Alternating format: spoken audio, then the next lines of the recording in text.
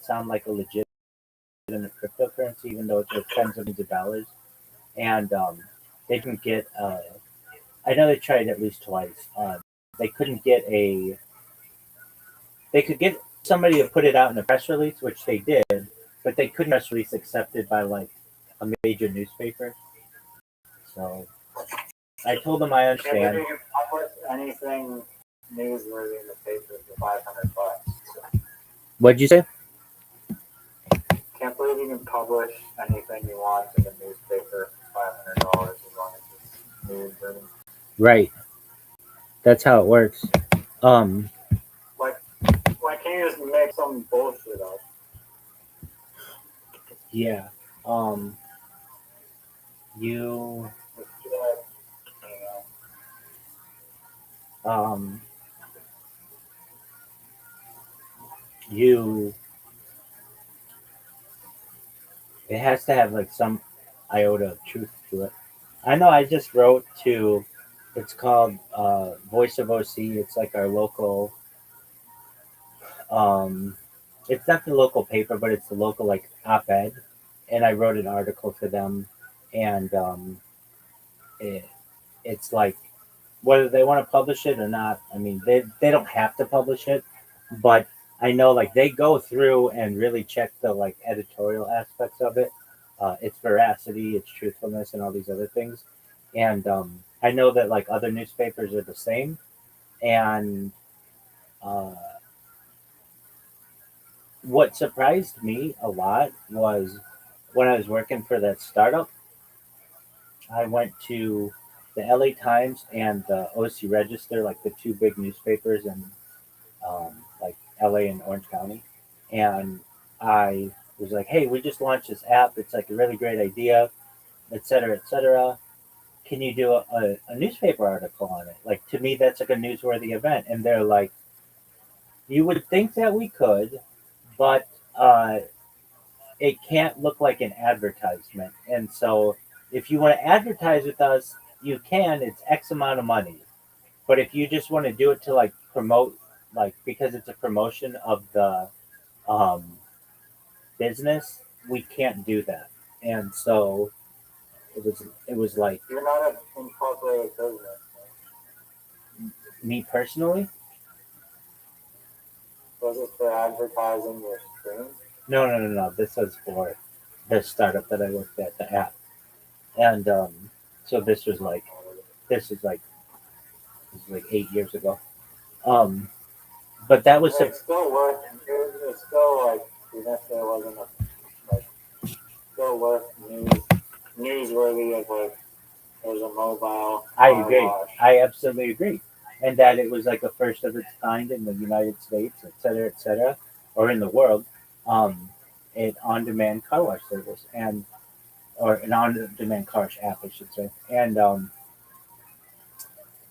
but yeah, they were just like you would think that we could just publish an article on this, but uh, because it sounds too much like an advertisement, you have to pay as an advertiser, and then we have to put in it like paid advertiser or something like that. Like we couldn't just be like, oh yeah, this is a really great idea. And that really surprised me that because I see this kind of stuff all the time. Like I don't know, um, McDonald's sponsors a marathon or something like that, and it's called the McDonald's Marathon, and that's all, like and they but that was that's not necessarily how it worked. And it could have been just with those papers that I contacted, or maybe that's just the reason why they don't want to tell me that. But I found that to be really interesting. So to your point, which was I can't believe any newsworthy event you can have published so long as it's like legitimate. Yeah, apparently. And it's not like they're right. It's different. They're not writing an article. They're publishing a press release. And there's some differentiation to that. They don't have to use um, their editorial staff. They don't have to use um, their staff reporters. You're providing them with the document. All they're doing is putting it on a part of their website so that you can see as seen in the Boston Globe or as seen on Market Watch. And it does that mean that it's when you go to the Boston Globe's website on the front page, it's going to be there. No, it's like a secondary um, like page, and it's only there like for a little bit. But that's how these newspapers are doing their best to stay afloat by like giving that type of um, advertising to people. It's kind of like the same thing as fucking Reddit a little bit. I was posting my homie's content in like the woodworking Reddit, and like it was going like crazy well. People were like blown away by his shit, and they're like, holy fuck, this guy's building goddamn Stargate while I'm making like shitty like boxes and stuff, and like some people are like, damn, this shit deserves to be in a temple and stuff. And then the moderators took it down because apparently you're not allowed to fucking have music in it. Are you serious? The clip I used had music that got removed, but they said like, yeah, you can repost and just get rid of the music. And people in the comments were like, oh, this is a shit fucking music. What the fuck? Like some guys like moaning about it, and it's like, just. And then some other guy replied to it was like, just fucking turn the volume Exactly. down. Like if you don't want to listen to the fucking sound or shit. So I had to re-upload it without the sound on. And how did it? Still, I haven't checked the blog, but the first one had like 180 likes or something before it got clipped by the mods. Okay, check it again. Okay. Also, Discord won't let you send like fucking 10 seconds worth of video clips, which is annoying as fuck. I agree with you. I agree with or you have to have like nitro or something. Yeah, but it's like seriously, you guys are that broke where you can't send a 5 second video. Anything more than a 5 second video.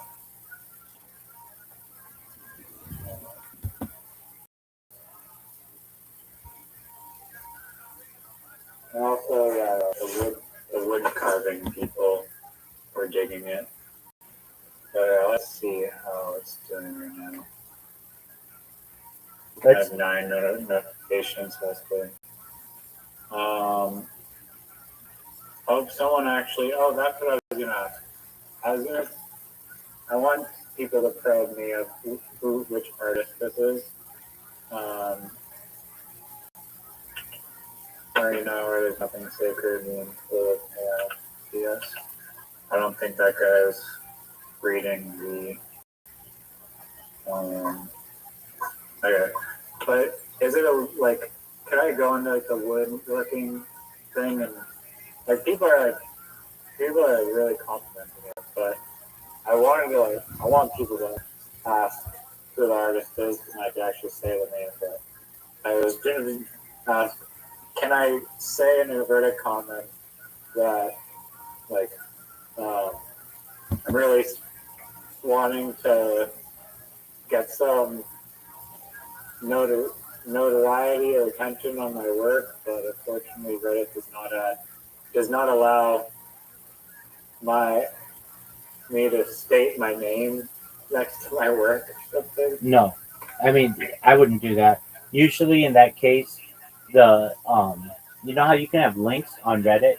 That's where you would put that stuff, and then people would look for your shit. Like your account, like in the bio, I have to. Yeah, you get 5 links. So if you really want to help your friend, how do I do that?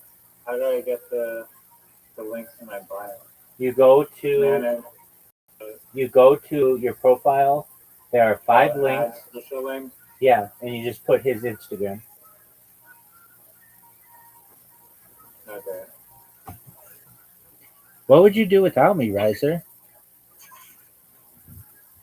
I would have asked AI. You would not have. I would have figured it out. You wouldn't have figured it out. You and I both know that. And now they're gonna think that Mark Hollinger is the guy who was assassinated by Jessa Rhodes or whatever the fuck. Huh. He's in a bunch of tumor Reddits. Tip of my penis. I helped my friend today. Yeah. It's kind of a shitty thing, I think, and I don't want to burst your bubble, but I think even if you delete that post from Tip of My Penis, your profile is permanently not safe for work. Oh, I can still post in woodworking and liminal spaces just fine. Yeah, I mean, if that's all you care about, then that's no big deal. But what I'm saying is, like, uh, some people will not click on your profile because it says not safe for work.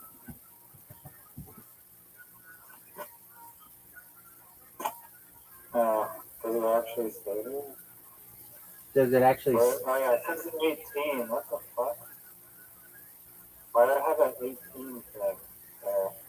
Because you Just posted. because I posted in one goddamn Coomer, just because I wanted to identify a person, I get blasted with an 18. Yes, Fuck, it's just stupid. I agree with you. I cannot do that. I cannot undo that. No, That's so stupid. just like you can't change your username. This site sucks for so many reasons. I can't even comment with a video. How would how would you how would you comment with a video? I can't leave a comment that is a video file. It has to be a photo. Right.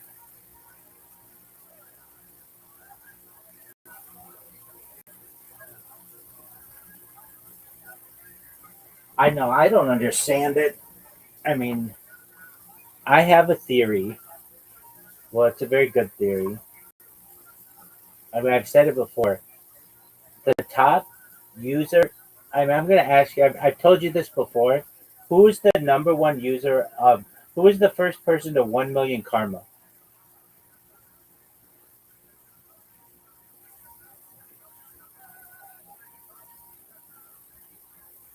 I don't have really no idea. Their username is Maxwell Hill.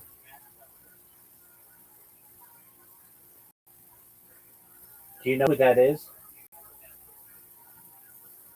Jeffrey Epstein's wife. That's correct. It's Ghislaine Maxwell. So you've got to think that this website is like their little playground.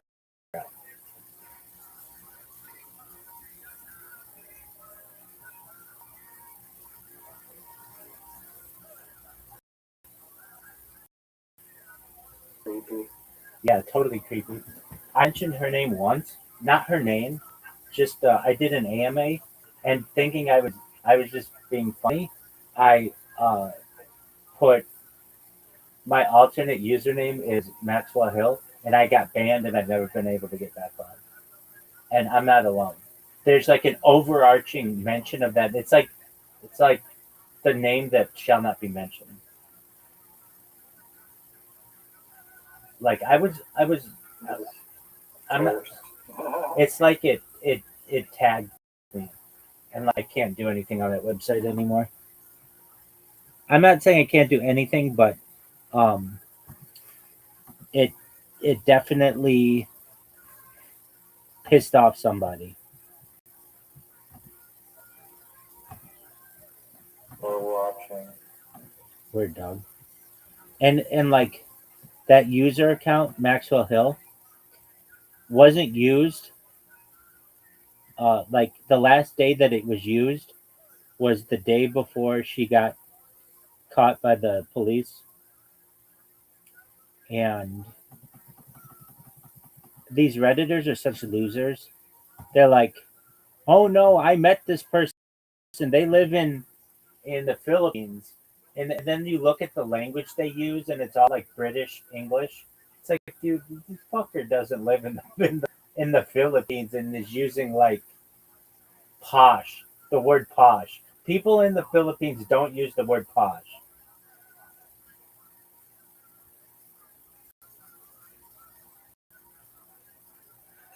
I mean, probably not.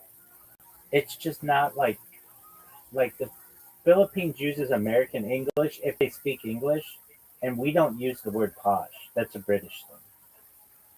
Like there are some telltale signs, like we and they do the same with us, but we know that you are British if you say that uh, a semi truck is a trolley, or they call it something like that, um, or a an elevator is a lift. Like if you say that, we know immediately. It's the same with Canadian people and the way that you say um, a boot. That's like a dead giveaway. No, I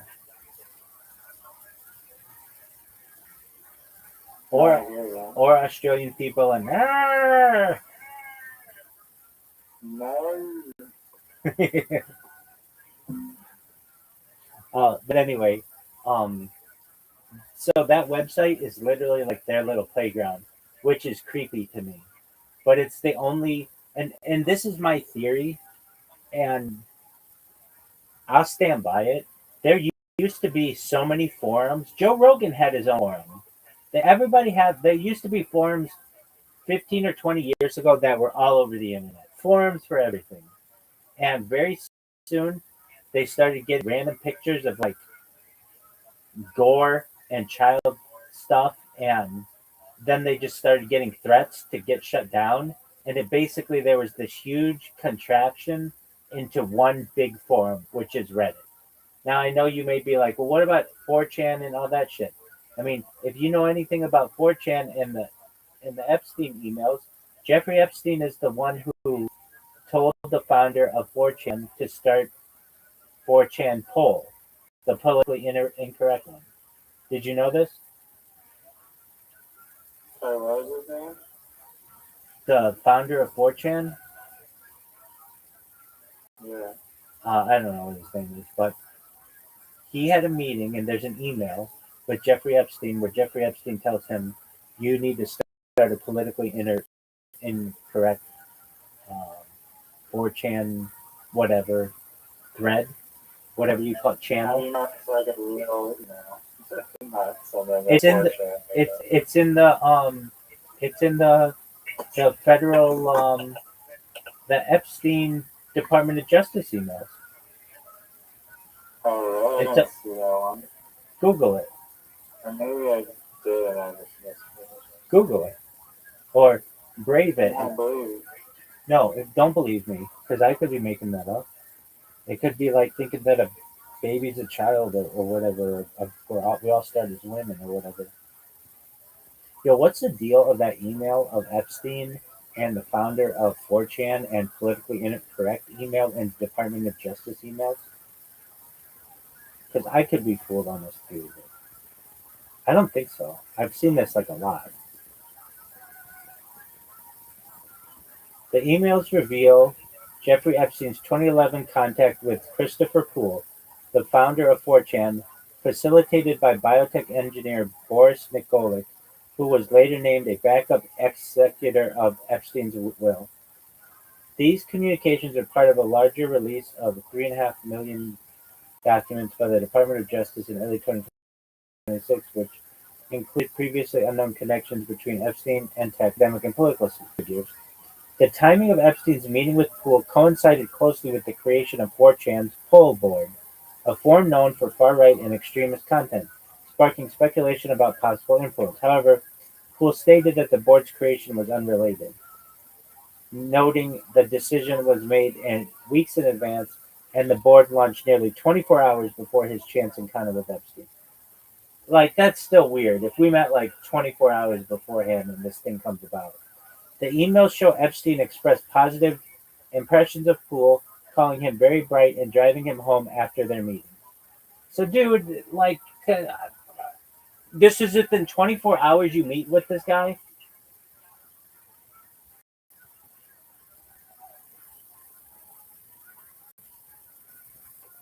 That's suspicious to me. It would be like if I launched Bear Scare tomorrow and people would be like, yo, you were talking with Riser about Bear Scare on whatever Tuesday, April 28th at 10:19, and you launched Bear Scare on Tuesday, not April 29th at 11 p.m. You launched Bear Scare. Would be like, yeah, it's unrelated. Be like, yeah, but you were still around each other like within 24 hours. It was on your mind. Are you sure you didn't mention it?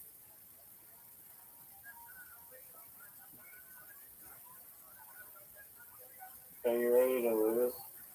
No, I'm ready to watch documentary. Literati. Okay. You have to wait 5 minutes, and I'll play Literati with you. Okay. Excellent. I just got to restart my streams. Um. Okay. Zoo was in here, and he was in a pretty good mood. Which, when Zoot's in a good mood, it's the world is a better place. He has been having some dark thoughts recently, and uh, I don't like them. He met a girl recently, like last night, and he was going to see a comedy show tonight, and that's cool. Um,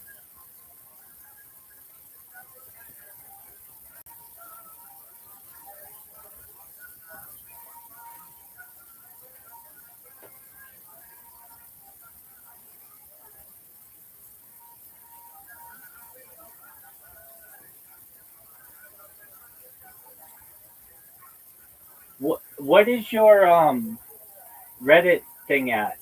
How many people upvoted your recent post? 28. 28. Yeah. Okay. How much more karma do you need before you can post in oddly satisfying?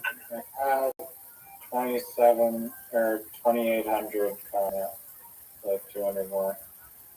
Oh, dude, you're so close. Do you know how you can get? Yeah. You know how you can get karma quickly? Post some good liminal pools and I can probably get it. Yeah, some good liminal pools. Do you know how you can get 20? Okay, you could do that. But I told you, just go to explain to me like I'm five and order by newest, and then just answer some of those questions, and you'll get like 5 points here, 8 points here, 13 points here, 7 points here, all really quickly. Okay.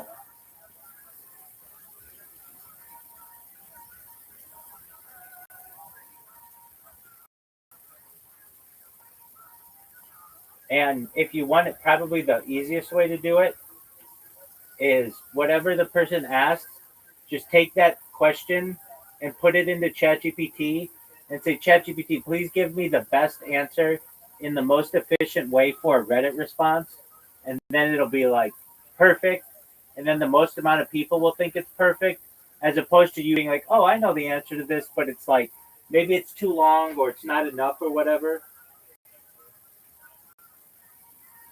Okay, yeah, I'm doing that right now. Baller. Because once you get that in, It's lying about me being a nurse, though. okay, well, just whatever you do, don't start your responses as a nurse. I feel that. It's saying I'm a nurse and I can attest to the fact that longer shifts can be counterproductive. Okay. Should I just post it anyways? Wait, what are you talking about? It wants me to answer I did the thing, read a response, not saying that I'm a nurse. No. So Wait, why is it saying that you're a nurse? because I asked for the best response.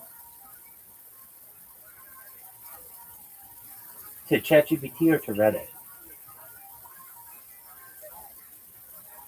The AI gave me the response saying that. Oh, I see what you're saying. I see what you're saying. Um, you can do that, but then you have to stick to that you're a nurse. You can't go back and be like, oh, as a doctor, as a blah, blah, blah, blah, blah. Just go to the next question. You don't have to do that question. Something that you can keep vague.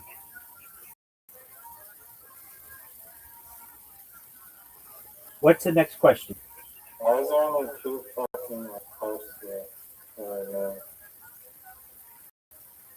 No, there's a list. I go 11, 14 minutes ago, then 3 hours ago, 4 hours.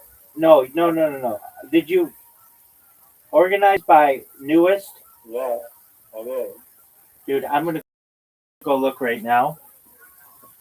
And if it says anything different, I'm not going to do anything, but I'm going to just tell I'll you. show you my screen. No, I don't know if you used to. Actually, I do. That probably would. But let me check first. So it's explain to me like. Mm-hmm.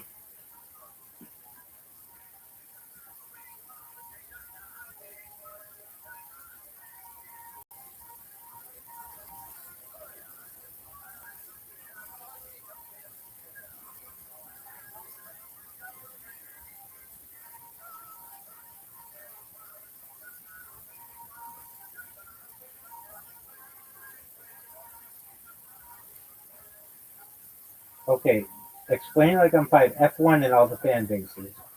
Explain to me like I'm five. Why are longer shifts better for healthcare workers? Oh yeah, you're right. No, you're definitely right. Hold on. That's not the best one then. Uh, just a moment. There's another one. Yo, how do I get karma really quickly on Reddit? What subreddit do I go to? And I uh, do the thing. I do the organization like uh, newest first.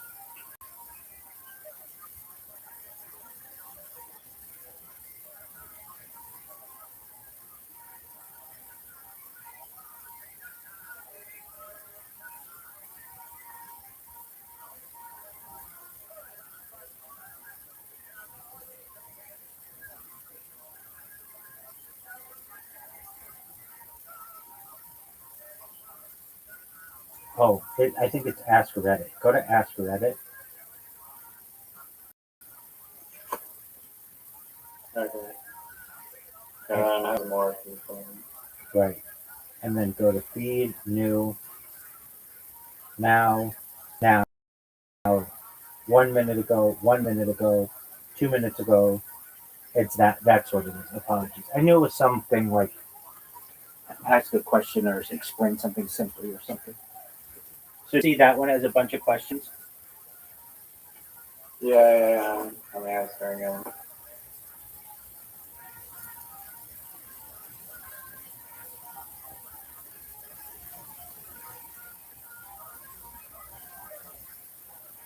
One of the worst things you can do on Reddit, it's like an absolute Reddit no-no, but I did not know this, was you you make a post or something and then you log into another account and upload that post. Oh, they just think that is like the worst thing in the world. It's considered vote manipulation and it's a very easy way to get banned. So if you can, don't ever upvote your own shit. Yeah. Like they consider that to be just absolute the worst like behavior. Which to me is like, what's the big deal? It's like, no, who cares? It's like one or two votes. But, and then there's a strategy that you use for do you know when you well like let me think. Um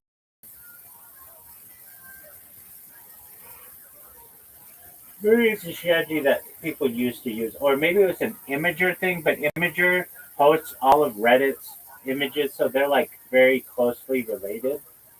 It's something like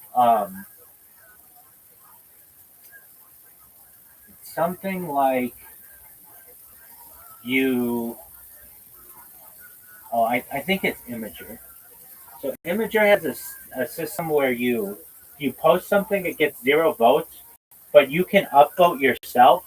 You wait to upvote yourself until somebody else upvotes your shit, and then vote right after it, so it looks like it's got two things, and um, you like use that momentum.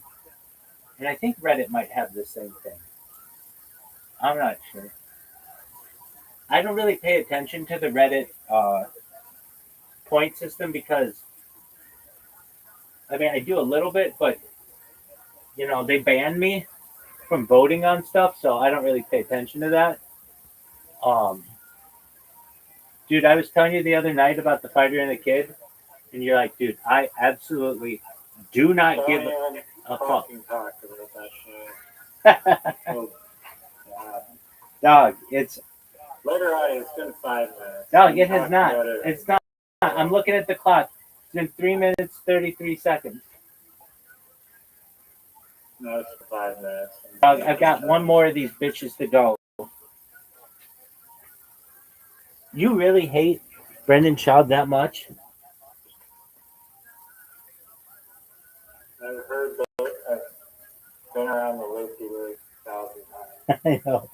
It was so funny the other night where I forget what it was. I was telling you about it, and I was like, literally, I told him all about this stuff. He knows about it. He knows it very well, and he does not care at all. He's not into it. He's not gonna be into it. It's not his thing. He thinks it's all super lame. It's like bullying to him, and to me, it's absolutely fascinating. But anyway, while you're on Reddit, join the Fighter and the Kid subreddit. It's amazing. Okay. I'll probably join. Dog, I'm telling you, it is like the first thing I check every morning. I check it before my email because the people. It's not because it's because he's so funny, or he's not funny, but the people make fun of him. Who make fun of him are so funny. He did this thing. It's but the thing is, he's the bully. He's the one who has all the stories about him bullying people. So it's like bullies bullying a person. And is that really bullying? Yeah, I guess. But like, all right, I sent you an invite. Um, he did this thing. So he's supposed to be this car guy and know like everything about cars. And somebody asked him a question. Hey, um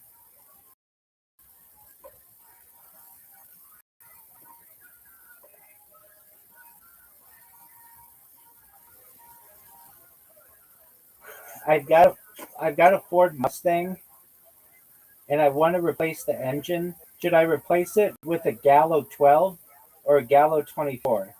And Brendan Schaub, who's supposed to be his car expert, is like, oh, get for it, definitely. Not knowing that this is a line from the movie Too Fast, Too Furious, where Paul Walker asks the same question to somebody and they give the same answer, Gallo 24, which is just a made up car term. And basically, Brendan Schaub just falls into the trap, and it's hilarious. Toonie, are you proud of that? Best one country.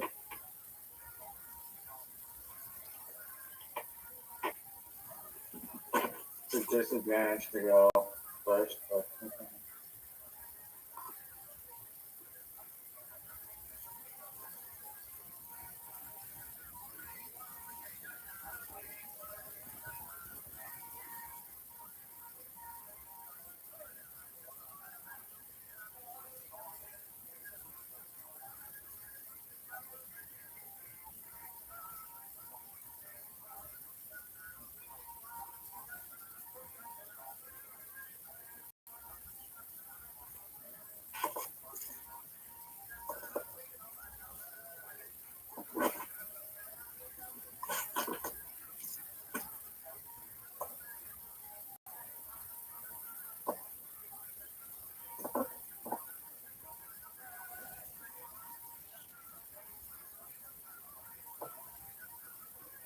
Hmm.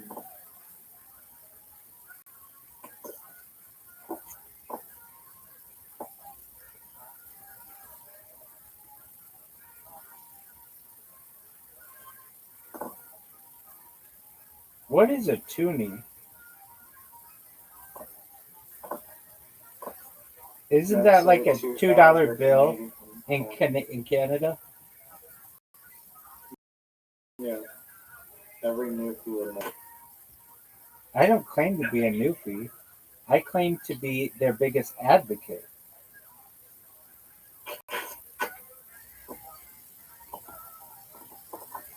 I forgot the S, right? I mean, what do you want me to do about it?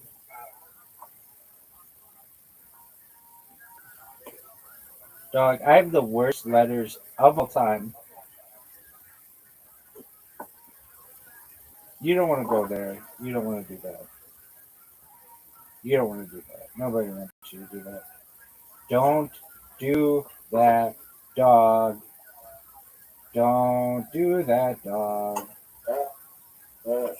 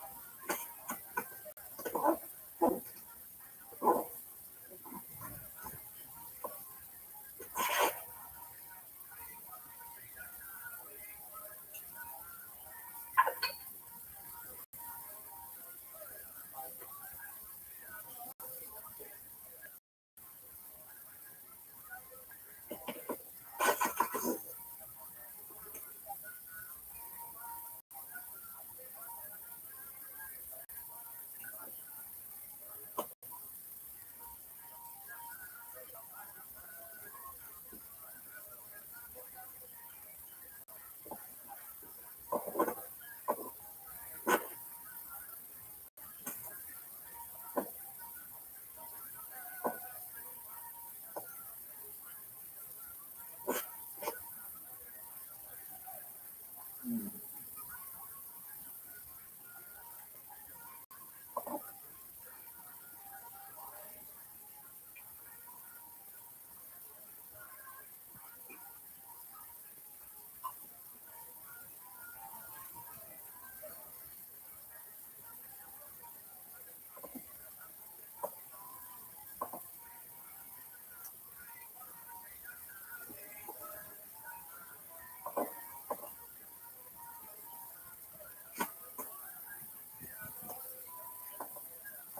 Gay?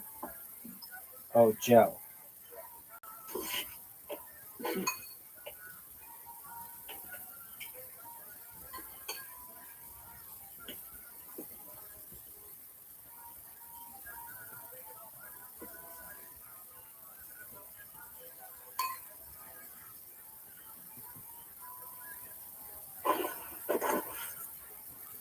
I have all vowels.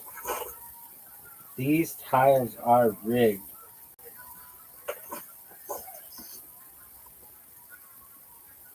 No. Oh, for sure. Everybody knows that these tiles are rigged.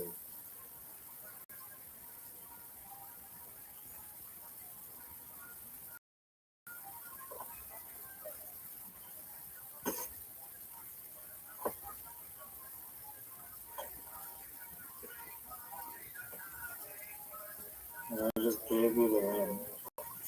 Did you? What the fuck? Wow, Mosquito. Mosquitoes.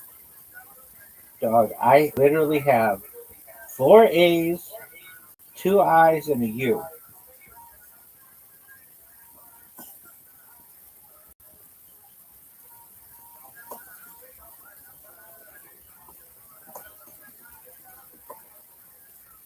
Wow. Yeah. Oh, that was devastating. Oh yeah. No, you swapped? Big horrible mistake there.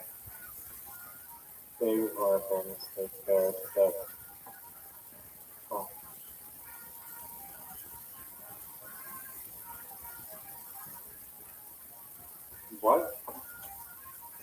It's not a word.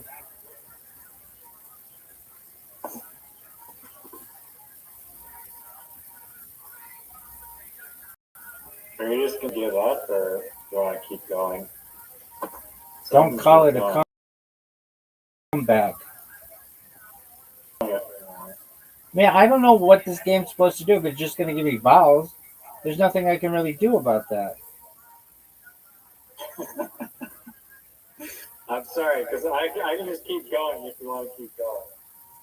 38 points here, 38 points there. Now you played just like this. It's over for you.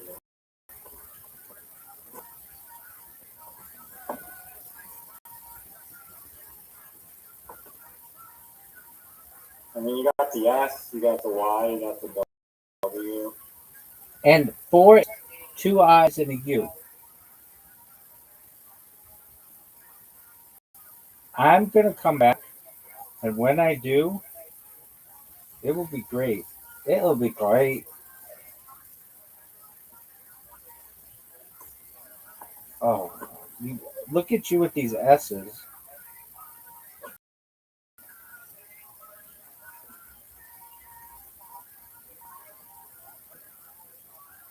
I mean, I could have played something devastating. Why didn't you?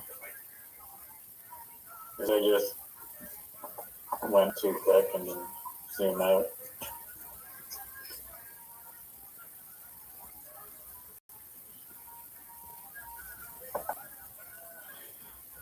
I am down 68 tiles, folks.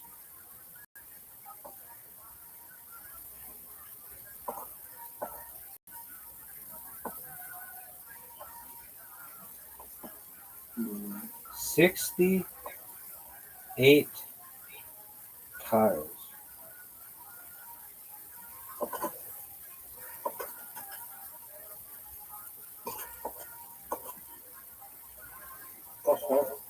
It's not a word, dog. Is Zane a word? No. Dude, you got the Z. These suck. Oh, I thought you said no. You said Zane. Yeah, I was asking if that's a word. Yeah, so you've got the Z. The Z. Oh, I was just asking if it's a word. Why would you be asking if it's a word if you didn't have the Z?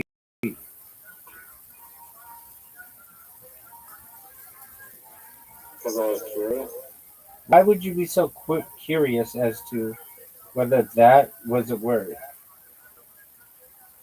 Why don't you mind your own freaking business? Why don't you do that? Okay. Um, hmm.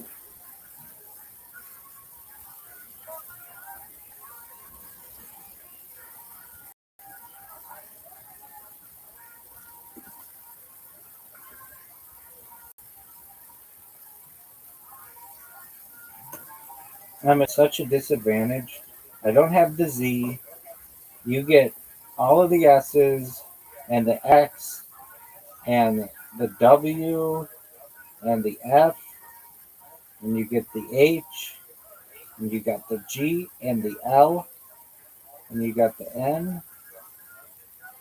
Incredible disadvantage. Maybe one of the biggest disadvantages in the history of the world. I mean, if you want to complain to later on to that.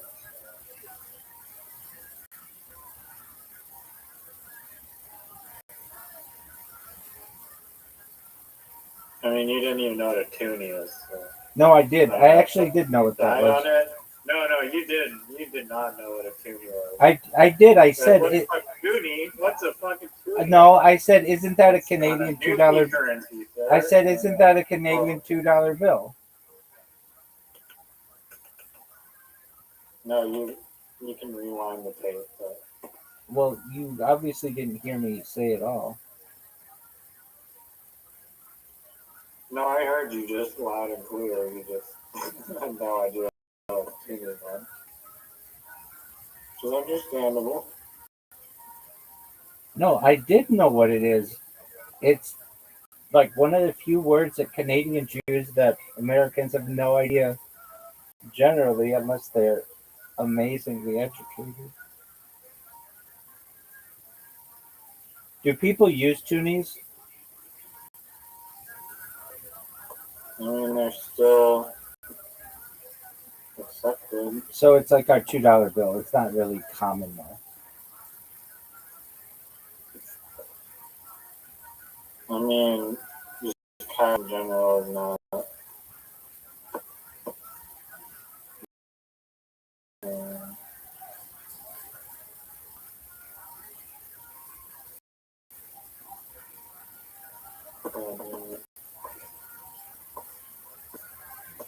clutch.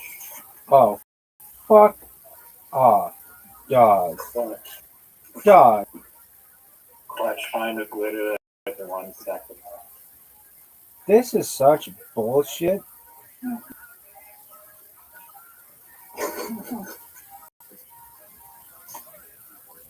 No, this game is rigged. This game is rigged, dog. Everybody knows it. Saying that from the beginning. No, it's only rigged when I say it's rigged. And I am saying How do you do a second? You can't say it's rigged and you have to go second. You have to go first, but no, this game is rigged. Rigged big time. One of the most rigged things in the history of rigging. How'd you like that play? OR2.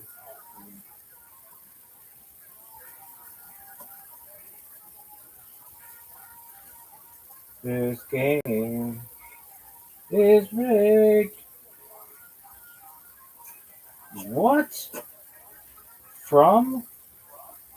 it's called from. That's a word. From. No, it's from. I know. But it should be pronounced from though, not from. That would be spelled with you.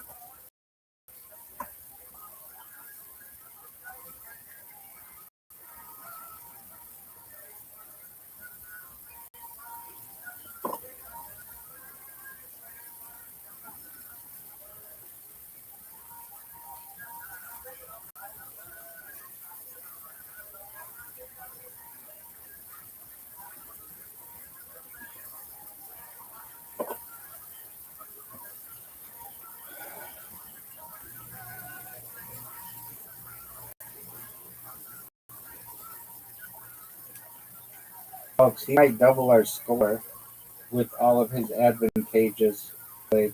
How many tiles are left? 19. This game is over. O V E R. Over. Over. OVA. This game is over. OVA. Over.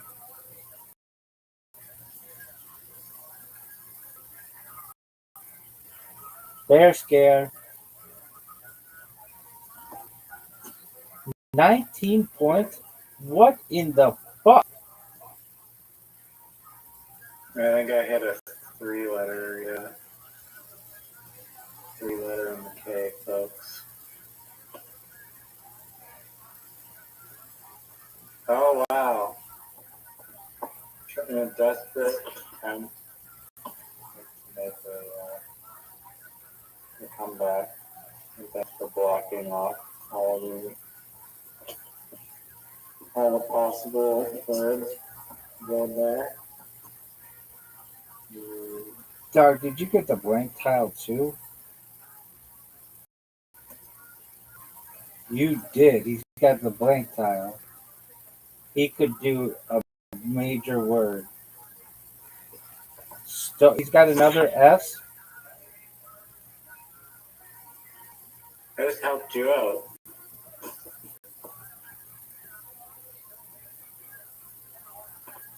Majorly helped you out. Oh no. Oh fuck. Damn it. I could have played the squid.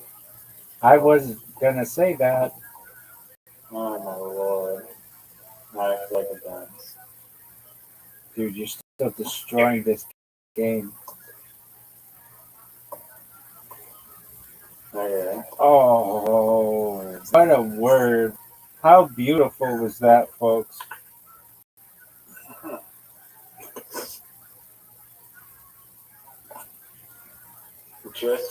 Just when I thought you might make a comeback, gotta be devastated.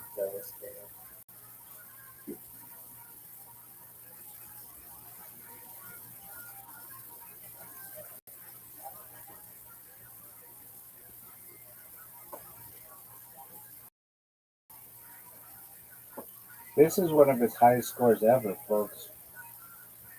A jar. That's beautiful.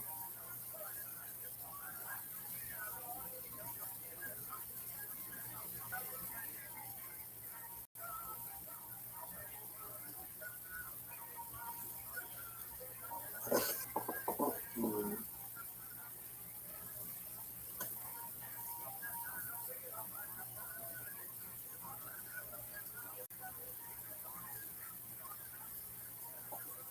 This is an absolute ass kicking. It's not even close, folks. This bitch was rigged from the beginning. This is like Dice Party levels of rigged.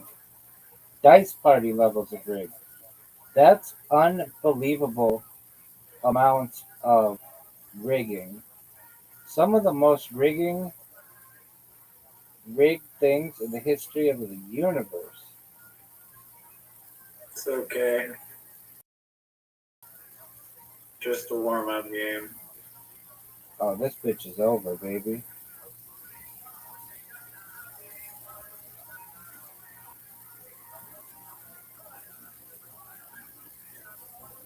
You only need 100 points here.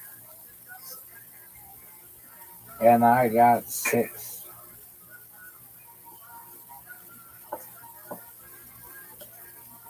This game is rigged like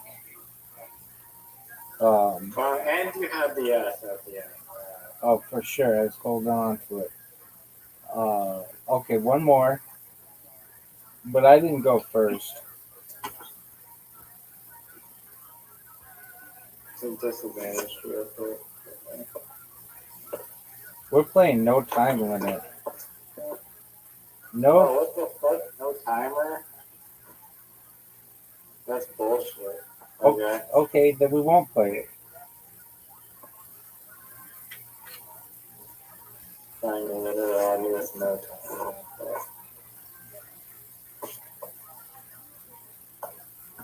I resign. Now I'm gonna send you an invite, and you have to resign.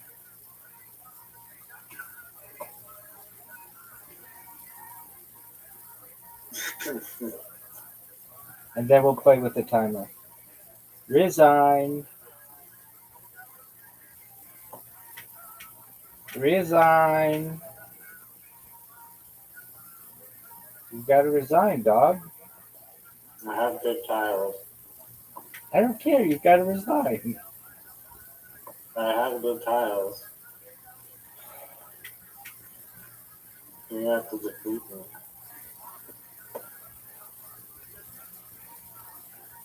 There should be a mode where you can see the other person's tiles. Like in Uno. And the J and the X and an A and a P. Did you resign? I resign. Yeah. Oh, you're so sweet. Because I was making you go first.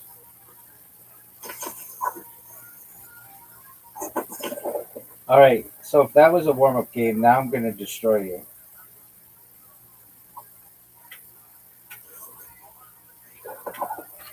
Maybe the tiles will be rigged this time.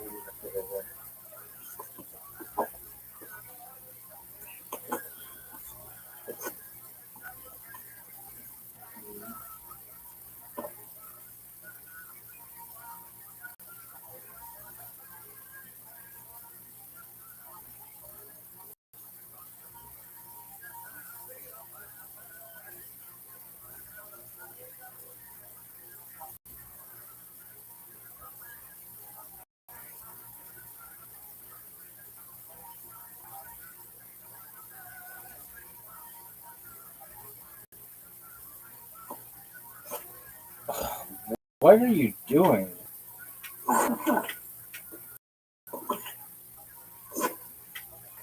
You were playing, but you didn't get to go first last time, so go first.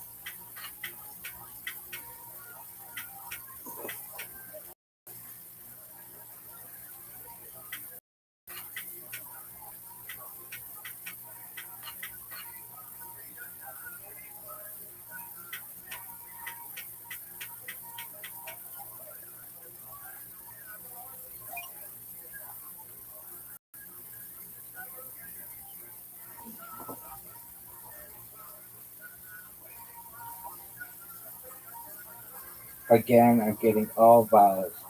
This is just fake news.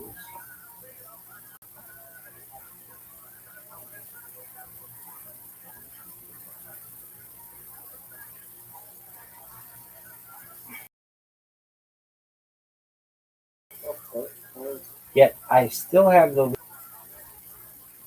Riser has yet to score. He has 0 points, folks. I didn't know that you could have 0 points for this long in the game. He still has 0 points. Second turn, still 0 points, yet to score. Is he 3 turns without a score? Oh, he got fortunate. He got fortunate. Oh no, I fucked it. How did you fuck it up, son? Should have gone red, that's it.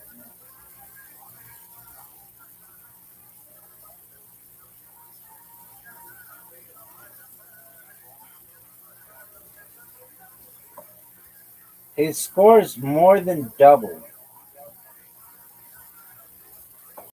It's the most unreal, unbelievable.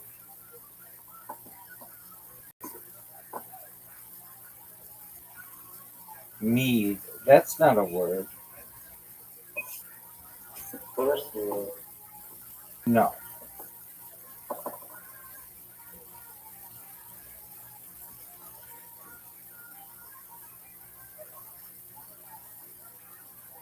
She received a meed of praise for her hard work.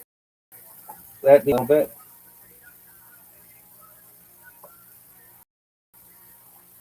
Is that some kind of Newfie word that they don't teach us in Labrador? You should say that. Are you fucking serious?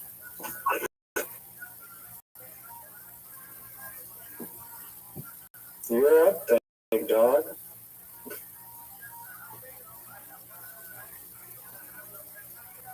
Devon? The fuck is Devon? It's like a piece of furniture.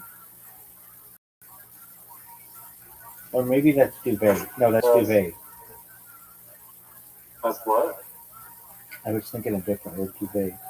It's a divan. It's like a diva with an N. So just a made up word? I mean, do you think I'm reprogrammed this app to read a certain way?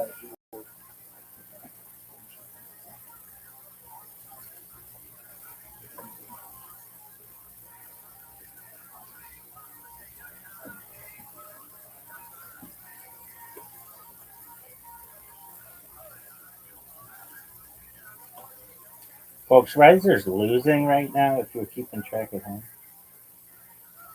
The thing is, I don't have the huge lead that I normally start out with. The closer Riser keeps the game, the far better chance he has at winning.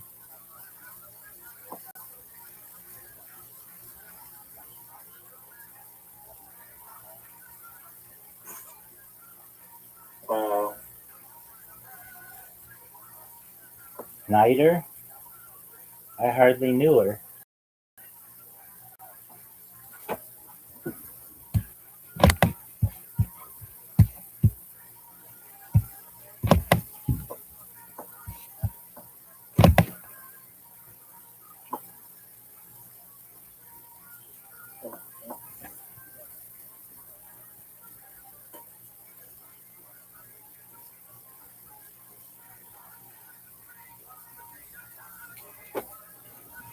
Are you fucking serious?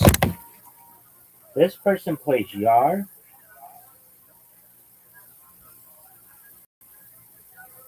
You played you. Let's see. Wow. What do you want me to do? Be the best? Hey, how do you think Damn. how do you think William Montgomery did on Kill Tony this week? I'll wait.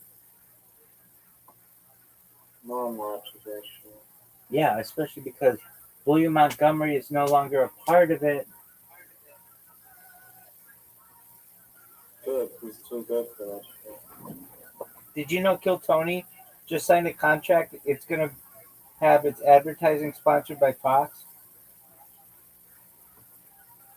Did you know that talking and the last one is what the fuck?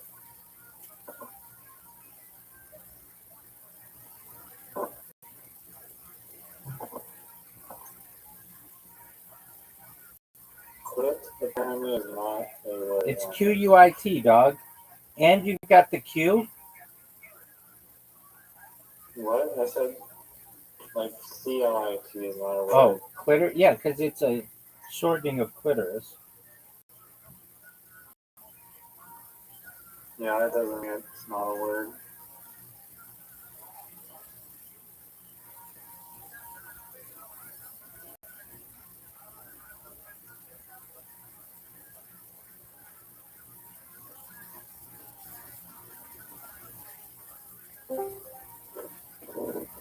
Wow, swapping.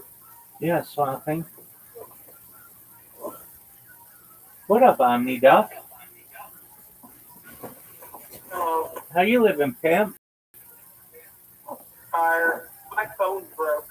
How'd you break your toe, Omni Duck? No, my phone, How'd you break your phone? it fell in the shower and the water got inside the charging port, and then I charged my phone and it fried it. Like, and then when I say fried, I mean like it went like it had steam. Oh wow. I are you gonna be able to get a new one? Hopefully, I don't think I broke the warranty. Oh yeah, you definitely broke the warranty, but that's okay. I hope the best for you. How is everything else in your life going, big man? I got in contact with some old friends. Do they think you're as amazing as I do? No, they think because I faked my death, you know what he's saying, that I am a garbage human being. You faked your death? Yes, I've done it a few times. I mean, Duck, you're just full of. No, I'm not even full of it. Like I'm not even joking at all. I've literally done it. No, I believe you. I don't do it anymore, of course. I don't do it at all anymore.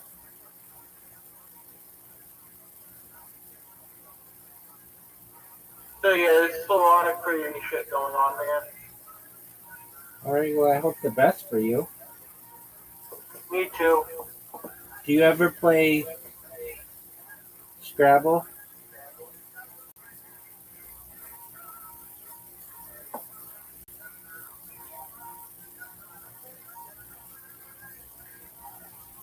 Omni Duck. No. No, okay.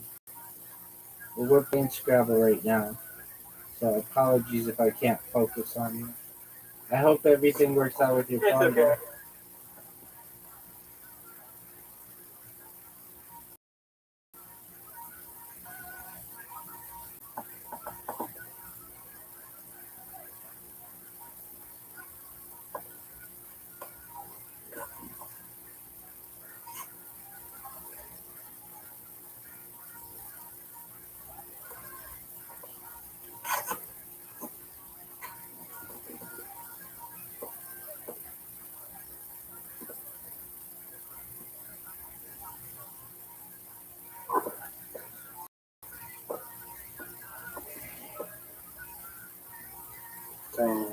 You like that, don't you?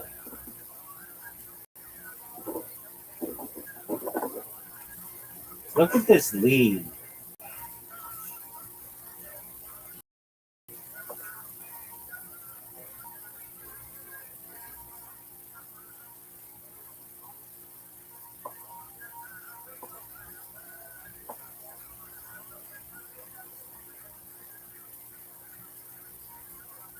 Oh yeah, I made a really messed up joke in a drunk server, and I got banned. So I get banned from servers every day. Yeah, makes sense. Makes sense. The reason I got banned though is because I was talking about how you should put toxic relationship, like men and women from toxic relationships, in a camp. And because I had terrible phrasing, and people thought I was being a Nazi. I was just saying we should like give them like a camp, like camp day, like where you send people into the wilderness. Sure, I understand. Riser, do you want your turn back? I fucked with that. What'd you say? I fucked with that. You can steal my spot. I'm not really stealing your spot when I'm just showing pure dominance in this game.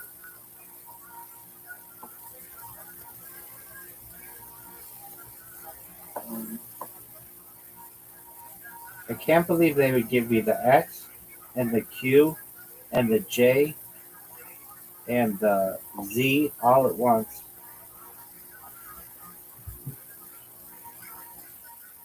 And all the blanks.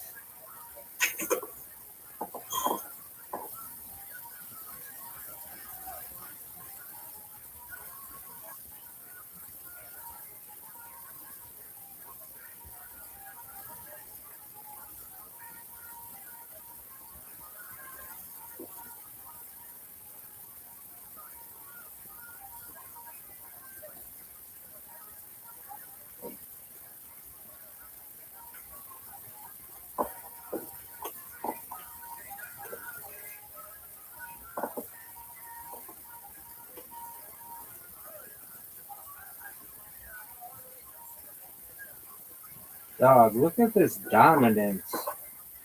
I've got a 45-point lead. Maybe one of the greatest leads we've ever had the opportunity to witness, folks. What? Oh no. Oh, yes. Oh, yes. One of the greatest leads ever.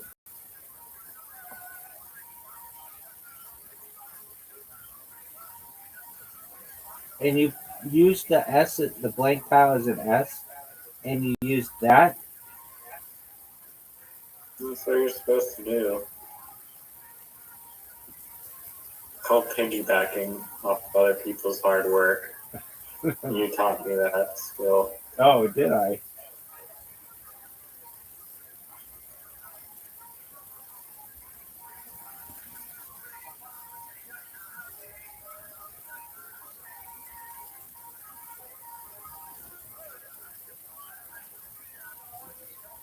Look at this dominance.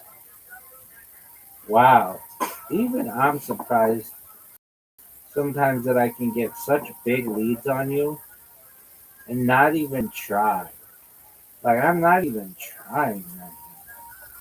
You've got both blank spots, and you use one for the L and hail, and the other for piggybacking, quote unquote, for honers. What weak sauce?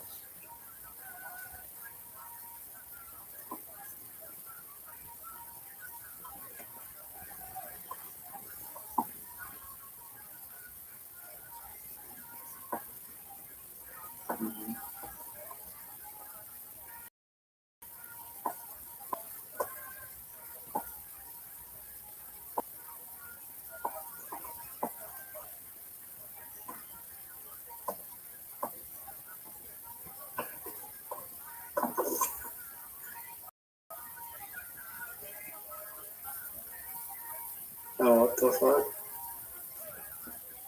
What bullshit is this?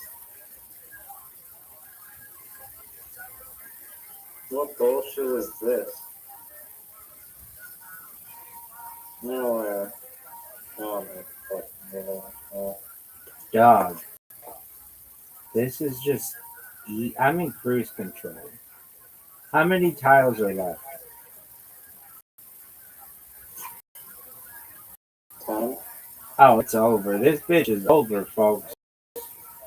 It's over. Wasn't even close.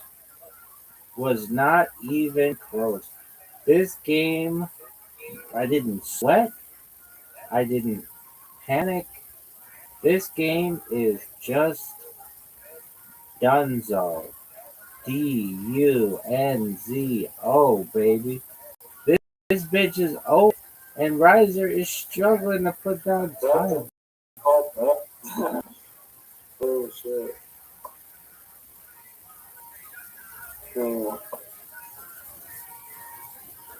That's it. Pad. My man plays Pad. I didn't get a cue. I'm waiting for my cue. You got the X, you got 4 Ws. Yeah, but you probably will get the Z. You do have the Z, and you're about to use it. Playing Zaire or something. Zaire is not a word in it. That's a proper noun. But dog, a 50-point lead, you need the Z to do some amazingness for you.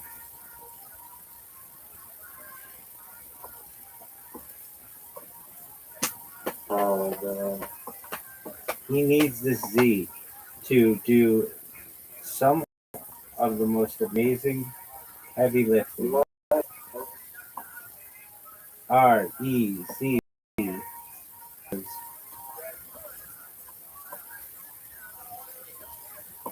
How's how the fuck is Res? No.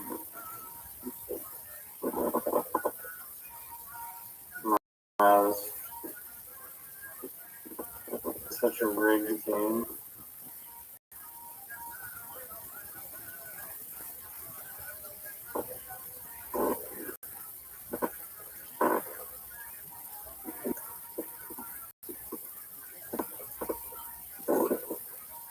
Folks,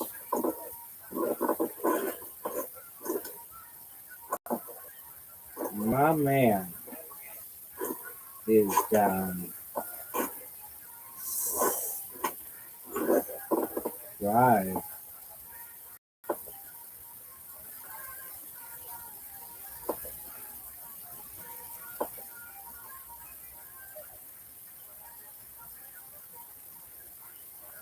Oh, give it to me. This is a good word. Duvet. It's like a comforter, baby. Oh, hey.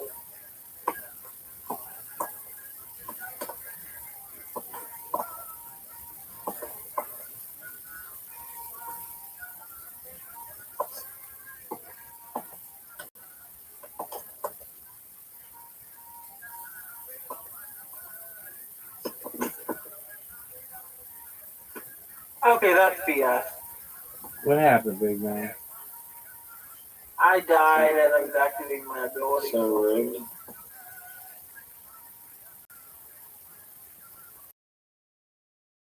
Right, so I'm not even kidding. I'm not. Actually might win.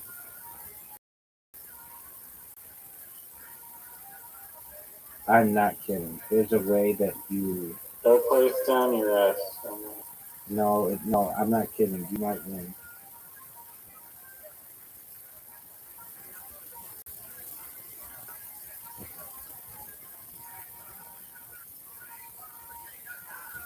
There's a way that Riser could win, or it might be close.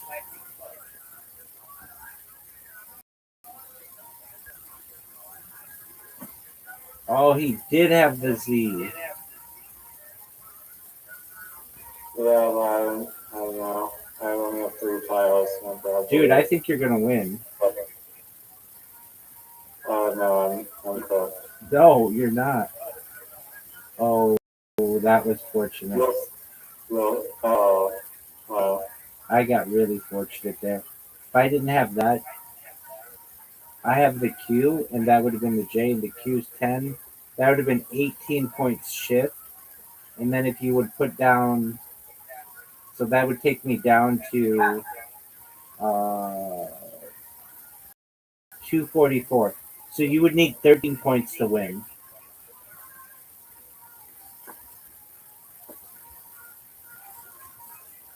Do you have, or 14 points to win? Do you have anything to put down that's 14 points? What the fuck? I thought nug was a word. Nug, N-U-G. Yeah. It's short for nugget. I swear to God, I've played it before and now it's not like it.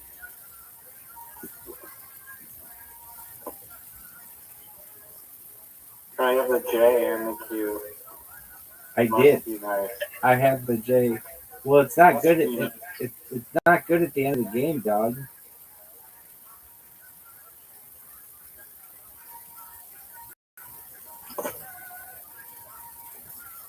Give me a Q. I almost got it. You would have won. If I didn't put that J down, you would have won. Dude, you only lost by 5.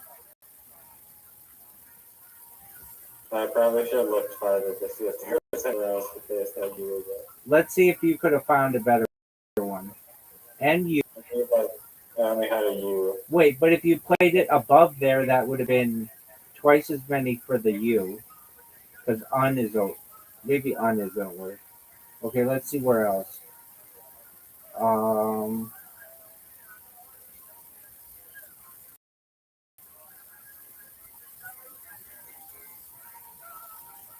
don't think there's a good use for it. Well, I'm sure there's like a best one.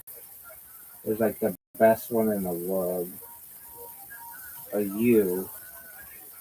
A spot for a U. There's up in the corner, but that'd still only be 4 points. There's up in the corner. That's still be short. Where in the corner? Bottom right. Bottom. Oh yeah. Okay. Probably the best one. That's still the same amount. Oh yeah, that would have been 5 points. That would have been 4 points. You're right. It would have been 4 points. I And would have lost by 1 point at least. oh, yep. Yeah, there's nowhere else. Oh, what a good game. All right, big dog. Let's leave it at that. That's good. You want 2 out of 3? Yeah, to settle it, Tyree. Dog, I destroyed you.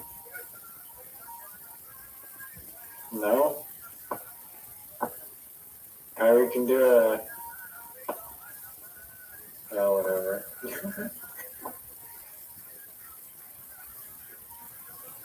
Got no more literati. Alright, yeah. Why did you invite me? Well, okay, so you don't want to do it? Let's not do it. We'll get our sleep. Just let it expire. Titles. Just let it expire. You just resign now and then we'll call. I'm not resigning now. That gives you a free resign. Just resign. Just hit resign. It doesn't matter. Just resign.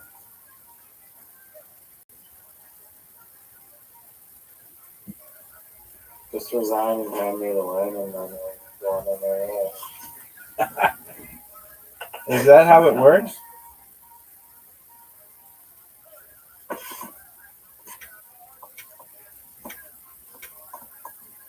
Resign.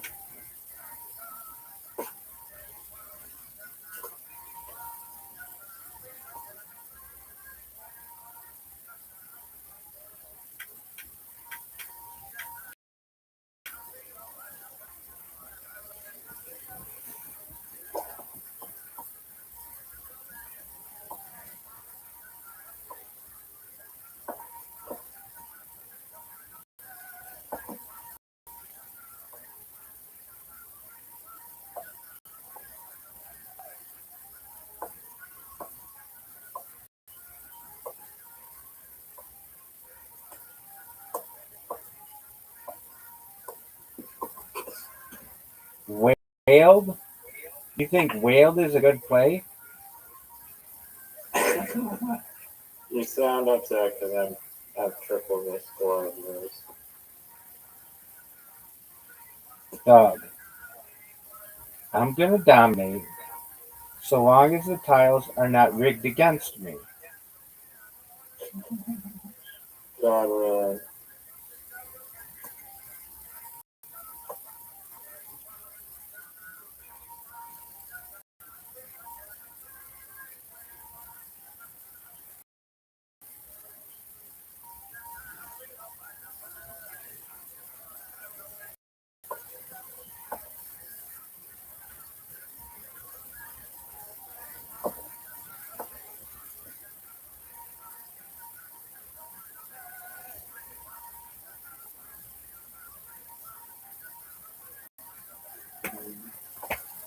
I'll tell you what, I'll let you resign right now if you want to just take the loss early. It's okay. I understand it's not going good. I'd probably forfeit if I was losing this battle. Dog, don't call it a comeback. I've been here for years.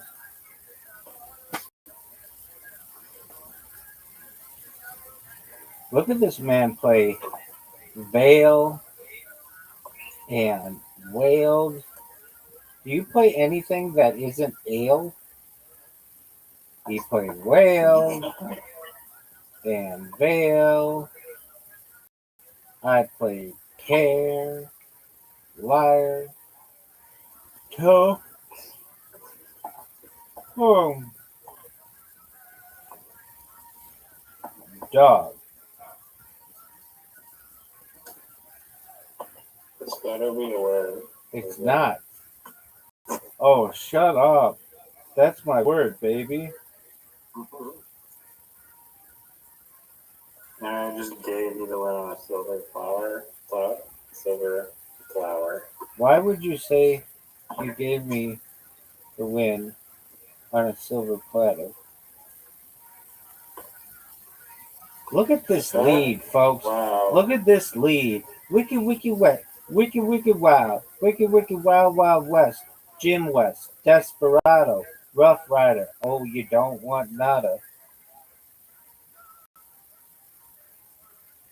He's trying to put an S on face and have something else, and it's not going to work out for him, folks, because that's not a word. And we all know it's not a word. I know it's not a word. You know it's not a The word. bird is the word. The bird is a word. Have you seen that Family Guy? Yeah. Oh, well, yeah. I love that's like my favorite Family Guy.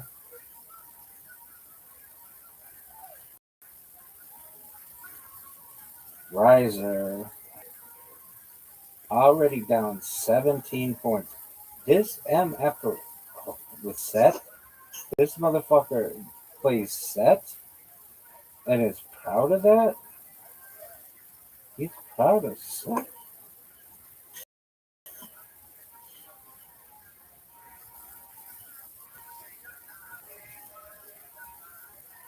Set. My man is proud of set. That's a good word. I played game. I know. You That's played fat. You literally played fat. no. I play. Yeah, I did play fit and eh. I played fit and eh. How do you like that, son?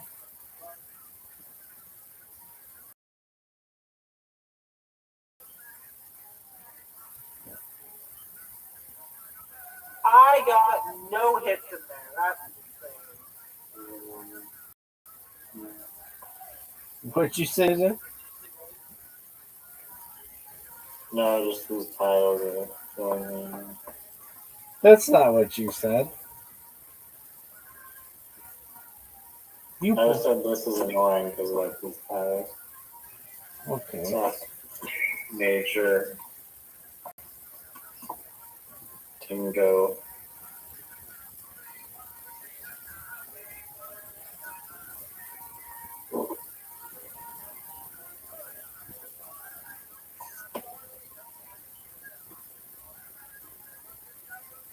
These tiles are criminally horrible.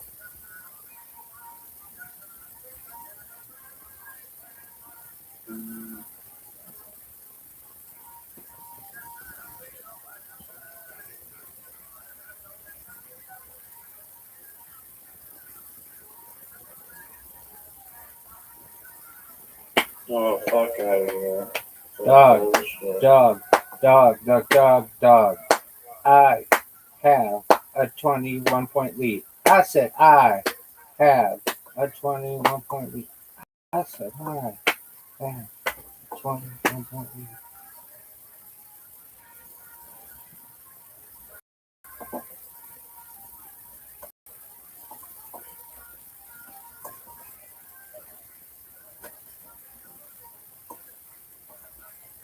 My man plays new, in, and new. In and new. Do you believe that, folks? Do you believe that, folks?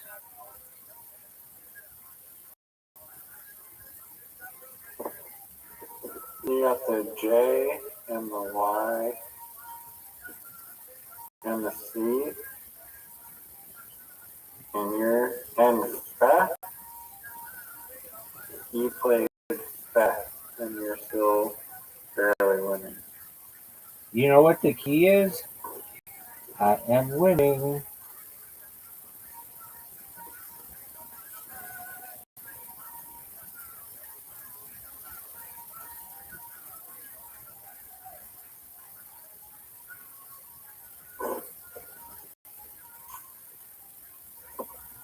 Dog. A 22-point lead at this point of the game is devastating.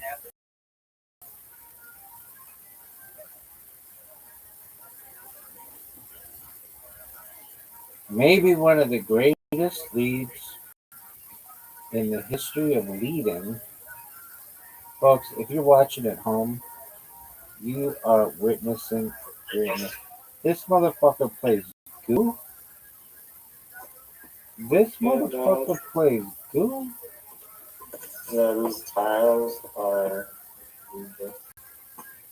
This is I devastating. won't flop. Devastating. As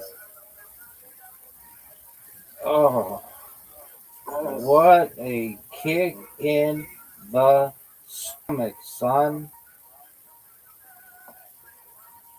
Just a kick in the stomach.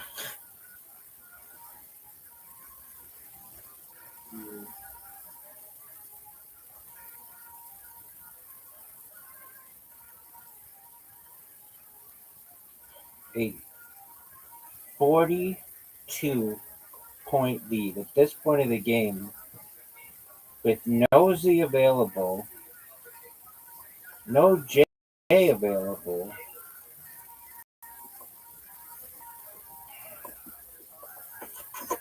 no X available.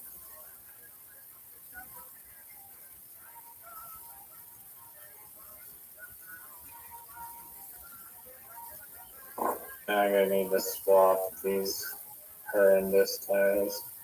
And the need to swap tiles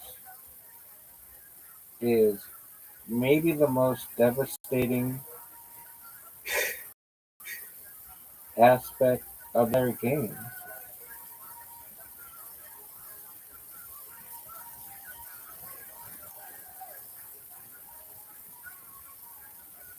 I'm going to give you a chance, though. I'm giving you a chance to get back into it with my 35-point lead. Maybe one of these leads in the history of the game. What are you doing? What are you doing? Oh Lord. Oh no.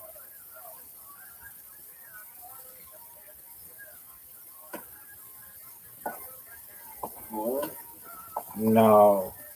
Don't do it. You don't want to put it there. You don't want to put it there. Stop. Stop.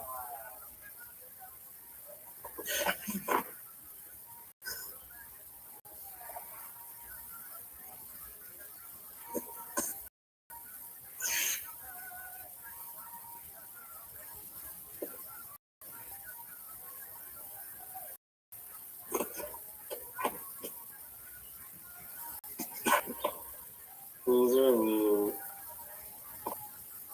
most unplayable junk rigged tiles I've ever laid eyes on. How many tiles are left? 10? No, 38. No, 60. No, 48. How many tiles are left?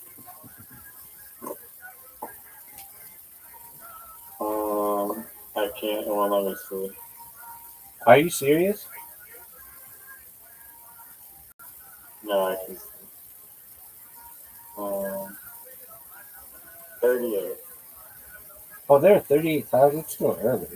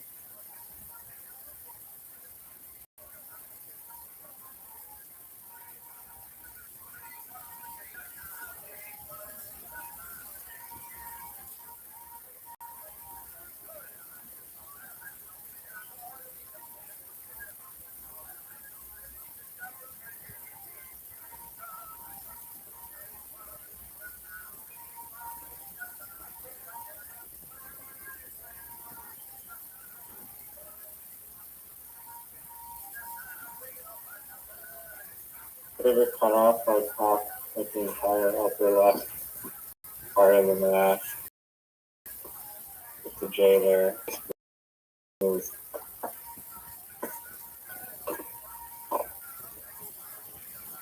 I know. Oi, Yeah, like what British people say. you out of there? Dog, I have a 24-point lead. You can't use the J. You can't use the Z. You can't use the X. Your only hope is that maybe a Q. And that might not even be available.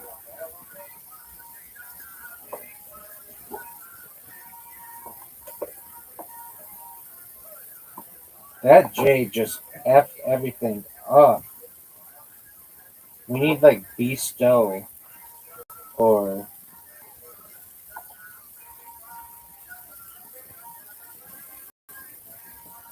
tower. Not tower, like bestow would be big. You need something though. That time is ticking down. No, no, no, oh, fuck. Do you want? Do you want the check? Do you want the time back? Give it back, yeah. Give it back. I'm so kind. Who knows that play? What were you gonna put? Stow? Use? Okay.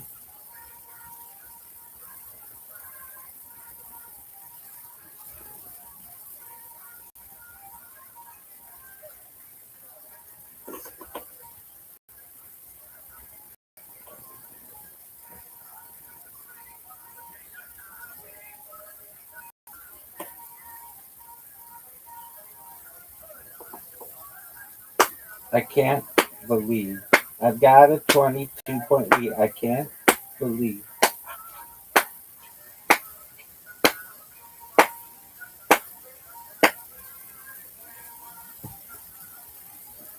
Quit with that. Quit with that thinking. That's not what you want to do, son. No, don't do that. Don't do that. Don't do that. Don't do that. I know you think that's a good move, but it's not. It's actually one of the worst things you can do. You're falling right into my trap if you pull that move. Don't do that. Do you hear me? Do not do that. There you go, like there.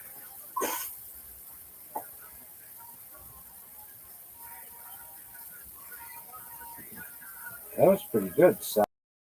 Yeah, well, no squeaking on.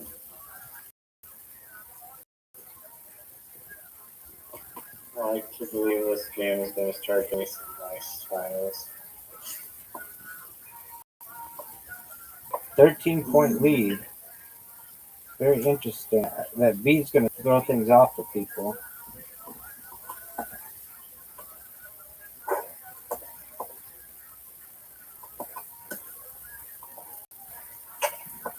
Yeah, you completely talked to that.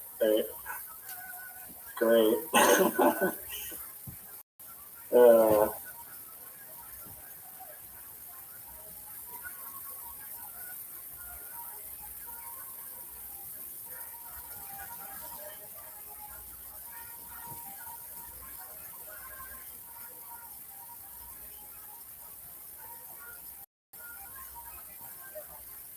oh my god.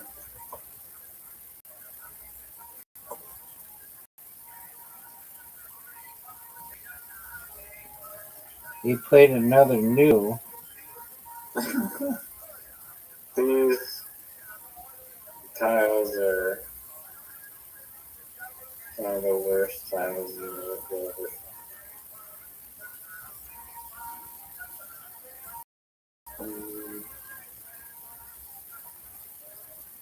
Hmm. Where did he play the new? Where did he play the new?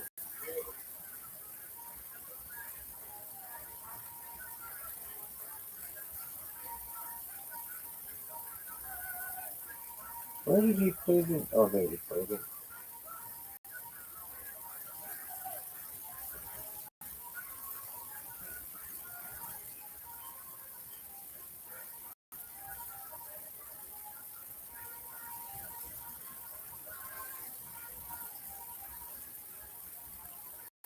That is awful right there.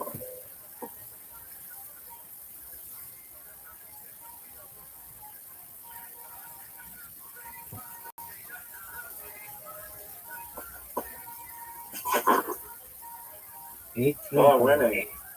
I'm winning.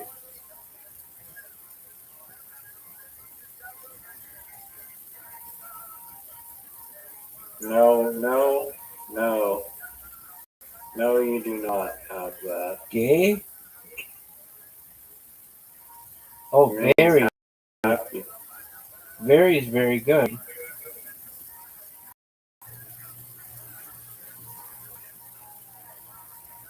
You are losing. You are behind. How many to left? 18.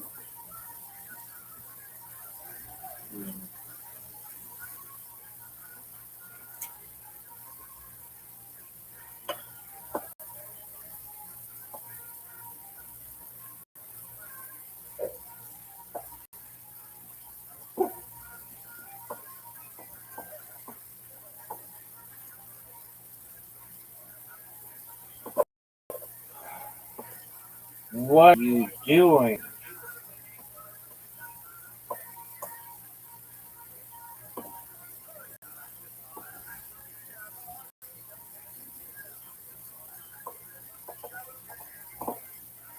$19 for that? Devastating.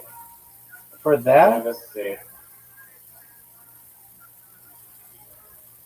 Yeah, those K's just multiply. Mm.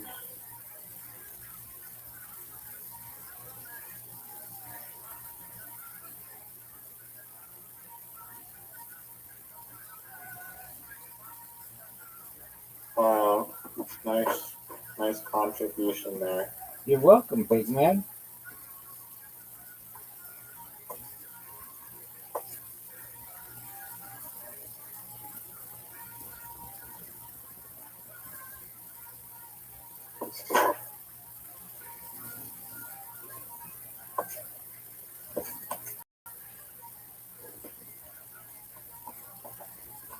Rice. You guys want?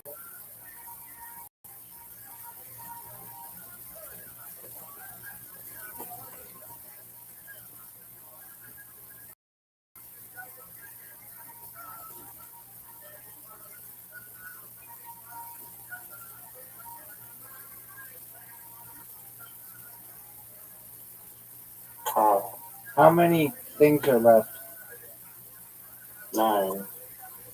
Is this game over?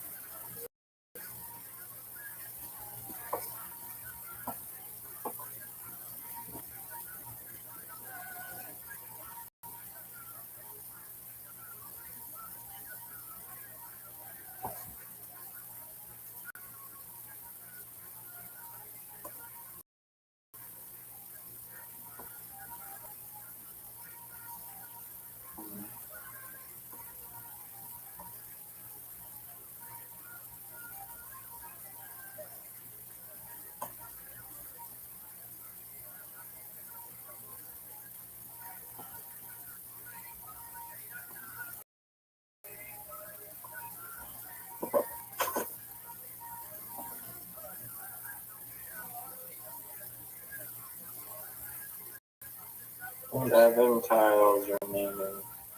this game may be rigged.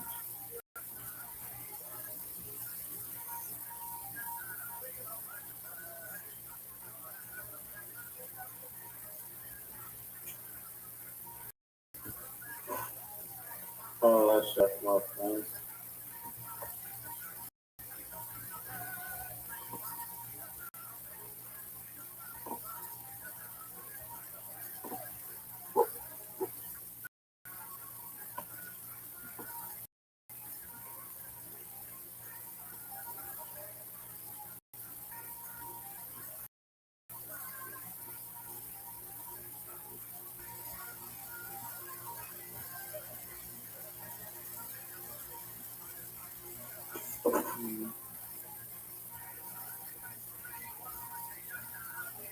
Still in the best And spot. I have 20.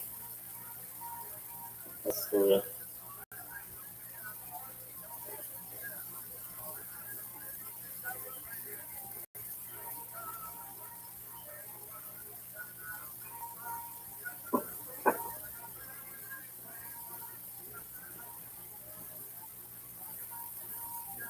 That's not a word. Definitely not a word. That's not a word.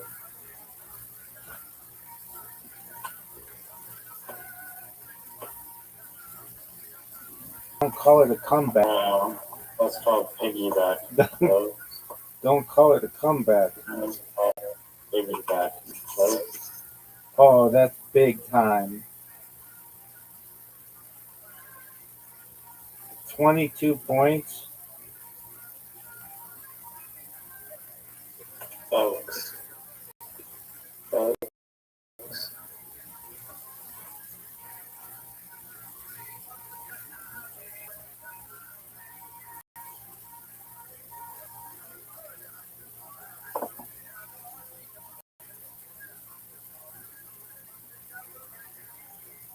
Maybe the greatest play No. in history of the game. No, what the fuck? Oh my god. What a play. It's like 4 things.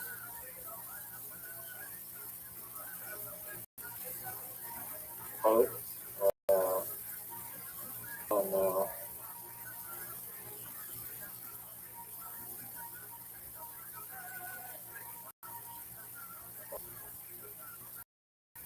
You're still going to win. It's over.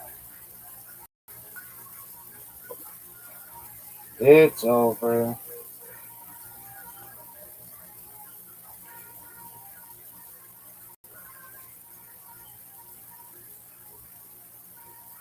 It's over.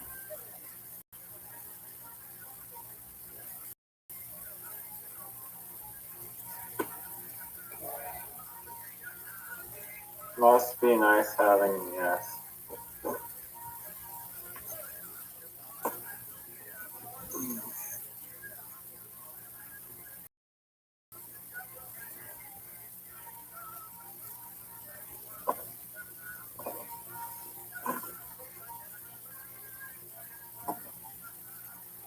Oh no, what? Off? Yeah, Oh my it lord. means like often. It's still over though. No, No, it's still over. oh, you have like a queue or something? Yeah, and I can't play it.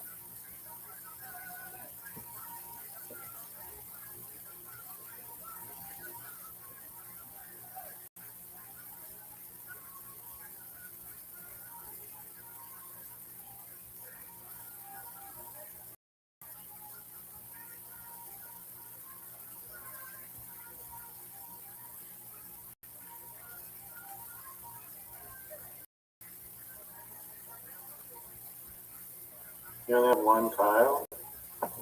No.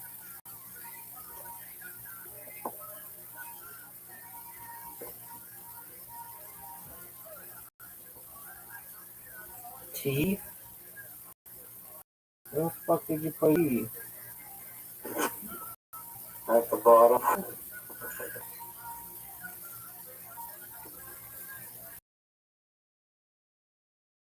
No, that's not a good one. No. No, I didn't give you the QI.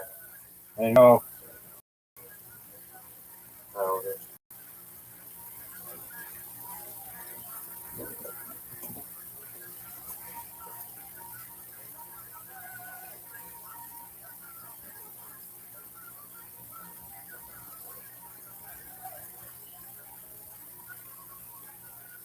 No, QI is not a word.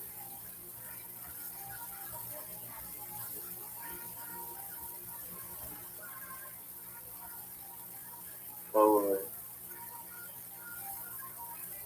That mask would have been great. No! What?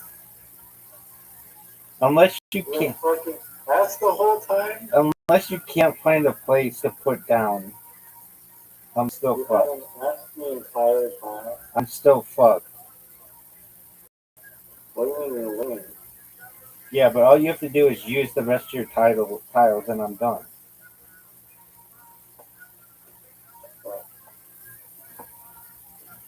Oh, yeah.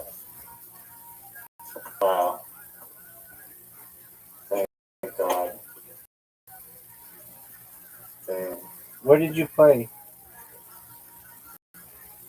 By the Zon, the Hag, and the right? Bullshit. The game's rigged. All right, folks.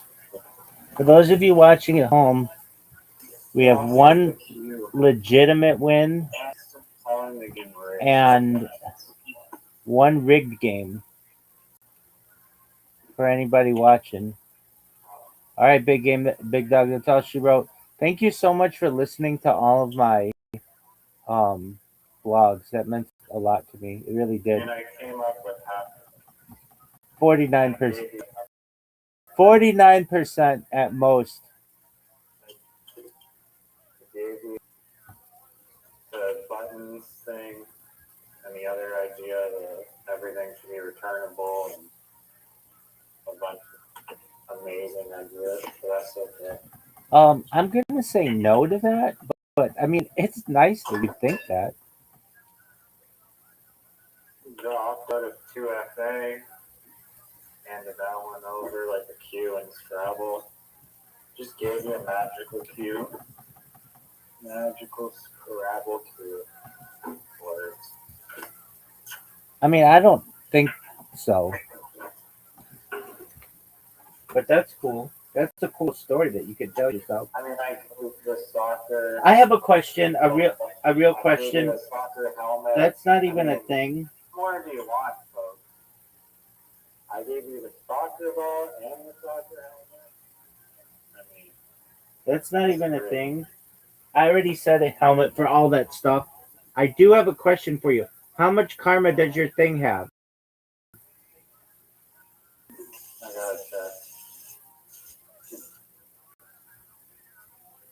I have enough carbon black and oil to close. Are you absolutely positive? Yeah, Have you ever been more positive of anything in your entire life? yeah, dog. I love how you talk like I do. Yeah, dog. Yo. That's how I roll. That is not how you roll. That's, That's just how I roll. of course it is. All right, big dog. What's the documentary tomorrow night? How to win in Scrabble without the cue. Dude, let's watch that Scrabble documentary. I've been trying to find it called Word Wars, but I can't find it on it. Which says a lot That's about how good it is. that's Or they want to make you pay. do you think it's the greatest documentary in the history of the world? Probably not. Do you think it has the opportunity to be? I mean, I haven't seen it, so I don't know how good it is. I think it'll be good, probably, but it's hard to tell. I bet I could find it in 5 seconds, maybe even more time.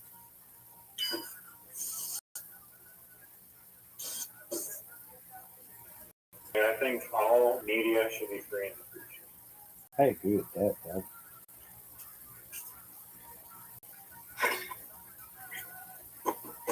Okay, I'm gonna try and upload.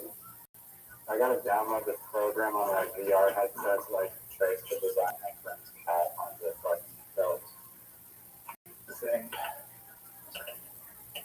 But yeah, I'll talk to you later. God willing.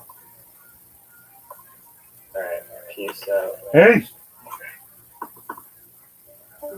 Shout out to Riser and cheating with fake news.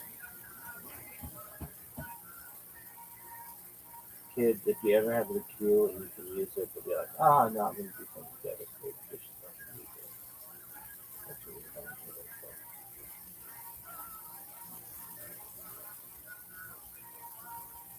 do.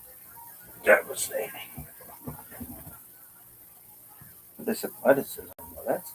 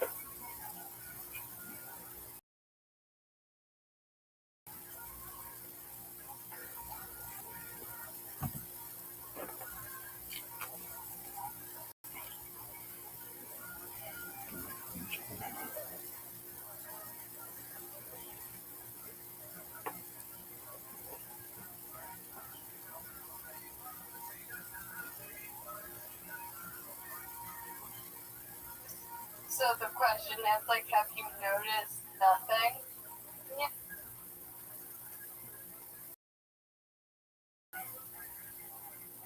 Yeah. And the only, like, real evidence I have that it might be working is every time I post a video online, there are always hundreds of people that comment, if you put this in 2x speed, she's cured, you know? And now they're commenting if you put this in 1.5x speed.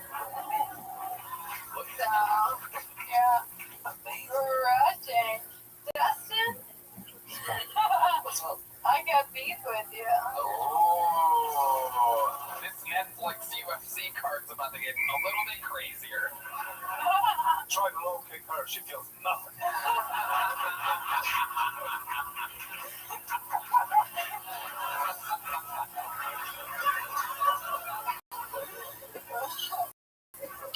My secret sauce. On my birthday, I bet $300 on you. Oh shit. Who the fuck? Oh, motherfuck, I was fucked up. I don't remember. But July. Shit. July 19th, and I was furious. I don't know anything, but my husband is gay for you, yeah. I think it was July, it was my retirement party. Yeah. Oh.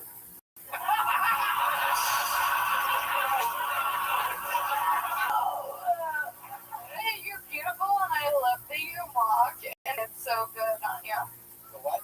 You can mock, I love that, yeah. Well, that's great that you got to watch his last fight and he got to watch your last set. That is so awesome. What an exciting thing. She's actually going to leave her. She's going to leave her wheels on stage like you guys leave the gloves in the octagon.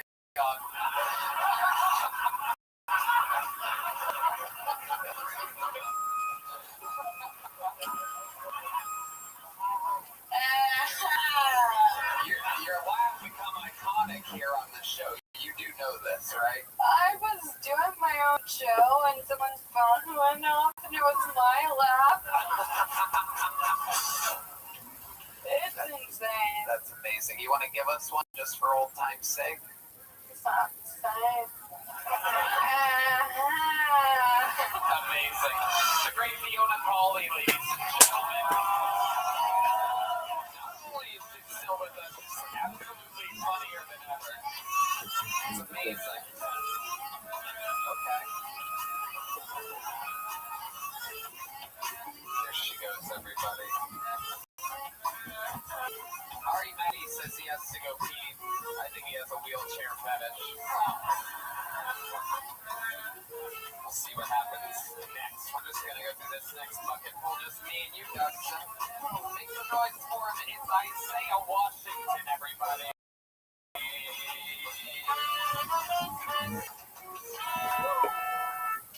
My dad was in and out of my life, but that was pretty normal in my neighborhood, y'all.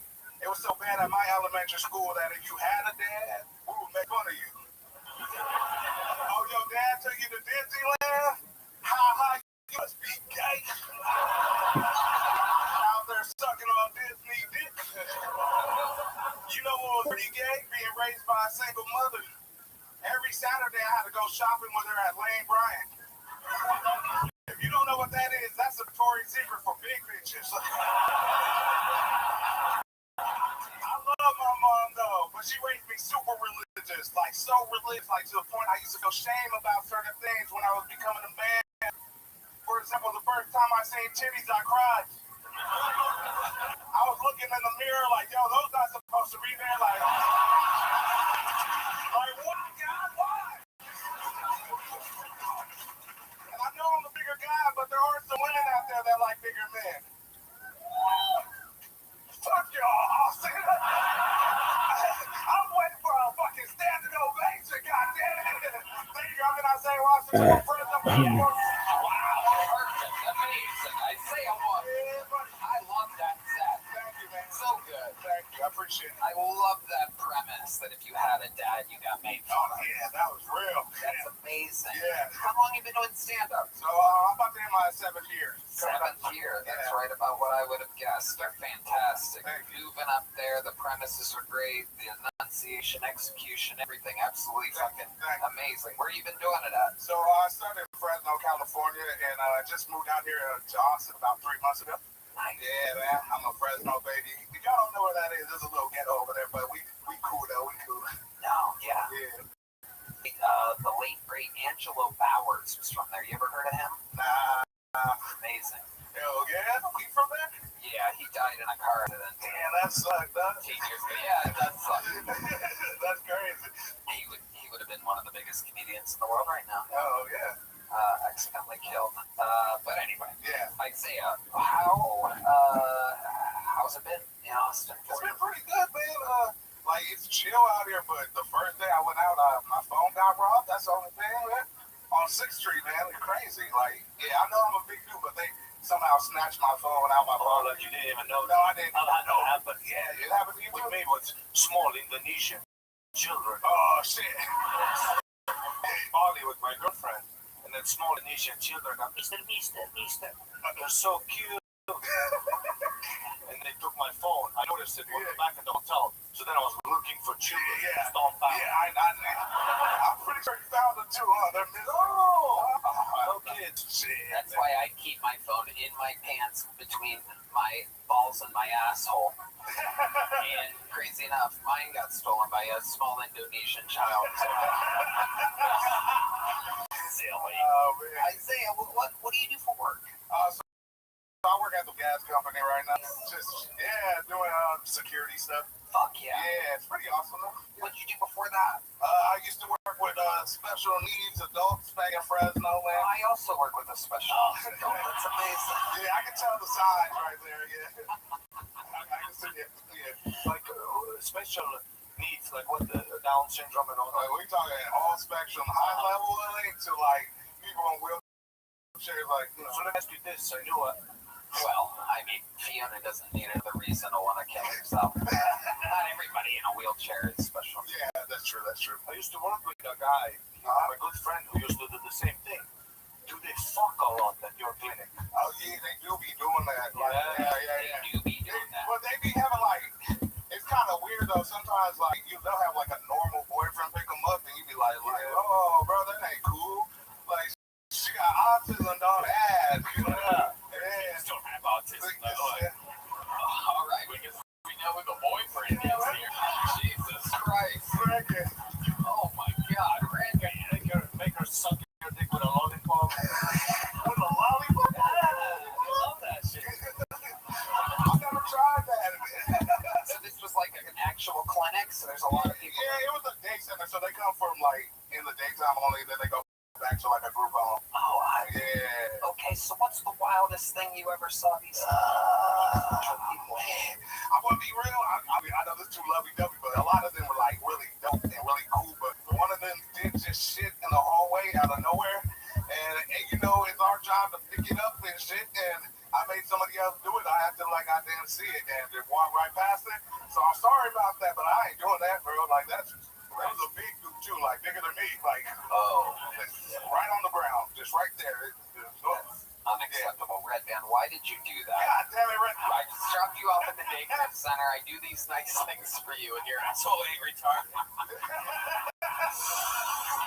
That's funny, too. Amazing. That's like a good karma job. Yeah. That's why I got pulled tonight. Yeah. Because of that job. You know, if you do something bad, you can bring it up to God. They'll be like, hey, yo.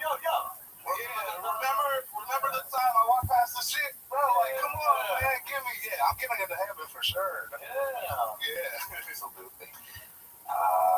Isaiah, tell us more about your life. Do you have brothers and sisters? Yeah, I got a lot of half siblings. I don't got any full ones. My dad's black, my mom's Mexican, if y'all didn't know and shit. But my brothers and sisters, like, in and out of my life too. Just in and out living with my dad in Cleveland, and then I was in Cali the whole time. And seeing them every once in a while. You know what I mean? Yeah. One of my sisters about to get married. My other brother's in jail. What is your brother in jail for? Let's just say, what's it called? Like a hobby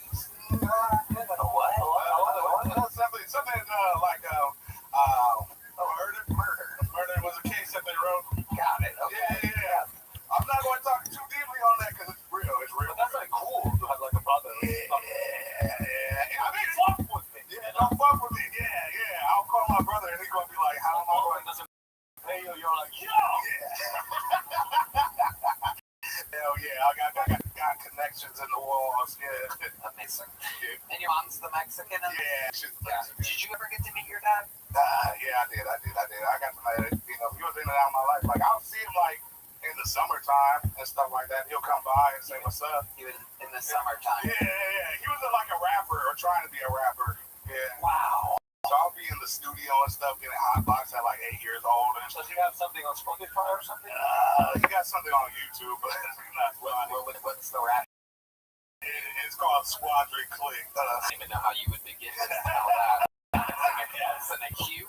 SQUADRICK. I mean, Squadron Click. Click. First things first? Yeah. This is the shit I grew up on. Like, Shit. It's only got 1,002 views from 15 years ago. Wow. It turns out a lot of people don't go to visit your dad either. It's amazing. It's good. Only visit my son in the summertime. Yeah. I was like 9 years old. They're guys in the studio. I'm like,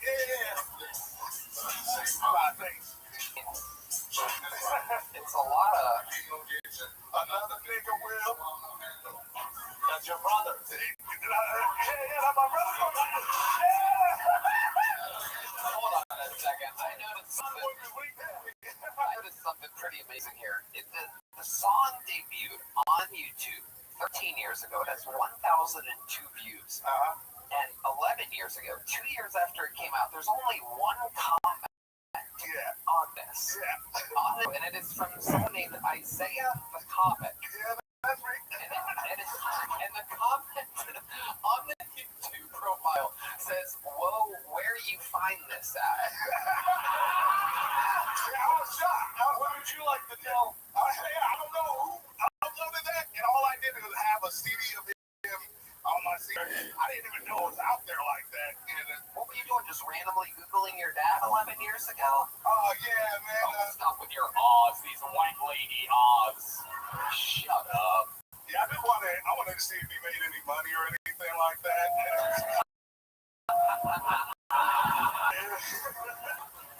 Yeah, man, I found out somebody stole his shit, and I'm going to find them, man. You think someone's profiting off of 1,000 views? Yeah, they got like a 5 cent or something like that, man. But yeah, It's the closest your dad's ever been to having a 50-cent like career. True, man. My dad tried though, man. My dad did pass away though. That's why I probably let that come a long time ago. I was like, let me listen to him reminisce to that one time he seen me. Yeah, that is sad. How did your father pass away? He passed away from being like overweight. It's crazy though, cause he like got shot multiple times and shit, like when he was younger and shit, but he survived it, and then like heart disease, dog. Sugar is the hard gangster ever. Sugar the hard. Sugar looks at guns like this. Yeah. Let's go. Sugar to my daddy out, and I've been trying to.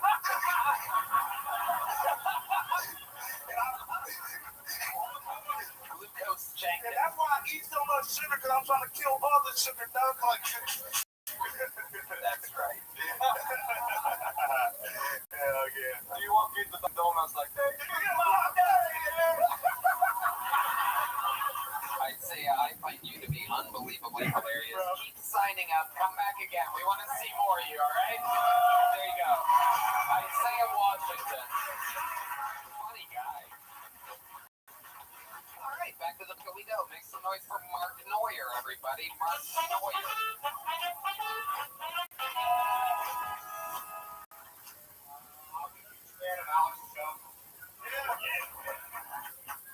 I like him a lot. I'm a big fan of Alex Jones. The thing about him is he says some things that are true, right?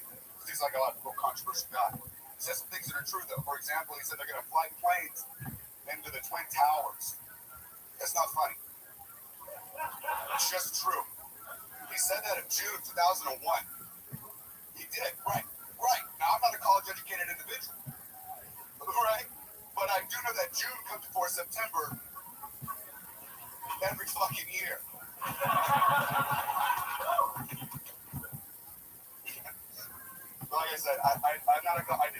I dropped out of high school, so I don't know if they're putting chemicals in the water that are turning the freaking frogs gay.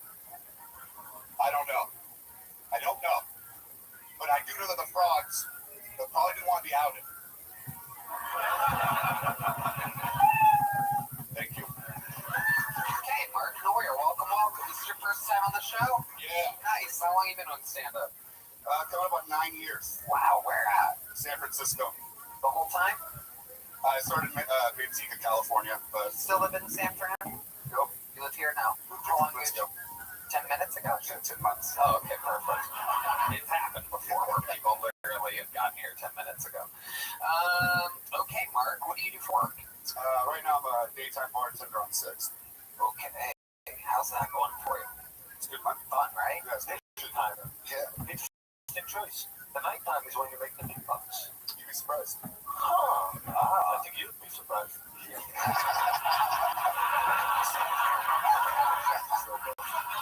It's an inside podcast. Anyway, It's a great reference. I love it. Mark, is bartending what you were doing when you were in San Francisco? Yeah, I was working comedy venue. do you steal money as a bartender? I used to be a bartender. Not anymore. Not anymore, On 6th Street in San Francisco, I did that. Exactly. Yeah, I used to do that too. yeah. What's the scam? What are you doing to me? Like, what's the... What are you gonna do to me? Okay, I open up first and then you open. Yeah, alright. Tell us your scam. Tell us the Estonian fucking credit So, card. like a bartender, it's pretty easy.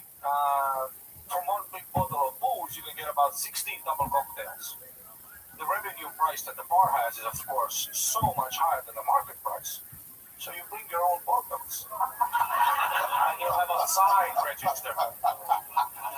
One for you, one for me. I was like, but for myself. Wow, that's a pretty good one. And then sometimes, do Americans, you guys all free pour, right? I do. Yeah, you can steal it a little bit, you know? Like if it's 4 centiliters of alcohol, every fourth cocktail is for free because you drive offshore. Mm-hmm. You're very serious about this. Very serious. And then from one drink, like a big jug, the draft beer, the one big the keg. Yeah. You get 66 beers, but with foam, it's actually 58 beers, so you can steal the 6. I gotta tell you, I'm from Stockton, California. You're losing with all these numbers. So what was your scam? Void the drinks after, void a few drinks, Yeah. not bring them in. Right. Take cash, you would just take the cash. In San Francisco. Yeah. Not my current job. Right. Exactly. Very well put. Amazing. Amazing note.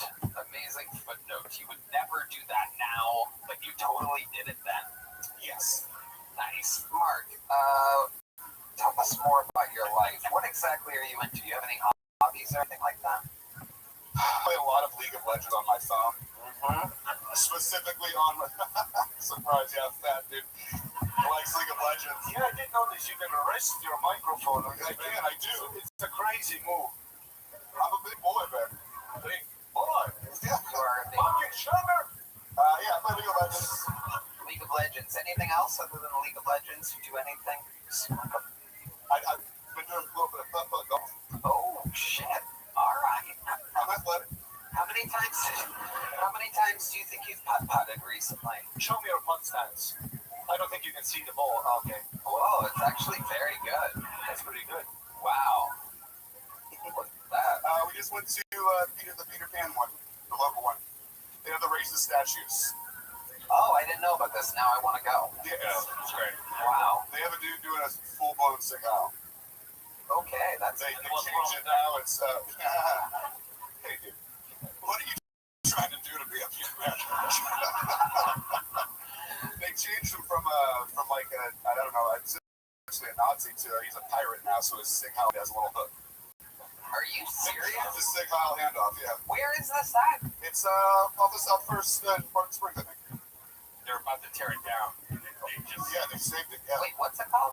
Peter Pan's putt extravaganza place or something. Damn. Yo, you've been there? I know about it. We all know about it.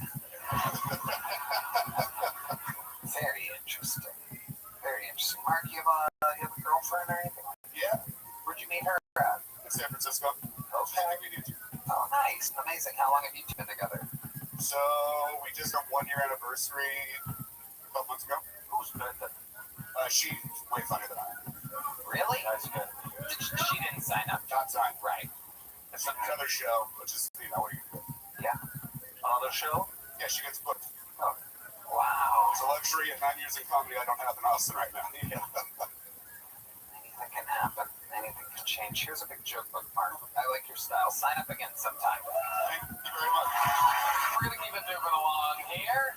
You guys still hanging in there? We're coming around the corner. Alright, this looks like a brand new name, so this should be fun. Make some noise for Flash Goron. Now Flash Goron. Here comes Flash. How's it going, everybody? My name is Flash Goran. I'm Bosnian, and I don't know what that means either. Yeah, I don't even know my own stereotypes, which is kind of weird. All I know is that other Europeans get very when I'm around them.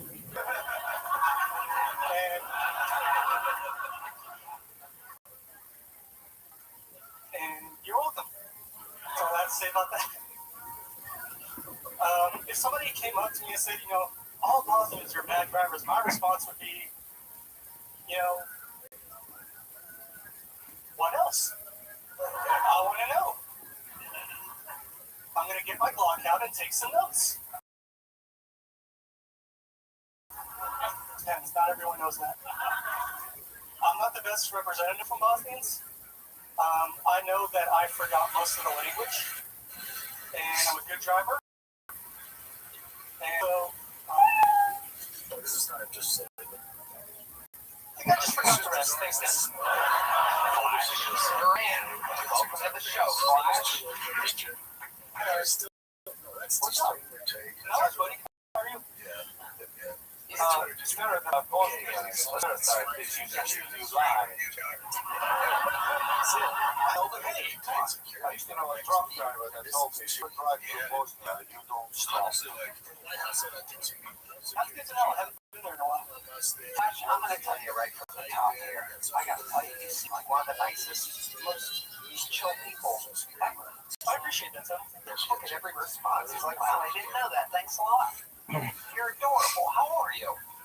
37, 38 on Friday. Okay. Well, happy birthday, my friend.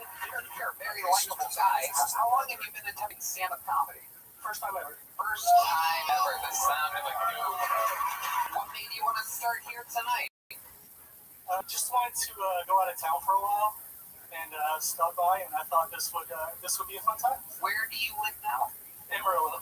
Amarillo, Texas. Originally from Bosnia, but I lived in Amarillo most of my life. Okay. From one war-torn area to the next. Exactly. What made you pick Amarillo? I didn't. I was 8, so I was the youngest in my family. I don't know if you know this. One of the most interesting fun facts you'll ever hear. Matt Mueller is from Amarillo, Texas. The original guitarist here. Look up. Are you liberal? That's a wild question, right, man? I just like both sides equally. There you go. Very good answer. Amazing answer. You're like a very sweet guy. Yeah. I appreciate it. You like watch the show and stuff. Yeah, I do. You might be the most nice people that I've ever pulled out of the bucket before. Can you tell us like the worst, the meanest thing you've ever done in your life? Dustin, what do you think it is? I think you broke the door-to-door salesman.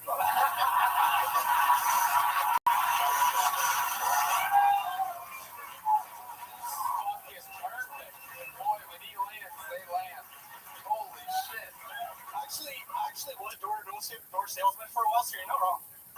Amazing. If your money broke you, would you close the deal? Oh, absolutely. Thank you for that. That was very nice of you. I really appreciate it. What do you sell? You seem like a crazy guy to show up as a door-to-door kid. I was just invite you in, put a blanket over you, make you some tea. Yeah, I sold vacuums a lot. That's all I've done door-to-door. Hey, this world is pretty dirty. Yeah. Everybody like a $2,000 vacuum cleaner? Were you good at selling them? Not really, no. Okay. What do you do for work now? Currently unemployed. I was 14 years, and then I got let go, and then I worked at a slaughterhouse for about a year. Oh my God. news for you today. I don't know exactly how to break this to you, but you know, you're going to be used for other things than just standing in the field now. You're going to be able to give people life. Wow. When you killed them, what did you feel? I didn't actually do the killing. I did a lot of the cleaning up after. Oh wow. $2,000 vacuum cleaner. Yeah, now that's a pretty frightening job, right? I mean, shit. We cannot picture you one of the sweetest people ever pulled out of the bucket mopping up cow blood. Is it cows? Mostly cows? Yeah, cow blood and yeah, it's pretty gross. Organs and shit. Yeah. All on the floor. Wow. All on the floor. Someone's got to do it. Not the guy. Darn it. It's not me to do it, but it's not now then when. I really like you. What's the craziest thing that you ever saw at the slaughterhouse where you're like, God, this is kind of crazy? When the vents get clogged up and the blood just kind of rushes up. And then what, you have to like plunge it or something like that? Yeah, I have to take it apart and make sure that all the drains out. I'm sorry. Some people, what I love about this audience, some people are covering their faces in fright, and some dudes in the corner are cracking up right now. This is seriously laughing at the fact that you have to remove a vent and chop up what's already been chopped up. It's just amazing. Flash, what's your love life? What do you have chained to a radiator right now? Currently, but I do have a girlfriend. Oh my goodness. I'm surprised too, Art. You're adorable. Where did you meet her at? On Bubble. Hey, I don't like starting conversations, and the girl has to talk first when you match. So that's perfect for me. Oh my goodness gracious. So she started the conversation, and then what? Where did you take this girl on first date? We went to a restaurant the first time, and then we went to Pallador Canyon the second time. What was that? We went to Pallador Canyon the second time. What is that exactly? Pallador Canyon is the second biggest canyon in the world, I think. Oh wow. Yeah, nice. It's in Amarillo? Wow. Okay. And then where did you plant that first kiss at? Was that in the canyon? Is she still in the canyon? Did she go for the kiss first? No. Oh my goodness. So what was your move? Were you guys having a conversation at the time? Or were you looking up at the stars? How did that, tell us about that first kiss. We were at the park, and she talked about how she wanted to have a boyfriend, and she didn't want to be friends anymore, and I just kind of went for it. Wow. So you like closed your eyes and leaned in like that? Yeah, I think so. Hell yeah, perfect. Hey, would you like to kiss? Would you like to sit on my car, baby? And now you guys have and now you guys have sex on a regular basis. How about that? I love it. Do you have any special moves in the bedroom that you like to do? Because you have such a cool name, Flash Graham. It seems like almost a porn star name. Would we be shocked to see your fun behavior in the what's your big move in the bedroom that you do during this? That's pretty basic. Yeah, you throw a thumb in her ass and make her gag with your other hand. That sounds right. Okay, perfect. Sometimes I'm just on the money, you know what I mean? Sometimes you just Sweet Sarah Sloan's like, is that really what happened? No, I'm kidding, Sarah. Flash. Wow. Does she like boss around in the bed? Not all the time. Flash, I find you such a sweet guy. What are your goals? Like, what do you want to do with the rest of your life? You're 37, you're currently unemployed, is that correct? That's correct. Where do you see the rest of your life going? You are comically adorable. That's what she's got. He has to say he appreciates it. He can't just let it go. He's so sweet that he has to let us know he appreciates it. I just want to find a job and hopefully something with a lot of vacation time so I can go travel as much as I can. Where do you want to travel? I like the state of Washington better. Okay. It's funny. Yeah, go ahead. Why do you love the state of Washington? So my favorite thing to do is called wind walking. It's where you get on top of an airplane while it's flying, and then you just ride around. They used to have that in Washington. On top of the plane, like you're. If I I really hope we won't crash. The hell? The airplane. Can you please take care of me? Oh, it was a really good time up there. What do you gotta do? Tell your girlfriend, like, hey, you wanna go wind walking? Actually, I did tell her that. Are you gonna take her sometime? I took her once. She didn't pass the training. What is the training for wind walking exactly? Basically, you just the plane's on the ground and you climb up and down the plane. What did she have trouble with? Climbing up. Climbing up. So is she? No, I'm done. Was this a climb like she needed some carabiners and a guy at the bottom holding the rope? And she big girl. No, it's just hard to do. You have to have a background in climbing and for the athletics. So. How many times have you wind walked? 3 times. Wow, my goodness, that is incredible. You love it. Yeah, it's my favorite thing. Wow, what's your second favorite thing? That is an answer we've never had on this show in its history, by the way. We've never had someone that works at a slaughterhouse, so we've never had a wind walker before. And goddammit, this is the last guy that I would ever think would do either one of those things. Second favorite thing, jumping off the stratosphere building in Vegas. Have you jumped off of it? Yeah, you can bungee jump off of it. Oh, okay. You're a real adrenaline junkie. Surprisingly, yeah. Lucky. Very surprisingly. It is very surprising. This is incredible. Wow. Are you ticklish? I would have guessed that. Yeah, there's a lot of pent up energy in there. When you want to burn off some steam, Flash, what do you do locally? Like when you're in Amarillo or here or whatever. Like when you want to get loose, when you feel a little antsy, what do you do? Hiking, weightlifting, video games, pretty basic stuff. Love it. What makes you like really fucking angry? Yeah, that's a great question because I can't picture you getting angry now that I met you. What was the last thing where you were like, fuck? Yeah, exactly. Great fucking question. Probably from losing my job. how did you react?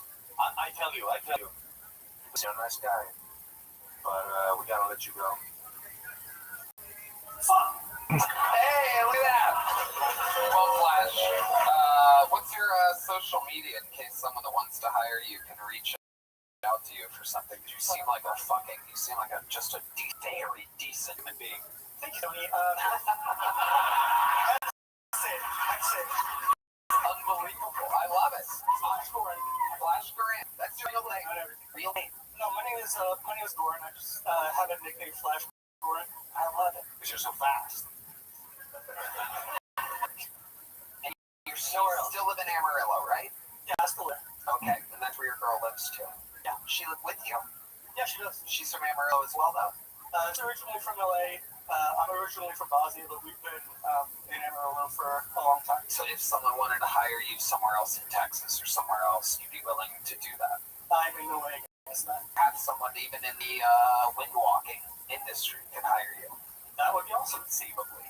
Wow. Well, put it out there. Someone in the wind walking industry or really anywhere wants to hire you, who might be one of the sweetest men we've ever met. Hire Flash Duran. We have a big turbo for this guy, even though it was his first time, and that's such okay. They're going to give you one on your way out of him up here tonight. Great job. I appreciate you. How about one more time for Flash? You know what? Sometimes being hilarious doesn't necessarily matter. It can come from the least expecting places, like being adorably sweet. And it might sound crazy if you're like listening to this and not watching it, but like he's oddly genuine. Yeah, the secret knows about the show. If you just are who you are, you can make it. Yeah, First time, it's a great point. He is just genuine. Like it feels like that's that guy. Lovely guy. Then again, he could be stabbing everyone behind us right now. 100%. All right, let's get one last bucket full up here tonight. You guys with it? All right, let's see what happens here. Make some noise for B. Lee, everybody. B. Lee. Oh, my size microphone. It's a big deal for me. I get haircuts for this. Get a lot of different reactions on the haircut, though. Younger comic told me, Billy, you look like you're in your 20s and 40s at the same time.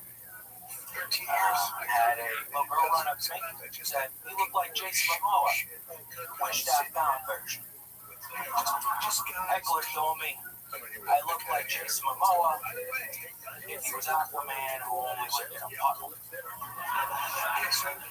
Your laughter indicates you think these are insults, but I took them as a compliment. Inspired of Momoa, I was getting Walmart, Mark Wahlberg. I'm fairly certain it's Donnie Wahlberg. But I could never beat Donnie. Not because of the singing, dancing, acting. He could barely do that. It's because he married Jenny McCarthy. Yes, Jenny was a masturbatory fantasy in my teens and 20s. The 40-year-old made me a sexless marriage. Because she's trying to end autism. You can't do that by fucking a retard. Thank you, folks. Alright, we got there in the end. B. Lee. Welcome, B. Lee. I was terrified I was going to get that bear. That you were gonna what? Get the bear. It comes too late. I don't know if you've seen the show. Yeah, thank you. Thank you, B. Lee. Amazing. I didn't hear you when you said there, so when I said what, I should have known because of an audio issue. It's all good. Thank you. I liked you up until that part, so now you're fine. That's just crazy. I was doing it more for them, Tony. I apologize. Please. I wish you would have done the set for them, too. Oh, you're adorable. It's good to see that the Geico caveman's doing good out here. Just his sweater. All the things that people have told you that you look like. Yeah, I'm gonna fall. I like to be the poster child of giving up. You look like something that Flash should be sweeping up in a slaughterhouse. I saw the guy coming out. I feel like he's only qualified for jobs where you can't look at him. Okay, all right, B. Lee. How long have you been attempting stand-up, B. Lee? Yeah, it's been an attempt of about well over 3 years. November was my anniversary. Mostly talked about, like about 70-80% yourself of things that other people have called you. If they really called you that, were you using that as advice? Most of that was true. And, I punched them. Yeah, most of that happened. Right. There was the good Donnie Wahlberg thing at the end, the little remix there. That made sense. B. Lee, let's talk about your life. You ever wind walk before? No. What do you like to do for fun? Wind walk. For fun? I just took rollerblading back out. Whoa. Holy shit. I got I cannot picture that. I cannot picture you out there on a rollerblade. I got a really active dog. I grew up playing hockey and coaching hockey, so okay. I get a lot more energy out there. And you live in Austin? I do now. Well, I live in Kyle. So. Okay, and you're the only human rollerblading in Kyle, Texas. Yeah. How many times do pickup trucks fly by you screaming a homophobic slur? My neighborhood, I feel, is like very much people that live somewhere else. I don't think there are many Texas people in my neighborhood. Okay, I would bet that the city of Kyle would disagree with my The city as a generalization, yes, the city of Kyle, but my particular. What do you do for work, B. Lee? Currently unemployed. Wow, very unemployed crew we have here tonight. Yeah, I was doing construction for a little while, but I think either he got arrested or is just ghosting me. Your boss? Yeah, well, he's not my boss anymore, but yeah, was. What did you do on the construction site? They had me like building scissors and decks and stuff. Tools. What a life for a living. I got a face for power tools. Okay. B. Lee, how long have you been unemployed? It's about a year now. It's been about a year that you've been unemployed. How did you make the cushion of money last so long? I was working for, up until we moved out here and saved up a lot of money. Sweet. I have a female at home. Okay. Do you have kids? When you said it, We don't. by the way, the way you said it, very scary. Yeah. I got a female at home. Well, what does she like to? What does she do for a living? She's the main provider, correct? Hero, Tony. She's a nurse. Wow. Have you ever? Say that they'll tell you within seconds, nurses. Yeah. Okay. How do you contribute to this household? I clean. I do all the manly stuff, like like breaking bricks with my head, and mow the lawn. We got a really bad ant infestation. That's a problem here in Texas. So I had to re-caulk the whole house. That was fun. But a lot of vacuuming, folding of laundry. Letting her vent about her day, which I would otherwise, interject if I had a job. Yeah. Why haven't you gotten a job in a year? Well, I was doing the construction, and then A year ago. no, not well. It was less than a year ago. I didn't get started on a real job. What's the last time you worked? Before I moved out here, I was Starbucks. Okay. Yeah. How long have you lived out here? It's been a little over a year. What the fuck is going on here? So the construction job didn't last that long. It was kind of. Does your girlfriend ever ask you, when are you going to get a job? It's been a conversation more than once. Yeah, for sure. And what do you say? Yeah, what do you say when she asks you? I say, hey, look at this application that I'm putting in. Yeah. You got to make it very evident, leave that laptop. Has it caused strain on the relationship? Yeah, but I could get there. It's coming. Yeah. If this set went better, I was going to beg Tony for a job, but I don't think it's going to work hard. That's definitely not. If I didn't hire Flash, I'm definitely not hiring your ass. Flash is a machine. He looks like I appreciate that, Tony. I hear it in my head. Like, thank you. Even though I'm God, I really, the respect is, it's just overwhelming, Tony. Meanwhile, I'm your unappreciative ass going, I don't know if you see the show, but I haven't worked in a year, but a lot of year on here. once again, Tony, that was just for them. I do apologize. Okay, stop. All right. I shouldn't have laughed. Somehow you made it weird. These feelings. Oh, you're making it weirder. That's incredible. Have you noticed that the sex life has also taken a negative No, that one. after you stopped? That's on the chore providing her? list. That's on the chore list, Ari. Okay. What? You were asking about things I had to do. If I didn't do the sex, I'm pretty sure it would be a lot worse. Let me tell you something. Give us a redeeming quality about you. Give us like a good deed that you've done or something. Like people tonight at work. Saved the guy from drowning once. Oh, really? Look at that. Where was that at? It was when I was living in Vegas. We were hiking the Arizona. Wait, where is there water in Vegas? Tony, he was in the Bellagio fountain, and it was like the water was up to his waist. But I'm like, dude, get over here, and I saved his ass, dude. As I was saying, we were hiking the Arizona hot springs, and about halfway up to the hot springs, there's a big ledge that you can jump from into the water. And I was a guy from Texas and some pharmacy kids. I was working in pharmacy at the time. What were you doing in a pharmacy? I was a pharmacy technician. I was a pharmacy technician for a dozen years. Yeah. So I did it for 10 hours. So how did you spot that he was drowning? Was he like? But his girlfriend was like, I don't think he's kidding. And I looked over, and he was breathing water instead of swimming. Did you jump in and save I was already in the water. I jumped off the cliff already. So I came up. So you were already next to a guy that was drowning, and you're like, another guy swam to shore. So I did better than, and that's his actual friend. So I saved him. And he was a pharmacist, so he maybe didn't kill somebody later. So, I don't know what any of this means, Beely, but I'm guessing that was for the crowd or something. Beely, everybody, there he goes. Beely, everyone. It's hard to come across as likable after Flash Durant. So, just like some people were bad at comedy tonight, and then the next guy was great. I think anyone after Flash seems completely unlikable. Right? Except for our last comedian of the night, ladies and gentlemen, who's one of the most elite regulars in the history of the show.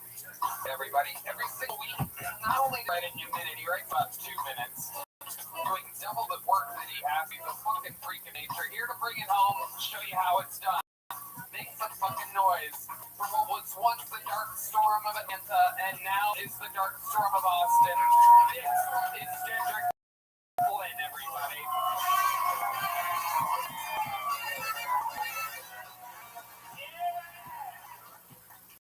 When I first moved to Austin, I was working at this car wash called Surf Through Car Wash. And they hired me as manager, and then afterwards told me that tattoos are not accepted. They can't be seen at the car wash. And that let me know these niggas aren't good with money. Because the more tattoos you have, the more people trust you with their car. You don't want a blank nigga telling you your rims are dirty. You don't want a blank nigga looking at your transmission. You want a felon with a throat tattoo being like, your filter's dirty. Like, whatever you need, sir, just don't go back to jail. Tattoos let you know a motherfucker went through something to work here. Like, nurses don't have tattoos. Surgeons don't have tattoos.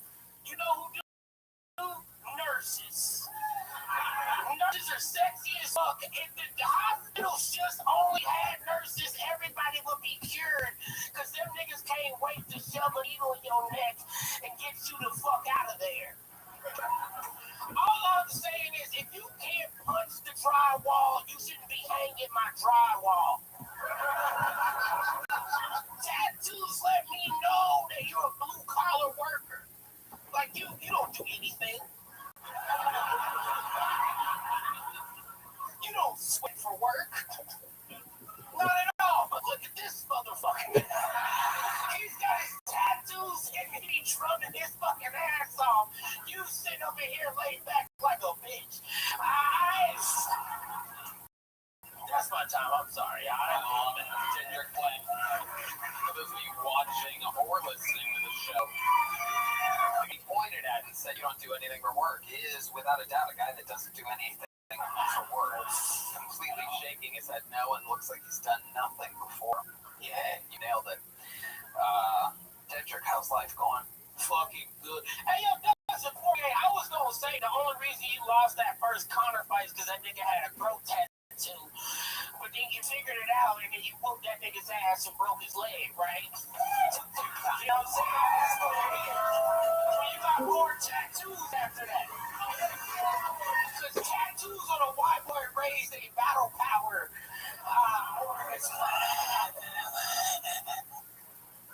There is something to that tattoo thing. Great premise. Yes. And that is true. You did beat Conor McGregor's ass twice. Twice.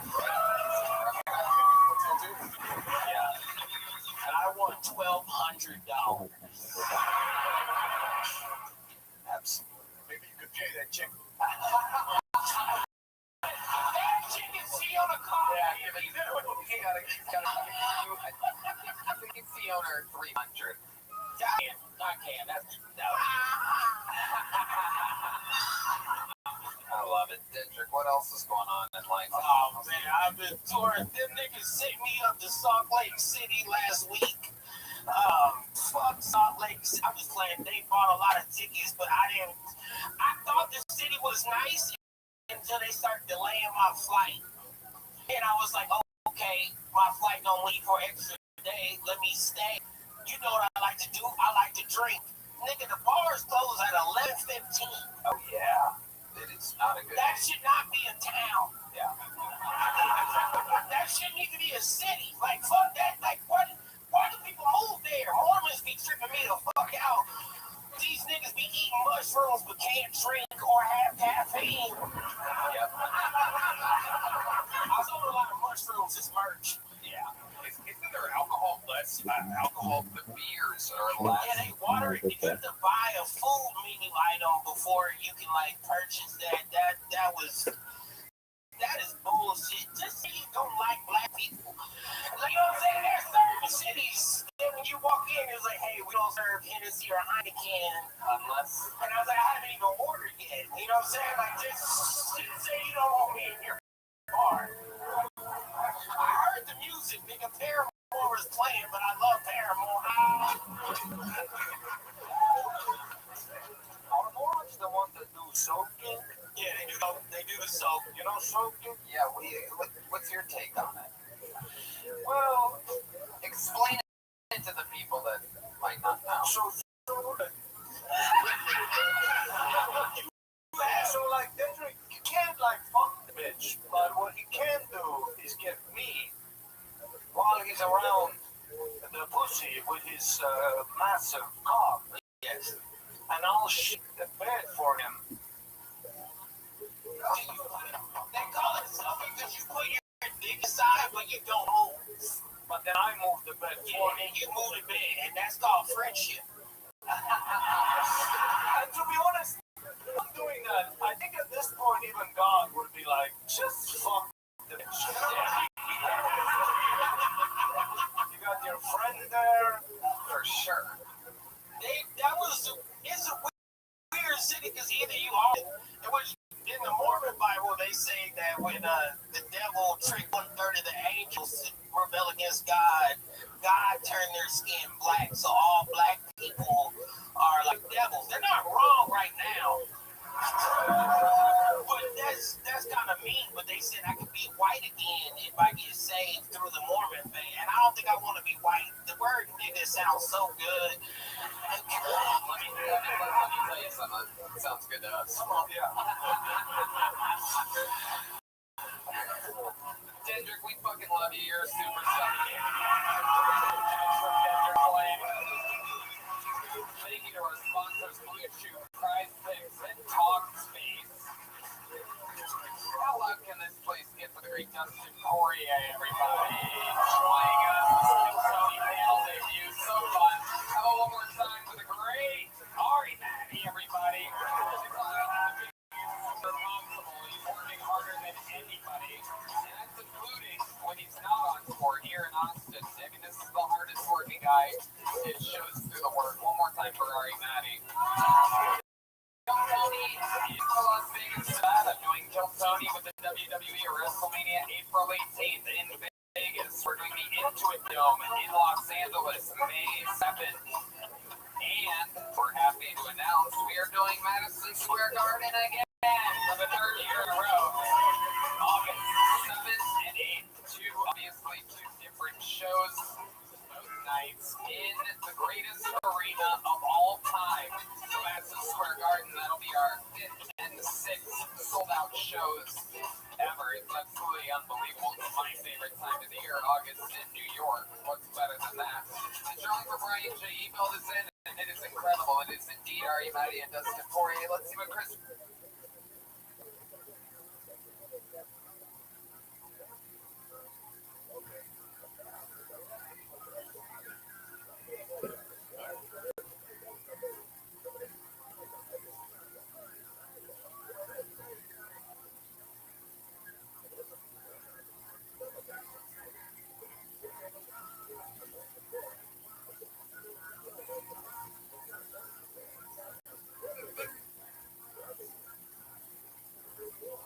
What's this deal with coming after comics? Like, you sit around thinking of ways to make people laugh, and apparently you're the worst person in the world. Like, I actually find so... I'm surprised the left and the right are like, oh, three attempts, and this is not good. This is not good. But what do you expect? The leaders of the left are essentially constantly calling for someone to do that. Did you see much of the kills? What, Melania Trump? It's like 3 days ago. He goes, yeah, but she's sitting in the house here. She's like, that's a face of it's bad. You're just like, you know, all of them. There's some responsibility for the way they speak. You know, these guys don't understand anything about violence or calling for violence all the time. I'm telling you, that's a face of perspective. I don't know. Jesus, this is 2 days ago. If you keep telling people that tech teacher. You an asshole thing for people to say, fuck off. That like, fuck off, dude. And I can't like that's not a joke. It's not a joke, bro. I like a joke, but that's your man. Yeah, he's a shithead. Like, I'm sorry, but that's a bitch thing to say. You know? You just have to dinner.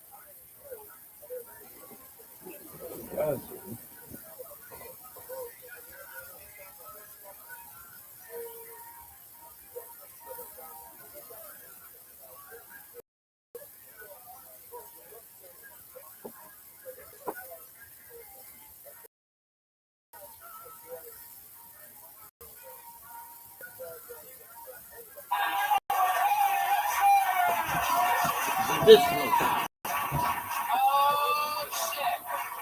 Another big motherfucking house. Are you guys ready for a crazy night or what, you motherfuckers? Former flying right man, ladies and gentlemen. Fuck yeah, Ryan J. emailed the house on right over there with a blank sheet of paper. He's gonna draw tonight's episode and keep it going for your musical guest and fantastic one-man band, Pat Ray. Live in the flesh. Real quick, I'm going to be in Toronto next week at JFL 42. So if you're listening live from Toronto, go to jf42.com to buy tickets right now. I'm also going to be in Atlanta and somewhere else. Look at my website. Thank you very much. Brian? Yeah, we're going to be for Thanksgiving in Columbus, Ohio, and Pittsburgh. Tickets are about to go on sale very soon, so keep an eye out. Buy those live tickets. Live audience, this is a podcast as well as a live show. So if you're wondering why we're doing plugs in front of you, we don't want you to come to those shows. Those are for the people listening to the actual podcast. It's like from the future or something. You know how it works. I always have a few of our funniest friends on. Normally we have 2 guests. Tonight we're going with 3 because they were available. This is an extremely blowout special episode. I hope you guys are excited. My 3 funniest friends in town tonight go by the names of Sinbad, Sebastian, and Jimmy Carr.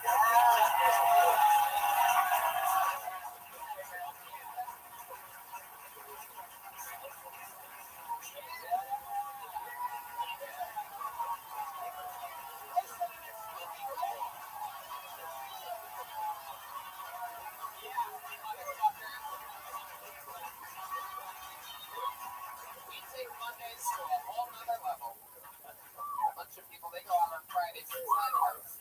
Not this crazy audience. Jimmy Carr. Look, I mean, it's always nice to be introduced as a friend, but I think you're trying to get ahead of yourself. You were one of my best pals that I made in Montreal this past festival. Let's agree to disagree and move on. Jimmy Carr won the Roastmasters Invitational, which is fucking incredible. He lit everybody up in this giant 16-man roast tournament and took home a trophy. Sebastian, this is your first time on the show. So good to have you. One of my favorite comedians to watch, and so fucking cool. I've been waiting for this. No, thanks for having me. When Tony called me up and said there's an immense amount of talent coming through the belly room, I said, sign me up. I'm just looking forward to seeing the talent. I'm so excited to see you and your reaction to some of these comedians. Sometimes it doesn't go so well for them, and nobody makes me laugh by critiquing something more than you. Very sweet. And Sinbad is here again, everybody. Second time on the show. We kill him, we love him. Sinbad, what the fuck is up? You know, man, I was trying to get called Sebastian. Sometimes people call me Sebastian. That's when they come over. Sometimes they know my real name. They call me Sebastian. But I just had to wait. When you talk, I can't wait to talk to you. Because I don't think you like them already. I don't even tell you. You don't even like them. You don't even know them yet. You're just like,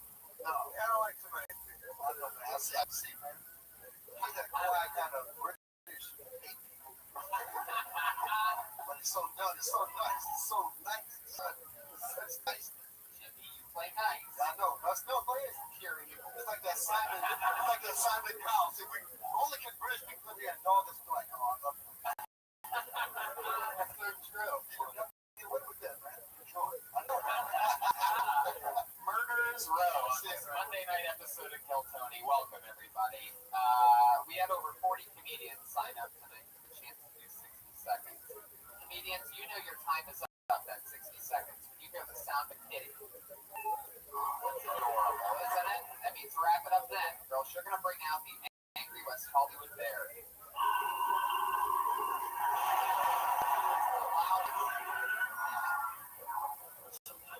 Obviously, some carrots and some broken rocks in that one. So don't run your time, or else we're gonna have to hear those annoying noises. Are you guys ready to start this shit or what? So uninterrupted, and then we get to say whatever we want in uninterrupted 60 seconds. And the first comedian that gets pulled out of the bucket tonight, not an easy, goes by the name of Logan Gunselman.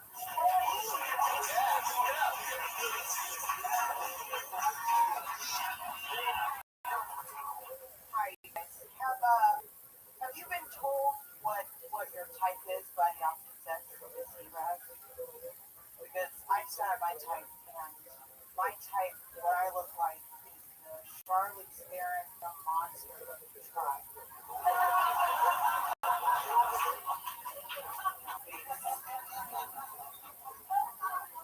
And then my body, people have always described my body as solid. Like I look like a hardworking single mom already.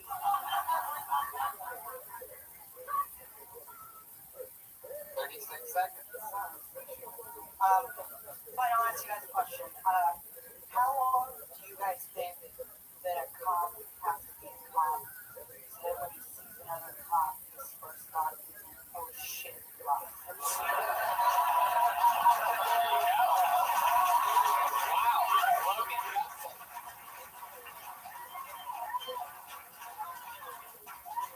Huge fan of Tomb Raider, didn't realize you were funny. There it is. I'm sorry I wore short. Don't apologize. Delightful. Yeah, that was amazing. Way to kick off the show with a fun 60 seconds. You did the show last week, right? Yeah. Then 2 weeks ago, and then you did the Ice House that Friday. You got caught up. How are things going? Is your real last name Gunselman? Are you committed to that? I think maybe you should take a note from Sinbad and Sebastian and go with just the one name. Just use the last name. Just Yeah, they won't know if you're a man, woman. They don't know what you are. You get tired. Because this is a sexist business, so they don't know what you are. They go, okay, Jake. Logan, yes, Jack. Yeah, Logan, too. Sorry, I'm slightly confused. You were born a woman, yes? I know, yes. I don't see gender, so. That was cool for 60 seconds. That's all you do, slam. Yeah. You was 60 seconds.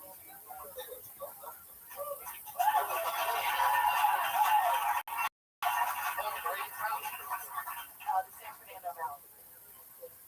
No, I live there, man. Sounds rough. It is rough. I actually, I grew up in Chattanooga. I was there today. Wow. What's that? North. You know Sinbad's Deli off the top of your head. It was my dad's deli, and he was like, sit back here. So. Everybody over 50 is over 50. Yeah. Is it called Gunselman's Deli? Should be. Yeah, this old, everybody was thinking 40 miles there. Central Entertainment, Friday night. Wow. That's like everybody's thinking. It's a good deli. I presume you work there, Dave. Absolutely. It's wow, that's interesting. Yes. People believe that that's deli. Is that deli produced by Russell Simmons?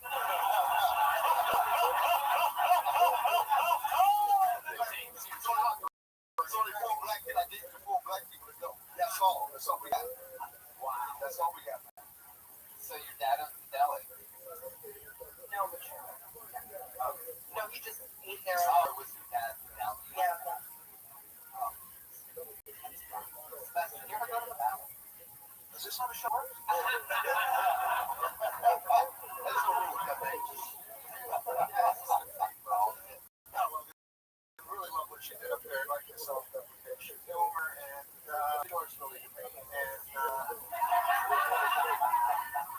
was very good. I thought she was good, and we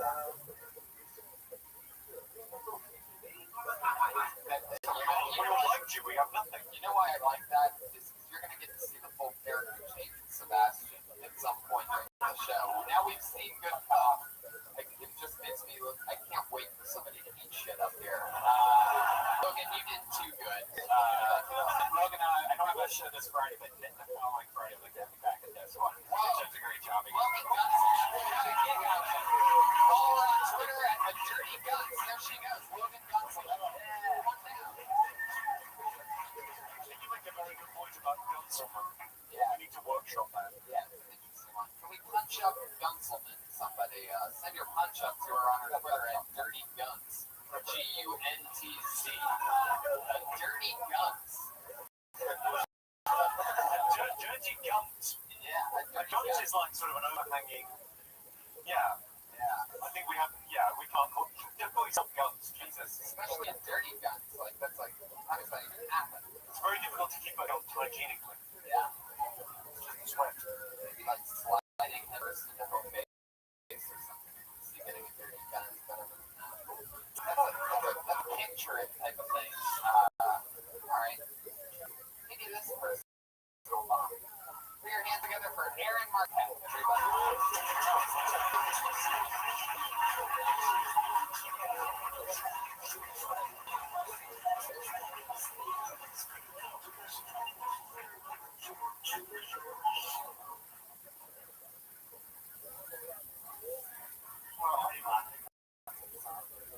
It's very intimate in here. I feel like I can be very open.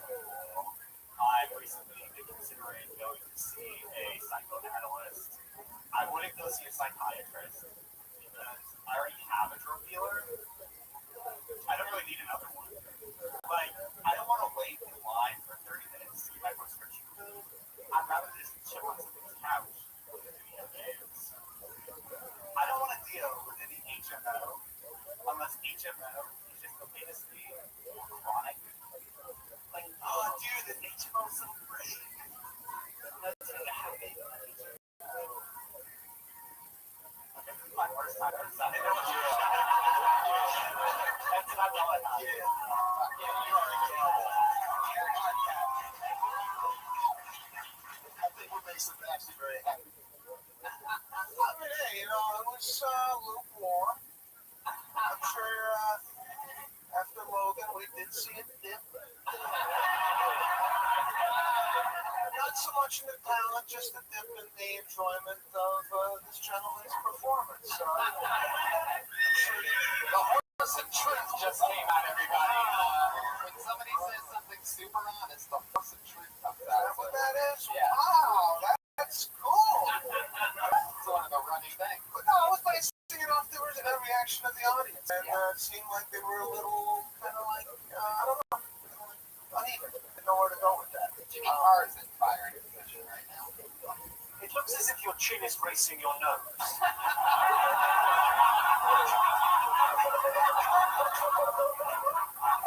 It looks as if it's just won the race.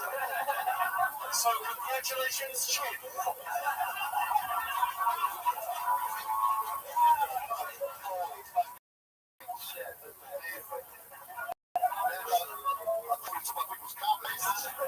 I thought that was the funniest thing. It's hard. Logan just set that bar. See, Logan came out, set that bar so high. And then, it's like you ever see somebody high jump and somebody put that bar to go underneath it, and they crash into it. That's kind of what happened. They expect you to fall. Sometimes you drag that back foot, and sometimes you thought you was over, but you just won. You were solo. Aaron, I want to stand up. On and off for like 30 years. On and on. See, what does that mean? We don't know what that means. Sometimes he talks into the mic and sometimes he's off. See you after. Yeah.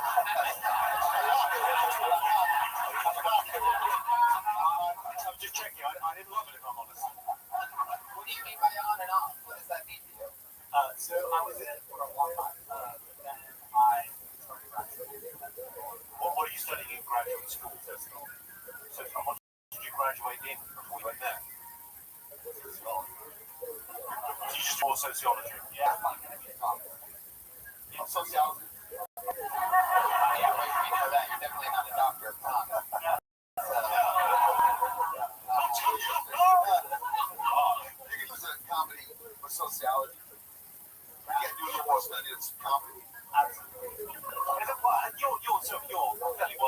love the sociology. But the interesting sociology facts you can share with us. What is your area of study at the moment? Urban sociology. Urban sociology? Yeah. So that'd be already said for quite late night. There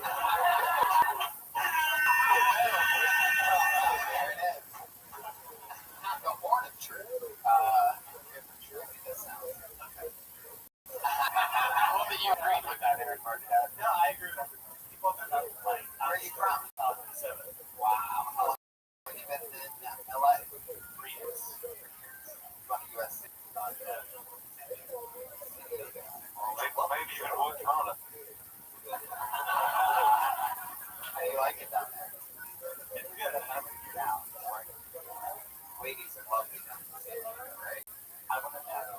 I'm gay. You ever But even if you're gay, you know the ladies are lovely. I mean, you ever that doesn't stop you. Like, I'm a straight man. He's ugly. I mean, it's ugly. That's how we do when he was gay. do you ever talk about being gay in your stand-up, or you just going like you're shooting for that psychoanalyst angle all the way? No, I did.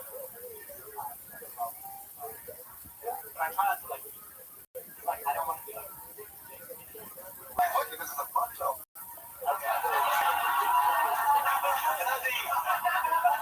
I will always wonder what the collective noun for gay men was, but it's a bunch. It's like a gaggle. Bunch, gaggle. I always thought it was a guns. Fuck yeah. Aaron, like, how often do you do stand-up? So I'm getting back into it. Like now, how deep are you into it? I got like 7 inches. Whoa, Jesus. Wow. That black guy is like, they must be fucking kidding me. He's leaning over. I saw that. Get the fuck out of here. What does that mean? Is that a dick size thing? Yeah, like we're like descended from German husbands. Yeah. And like you know well, like even the women. Like, I get the feeling you know more about dick size than me, so I'm gonna let you right on that one.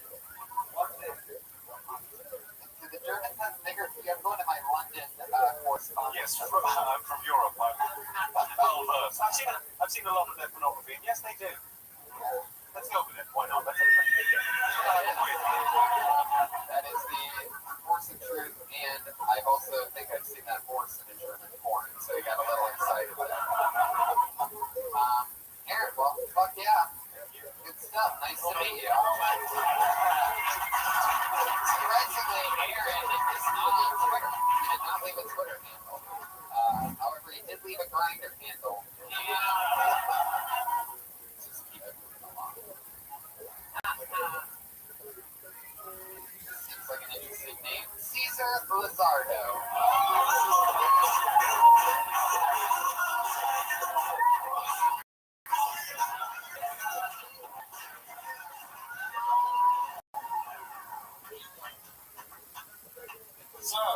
So my name is Cesar Lizardo. I'm a black dude with an Italian name. People are really confused about what I am, but what I like to refer to myself as ambiguous. What type of nigga I am? You know, if I'm Egyptian, Brazilian, Drake, Will Smith, I just go with it. Whatever people want to guess, I go with it, whatever. I got into the front Uber the other day, because I'm a weirdo like that. The guy driving, he's this Indian guy, he looks right at me, he goes, "What are you from me?" I was like, I get what he was, like, I'm from India. He's like, I knew it, I look at me, you got 100 in India, motherfucker, can you even say percent? I was like, yeah, no. He's like, put your parents in a fucking here, yes. Actually, they're from Dominican Republic. Dominican Republic, what part of India is this? It's not, it's in the Caribbean. Actually, it's in the West Indies. I knew it, you 100 West Indian, motherfucker.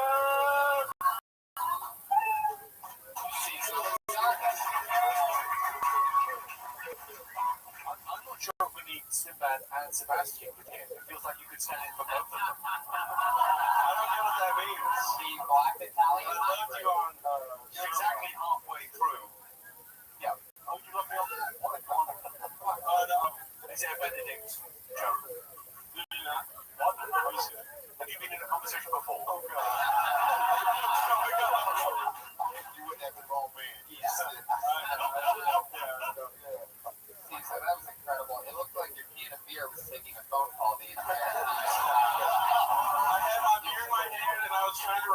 said at the same time. No, but just let's record. Never walk up to self-record pictures.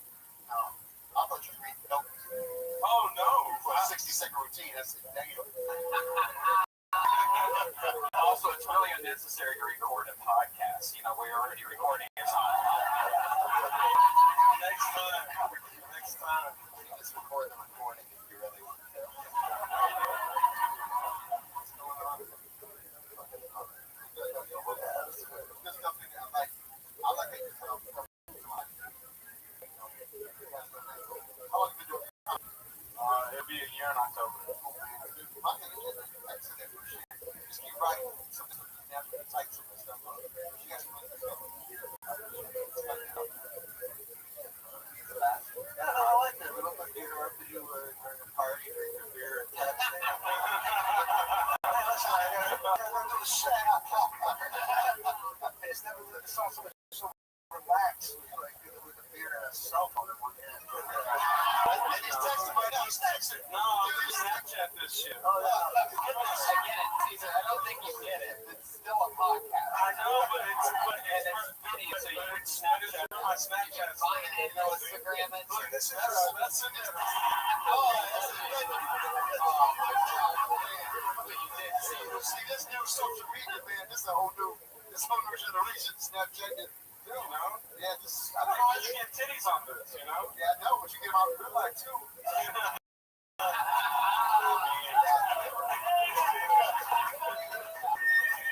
he is again. I wasn't playing close to but whereabouts in India are you from? Dominican Republic, it's in the West Indies. Caesar, you were a lot of fun, man. I mean, if you set, you can start off any set with a minute like that and have momentum throughout the entire thing. You were throwing nothing but punches, and it was fun. And my only recommendation would be to stop dressing like an out-of-work umpire. Right.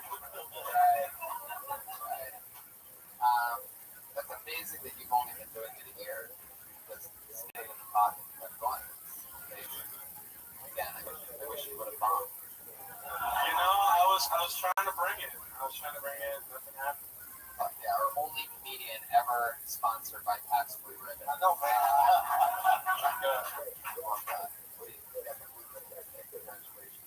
Anything else for Caesar, guys? Yeah, just no more social media on stage. Yeah. Yeah, just leave. Let one of your friends, I mean, pick a friend.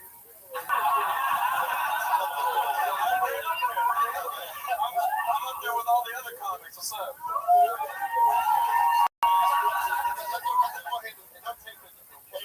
You like my crowd work? Huh? Do you like my crowd All work? right, get out of here. There you go. He's going in for the handshake. Please, don't do that. We don't want to shake your hands, but congratulations. It's on Twitter at Caesar Lizardo. Can't even imagine Sebastian doing that, right? Shaking hands. No, that was nice.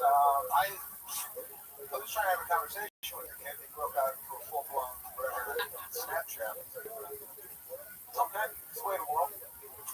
Pull another name out of the bucket. We know this guy. He's been on a few times. Put your hands together for Dennis Wilson.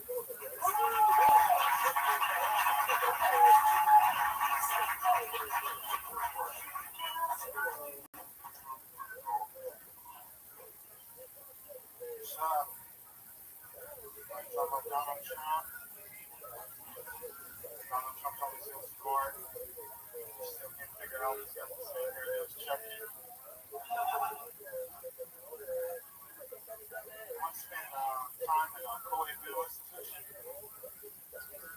That's hard time because the co-ed institution can't have sex with other inmates. I was unable to be in there for 72 hours. I was in there for 3 weeks. Because in another house, I'm a 10. All I got to say.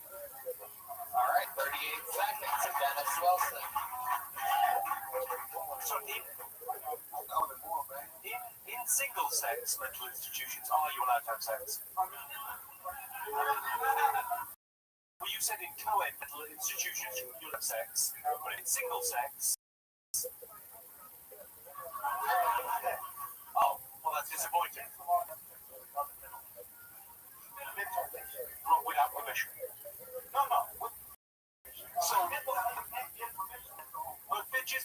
Oh,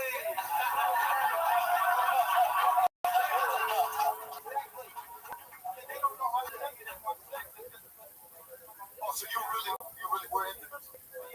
Oh, I'm back. What were you in there for? Welcome to Killarney, everybody. Where you come straight out of the mental institution. Can we get more about that? Yeah, why were you in there? I'd like to hear about that. I got kidnapped by the state of California, by Rothschild. Wait a I second. got kidnapped. Oh, yeah, makes sense now. Because I was supposed to be. Are you the kid in this napping? I got. Because I went for a 70-hour. Let the guy talk!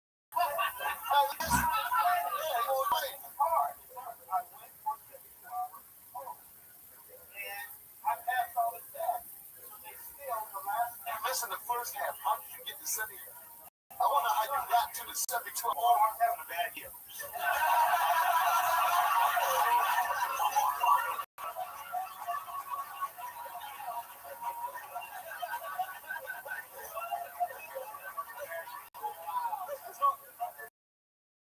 So that's how that joke starts from now on. It's a 20-minute bit, but I don't have time to work it. 20-minute bit, you only did 38 seconds. I have killer ending in that too. But no, yeah, that what you just did? That's Doom. That's it. Yeah, I didn't know you really was in there. Yeah, That changed everything. So, did you get laid in that? No, I wasn't cut out. That's why I'm out. Almost getting laid. You get points for almost getting sick. Yeah. Just the tip? Or how do you almost get it? No, the girl gets caught in your room. We the only dude in there? We the only dude in there? Jesus. So that mental institution chicks are really down some stuff like that? Yeah, but they don't even know how to ask you. They just put their jello on your table. Is this what the officers in public? The people who are not committed go? I would like to go with Sebastian just to visit. So if I bring jelly, I said, what's up? It's the same move.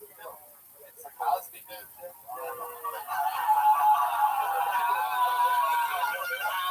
When else do you get to make a good jello joke? Come on, motherfuckers. So they've been trying to give you their meds? Are the meds in the jello? What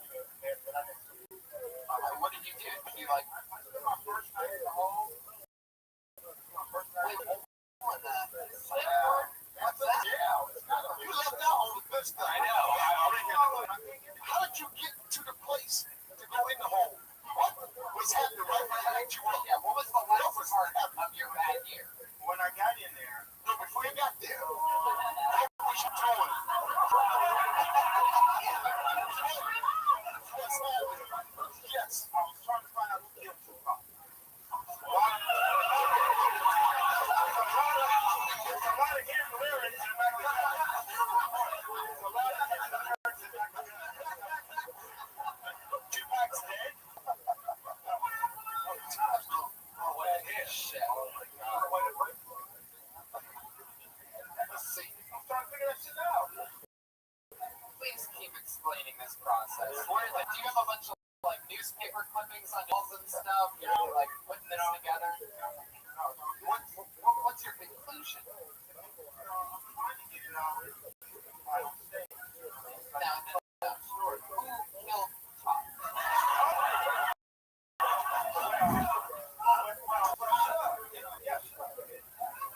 So you figured it out? It's in the lyrics. You gotta listen.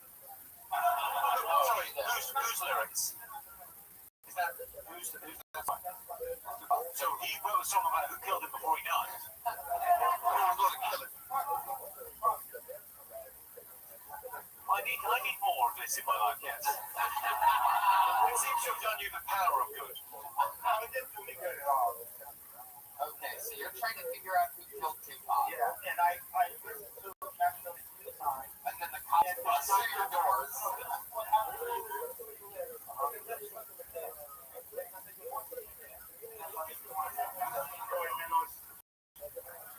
So you can't play the record too many times. Okay.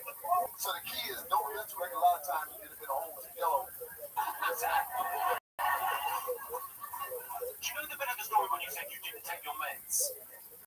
Are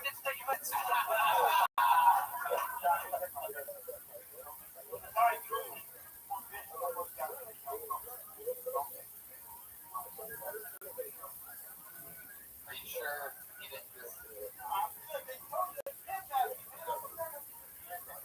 How did they find out about this voice? Okay, look. Nobody ever got to know. Yes. The final test they're gonna ask you, can we put a straitjacket on you without fighting? The kids say what? He said, yeah, because I want to go home. But once they get that on, they take you away. So the kids have to get the jacket on. Say yes, but put the jacket on. Say yes, but don't put the jacket on. Yeah, Then let you go. yeah, but once they put the jacket on, they're put me on the dolly like I'm like, What? There's a lot more to this story. We don't. There's a lot more here. We're gonna have to get that next time. I gotta ask one more question. I got one more question. When the cops arrested you, who kidnapped you? nobody. I was taking care of my. Did any of this happen? The U.S. Medical Center. How recent was this? Was Amanda Bynes anywhere near this situation? No, nobody. Okay. But I'm just saying I'm strong.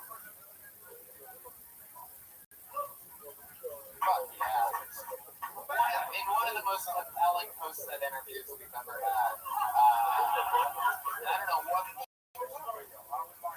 don't think you can make that up. That's incredible. In fact, I heard this story before. If you listen to track 5 of Machiavelli from Tupac Shakur, I saw this.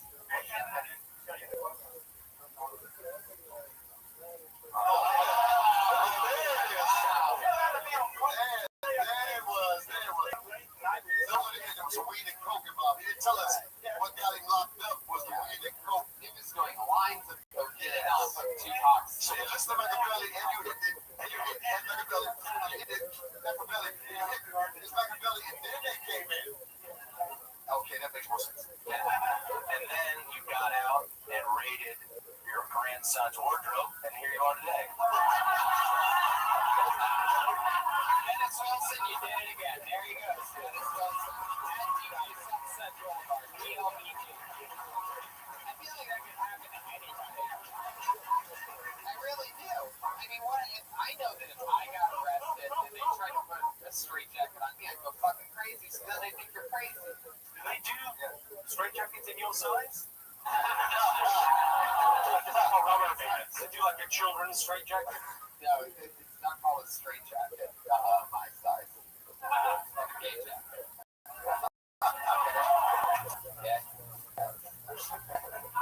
By the way, I made any of these chicks down, and only 3 people laughed at it. And for that, I blame you, audience. Downs to fuck? Ron Jeremy is here, ladies and gentlemen. Period for having a great Ron Jeremy. Some guy was in here earlier bragging about having 7 inches, Ron. Can you believe that? It's fucking cool. When you get on the show, 7 inches.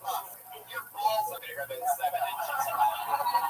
Thanks for coming out. We love them. I once roasted Jeremy in Toronto. I had so much fun doing it. They said, Ron, you're looking a little heavy. You didn't have to eat all this meat because you made the liver.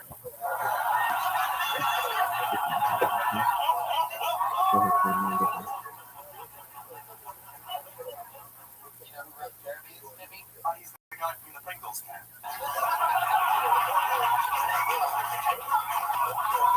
Ironically, he does have a Pringles can, but He uses that as a condom. yeah. That's fucking awesome. Holy shit. I pulled another name out of the bucket. He goes by the name of Ramsey Bonaway.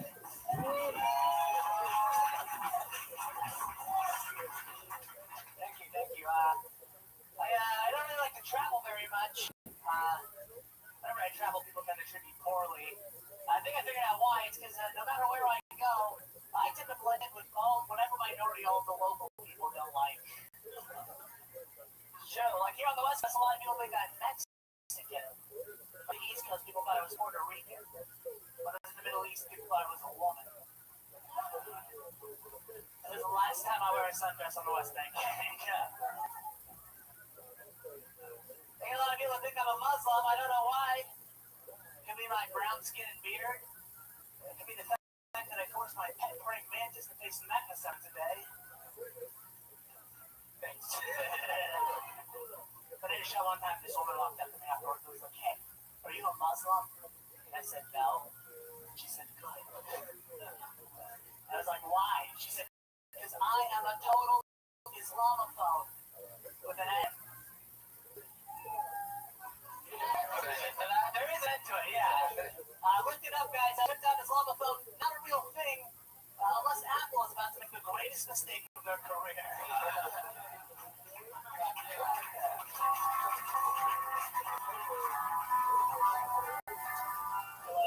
So what nationality are you? I'm Palestinian. Whoa, you're Brazilian. Yes. Still mad at my parents for fucking. Fuck yeah.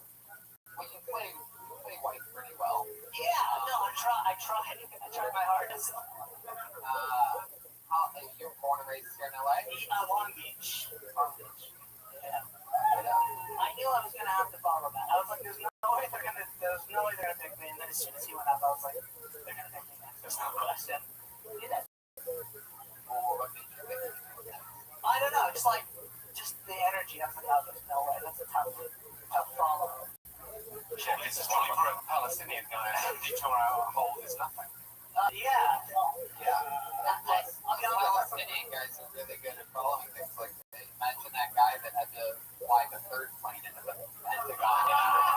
Like, I mean, That's true. it was like just a little blip on the map after the two big centers are already burning, you know what I mean? That's just like, oh, what the Pentagon? That's fucking crazy. That guy's like, how am I going to follow the World Trade Center?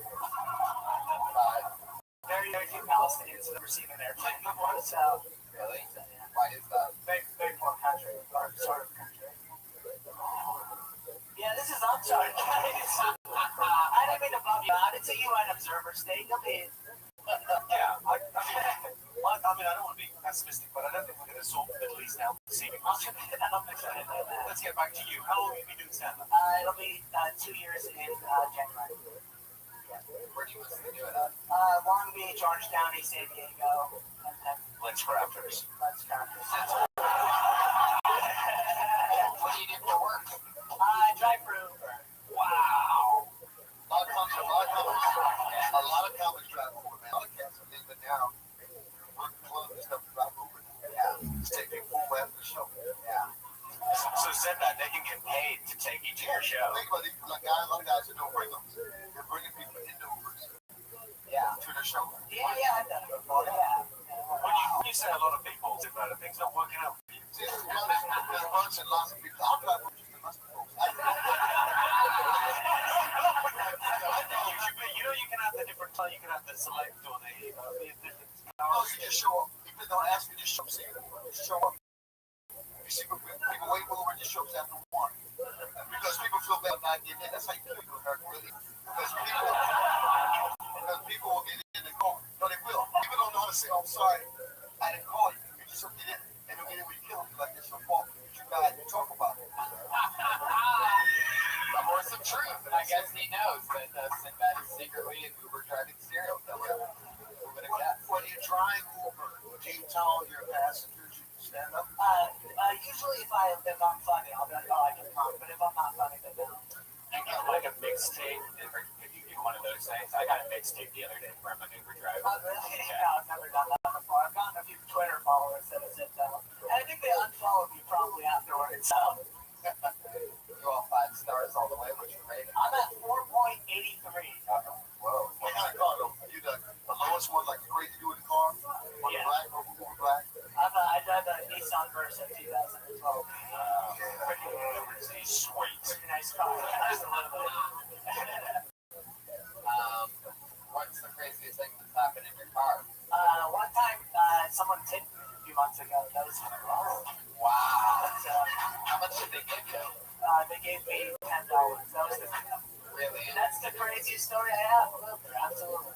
I would never do that. Yeah, I know. I don't want people breaking that principle. Like, it's a very clear principle. That's the one thing. No, you can say that. No, they do it now. Like in Japan, it used to be tip. We just don't want to. That's the reason why we use it. Yeah. It's really fun. It's funny. People will be like, "Hey, is there a tip function? Can you guys take tips?" And I'll be like, "Yeah." And they'll be like, "Oh, all right, man. Well, have a good night." And we'll just leave. Do people ever see you and ask, like, why is this cab driver driving an Uber?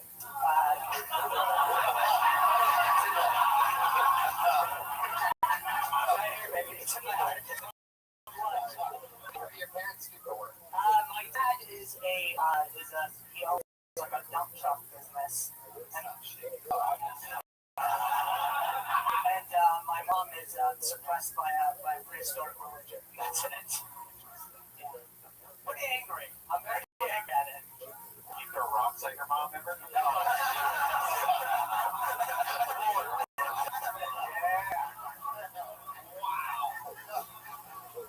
Do you? When she's not around. Well, that's fun, man. How long you been up? I don't care myself here. Well, fun times. Thank you very much. Oh, Oh, thanks. there he goes. He's on Twitter, Ramsey, RAMSB. Yeah, we're plowing through it, guys. Everybody's hydrated up here. All that. Hold another name out of the bucket. Oh, I love this. Here we go. It's a one name. Put your hands together for Jared.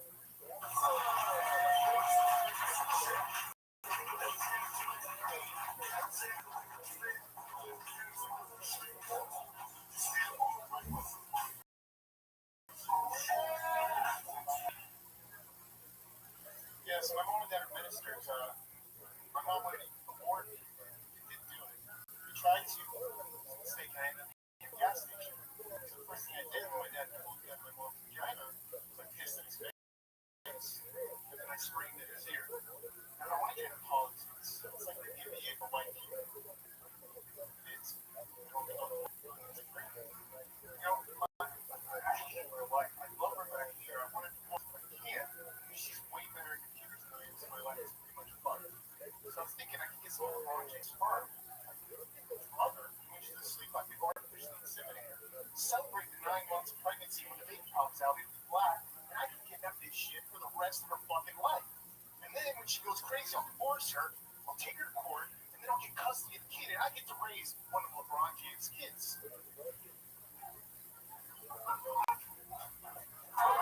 Jared. I have never been more disappointed in a guy named Jared.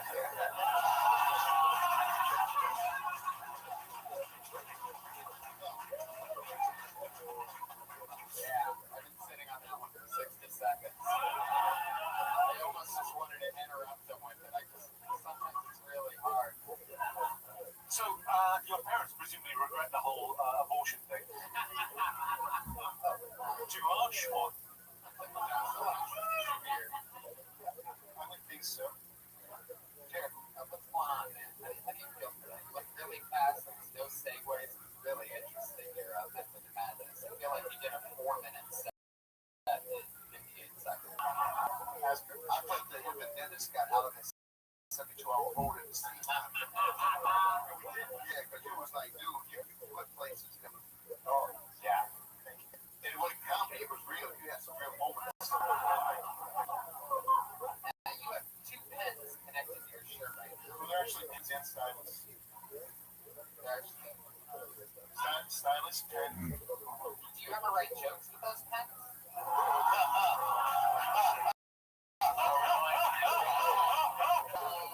Was it Snow Mama or Axe? What's that fucking horn at? Interesting. Sebastian, what do you got for this guy? What do you think? I was going to comment on Jared, but Jared's the type of guy, he said anything maybe negative, he'd stab you in the parking lot. Okay, stylist. Yeah. He's great.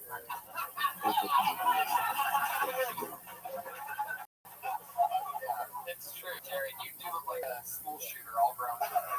I feel like you got away with one earlier on in your life. I'd like to know more about your history. Yeah, me too. Who you are, where you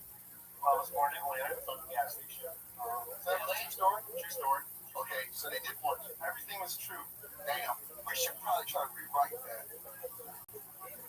Not so true. Okay. Yeah, that's a lot. They're both ministers. Yeah, they were. They were. One sort of retirement. They're not dead. No, they just retired.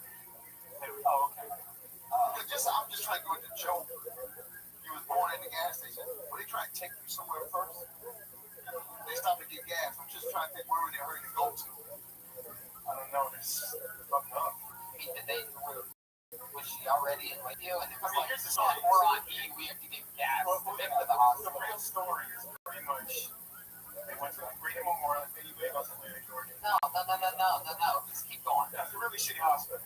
So they went to the hospital and they said, go home. Oh. And they said, go to the gas station. They said, no. For a couple of days, you don't have to pay for a couple of days. And then she started having babies. So they come back. John,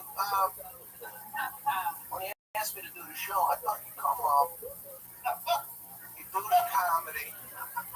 We give some maybe advice. And that was the thing. I had no idea that we'd be hearing about such deep stories. This guy was born in a gas station. He pissed all over his father. The other guy was in the hole. I'm stunned. It's what I like to call compelling. It's compelling. A little something to mix into all the funny stuff. I'm not knocking the show, Tone. I'm just amazed at how people are sharing. Can I ask a question? Because obviously, I think a lot of parents considered maybe Planned Parenthood and maybe getting rid of the baby. When does that come up in a conversation with a child? When did your parents mention, yeah, we thought about getting rid of you? I don't ever remember not thinking that. What year were you born? 1978. 78. So this You were almost born in 76, out of 76. Chevron. Oh, Chevron. You seem pretty intense. Like, I noticed like every word is like fucking angry. He said, yeah, I don't really know who told you the abortion story. Is this maybe something that you thought you I deserve to be aborted? Like, you have a lot of anger in you? Yeah, I'm a pretty generally angry guy. Yeah, you know what I'm happy. Well, maybe they were trying to hurt you. Maybe this is a rumor because even you pissing his face is a rumor. You weren't there. You don't piss in his face could be a rumor. So you're just taking on somebody's word. Did you tell you pissed in his face? Yeah. Were you doing something stupid at the time he said you pissed in my face? You weren't doing anything. Or you playing basketball in your school and your ass trying to breathe. No, what were you doing at that moment he said you pissed in my face? Were you like doing some stupid stuff? Or so he did it like he thought when you pissed in my face. At one point, no, because, they tell me the story. So, okay, now that's what we need. This is a story that comes out every birthday. And you go to the house every year, happy birthday, and tell them a story about pissing in the face. And then they piss the candles out. You know what you should do next time your dad brings it up to you? Piss in his fucking face. Just don't do it. Is there any brand loyalty when you buy it, right? Yeah, do you notice you stop in Chevron or in another gas station? Is there any kind of brand loyalty? Do you have brothers and sisters? Yeah, I got two brothers. When they all born at a hospital? Most people were born in hospitals. Me and the other one, I was born in a gas station. Oh, so that's not your fault. This is your family's only thing. Your family has a time issue. Jerry, how come you didn't go by your last name? Just out of curiosity. You don't like it, or Do I need to? no? Yeah, fuck you. I think when you're a comedian, you kind of want people to know who you are. I mean, I'm just curious. If you don't like your last name, what is Well, I don't like my first name Jerry? anymore. I used to like it. Right. No, I just use the first name. I think that's a good story, so you just work with it. This is my first name. Oh, okay, all right. Sometimes it happens.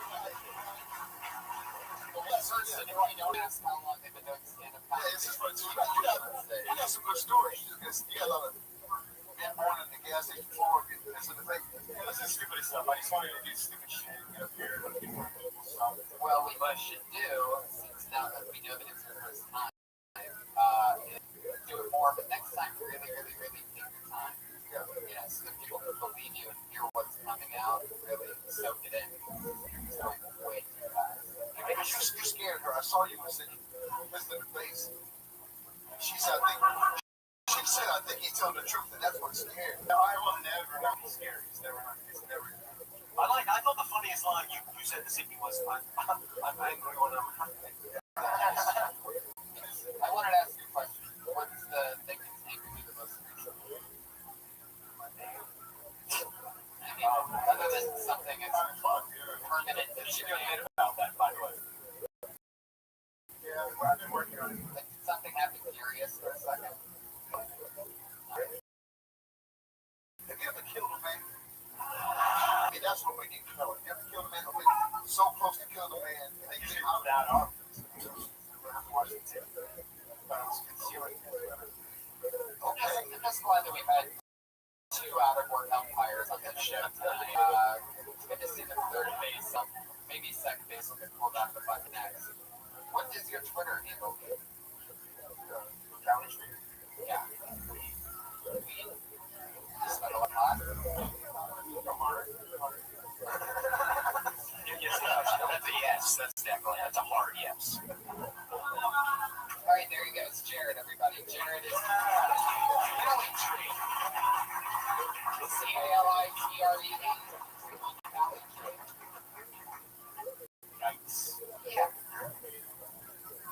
Crazy, right?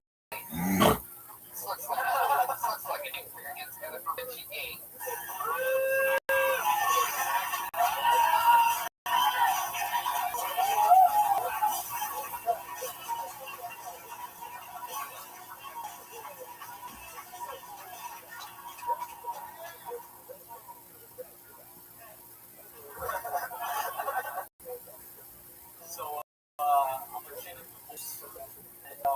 My parents got divorced exactly that. They were like, Richard, it's not your fault.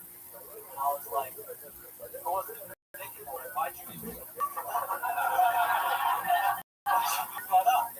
Apparently, whoever's fault it is on the forefront of your mind, And they got defensive. They're like, well, it's not our fault. I was like, well, whose fault is it then? And we bonded and we decided it was my sister's fault. She's always been a bitch. Fucking Jewish? No. Yeah, so, caused problems. I go to a couple of AA meetings, alcohol conferences. I stopped going though because they're boring. All their stories end the same way, Couldn't hang.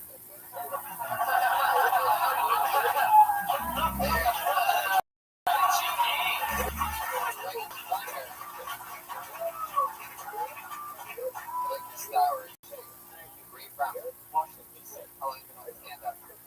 7 months. Wow. When you get the chance to say it, it feels good. I said earlier to Josh, I go, Sinbad is the only guest tonight who's done the show before, and that feels so sad. Like, it's just fun to say Sinbad when you get a chance to say Sinbad. Like when you're doing something with Sinbad, like I almost did it later on when we were texting, like being like, right, well, I was going to say it again. I caught myself. I was like, what a big deal, just texting Sinbad. It just rolls off. And then Sinbad on my phone too, and every time I see it, I'm like, I can't believe it's fucking Sinbad. Like, I can't believe that it's actually you on the other end. Like, it's fucking Sinbad. Amazing. So yeah, I agree with you, Rich. You can get the chance. You said that. You throw in the fucking Sinbad. Yeah. How long are you in LA for? Wow. Congratulations. What part are you living in?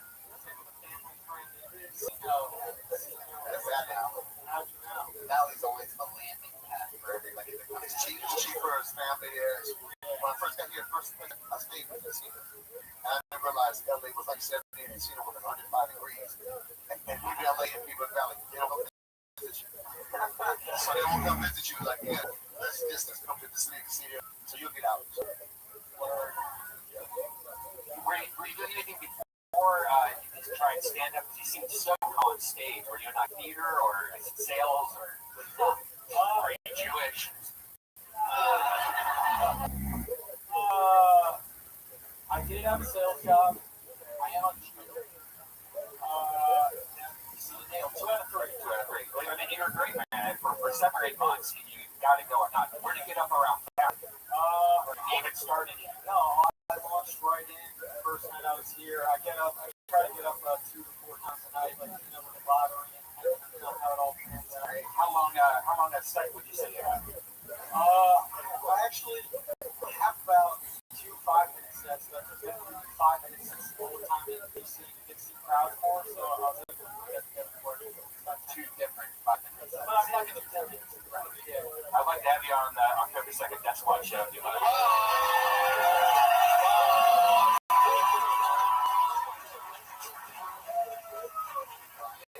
Showing some Jewish love. Our German over here. She's very beautiful. Yeah. Thanks. Nothing much to add. Was it good? Really relaxed, really know your stuff, talk about personal stuff right off the bat. And yeah, for the young comedians out there, just take a look at kind of how he came in. He owned it, hit his head on the thing, didn't bother him. He just went right into it. And I'm not like that. Nice. What he said, you go 20 seconds late. yeah, definitely wise beyond your months. What do you do for work? No job. Oh, you're a comic, bro. Yeah, all Yeah, I'm man. trying to not work so bad for anyone. Don't work, man. Like, dog walking, I don't want a real job. I hate serving tables. Webcam porn. Dude, I mean, if I can work like 2 hours a day and make them, I think you could probably get a job as on Jeremy's stuff there. Dude, You're about the right size. he hasn't laughed at anything. The whole show. It's like right next to him. Just dead the whole time. Oh, yeah. It's nice. He's got a boner right now. All the blood. He can't laugh and have a rock dick at the same time. And all the blood. It's like, but no, Ron loves comedy. The best. Yeah, the first, me and my friends found porn called The Zombies. It's trash. We watched it together. It's on you, buddy.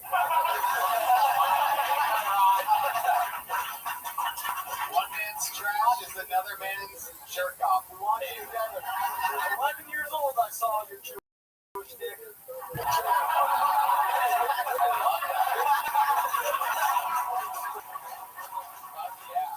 Was that a separate story in the end? No, I saw it and just nostalgia came back, man. All those good times with my boys watching on Jeremy. Fuck. Keep it honest. Really Very Christian. How old are you? I am 25. Yeah, I got a baby face.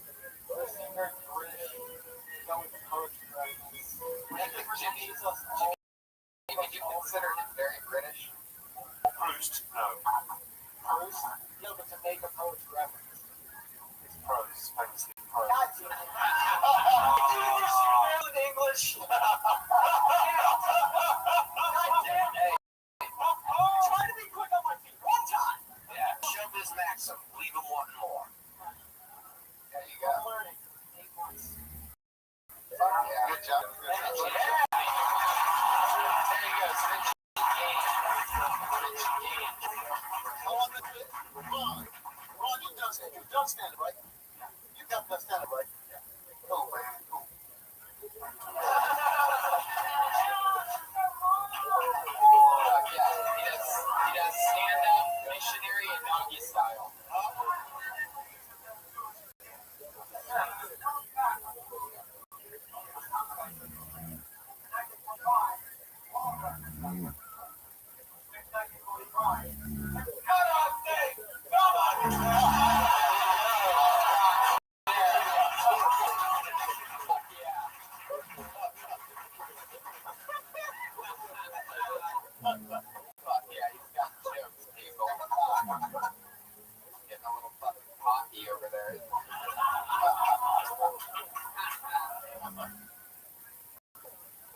Yeah, whoever names get ejected. I pulled another name out of the bucket, and his name is Adam Allgood.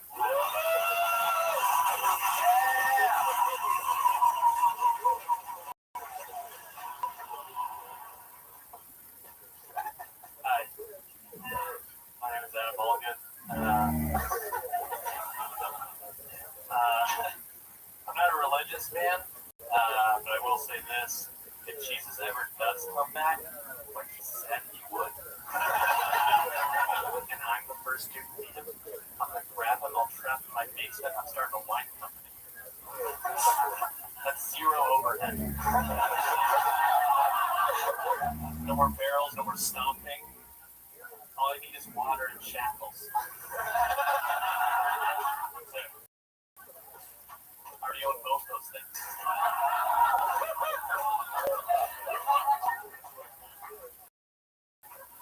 Fabulous. You have to forgive me.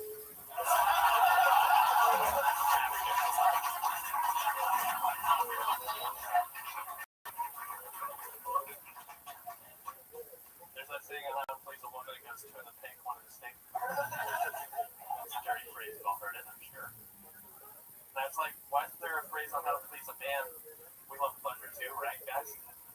You guys like pleasure? And then I came up with my own phrase for men. It goes zero in the schlong and five in the asshole. Yeah,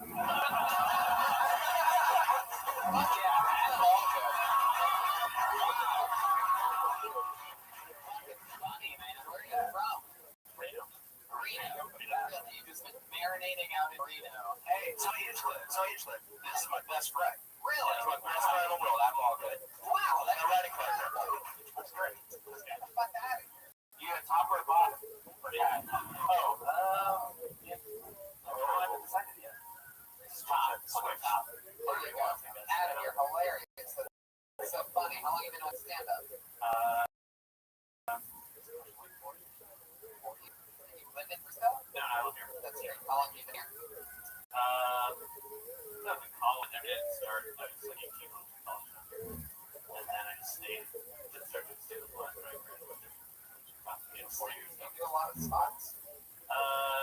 Do a lot of bikes. I don't do a lot of like fun stuff. They're so funny. You know, hey, I should. I hate to do more of it. anytime I hear 98% of the time that I hear a Jesus joke, I hate it. And I fell into that 2% where I think it really helped you look like a painting of Jesus from the Middle Ages. either that or if Tom Green got hit in the face with a shovel. I've heard both those things. I bet. Especially, I'm guessing, with Tom Green with a shovel. Yeah, every day of my life. Yeah. I've heard people say it's all good, but this is really complicated.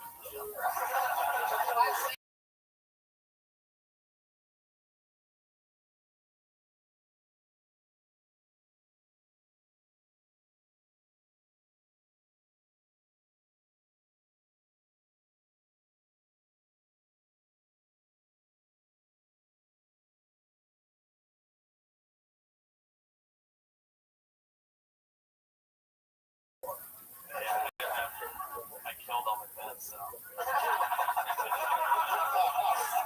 love the sense of humor. He's my writing partner, man.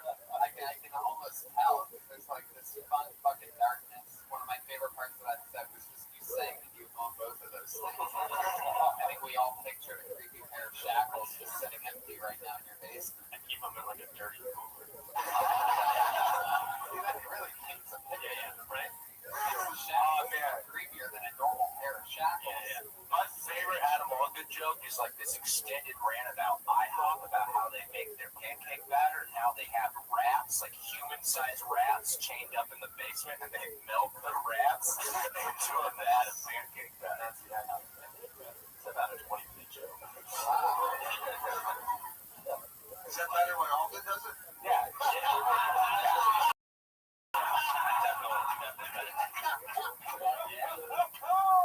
Batter up.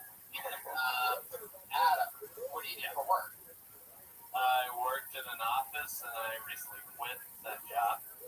So I'm nothing right now. What was the office about? It was medical billing. Oh, do you ever call people and ask them what? that. It was more just like people calling it like papers and shit like that.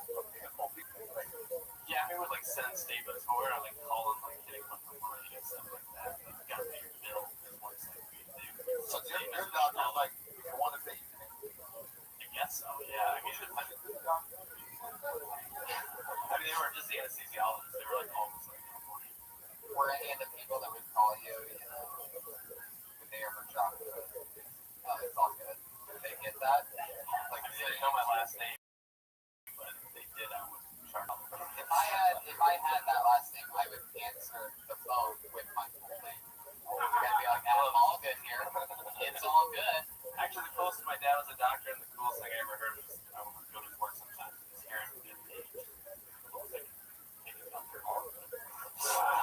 that's fucking awesome. Much better than doctor, you're gonna fucking die. Yeah. What kind of doctor was he? He's a radiologist. Yeah, Probably would have, by the looks of your face, I would have guessed you were around a lot of radioactivity. He brought me to work every day. I didn't go to school. Anything Right else? next to next. Anything else for Adam? All good, guys? I very much like how dismissive you were of your father's profession.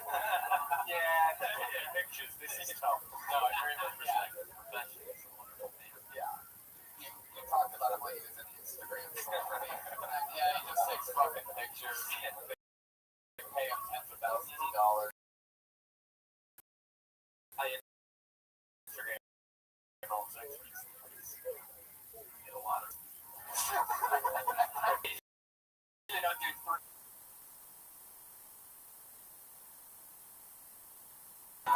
one last thing, just love the way he came and started, took a beat, gave his name, timing was really nice. Yeah. I think a lot of people overlook that. Like those first few seconds. So critical. It's one of, again, watching Sebastian.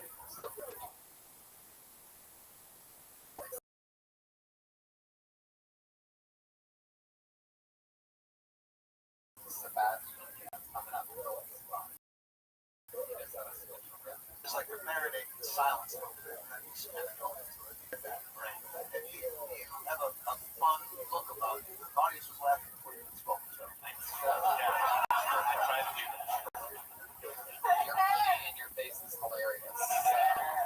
You have this particular ideas. Right? Is that a thing? Yeah. Little pieces. Yeah, no, you've got, they're all there, yeah. Oh, yeah. Well, there he goes. Adam Allgood. He's on Twitter. It's all good. Adam. Guys, every single week we have two regulars on the show, and one of our regulars is in London, or no, Paris, France right now. The great Audi McCoskey, who just celebrated her 20th birthday. She's not going to be able to make it on the show. However, so we're going to go straight to our other regular. Now, this is a young lady who we had two regulars before for 2 years, and they right perform in 60 seconds every week, whereas everybody else is the bucket. And those two, those two went down. They were on the show downstairs instead of being on this show. So we have two new regulars. One's in Paris, the other one's here right now. Like her fourth or fifth appearance, writing in these 60 seconds. Very new, always fun. They always nerve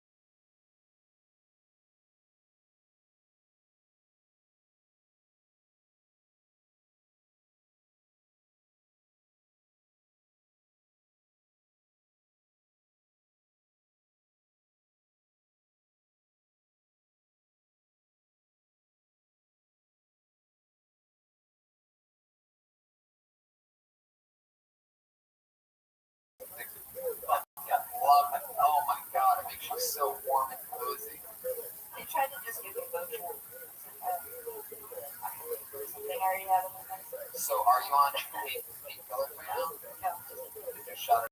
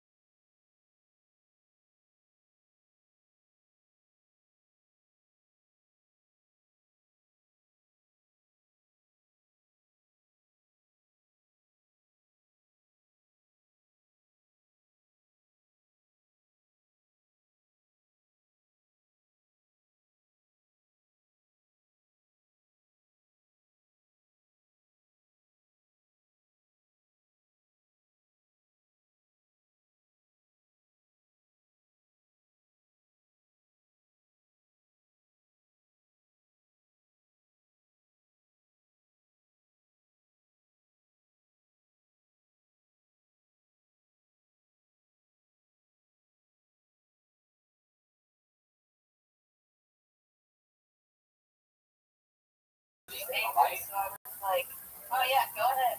I don't know. I don't know really. I understand what she's saying.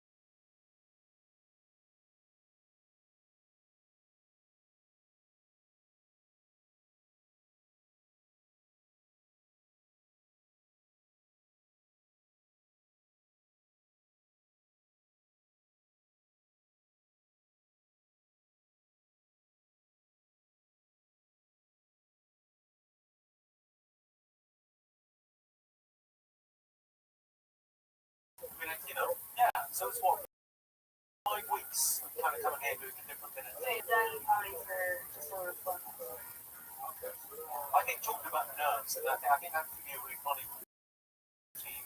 I'm going to go further down that about being not being well suited to this. I think you get nervous. It's quite funny. I think it's very relatable. Maybe not to an audience full of comedians, but when you talk to people that are comedy club, I never do that. And you know, you talk about being like Jesus. I don't think I can. You don't need to worry about focusing on it too much because I think you'll always be able to talk. Our nerves does sense that. So if you're calling out the elephant in the room, then you got it. It's like the guy that said earlier, like, I don't want to be known as the well. He sounded paid the entire time. Oh, that's what I said that. I was trying to say that. I was trying to say that. I want to say, I know. Yeah. I know. Yeah. We all stage shock. So instead, we're all thinking it. It's like we're not getting around to it, but people are still going to think of him as the gay comic. So you might as well talk about being nervous. You know, you just said that in your voice. No, yeah, no, I know.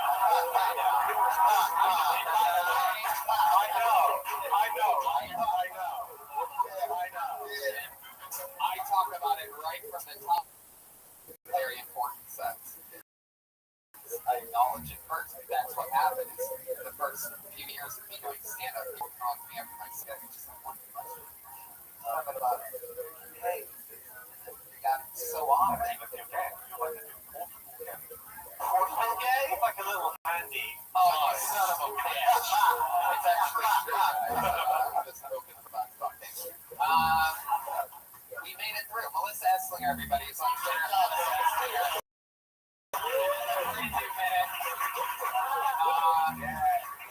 We see the trolling of tonight's episode from Ryan J. Ebel, the amazing artist who drew this picture from the start to right now of this. Look at that. That's you guys. Jimmy Carr, Sebastian, Ryan Reagan. Pat Reagan's on Twitter at Patty Reagan, Josh Martin at Josh Martin Comic. Thanks, Pat Reagan. What do you guys want to promote? There's over 100,000 downloads on this podcast per episode. This one's going to get like 200,000. I'll be in Seattle at Washington. Actually, it's outside Seattle this weekend at Skagit Casino. I'm checking it. I'll be Seattle too, man. What's that? Yeah, somebody let's go to Tacoma, man. Tacoma. Yeah, he's a coach. Hang out with him. I had dinner with Sebastian on Friday night. We'll go to that flying fish place and put some fish at us. Let's do it. Yeah. Let's do it. Rock. Sinbad Bad. You're Sinbad Bad on Twitter. Yeah. Sebastian Comedy on Twitter. Sinbad, anything else you want to promote? Seattle, I'm going to I got a band called Steak Nasty Man. What? I gotta come up and see that. It's playing in the Valley, right? We're playing the Valley. We're playing on the road, man. We're going to do Was it the Stank Nasty? I know from that was the name of my guy. Like, y'all don't get that. Y'all like stinky. We're stink nasty. We're so nasty. We stink. I know it makes no sense where you're from. But yeah, we're so nasty. We stink.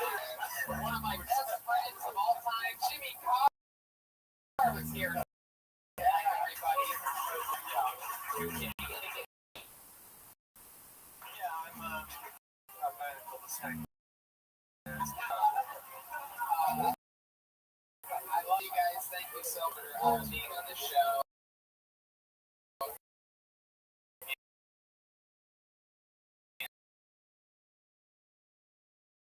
And thank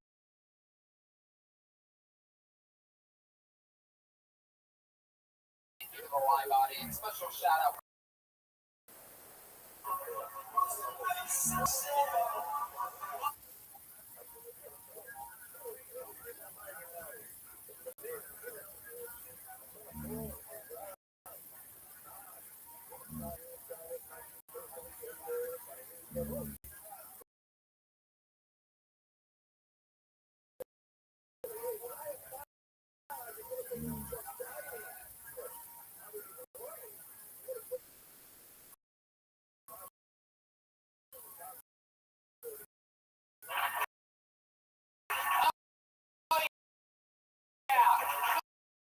Yeah.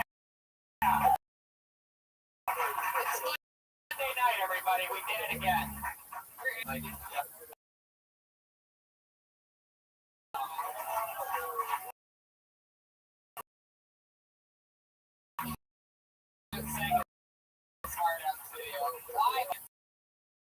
crazy that we do this every Monday. Brian Redband is here, ladies. So much fun. Keep it going for your house right now with a blank sheet of paper. Ryan Jacob here. Oh, yeah, the end of the concert for tonight. Sure, for May.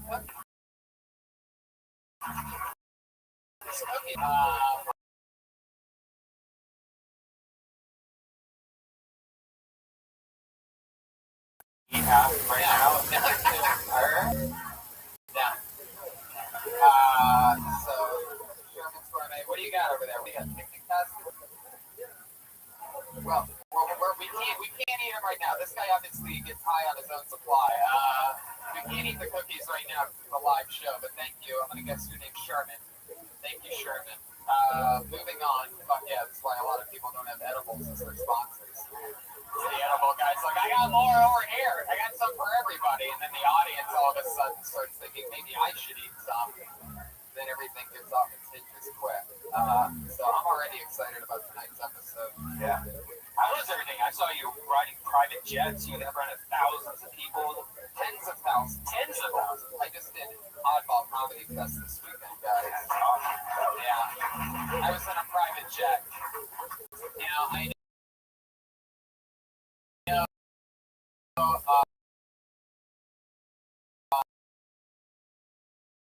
you guys don't know what it's like private jet.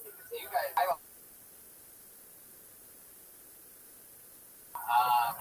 so they're on a private jet. You're all friends with them, and it's just a bunch of comedians on a private jet. And what ends up happening is you just talk about being on a private jet. You don't really have any other conversations. You just keep going, holy shit, this is amazing. And then you go into, of course, like how the Rat Pack was on a private jet. And then you end up asking the one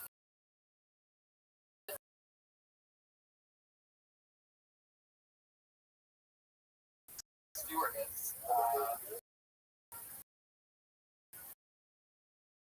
who else has been on the private jet?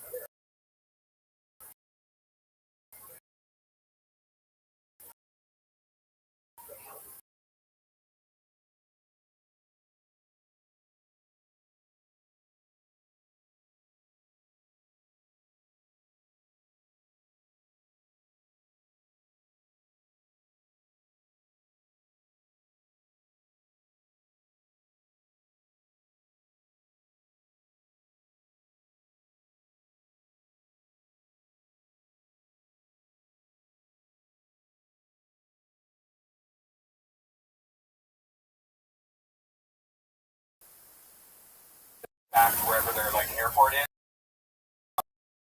and then have like and go, hey, for $500, I'm ready to go to San Francisco for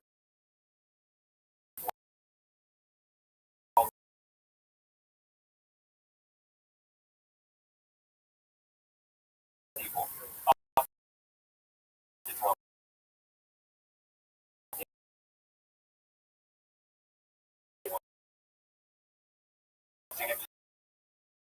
It's like right now, the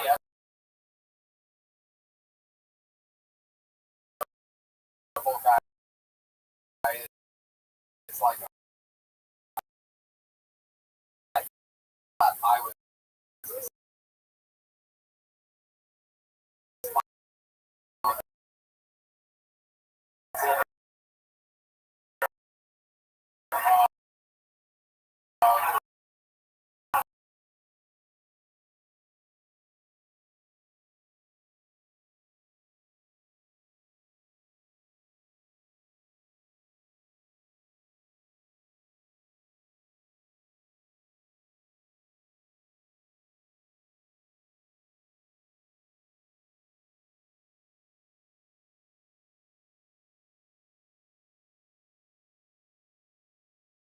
Not to be back with Benji, but I cannot be an asshole.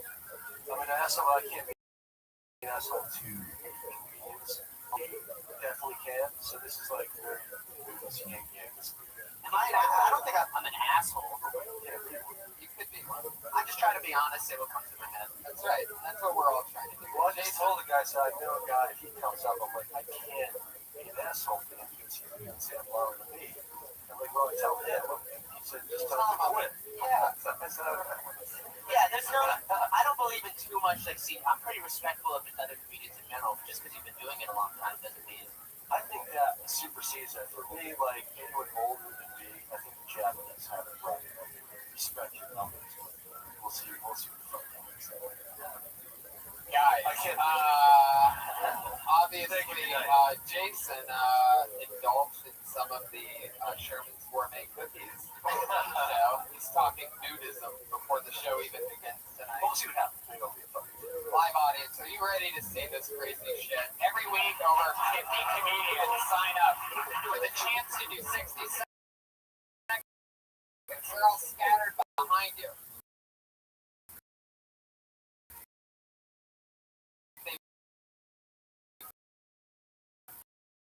They're picked, they get 60 seconds. Stage time. You know your 60 seconds is up when you go. Yes, sir. All right. You skip. That's the question thing. Get a little deep step. Thanks, guys. Come on, that's the question. Ask the question. I can load the soundboard. What's your least favorite city? We haven't been asking questions. Comedians, what's your least Look positive. What the hell we just talking about? We should Let's positive. say fucking homework, so about an hour ago. So it's a real slap in the face? yeah, well, he just wanted to just do it to get it fucking done. I don't know what to do. Go to a fucking grade school, once one kid, do your fucking homework. Oh, it's Rob Halford. Judas Priest. Can I get your autograph? Tap. I don't have a least favorite city, but you're my least favorite. Oh, that's set us up for that one. Or some truth. But I do love Priest, though, for the record. Pat, what's your... All right, Benji. Hey, video. Oh, cool. Benji made a pilot with Lester. Love it. Yeah. Yeah. You have. Oh my god. Oh my god. Wow. That's the cat that lets you know your time is up. Comedians, can you hear that after 60 seconds? Wrap it up then, or I'm going to bring out the angry West Hollywood bear. Yeah, there it is. That's what it sounds like. So don't go over your time, or else we're going to have to hear that. Yeah, wait, I'd like to answer his question. Yeah. Not money.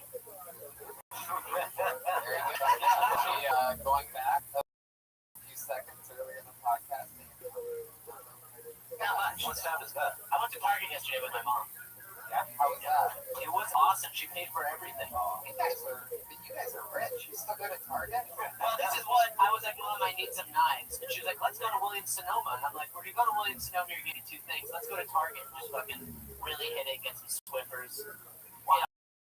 All my marks. Wow. How much did you spend at Target? A lot.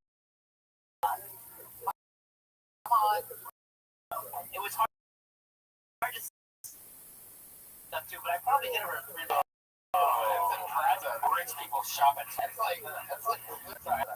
Wow. That's impressive. My mom made bring it all inside. Pulled up to the... No, I took so long to Target that by the time I got home, the day was gone. Wow. So now it's just piled for her to get back there next week. Fuck yeah. What's her name again? Dolores.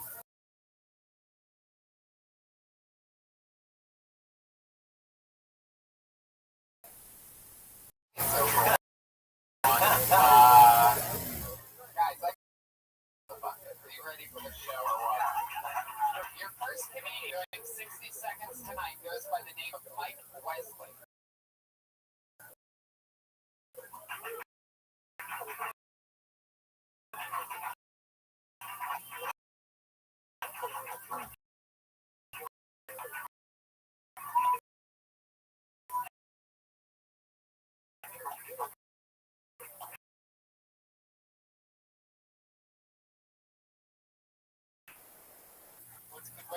more confident? More confident?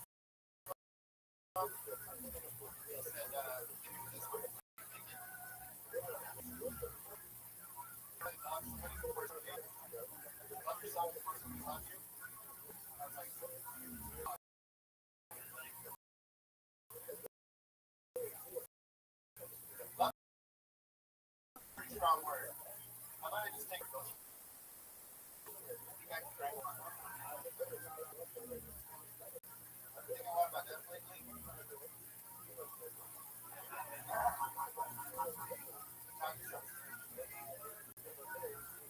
Think about which one of my friends were gonna die first. I hope it's me. Yeah. Mike Wesley. Well, why do you hope it's you? Okay, how does the rest of you? I didn't want to go to my friends. I don't think they miss me enough, so I hope they all die first. I don't want to pretty well.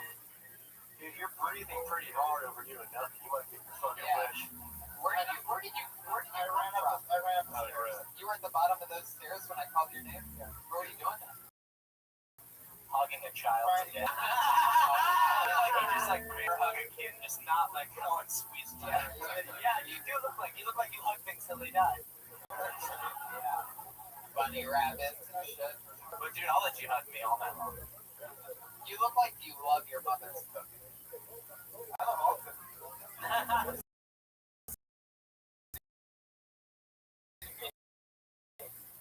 Yeah.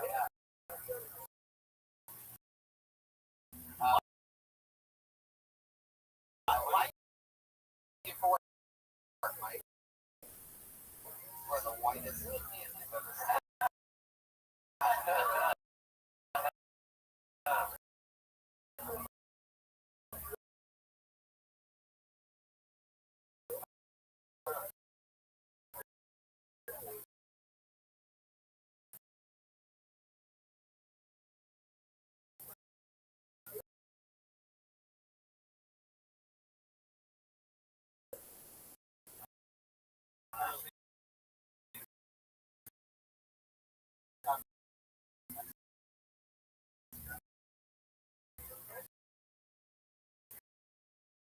Really?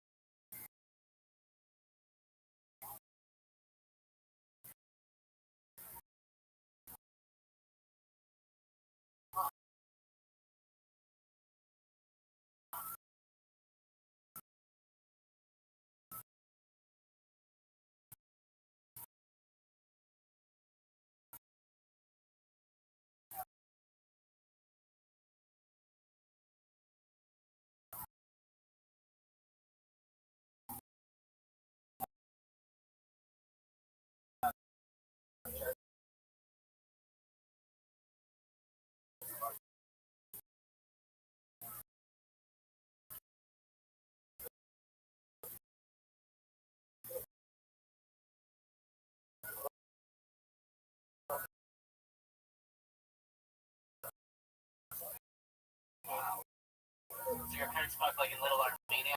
I'm assuming that's where they met.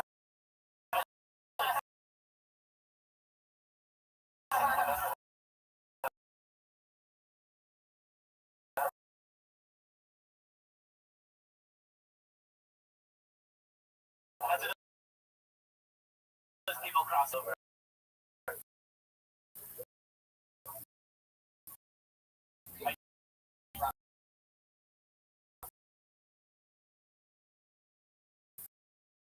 From LA.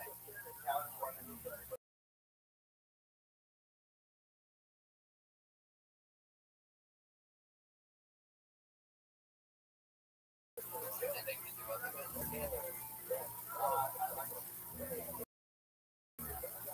oh my god. That's adorable. Yeah. Yeah. Has it really been that long since you've been here? Swing down. When's the last time you went swing dance?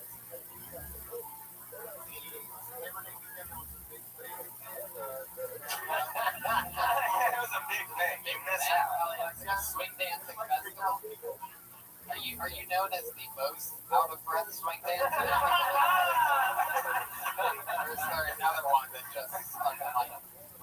oxygen tank. Yeah, it's like we're dancing with an oxygen. I don't have the time for it now, so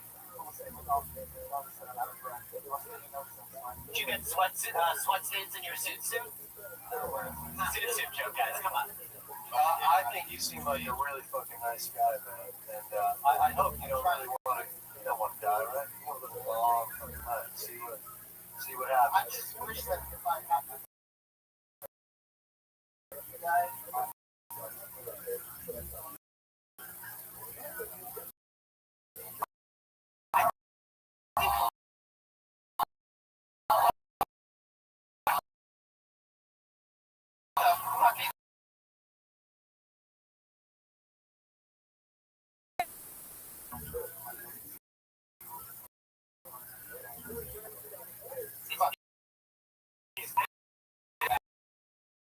Shut up back there. Is your life like the nerdy version of Swingers? Instead of Vince Vaughn, John Favreau, you're all just like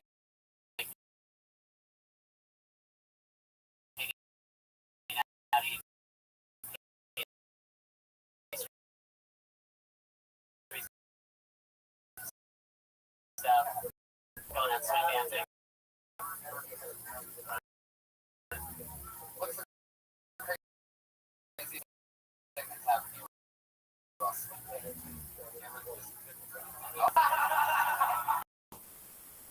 The Balboa? Holy Balboa. It's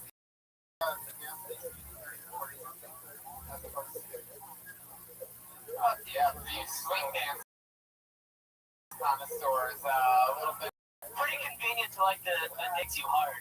I don't tend to be a connoisseur of the dick hard genre. Comedy. Serious question. Do you? No, not really.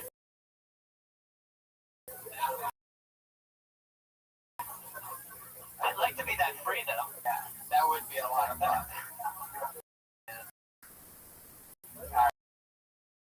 I'm gonna do a dumb joke, but I'm failing at Mike, piss off. Yeah, exactly. It's true. Mike, when you've been dancing with the bone, have you notice sometimes, like, do they ever like scream?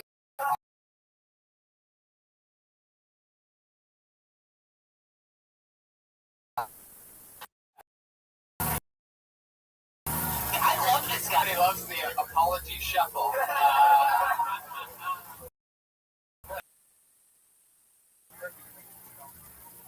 And you've probably got more odds than any comedian I've ever had on this show. And that was mostly women. He's confessing that he boners on unsuspecting women. And he's so likable that the girls are like, oh. Fuck yeah. You can tell. Man, you could tell, like, I feel like you could be on the face.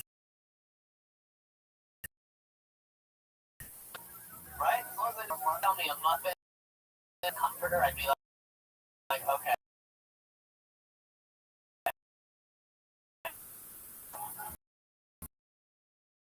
Do you have a whirlpool or you about the moment? I don't have to. Is that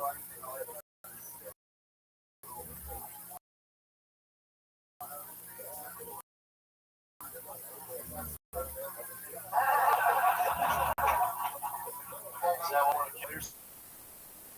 I never said I wanted to kill myself. I wanted to Accidentally. Yeah. So it's also like bridge.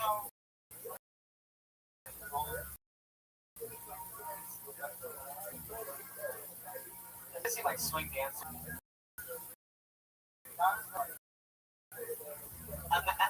Imagine you start swing dancing and then people that all start dying. And then you're like, oh, God. I wanted a whole new happy life, but now all my friends are And the dying. other lady on that swing dance, all of a sudden you have a boner with the old lady. It's like, No? I haven't felt that since the condom administration. Thank you. there are some adults. oh, Shit, for a while.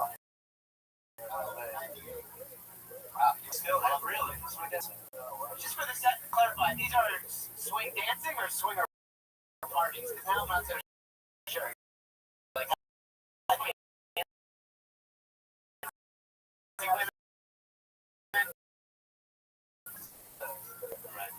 I love it, Mike. Funny. We can make fun of that idea because we all remember it when it was popular in the 90s during the movie Swingers and all that shit, Swirl Nut Zippers, but we all kind of moved on, and you have it. That's a good angle. And that's actually like a thing that you could talk about, like how you're like the last person to own that soundtrack still. It's been 20 years, and now I have a cherry Papa Daddy in my pants. Wow. I don't even know what that means, but it sounds like it's art. It's a boner reference. There was a swing band in the 90s called Cherry Papa Daddy.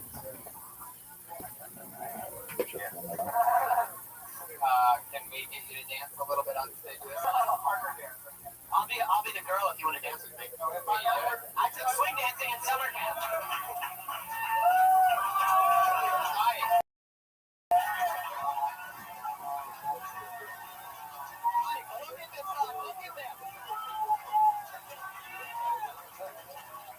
Look at them in their fucking eyeballs, Mike. Don't look at me, Mike. Look at them. No, I have no problem. I have no problem dancing with guys, but He doesn't want to boner on me. it's like when you're a comedy. It's like when you see your comedian and someone goes, "Hey, tell us a joke." Wait, you swing dance with guys? Do one move. You can do one dip with me, one spin. Yeah, come on, one dip, man. Just dip, just a dip.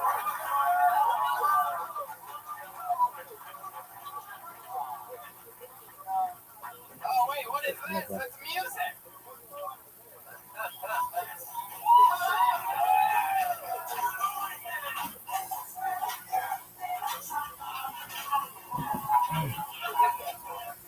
Next time I'm on, I'll bring somebody that's Oh yeah, do that. Come on, Mike. Look, you're so lovable. All these people that have been awing you all night are now booing you. If you gave them 5 seconds, they would all have. I asked him to stop before he started. By the way, I have no idea what he just said because I was listening to Jason.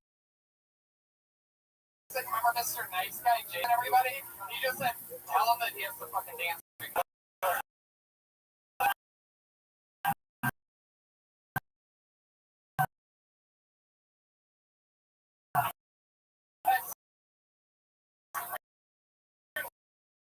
God, it's a messaging.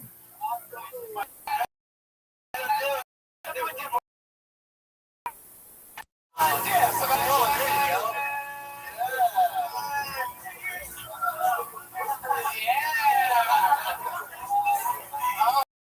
Oh, shit.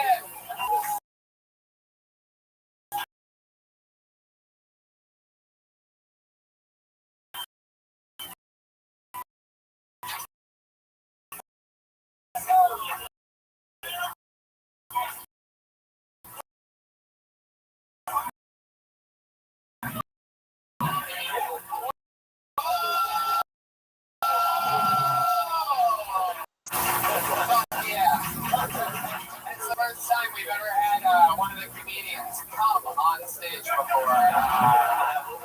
Another piece of Phil Tony history. Mike Wesley. Follow him on Twitter at MyQWesley. Look at PSLEY. That was fun. Great job, Mike. Thank you to our special Your whole stand-up is about how fucking gay it is. I can't remember that. I wrote it back when the shit started. Did you guys have to go? Like, I went dancing once, because when that was popular, like, all girls wanted to go. I didn't actually do that once. I got a swing dancing patch in summer camp. Yeah, the truth is coming out now. Really? Well, swing dance. That was my focus. I remember it being more like this. That's it. Yeah. I can show you my style. This is the boner kind. I know it's the one. It just seemed like the dude version. Yeah, I think this whole swing thing is a ruse. No, it's legit.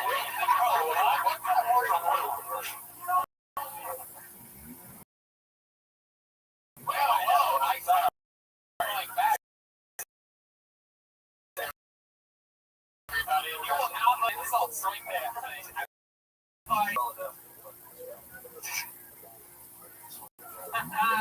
Dude, if you had swing dancing in your back pocket, that'd be cool. I probably have it somewhere. Oh yeah, Red Man's definitely one of those guys that like waits until it's like the time to steal the whole night, gets in the middle of the dance floor, starts Travoltaing out. Yeah. We finally invite Red Man to a wedding. He does the tango. We're like, Red Man, we never did this side yet. I learned it from Mike Wesley. Guys, I pulled another name out of the bucket. This comedian goes by the name of Jonathan Aru. All right, Jonathan.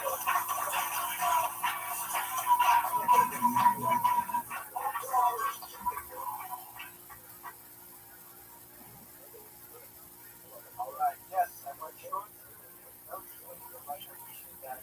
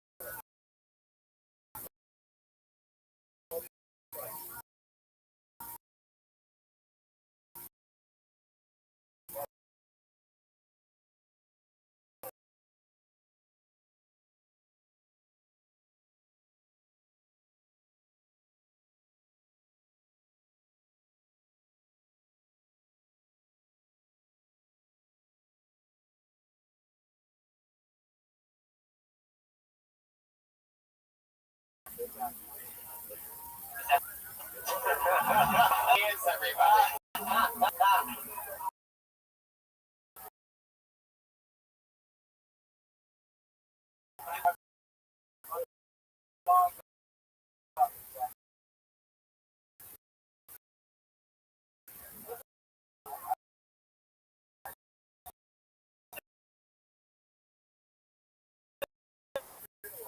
They also dress like 90s version of laundry.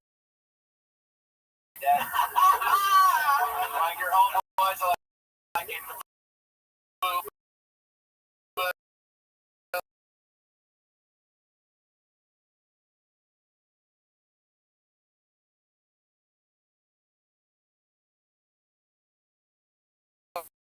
fucking stand up. And I think something tells me fine. So you're just gonna have to ditch. I mean, you're making shit up. It doesn't mean you gotta go. The quicker you get rid of that, when you talk about your grandfather, your fucking where you come from. The faster you do that, the better off you'll be. I mean, 1,000%. Because I can tell you're probably a real deal comic and feeling that. And you just get rid of the fucking horseshit. Good advice. Yeah, it is good advice. Listen, have you ever started cooking before? No, he hasn't. Not a huge fan. I'm sure I've done stuff for my mom. What do you answer? What does that mean? I've heard of talent. Okay, what do you do the other 11 months out of the year?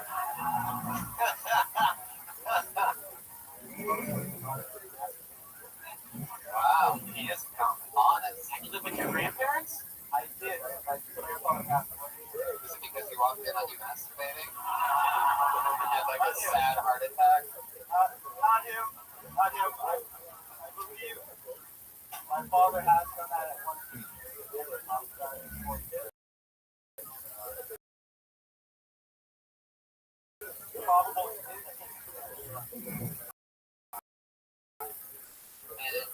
your dad do for work?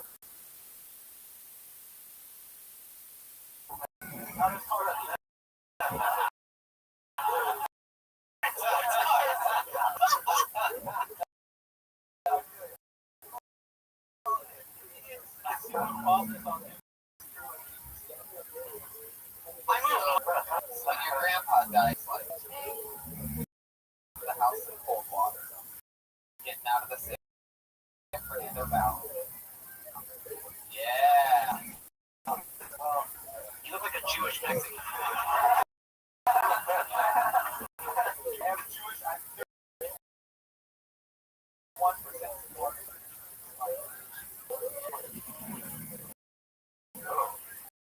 You don't gotta explain Dark Ages to me, dude.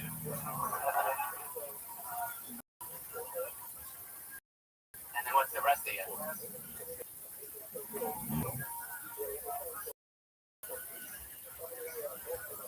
To people who don't respect women. You have the face of like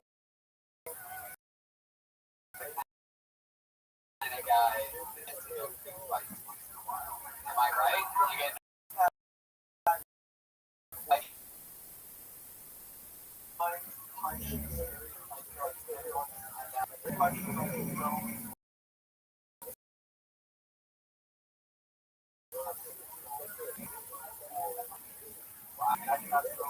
wow. Yeah, like I'm not a punk guy. Not gonna be able to do anything.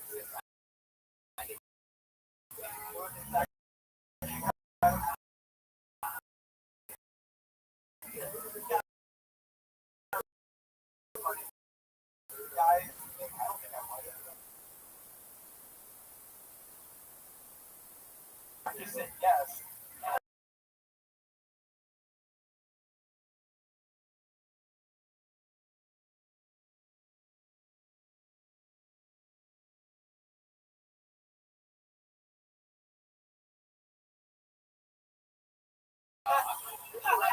Right when you thought that it doesn't get worse than a normal punch to the face, you find out that somebody can just fucking leave it there. Just fucking like push your head up against the wall afterwards. I'm surprised those eyebrows didn't just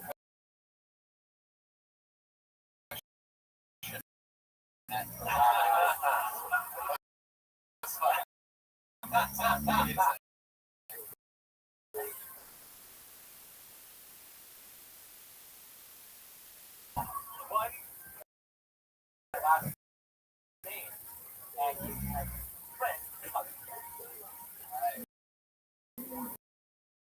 Go by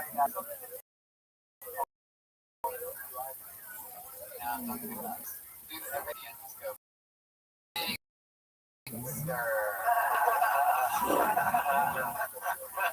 Jonathan, what's your second favorite thing to do at the stand-up comedy?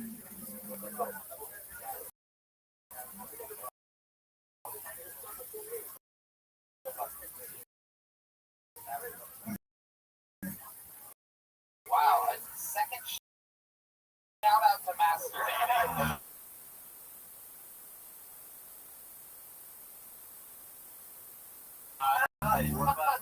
You're supposed to yourself, though. What's your I'm gonna stay like. By the way, what the fact that you said that you had a feeling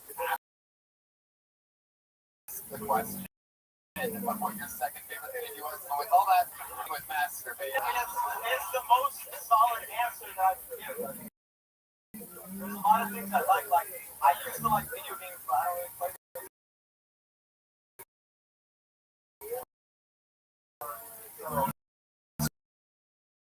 I don't know. Yeah, did you tell by his outfit? It's called maturity. Really wearing like a fucking massive business suit right now. Short, a white jacket that can just absorb without discoloring any finished product. Let me point out. What the fuck is that? Show the audience, not us. Stay, guys. What? other thing that you don't see on Last Comic Standing. You have to go to a real gritty show to have a guy that proudly shows pumps on his shirt. That's how it comes.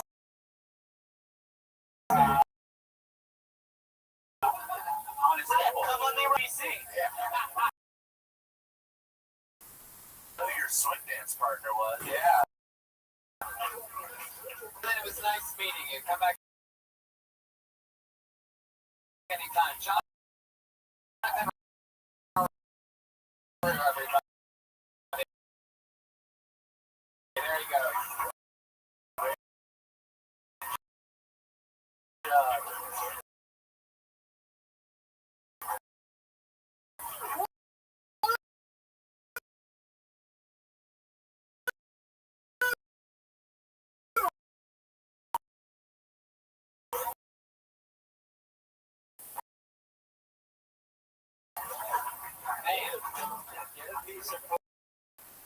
I mean, I only did it when I wrote new shit and started fucking murdering all the time.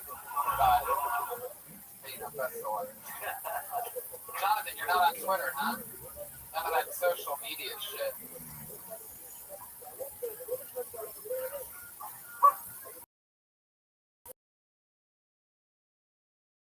Oh, Jesus. This guy just jerks off all day. That's pretty respectable. He finally gets an agent, and they just like, you follow a whole lot of whores on.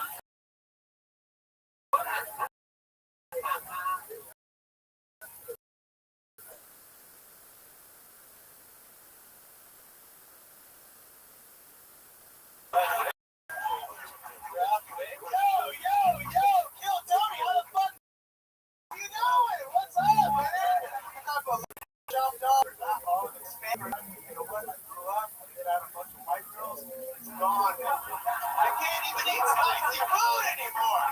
All I have is taste for white Starbucks. It's all I can handle. It's like a disgrace.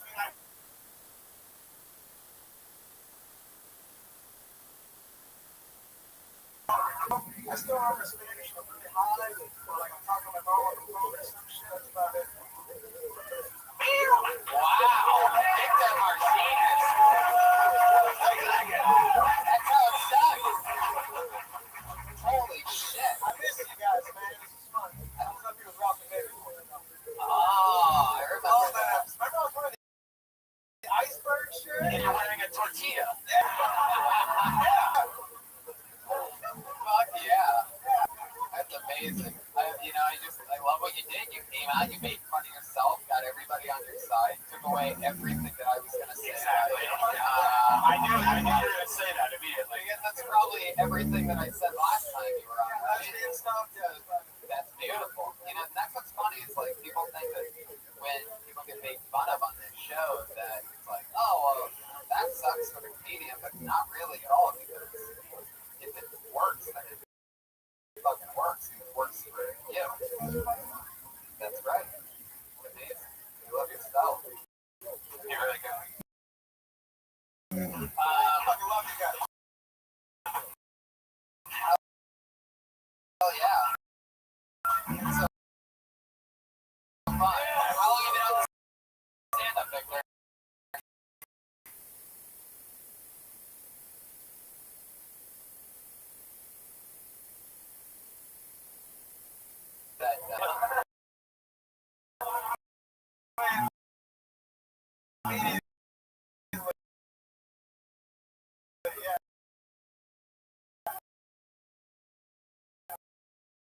Very impressive.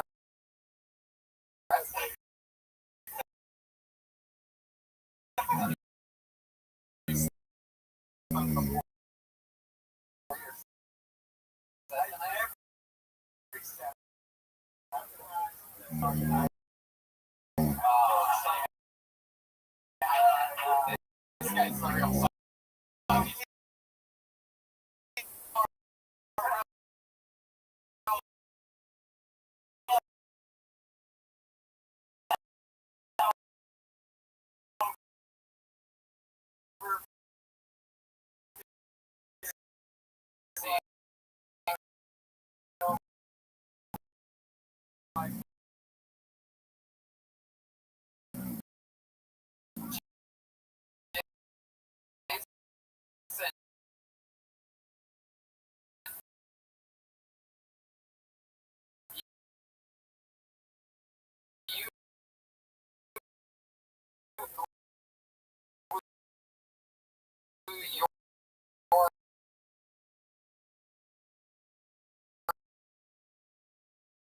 I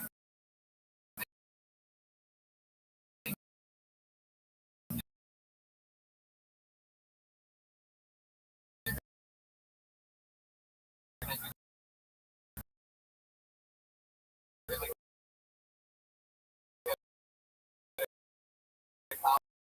comedy on Alaska.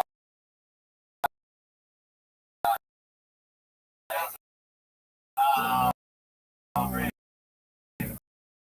but they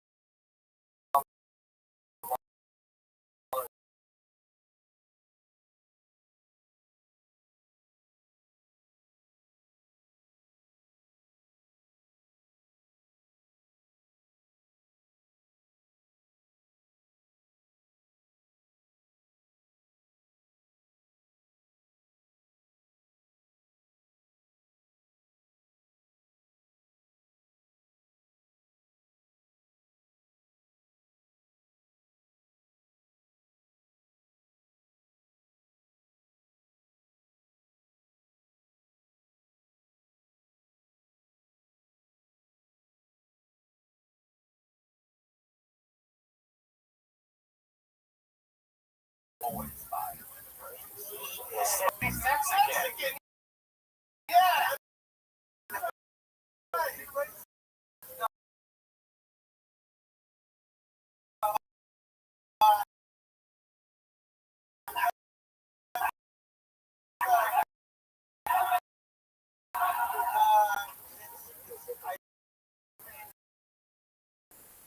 Got Trey Overland. Shout out to Overland. I want to give a shout out. That's like the first time we heard that one. Let's go get yogurt. Why do you guys go get yogurt? You really have never had a good time.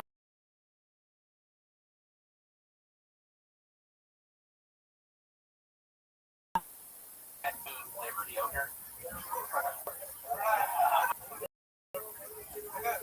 Um,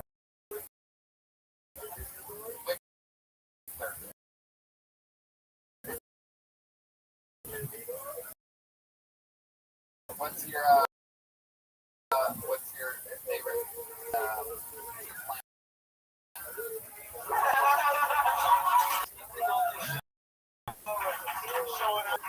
Like, what's like your main goal? Like, if you could do anything in the world, like, what do you?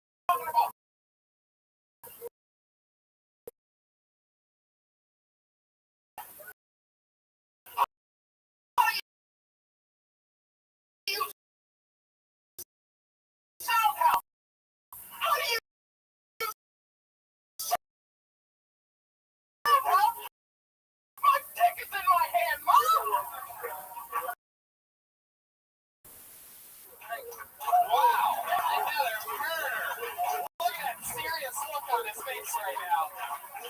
I love that. On his face like he just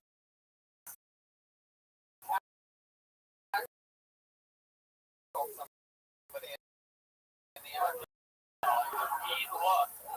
I love Alan Peterson.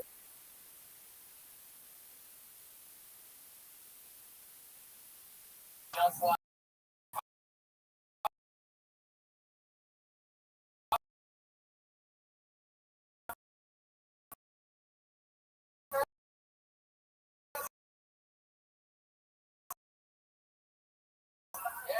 great energy. Yeah, fucking the internet anyway. He's really tired. So you were working in Detroit 2 weeks ago. You quit your job at a movie theater in Detroit. Said, I'm going to chase the fucking dreams across the Wow, this is my favorite type of story. Where do you live now? I live on a couch. Yeah. At my friend's house off of now. Yeah, that's the couch that everybody from the Midwest lives on when they first move out. Always in the back.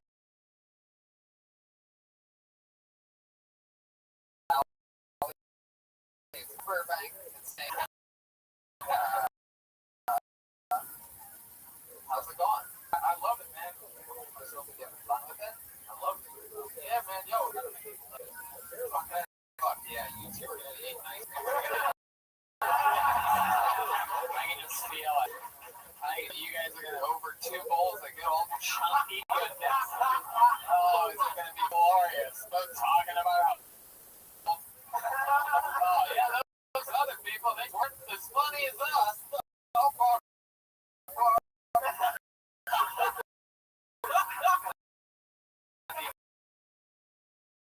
Amazing. I do really want them to keep up that energy after 20 fucking in this fucking. We're doing stand up in Michigan. So fucking cool. At Front Neighborhood. I'm actually almost so much dialect. Yeah, that sounds good, though. I'm not from the hood. I'm actually from a suburb called West Deal. That's where the Jews live. Yeah. Yeah, we're on top of my hill. Shit, yeah.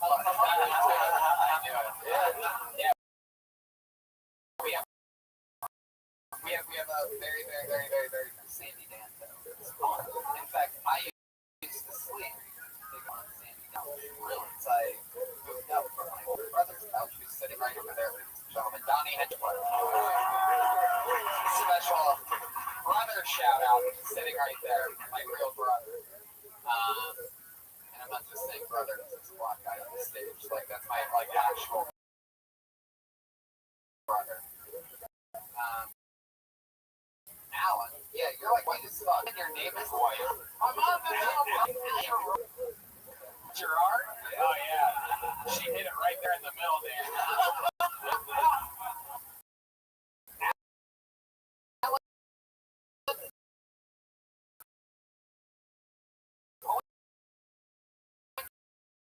Next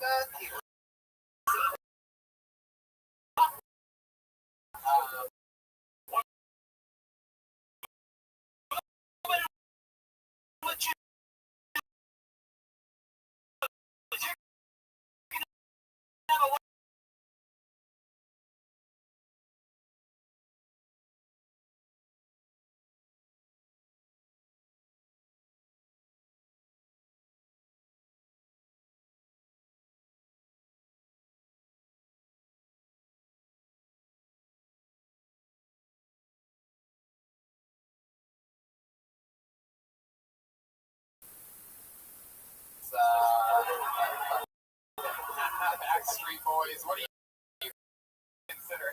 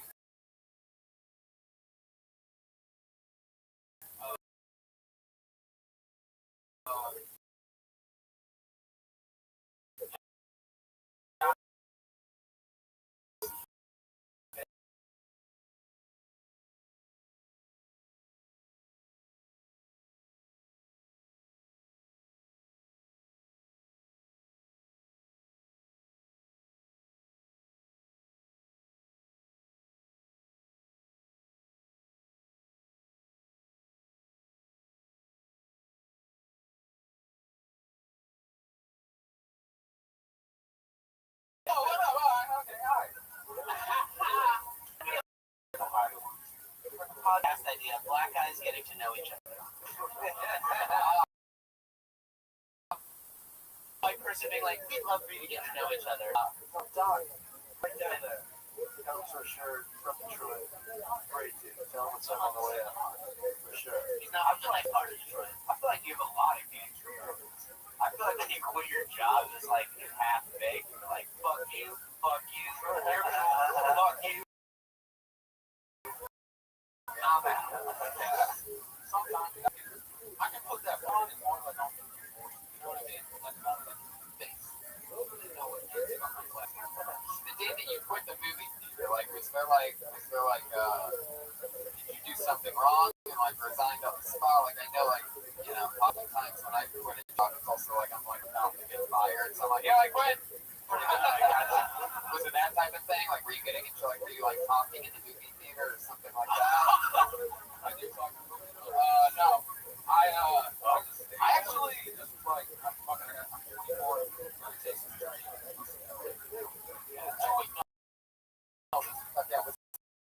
Like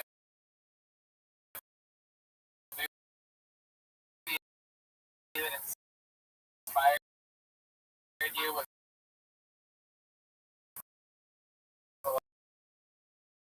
like Tyler Perry's Medea or something like that. Like,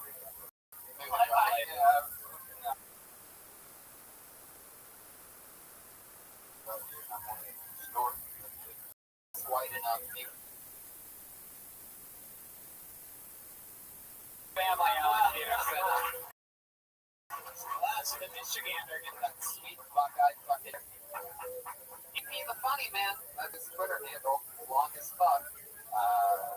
So follow him on.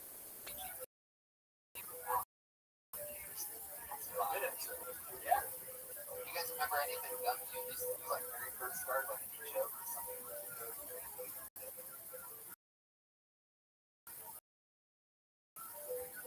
I got so many. I can all these fucking weird shit, man. I had my first joke was like a 3-minute 29 shooter, which is like name all the dudes.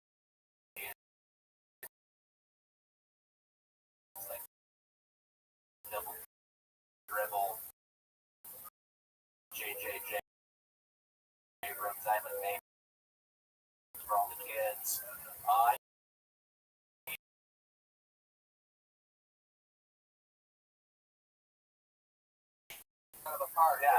Yeah, I used to do a bunch of dumb shit that never got a lot of it right now.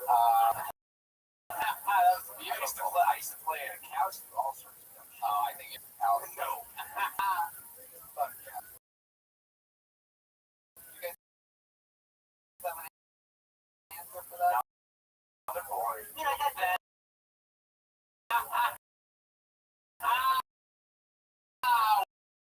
Whoa, I did. Shots fired from Pat Reagan. I had like 10 minutes in front of it. Now it's like,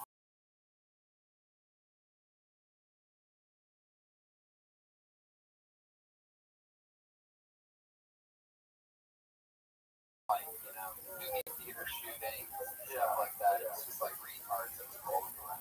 So you were like a hard R comic. R stands for retard. Yeah, I mean, I still do fucking I still do retard bits, but yeah, sit up bunch. But yeah, when you start, like, I was telling your boy, it's like you would run yourself out of that shit. My shit was always dope. Yeah, Benji always dope it. Okay, let's jump back into the bucket, shall we? We're on a streak right now. Anything can happen. It could be a swing dancer. It could be a masturbator. It could be a giant 14-year-old lesbian. It could be anything.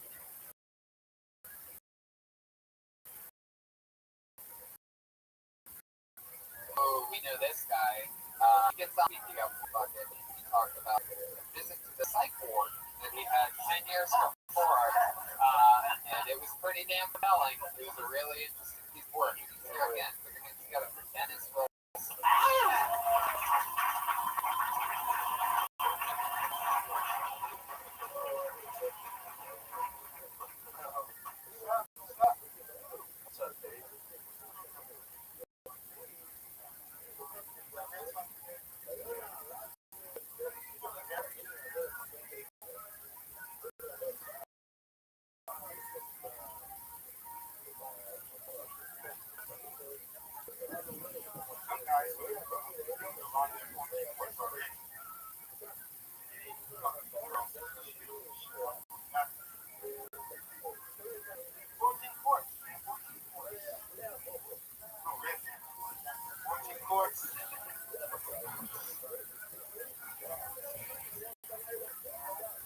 What the fuck?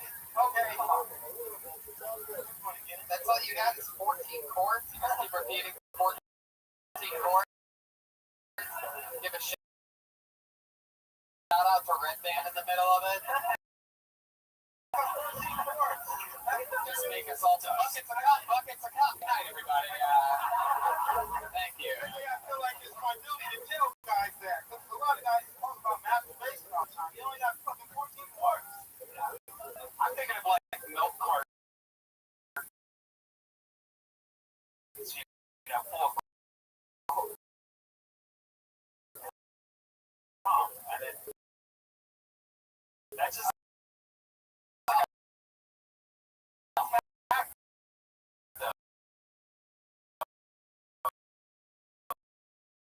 like look at one.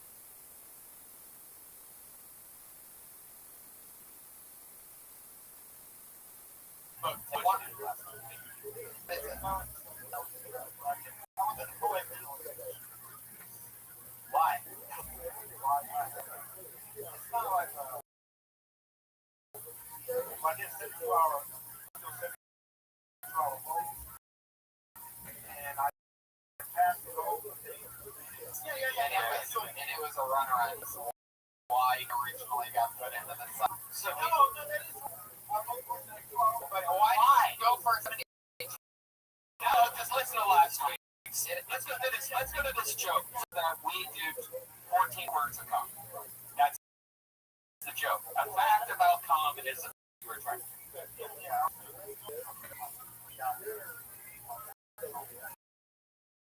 So the joke's for you.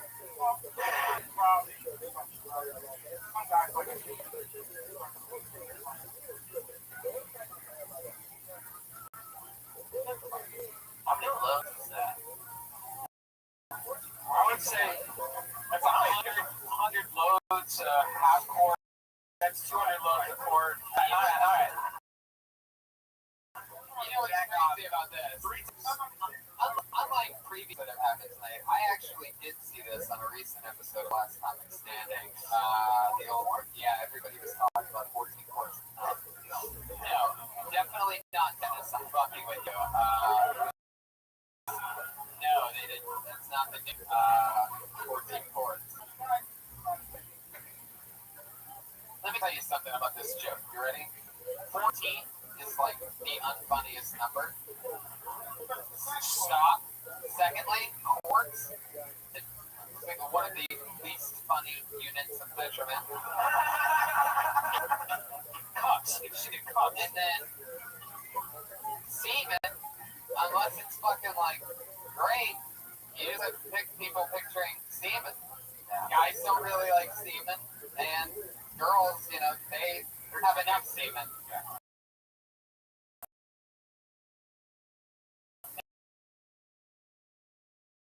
In their lives to be pictured with buckets. If you're expecting the audience to respond, oh yes, that's useful information, then I don't know. We might have to. There's a guy in the back that has this jacket that he wants you to try on. Dennis, we want to hear you talk about yourself, your life. How many do you think you produce? Do you have any kids? How old's your daughter? She's 14, of course.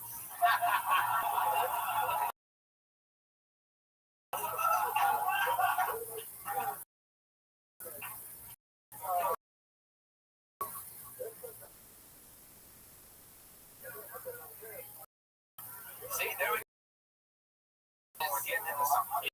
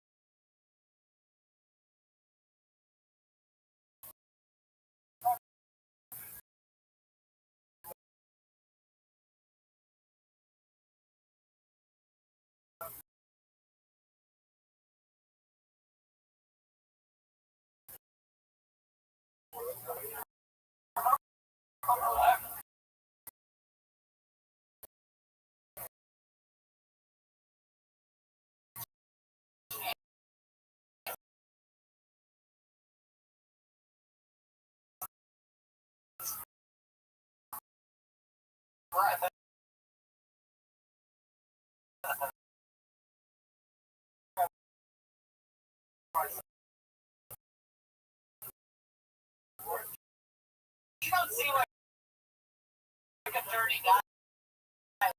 Like hearing you about points of contact. I don't feel like it's your personality. You don't seem like a cunning dude.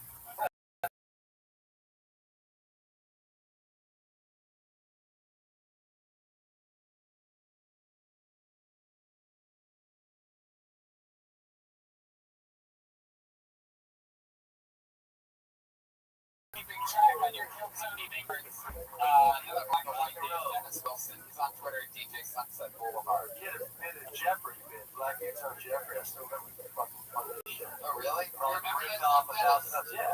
But yes. Come here and do it real quick. It's great. You're going to put it in the kill. Hurry up, Dennis. Come on. This isn't fucking Price is Right or anything. It's a legendary comedy store bit. Come on. Bring him up. Dennis Wilson. Ladies and gentlemen. Don't think we need black angels. See a black person. Yeah, look. Nigga on Jeffrey. I don't think it's on Jeffrey. Black guy on Jeffrey. The whole night.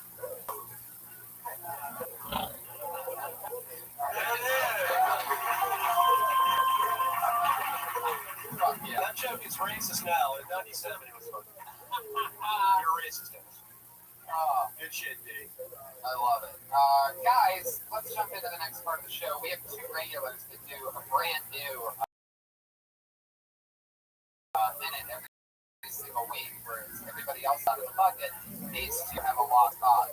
There was two they recently moved on to another level of the comedy store and entirely different show. So we started with two brand new regulars. It's about our 6th or 7th week on stylings of these two. One of them is 19. The other one is, and let's start with her.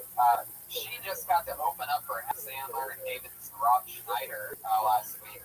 It was an amazing set. She's brand new, and she is one of our favorites. And she's the new regular. So, Tony, put your hands together for stylings of the always nervous and adorable Melissa Esslinger, everybody. Melissa!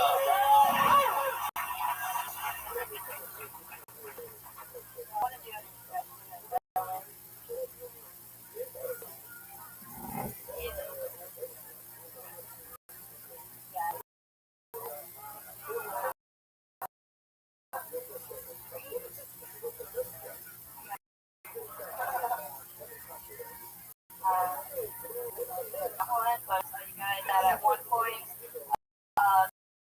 the government is more with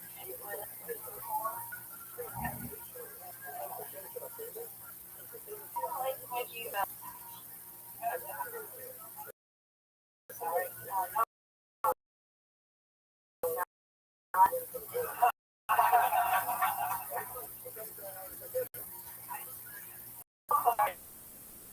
LA's hard to live in because like it's hard to go to get away from it.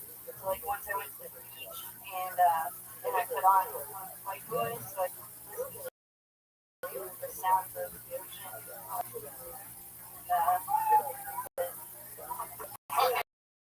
Yeah, Melissa Esslinger. You're so cool. You're so awesome. You know, you can just like move on to the next thing. That's all I have for that one subject. What's the white noise joint? Why, thank you. What was the white noise joke about? I didn't really understand anything. Because people are loud and annoying even at the beach. Yeah. Right. So the real sound of the ocean is no sound at all. Or you have to You listen to the ocean sounds. Yeah. Yeah. I think if they hit that right on the ocean sounds. Yeah, white noise isn't the ocean. White noise is like, look, it's white swanties and stuff like that.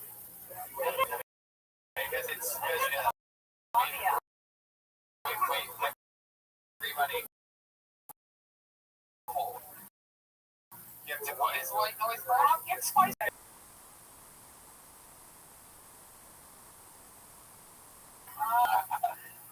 Okay, I got you there. Did you watch the Prayer Report? Now, at one point, you apologize for just becoming one of your, like, it's basically your get or done. It's, I'm sorry, which nobody, And he talks so quiet the whole time. You're like, with the microphone. The microphone. The whole time you're like, yeah, we have to really, we have to do intensive. We're going to do, like, an intensive warfare with you. yeah. No more touching the microphone. We're going to have to work you. Pull it out from the sand and pull it. We're going to have to steal your soul from you. You've had too many fun, easy sets. Yeah. When you do a regular set in front of like a real audience, do you address how nervous you are at first? Is that the first thing you do? If I'm speaking like this, otherwise. Not enough. You are correct. It's not knowledge enough that she's nervous as fuck. That should be the first minute of your set. What was the first joke that you did there? Yeah, what happened there? Jesus Christ. We're going to do meter? Well, no, because she kind of ended it. She's like, that's all I guess about that. You kind of didn't work. We're working things on it. And then at the end, you just said that's all you have on that. That wasn't even really but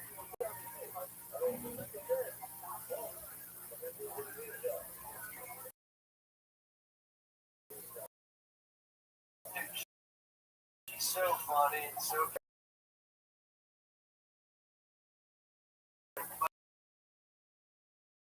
like,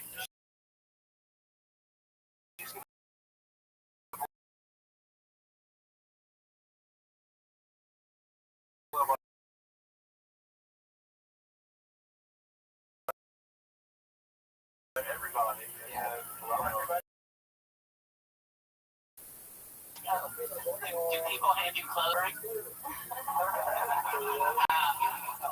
I have an idea. Yeah. There's a moment when a comedian gets on stage, some of us who don't use a microphone stand, and you grab the microphone and put it on the side of the stage. And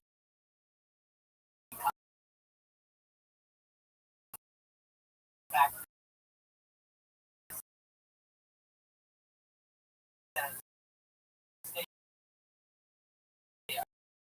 I wonder if that would be an interesting exercise to her. I'm saying that you move it to the side. Speaking to the mic. I'm saying that it would be helpful for you if you start the microphone out of the stand, put it to the side. Yeah. Like double handing the microphone and just holding on for dear life. You try to help it.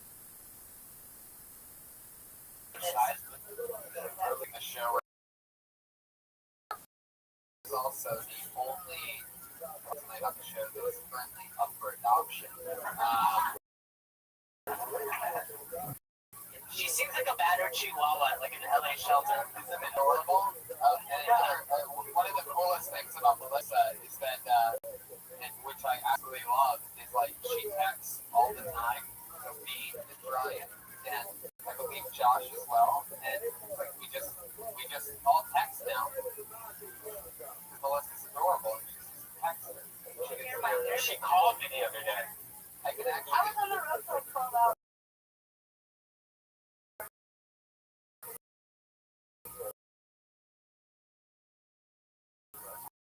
I never answered phone calls. And then I text her back.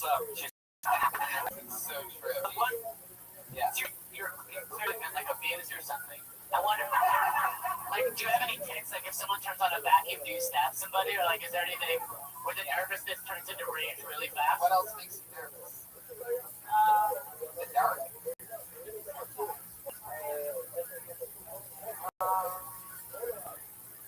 So my guess is someone hiding in the bathroom like a friend to scare you. That doesn't go over well. Has anyone ever done that to you? Like, you're around the corner and like, boo. And you cried for 3 hours on the floor? No, I saw him before he even jumped out. Like that, you're so dark. You keep like turning your head like you're every time you're like in the lights. I don't take things out. You don't take things out, so is it?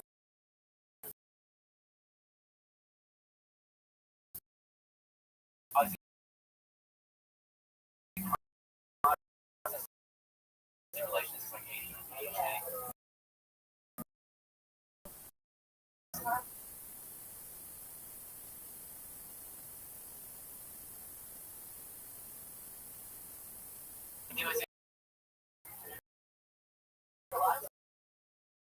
Were you nervous as a kid? Yeah.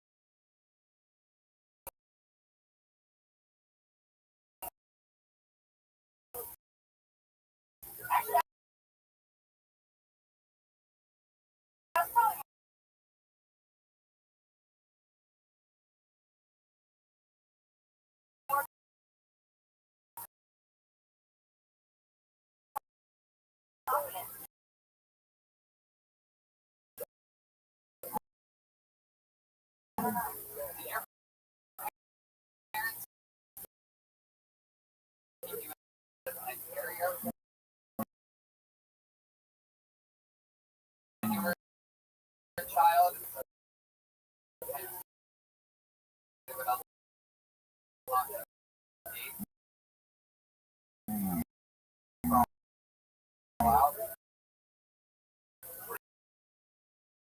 Harry Potter sister.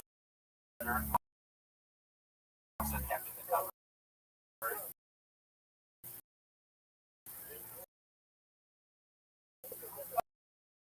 Okay, guys.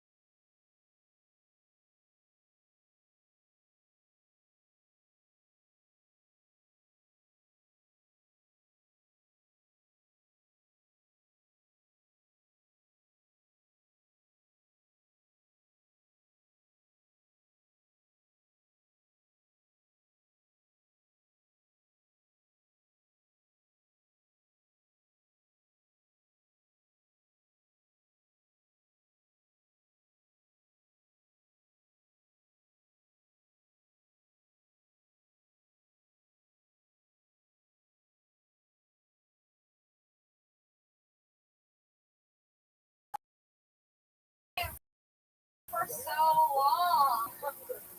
Oh, fuck me, you know. That's it. Fuck yeah. Allie McCoskey, London, and Thunder. Let's talk about your trip. How was it? It was great. By the mics? No, I did some shows though. It was dope. Good shows. Some of these fans. Fun. They're just like there. They're so happy about everything, but at the same time they're like so enraged. So was it like a soccer riot? No, I did see England lost our rugby match, but everyone was just so drunk that they were like, it doesn't matter. That's like the whole thing. Everybody's just drunk there. Yeah. Right. Yeah. That's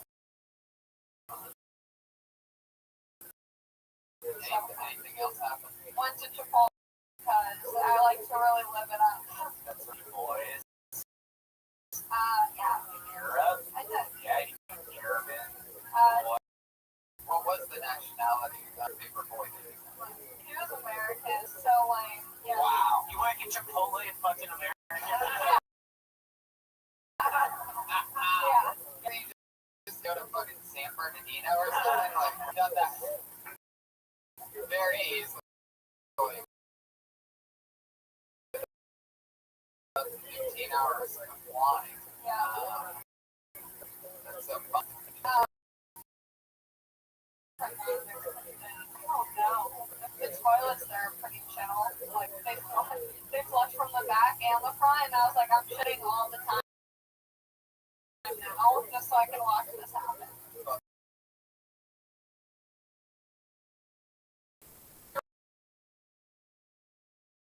Also, you had no Especially choice after but to Chipotle, you know, you gotta use the bathroom. absolutely right. So,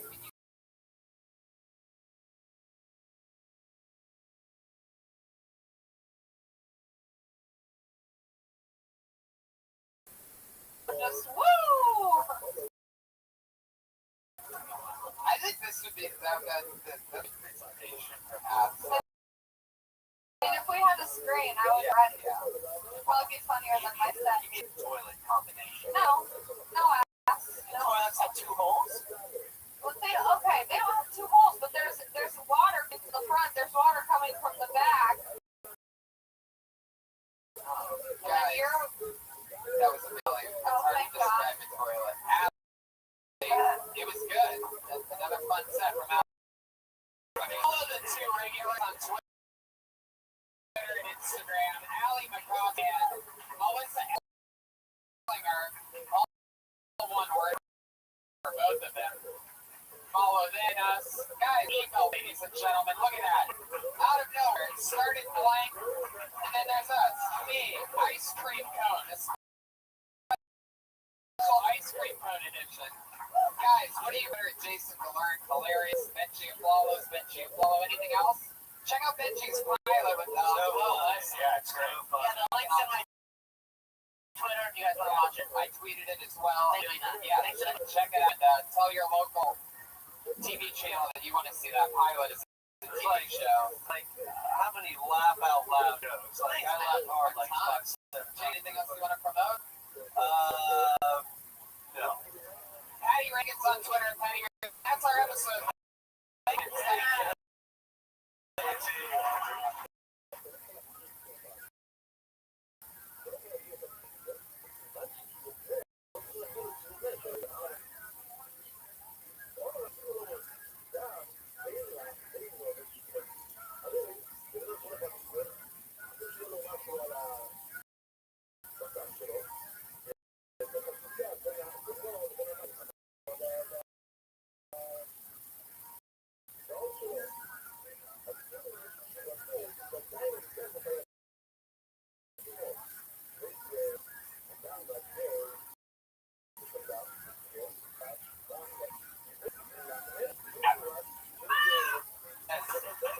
Guys, welcome to another fun Monday night. Welcome to Tony. Tony Hitch with this Brian Red Band, everybody. Hi. Together. Oh, one big happy family.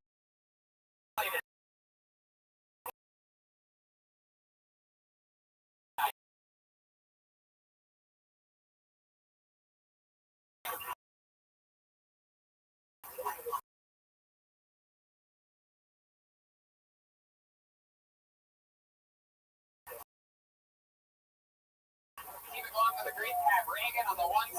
If anybody's slammed up in that upper deck, take a seat.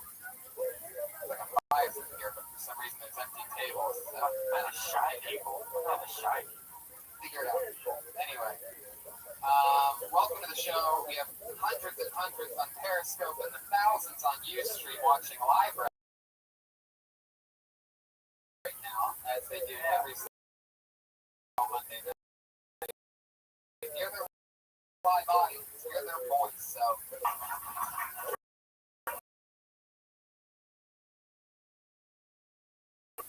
Watching the stream and listening announcing right now that November Friday, November 27th, 29th and the 27th of November, Death Squad's coming home to the great state of Ohio, everybody. We are it's in a couple of years. Yeah, Friday, November 27th will be in Pittsburgh. Ohio will be there Sunday, November 20th, the day after the Ohio State-Michigan game. Big announcement, Kill Tony, that we're bringing Kill Tony to both of those cities. Kill Tony, there's the music for you, if you didn't believe it. So, we do an episode of Kill Tony, and then we do two separate shows. We do it by combo. We go to both fucking shows. Yeah, so it's a great combo. Ticket to one or the other. Yeah, it's great for all the comics in Ohio and Pittsburgh, and the boys when they're Kill Tony. We're coming to you. So that's going to happen. I'm also going to Portland and Atlanta and Nashville, San Francisco, and Sacramento. So look for those cities. They're somewhere. Find those. Anyway, back to the show. This is going to be so much fun. Pat Reagan, you're back with us. We're done promoting our dates. How are you doing? I'm doing good, man. I love it. Yeah, I'm doing good. I feel like the solar panel is Josh. How was the pre-show music tonight? It was good. It was good. I played straight songs and talk. Straight songs? Yeah. Really? Yeah. In that shirt? Guys. You sing my songs like homoerotic 100 times. Yeah. Yeah. All of your songs are about fucking some guy who raped dad. Yeah. At some point. I noticed that always pops up. Is that all one rule of it? Fuck yeah. Guys, on the one all night, he's the big band leader. We're locked in. Every single week, comedians in the world.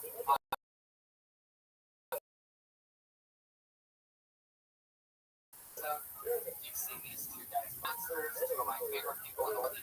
ABC's Mythologies, upcoming showtimes. I'm dying up here. Many unbelievable fucking commercials. Such fun. And they're back. Bring it together for the great Andrew Santino and Sancho Yocolano.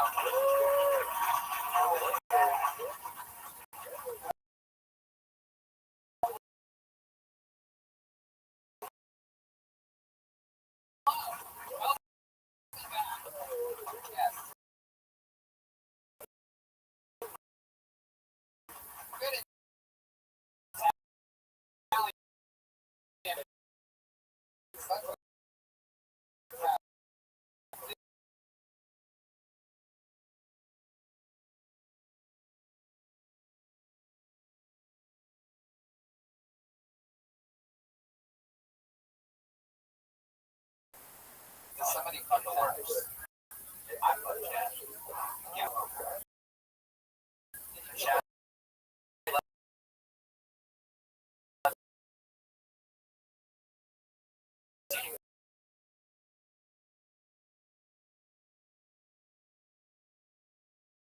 But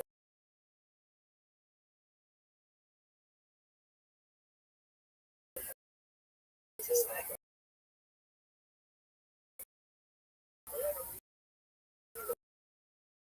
He's in the works.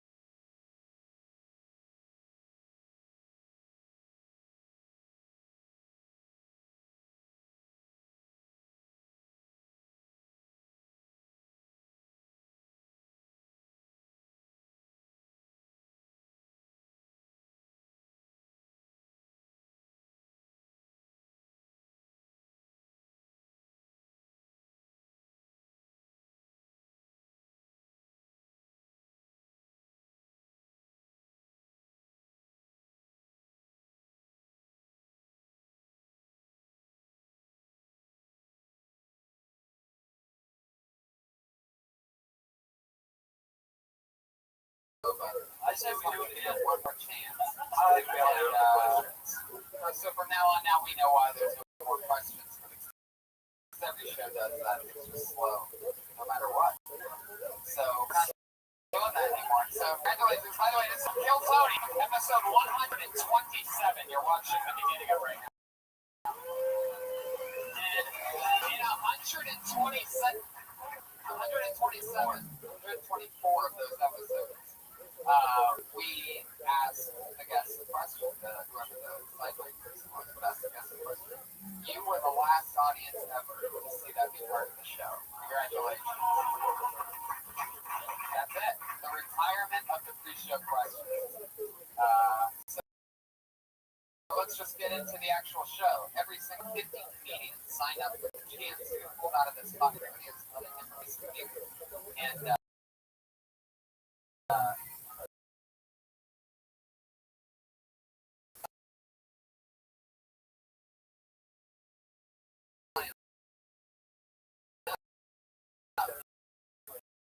I pull your name on the bucket. You get 60 seconds on stage.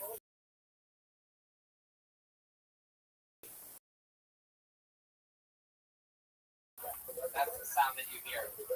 Don't go over your time, or else you're going to bring out the angry West Hollywood bear.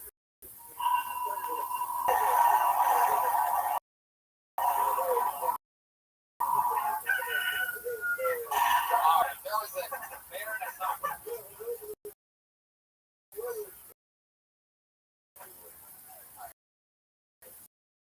Let's get it started. I pulled the first name out of the bucket. During 60 seconds.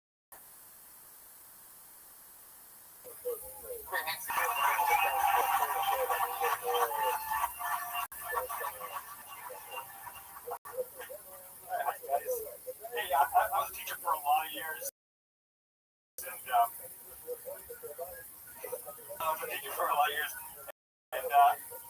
have to do self-esteem curriculum. There's a lot of, you can do it, keep with it.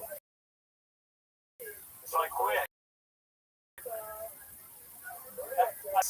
I wanted to see if I could,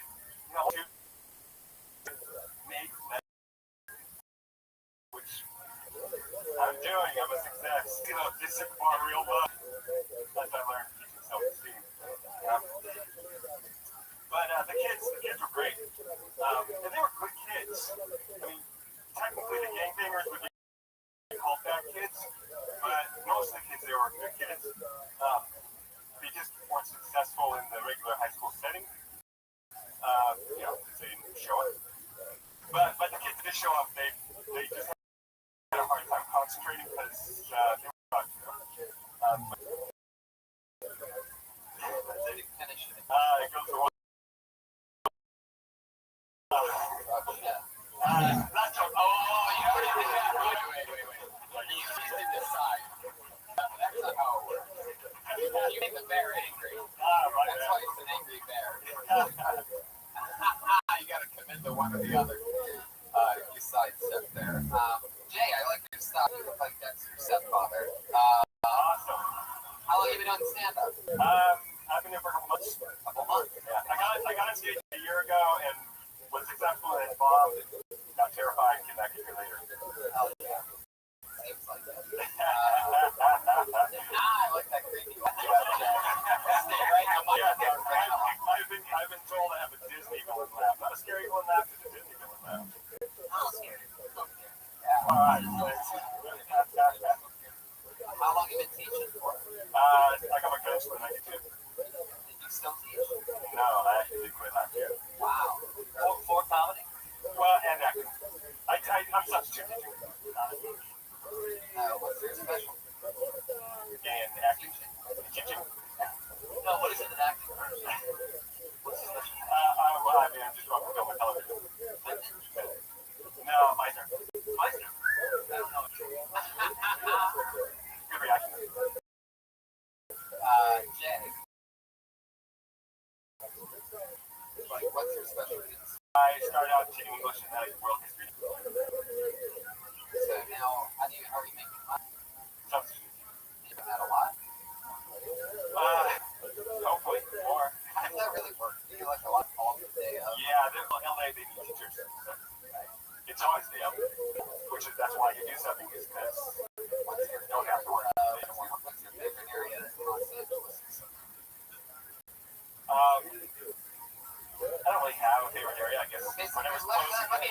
specific, Jay. What's your favorite race? Say white. I've actually done a lot of continuation school, so I like diversity more. The rich white kids that actually are harder. Wow. Fucking like that. That means a lot. Jay, Exactly. what part of South? It's just South Texas, yeah. Oh, I taught in San Francisco most of the time. I moved there, thanks. Yeah.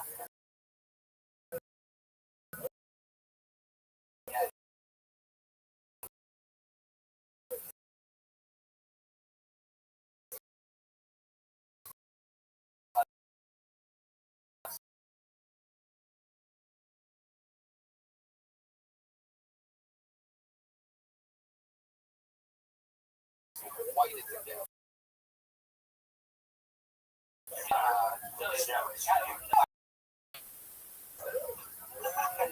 Round one.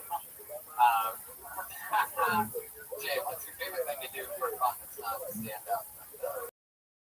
What are your hobbies? When I get a chance. What else? Hang out with Fight club. Yeah, I can see that. I'm just with you on this. I'm fucking with you on this. There's definitely something. The entrance to whatever shady shit, like, am I right? Well, yeah, tattoo parlor. Yeah. Definitely off and on. And you don't even know the shit tattoos. You I don't have have one. one. I'm sure. It's abstract. That sounds about right. It's a tattoo. Even with the text, even his tattoo is white. It's a tattoo of some abstract. What do you think it is? It's a Prince Albert tattooed on his arm. What is it? It's a cresting wave with Hard time figuring that out. and a dolphin's penis on it. A cresting wave with a moon and a dolphin's penis. Yeah, right. Yeah, I call this my tattoo Rorschach test. Jesus. That says a lot about you. You know what you're talking about?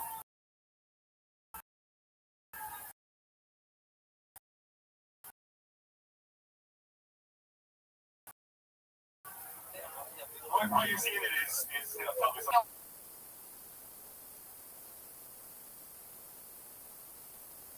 Oh, I know. Wait, this is ridiculous. And then you're like, what are you using? If I had enough money. Yeah. Material-wise, what do you guys say? I just don't really remember too much from it. Yeah, right when you know thing was applicable, I guess. What you know about teaching. I would be more interested to find out what your life is like now that you don't have that anymore in your life. You know, like, it's more interesting to find out. Like, everybody, there's a lot of teachers that do stand up or stand up that do substituting, and we've heard it before. It doesn't make it bad, it just, I would rather hear what your day is like now that you no longer teach. That's more interesting. And we got off on a tangent there, and we never really got to what's happening in the tattoo part. What are you doing there for? You only have that one boring tattoo, so what are you doing later? I just love it. There's some people coming there. So it's just. Yeah, like smoke dealers. Who comes and hangs out? That's A lot of interesting people come in there, like the school superintendent, all the teachers. I just, like, what if it just the most boring thing?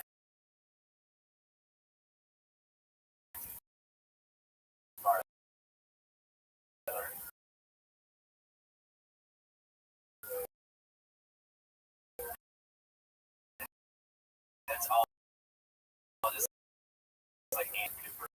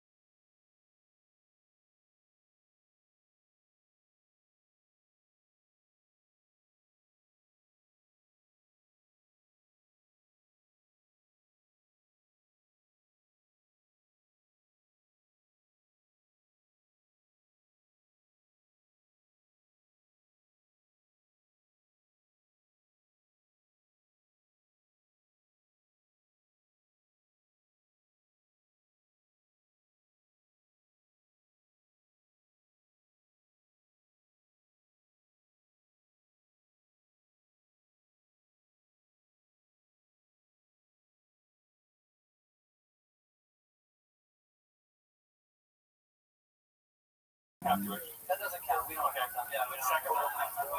Yeah, we don't believe in that air kills. Yeah. What's the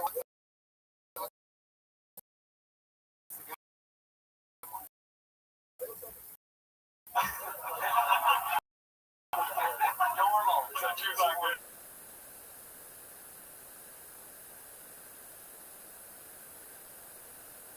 Ari.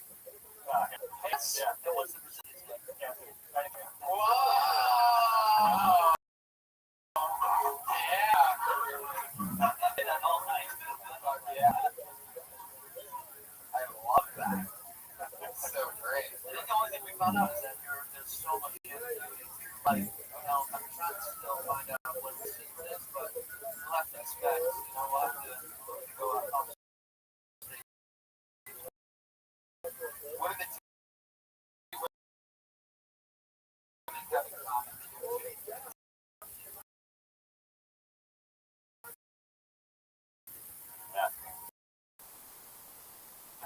There I was. Alright, how about this? Have you ever, when you were home? Yeah. Seniors. Was there ever a time that you fill in the blank? No.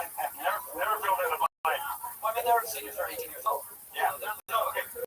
So here it goes. She's sucking my dick in this stuff. I'm a 5-year-old with a 22-year-old. Oh, the truth. So tell us what happened with this dude. So, no, I'm not here. Right. So you're comparing volleyball and she's pregnant, right? How does it go? You both went to Subway. All right, tell us what. So, Could have been quick. no, nothing like that. It's not that exciting. So, but did you know other teams that fuck students? No. Nobody? Yeah. Get the fuck out of here. We know that. By the way, that's totally not true. They all just say that's brother Leo. Yeah, it's a continuation school, so it was 7 teachers. 7 teachers. Yeah, so it wasn't a big pool. Yeah, so Is that no? Was there no gym? yeah, we all us boys got the list. Third grade. Yes. People back then. We worked anyways. Now they make a big fucking deal. Yeah, Snapchat is shit. Yeah, we do that. We do that narrative with the multi. They all run up. Locked in there. Yeah. Out of the corners. These look their moms. Yeah. No, nothing like that. Oh, you got a 20-year-old boy. Yeah. Boys. Yeah, that's amazing. How old are you? Yeah. Absolutely. So the 20-year-old Hanging out at tattoo shops goes for your skin, guys. No? Well, okay, for yourself, yeah. Well, not for you. Obviously, so no. See what you meant there. No, you knew what I wore. Yeah, so you ever hang out with you? Yeah, I like that. What's the coolest thing you've done?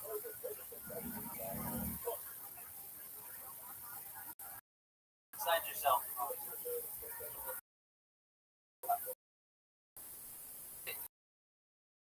You just break. Whoa, what happened there? Yeah, sorry. I Where is skin? Do they call you Mr. Right? Yeah. Mr. Holy shit. Do you have any little joke you say when you have a class like, hey, I'm Mr. Rude?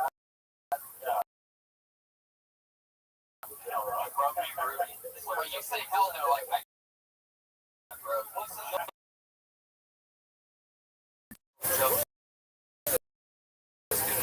yeah. What was like your go-to joke? So When I go around with kids, it's always just. Wow.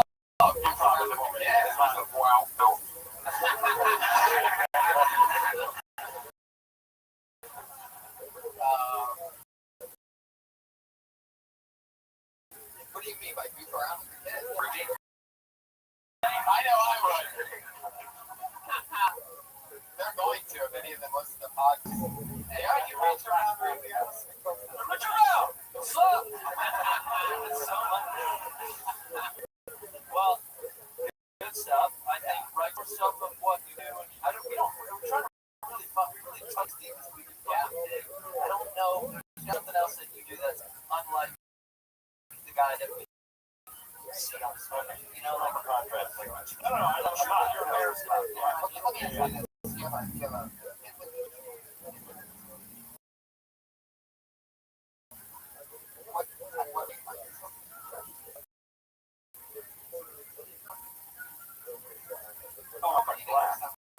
Girlfriend's black. Exactly. Nailed it. That's where I was getting at. The black lady loves that. So you went from Jewish church Brazilian to black to what's next? Yeah. Perhaps or Simpsons. Yeah. Are you into any? Are you into sexual? You like hammer like any? You can see that smile. You can barely hide his gift mask right now. Are you a furry? What do you like to do? I was waiting for the question to come out. No, nothing like that. What's your favorite position? He's on top. What's your man? What's your favorite position? Well, All of her legs and arms. You like all of their legs and arms. you like being on bottom with the black girl. Yeah. No, that's not fine. Well, are you more like choke fantasy or anything like that? Yeah. Nothing. I'm kind of funny.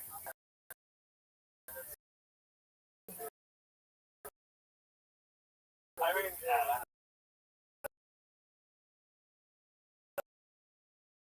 pay your taxes. You don't have to do credit. Fucked up in your life. I don't know. You're there.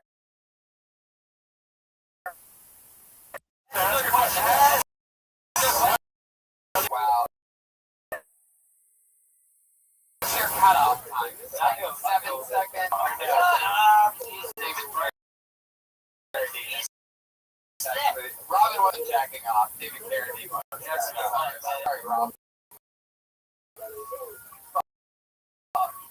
No, but I agree. Anyway.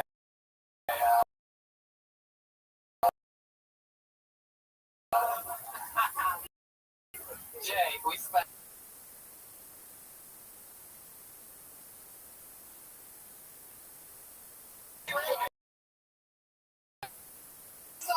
we know every oral practice at Jay Ruby.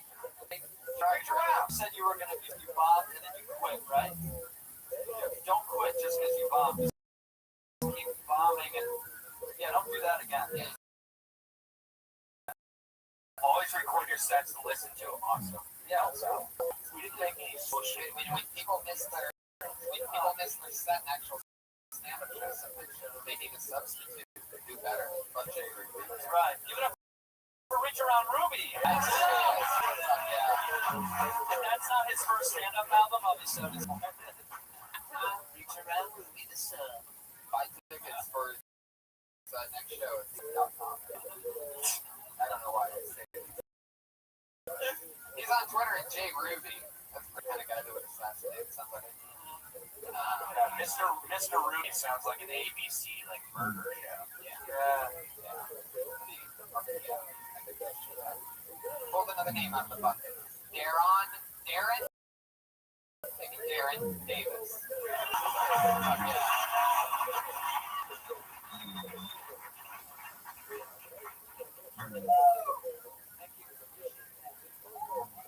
I believe some words deserve another word behind it to give a certain ring.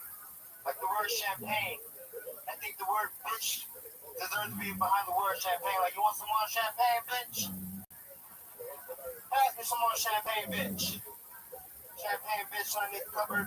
Appreciate it. It's kind of sad that Obama's leaving office so soon. They always talk about how black he was. But I don't think Obama did anything too black. I think the blackest thing Obama could do is not pay Americans' bills on time.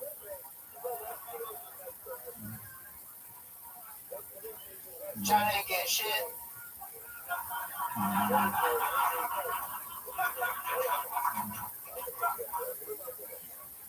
dads and my kids' names, man.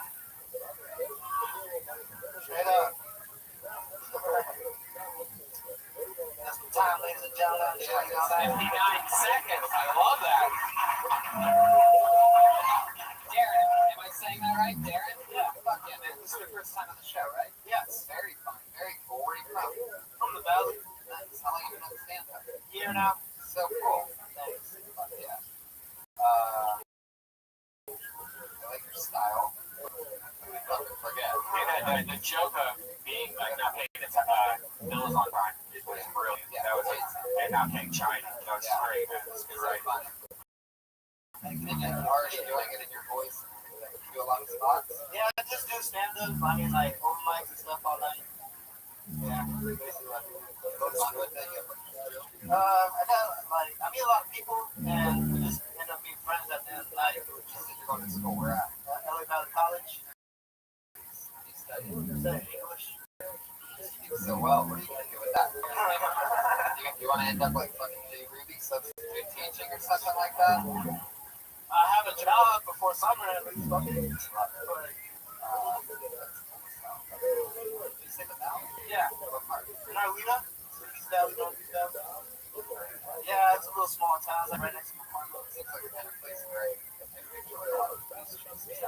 yeah, Rodney King got beat up like maybe 5 miles or something. Fucking nailed it. Yeah. Fucking nailed it. A lot of you got judgy on that one. Everybody's just like, what does he mean? What was the name of that? Arleta? Next to like yeah. Lakeview Terrace, like I'm up in the city. They've been towns I've never heard of. Yeah. All the ones that you've never seen. It's just far by the hills, like up in the valley by the mountains. Yeah, like near Sun Valley. Okay, yeah. Yeah, it's over by Morosco. Lower Canyon Boulevard. Dogtown. It's by Dogtown. It's by Stevenstown. It's a little east. It's Stevenstown. I'm thinking of Billings. Oh, Billings, Montana. Other than stand-up, what do you like to do for fun? I like to turn up, have fun. Yeah, that's what I'm talking about. That's what I'm talking about. That ain't better than that. No, it's air conditioning. The only thing that would have been better is it coming out of J. Ruby's mouth. Like, that would have been the end of the episode if that happened. In terms of them. Well, I'm going to simple answer. I turn up at like 9. Could you turn down? Well, it was very funny. What's your type of turn up? Whatever I can do, you know, like move. That's what's fun though. That's what I want to know about. What is whatever you do? Since my name's Darren Davis, it's kind of common. People think that I'm someone else sometimes that has the last name. I take people's reservations that like. That's turning up. Yeah. Do you talk about this on stage? Sometimes, but amazing. Yeah, is reservation stealing what kids are referring to when they say turn up?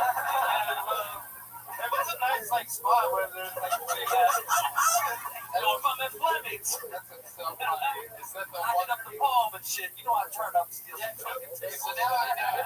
Now I know. Next time I'm at a club, the one person who's just yelling champagne bitch probably isn't even the person who was on the reservation. Yeah, someone like turning up. I mean, that's a really aggressive move to make while sneaking under somebody else's name. What would you do if another Darren Davis showed up?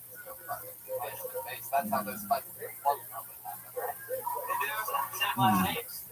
Yeah. Same last name. Got the same last name I do. They start punching. Do you live with the family up there? Yeah. How long do you live down there? Well, my bus is like an hour ago. Like, wow. All right. How often do you take the bus? Yeah. How old are you? 25. Very, very, very, very, very fun stuff. I would like to give up another bomb. And, you know, someday, like where you were at with the champagne fest, sort of like good tags there that sort of you just apply right to the next thing or that champagne fest. Where did that come from? Champagne. Like saying bitch a lot? Yeah. Yeah, Yeah, sounds right. What are some of your favorite uses of it? Favorite times of the day for you? Bitch boy, bitch maid. Whoa, I don't even know what that is. That sounds like some kind of wacky hashtag. You're a bitch boy. Wait a second. Wait, did you just try to save that by tickling me? Yes, that's how you do it. No, that is not an option. No, but there is no, I messed up. No, let me tickle you back. Brian, 124 episodes, and you're gonna try that shit? All of a sudden? I always tickle you. No, that's I think what do you mean? What's that mean? That's, yeah. Deeper into the rabbit. Yeah, but bitch boys like it can be listed as me or like Tony or like people that are just like smarter little like I'm a man child, so they people like, oh, look at that bitch boy. You know, like is that what it's a reference to for you? I don't know anyone that's acting like a bitch and just like saying bitch and then throwing over like and then what did you say the second one was? Bitch what? Bitch made, like yeah. Bitch made like yourself just made that way. Came from the birth. Yeah, what else? You wanted to start on that? By the way, I might hang out with Jay Ruby and get one of those things tattooed on me.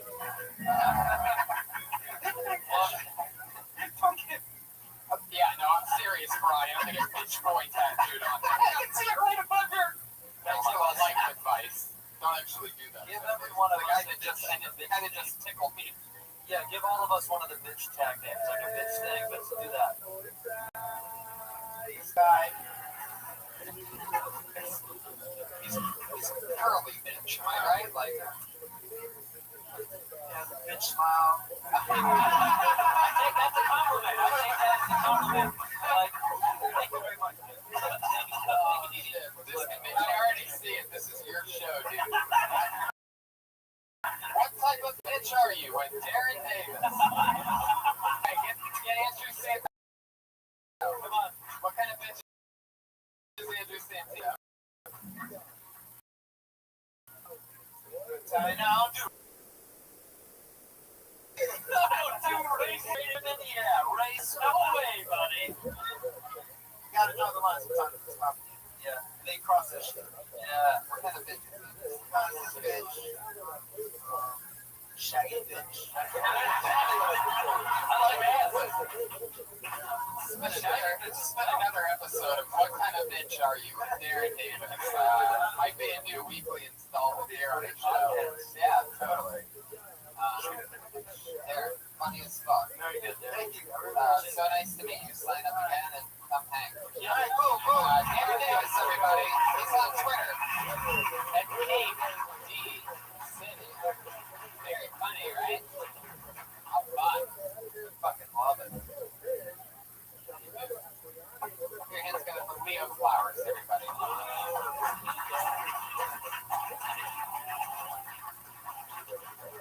Oh no, he missed his spot.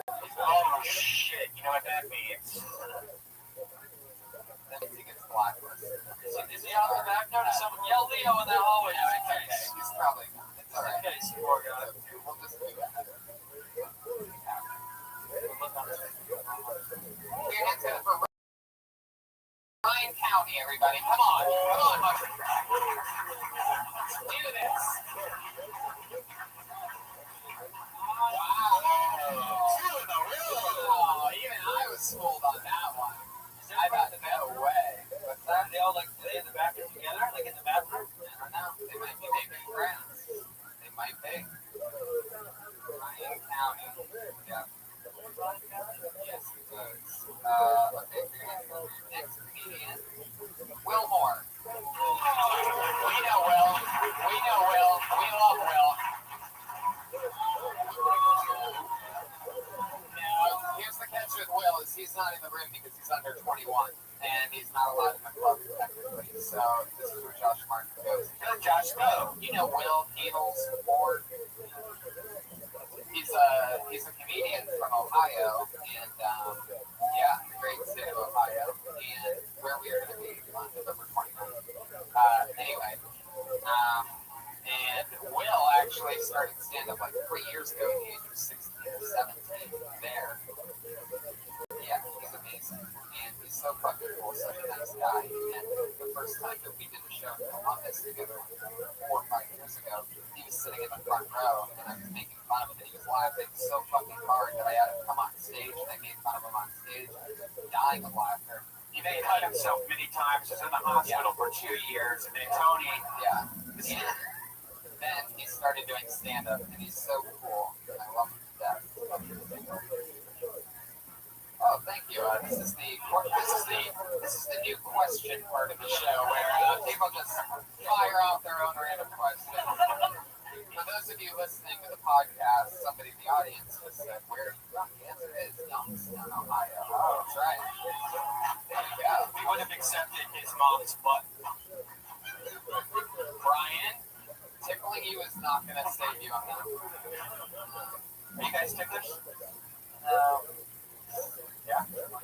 How do you tickle? You're very tickle. Tickle? Tickle up? Yeah, give a little tickle. All right.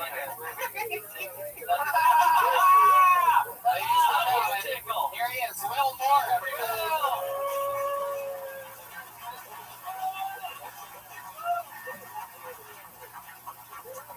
Hello, everyone.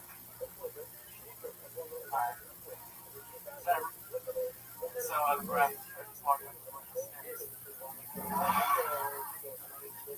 Not a joke about what's happening right now. Alright. So don't you hate it when you see somebody crying? Just sobbing, clear the worst day of their life. You just got made a heart up. You're like, hey man, what the fuck are you doing in my mirror?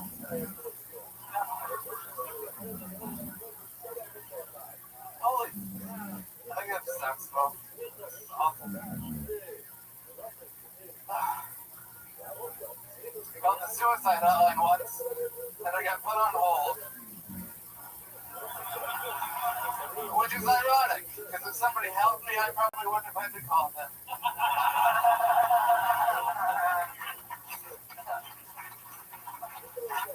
I've been thinking about shaking it up a bit, trying to get out of this funk.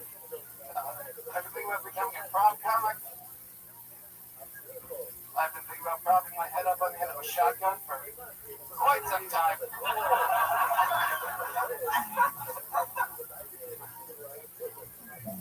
I'm 19, but I think I've become a bit of a casual drinker.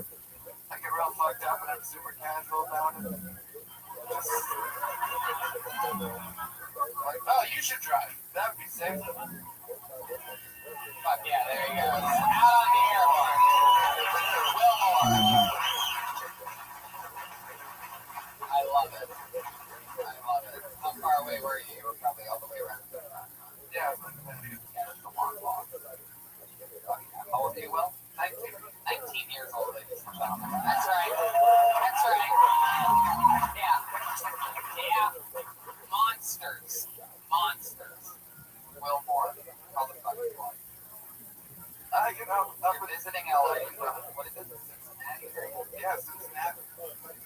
Go Bananas Comedy Club. Shout out again. Don't give a shout out to Go Bananas. Well, no, I love it. It looks like you never touched your banana in your life, but I love that that's your home club. I would have. It should be Leaf Bananas. Yeah, Go Bananas. Oh, yeah, banana runs. Yeah, banana flavor. Banana splits. Yeah. How was your last time you were here?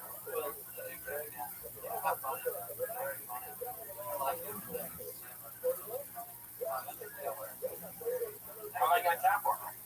I'm here till Thursday. Just here for vacation or for stand-up? I guess. I mean, technically vacation because we don't have a real job. Stand-up, writing. Like to move here eventually.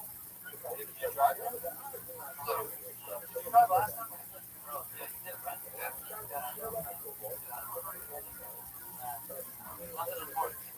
But you drove this time you flew. Fly home. Then you're trying to go about your way. Just whenever seems to be able to happen. Let me know. Sure, yeah. Thank you for offering something. Thank you. Yeah. Thank you. Andrew is actually my landlord. Yeah. Okay. What's up, Will? One question I've been asking every guest tonight is, what's your fun hobby? What's your second favorite? like to draw on my phone a lot sometimes. Draw your phone? Draw on my phone. You just drew your phone all the time. You're obsessed about it. Squares. But you also have the stylus. Sure, I was gonna say, you're drawing the most fun. I'm guessing it's all fucking just mountains and oceans. One line. Yeah. So that's the sky up there, and that part that's colored in, that's my thumb. Killer stick figure.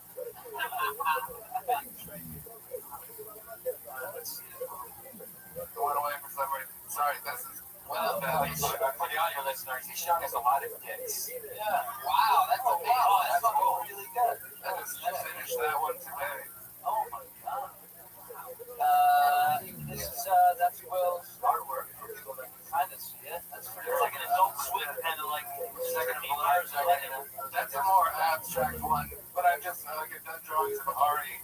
It says, then I want to sing and dance again. That's cool. Is that the name? Yeah, I guess that's what it's called. Do you like to dance? Surprisingly, I like to dance a lot. Really? Do you like to do that day stuff? No, I must say that the Shima shoes are fantastic. I just had them recently for the first time, and they make me dance an awful lot. What's your specialty? The dance?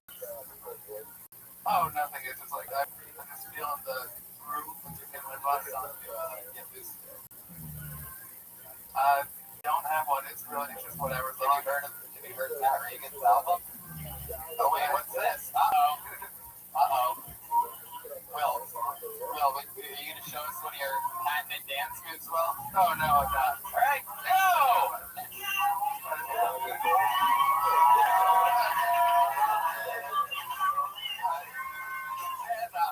I cannot. Did you guys see how much my legs were shaking just a second ago from how nervous I was? That's right now! Everybody just took it so seriously. They're like, all right, now we get it, all right. Normally that's when the second rush up, no, come on! But no, with you, it's like, all right, cool. We had to ask. Will, you're so funny. Yeah, you're one of the guys that I love that we can come into town and swing through, and it's so fun to watch you constantly get better and better. You're amazing. You're 19, by the time you're legally allowed to be in this club, you're going to be one of the best comedians anyway. So, I hope so. Keep having fun. Anything more for Will, guys? Show me Will more. There you go, Will. He's on Twitter and it's Needles M. The Needles M. Will Moore. One of my favorite writes. Yeah, great. Pulled another name out of the bucket. It's Richie Eames. Here he comes. Let's see him.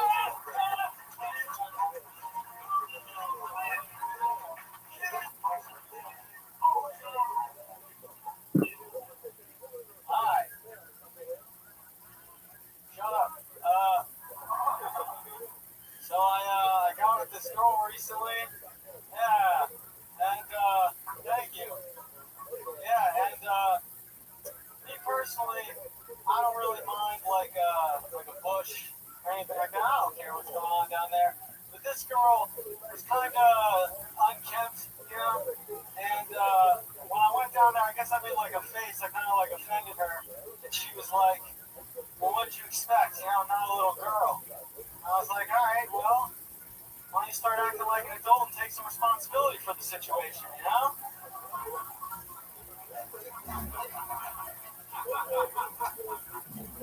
Like, I don't have to see your vagina to know whether you are or not a little girl. Like, I don't go down there and I'm like, "Oh shit, I got the little girl. Get out of here, you little rascal. What are you doing here?" Scat, move it. You know? Fuck yeah. Wow. Richie Gaines. Fuck yeah. Thank you, Sid. That was last time. Sid was here. Oh, yeah. Yeah. You want to see Bev's here tonight? I wanted to say it again. Thank you, Sid. Yeah. can always say Sinbad things. Yeah. He's always it's in these walls. Every set with that, like in some kind of like award speech or Thank you, something. Sinbad. Yeah. It's like the thanks Sinbad. This is for you, Sinbad. Sinbad is driving his PT Cruiser right now. It's like, someone just thanked me? Richie's actually going to be on the Ice House this Friday. He's been on like 4 canceled Ice House shows. But yeah, I can't wait to see more of you, man. Again, you had a great set again, man. That was, I mean, I would guess one bit, but that was perfect. Yeah, that's a lot of fun. How else is like fun? Where are you from again? Washington D.C. How long have you been here? Now about 5 weeks. Yeah. Where you live? So, yeah, man, stay with the family, around out there, free living. Yeah, Jews. What? Jews. Yeah, like not Jewish and then Jews. It's like a communion. You gotta stick with your people. It's really new. Yeah, we prefer either of us. I mean, that's actually how wars have started. But, yeah, it gets you. Nonetheless, they say with the people are easier for us to find. Yeah. Are there a lot of the big Jewish community out there? I guess. I don't know. That's where aren't they? Yeah. Every about that random thing that meant honestly, I know he's a crazy guy, but he didn't. He's kind of. Oh shit. Finish. No, that's it. He's kind of right. You've been around every major city. Here though, here they're the most. They're speckled across the room right now. So, Yeah. Where there's one, there's many. they're like ants. Richie, what are some of your favorite hobbies? Right now I'm really When you're not going down on little girls, what do you I'm losing it up right now. Pretty much all I do is I wake up and I try to write or do something or look for a job, and then I go out and do stand up. Like the past month has just been like, what kind of job is it? What is your specialty? So ideally, Let me guess. Do a friend in real estate. no. Ideally, I would want to do like something writing related or internship where you're like working toward getting to like writer's assistant. Best-selling JS. Come on, best-selling Mary Kay products. Avon. How old are you? 25. Did you go to school in DC? I went to University of Maryland. I grew up in DC. Yeah, College Park. Yeah, College Park. What do they call you in college? Well, college Richie. Preacher after you. I mean, honestly, so I took like 2 years off. So when I went to University of Maryland, I didn't even. I had a wild ride. I started at Boulder, University of Colorado. I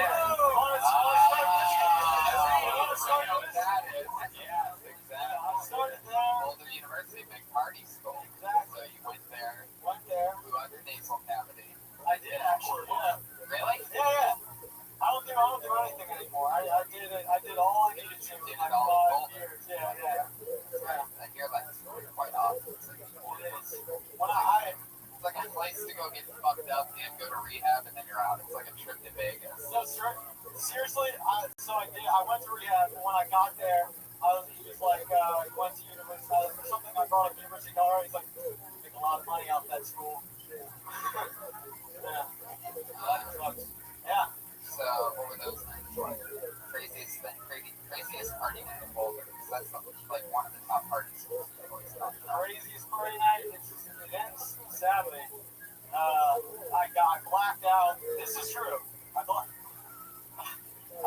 out and woke up in jail. Right, this is a sad story. I woke up in jail. Yeah, that was one of my. That's it.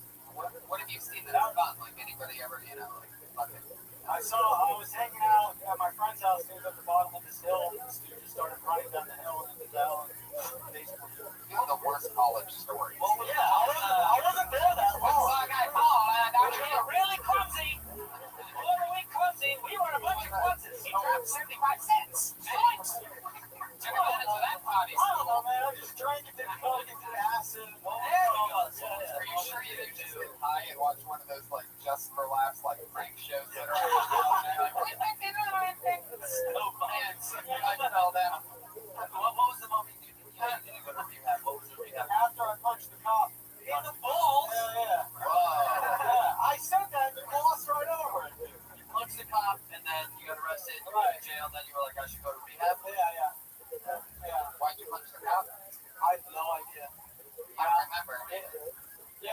police report. They were like, yeah, we were going to walk him across the street to the drunk tank, and then he swung at my face. Connected. That's what the police, essentially, that's what the police report said, yeah. Wow. Yeah. So you're sober now, right? Yeah. You staying sober? Yes. Yeah. You're not fucking up at all? No. Good for you. Yeah. It's gonna be hard to do here, but good for you. It's pretty easy. A lot of people make it look really bad. What? Like a lot of people get drunk and just look terrible in LA. I mean, they look really bad. What do you miss the most? Okay. Yeah, because I get tired a lot, and I just feel like that would be a perfect fix. I hope it works. How long was this bender, Cole? Well, Boulder, I was only there for like 9 months, but I mean, I've used drugs from like 16 to 22. Yeah. No. There was rehab in Florida, but I wasn't done there. And now I went back to DC, and that's where I got hurt. Yeah. That's right. That's what it takes. It takes what it takes. You gotta go right. Eating hard. Well, next time I want to hear a joke about all these rehabs. There's going to be so much material. Yeah. People that did you date anybody while you were there? Yeah, I did it one time. Yeah, rehab? No. She dropped 75 cents. I got the craziest thing. But it's that store. No rehab level. No, I was only there for a few weeks, and then I like ran away. A few weeks and you were done? Well, I left. Yeah, I literally left the week. I think it's advised me to like, fuck this. Yeah, I don't want to do this. Well, then you bring it up. No, No, I said I'm at the rehab. Yeah, rehab, yeah. No, a bunch of my friends were in town for some music festival, and they helped me out. Good. It's not normally where you go to get sober. At that point in time, I was not trying to stay sober. That's the point. Like, Do you ever think that Sinbad for your sobriety? I think of Sinbad on a daily basis, my daily meditation. Sinbad. What's your other favorite thing to do? Stuff like writing, a bunch of poems. Yeah, exactly. I'm telling you, I'm bored right now. I watch Law and Order SVG. I'm telling you, I'm boring. I'm trying to tell you, What do you I'm do fucking bored. to fill the void of partying? What's your adrenaline? Usually most addicts have something else that they do. Filling it. Coffee, slam. Yeah, Red Bull. yeah.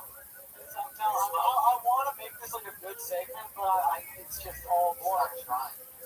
I'm being honest. All right. Right then, Don't do that. you ask me that every night. And then, All right, Richie. yeah, I think you're right. I think your stuff is good, but as a person, you're pretty boring. yeah. I really tried. I set you up with beach balls over and over again. There you go. Knock it right out of the park, kid. Just boring, man. I fell down. Thank you. All right. Richie Gaines.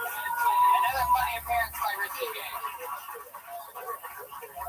Richie Gaines is on Twitter at Richie Rich Gaines. At Richie Rich Gaines. You're wondering who I'm talking about.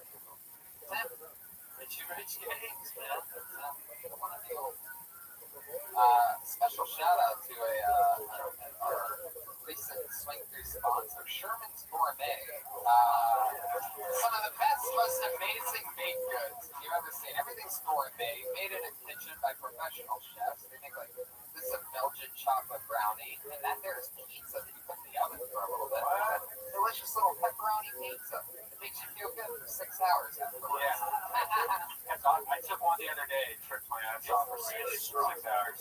So, just eat it slow. I'd also like to give a special shout out to one of my really good friends who's in the room, a fan of the show, one of my favorite people, Rick Kozik, sitting in the back, everybody. You know him as the awesome fucking cameraman from all the Jackass movies. He's the guy that captured all that fucking greatness. And now we are next door neighbors, and it is the coolest fucking thing. Me and Rick. And thanks a lot to get this speed weed. They left a bunch of stuff over the tables. Our good friends at always speed weed. I had a paper pen that I took on the road with me this weekend that saved my ass. And, yeah.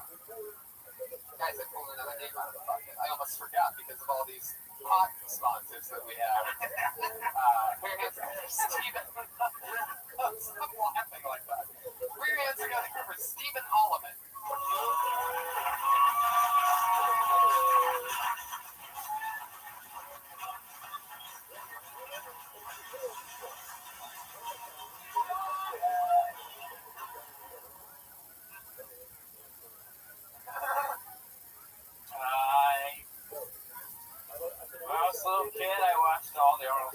Schwarzenegger movies, and they were cool, and they had a lot of stuff in common, like guns, muscles, action. And then when I got older, I was like, man, how come Arnold never played like any other kind of roles? So this is my impression of Arnold Schwarzenegger as Jesus in the Passion of the Christ.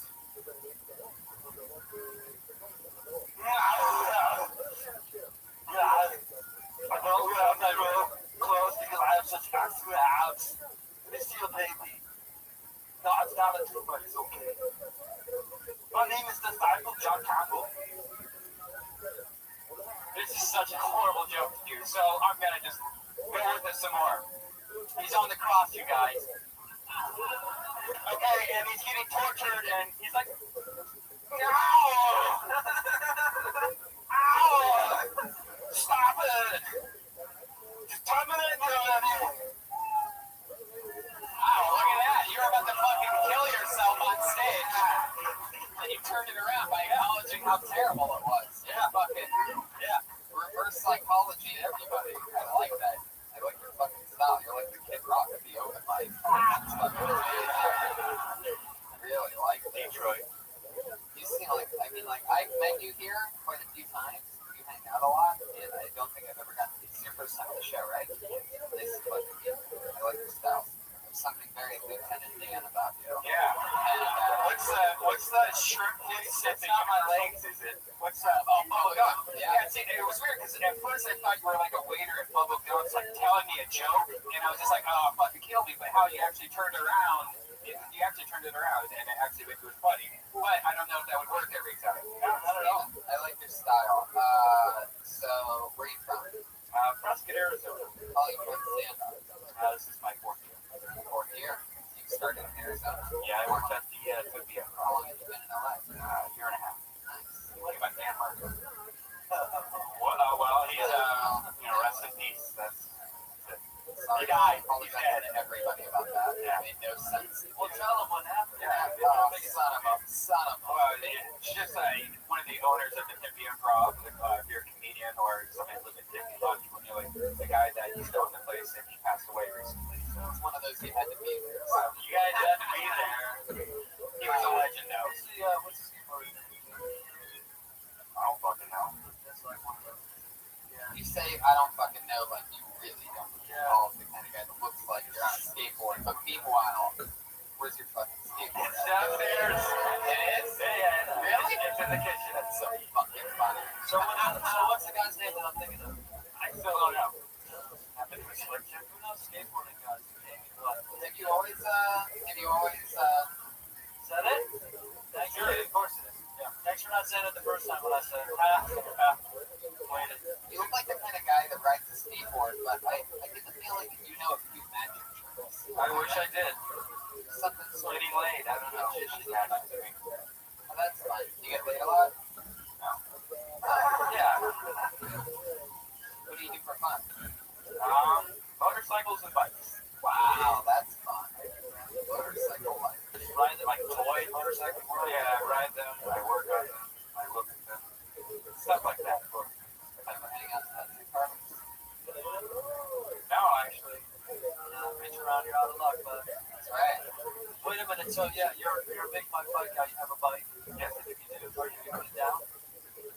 No. Are you afraid that it's going to happen tonight? No. Is it going to happen? Oh, shit. I rode my skateboard here. Why wouldn't you? We have a motorcycle here, guys. Will Moore is going to bring it up the stairs. And, yeah. But they don't remember the material. Like, yeah, we made it. All right. Fucker. Jesus Christ. You never crashed it. Are you afraid of crashing at all? I'm terrified. Yeah.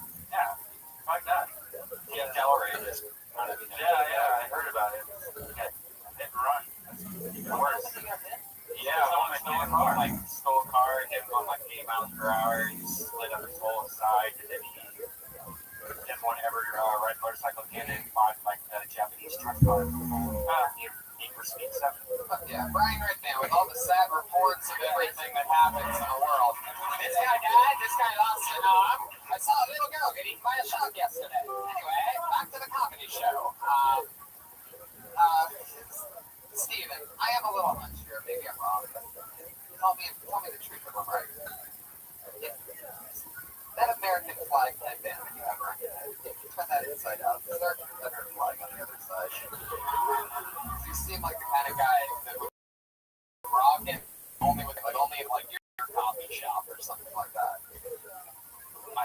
Middle Age Willie Nelson. I'll take that. Yeah, Willie Nelson. Is the hair attached to it? Because it wouldn't have like I'm not Brett Michaels. Spencer's hair. That's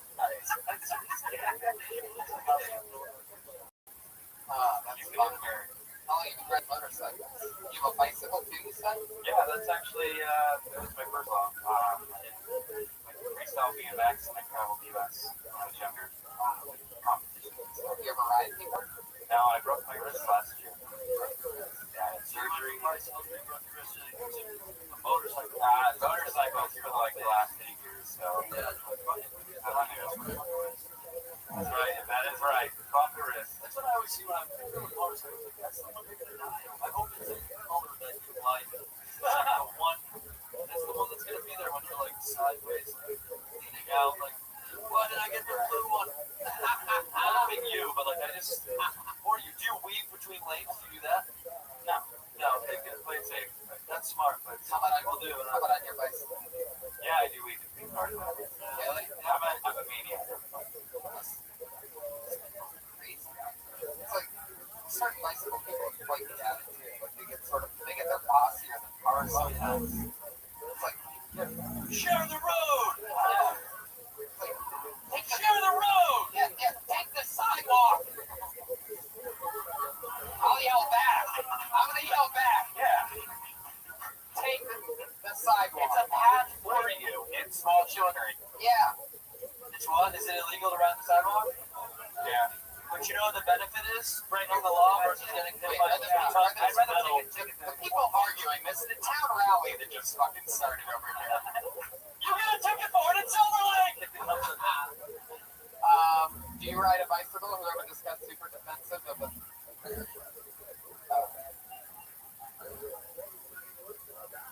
Bullshit.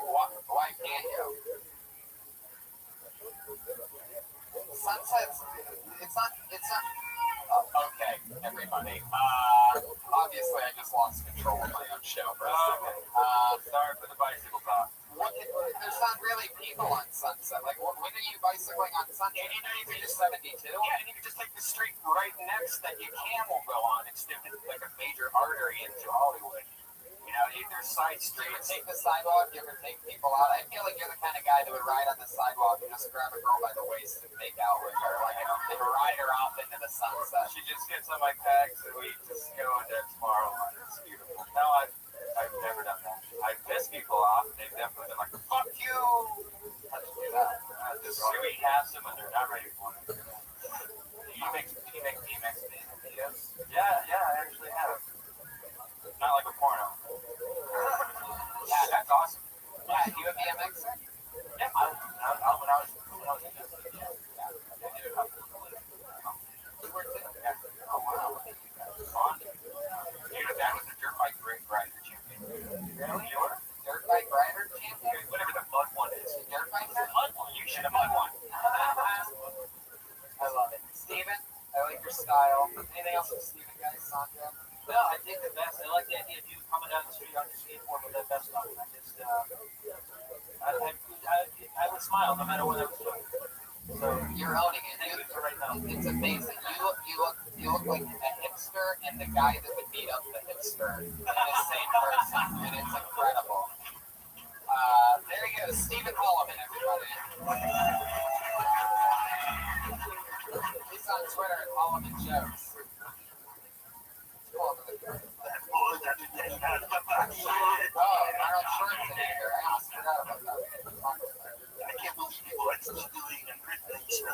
So you know what? As long as you're talking about how bad it is, then it works out. Clear hands to the next comedian, Stephen Breeze.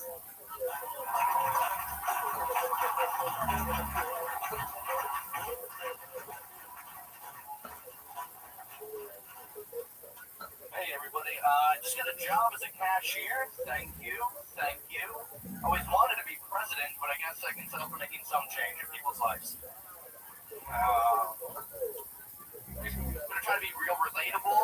You guys watch the TV show The Walking Dead? Yeah, I like that TV show. It reminds me of my ex-girlfriend and how I never want to date her again. You know, because she's dead. I only have a few requirements for women, and Living, breathing, and definitely no biters. No. Okay. There are some weird people. I shouldn't call it weird because I feel bad. The dating life and necrophilia. Like that's. You guys aren't on board with me. I mean, their dating life must be really hard. Like I can make an online dating profile, and maybe the girl that I'm meeting isn't the same person in the picture. This guy has to go through days of obituaries just to find his newly dead bride of his dreams. And maybe she's a little bit drier when, and that gives a whole new meaning to lotion. Oh man, I'm bombing you guys. Oh. All right. Fuck yeah, Steve Breeze. What's amazing about what just happened is that you acknowledge that you were bombed, and in a very tattoo-centric episode of Tony, I noticed that on the back of your left bicep is an actual bomb. Yeah, there is a grenade, and then this side and with the smoke. And with the what? With the smoke. Is that what happened? Oh yeah, that's part of the bomb, and everything in between those two things bombed. And it was unbelievable. Like that's incredible. Like you, at least you're totally like owning it. Like he is. How was your set tonight, bro? Just like right there, buddy. Let's go have bomb. Steve, I like this style. How long have you been doing this? This is 4 years. 4 years. Brad. I know one. A lot. The whole time. Yep. This was this business. I just. Oh, cool. How long ago? Awesome. Yeah, that's great. What were you doing in Milwaukee? I was a resident. Being a settler. That's awesome. Yeah. I don't think you bombed. I'm just stoned. That's my excuse all the time. Yeah. I think the necrophilia stuff is probably hard. I think as you said, as you said, I think it's super relatable here. Yeah. And you do Walking Dead show. Yeah. And I don't think you go from like relatable Walking Dead to be like, you guys know about people that fuck dead people. Right? It's a tough transition. It is a tough. I don't think it's common enough. I see where he was going. Me too. I tried to make it romantic, but I mean, there's more to it. I saw the romance. Yeah, that was I'm just trying to figure out when you were flying. That's all right. Are you fascinated with necrophilia? No, really. It was just a topic. Yeah, just at home. Milwaukee is a serial killer. Yeah, he eat people there. What's his name is from? Dahmer lived by campus in Marquette, right? It was sort of, yeah. Actually, before I left, I filmed a short, in a hotel that he killed. Second. So you're totally fucked up. Yeah, I'm totally fucked up. That's awesome. Did you move out here alone? Yeah. Cool. What other fucked up shit? Where do you what I did for less? What part of Modesto now? Where do I live now? I live in West Hollywood. I'm staying with a friend. And this is permanent transition now. Yeah, for my job. Okay, good. I lost my social security card. I just got a job, but I need that to like get the job. Yeah. That's real. Where did you know passporting? Lost that too. I lose a lot of shit. Hold on a second. You lost your social and your passport? Yeah. I don't know if I believe this. Hold on a second. That's fun. That's like totally, man. Yeah. That was my day. I found out that I didn't have to. How do you lose both of them? Like, you keep them both together and you're out drunk with a burning shirt. I don't drink. I just lose shit. What do you do for fun? Fun right now. Yeah. I take a lot of walks. That's what I do. I like walking this a lot. Smoking. Yeah, you can see me too. Yeah. I really want a cigarette. How much better is the podcast than in Milwaukee? Your girlfriend really died. Yeah. I have a different joke that I have another joke. I explain how my girlfriend dies before I tell that joke. And then that's just a callback. You wish your ex-girlfriend was dead? Is that what that's saying? No. Oh, no. You have no ill will for her. She's actually just getting married. Kind of like better for her. But, yeah. I don't believe an inch of that. It's better. I'm happy. I'm happy for her. And I think everything's going to be good. What did she do? Yeah. What did she do for work? I think she's working for an electric. I still Are you eyeballing the exact time she's like in the parking deck and like all that? Oh no, I moved away right after we broke up. Oh yeah. Yeah, we actually went to high school together. That's crazy. Yeah, You guys still talking?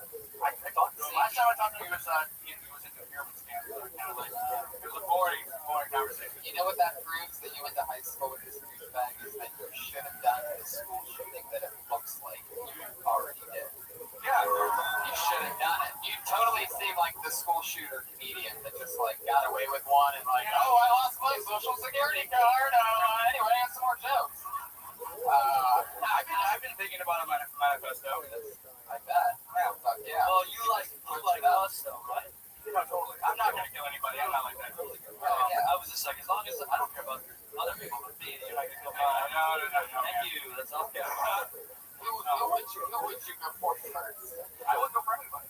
No. I mean, if you had, somebody was like, you had it. That's the only person I ever hated. Somebody was like, Who's the other person you had?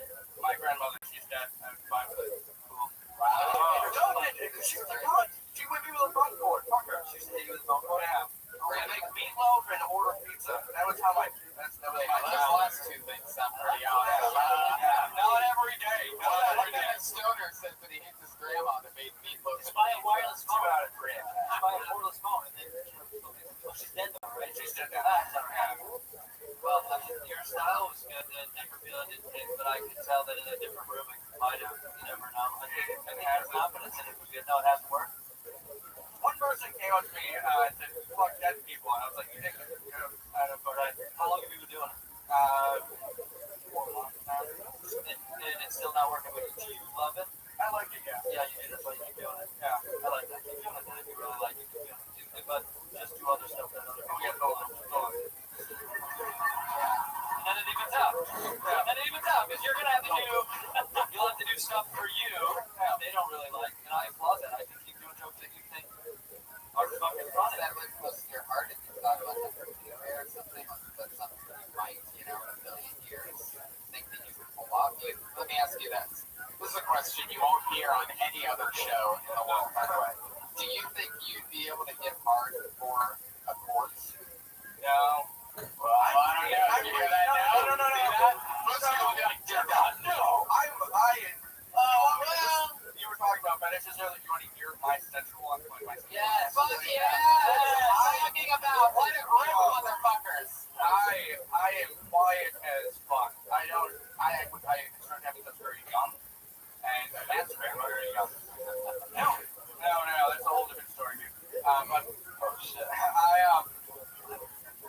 I started doing these things really young, so I had to be really quiet.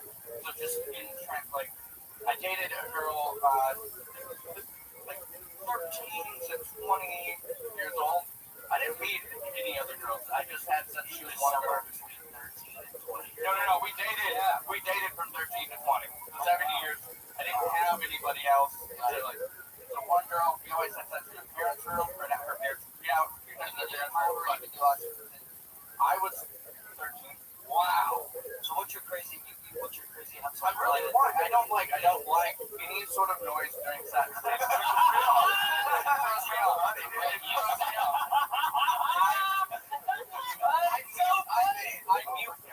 mute porn. You mute porn? I mute porn. Oh, I love that. Oh my God. So when the girl is making noise, you're like, shut up. Yeah, I'm like, Stop enjoying yourself, bitch. You get angry? Like, shut oh, up. no. It sucks. You lose your boner? Like, if you hear like let's say like somebody close the door and you're like, fuck, my dick's gone. Like, I don't get scared, you know. So you can technically get top block? Like any kind of noise. What about music, TV, any of that? You have to shut everything off if you're hooking up with a girl. Which one sound I know. I don't. Like if you were having happened enough where I'm kind of just used to it. Let's say somebody offered you like $5,000 to make a porno, right? And you're having sex with a chick and somebody walked up right next to you, an air porno right next to your head. Like what would happen? You'd be done. No, I could probably go through that. so a sex toy for you is like annoying kids. No, they're just gross to me. They're just gross to me. Headphones are gross to you. No, I thought you said A sex toy. A sex toy. you have to say, are you a pink guy? A pink guy? Yeah. No. By the way, I will say I've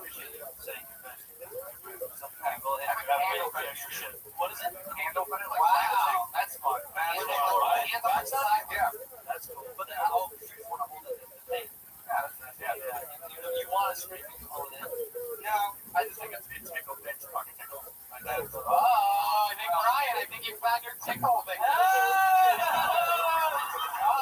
Tickle buddy! We finally got somebody who likes tickling, you piece of shit. Don't tickle away, motherfucker.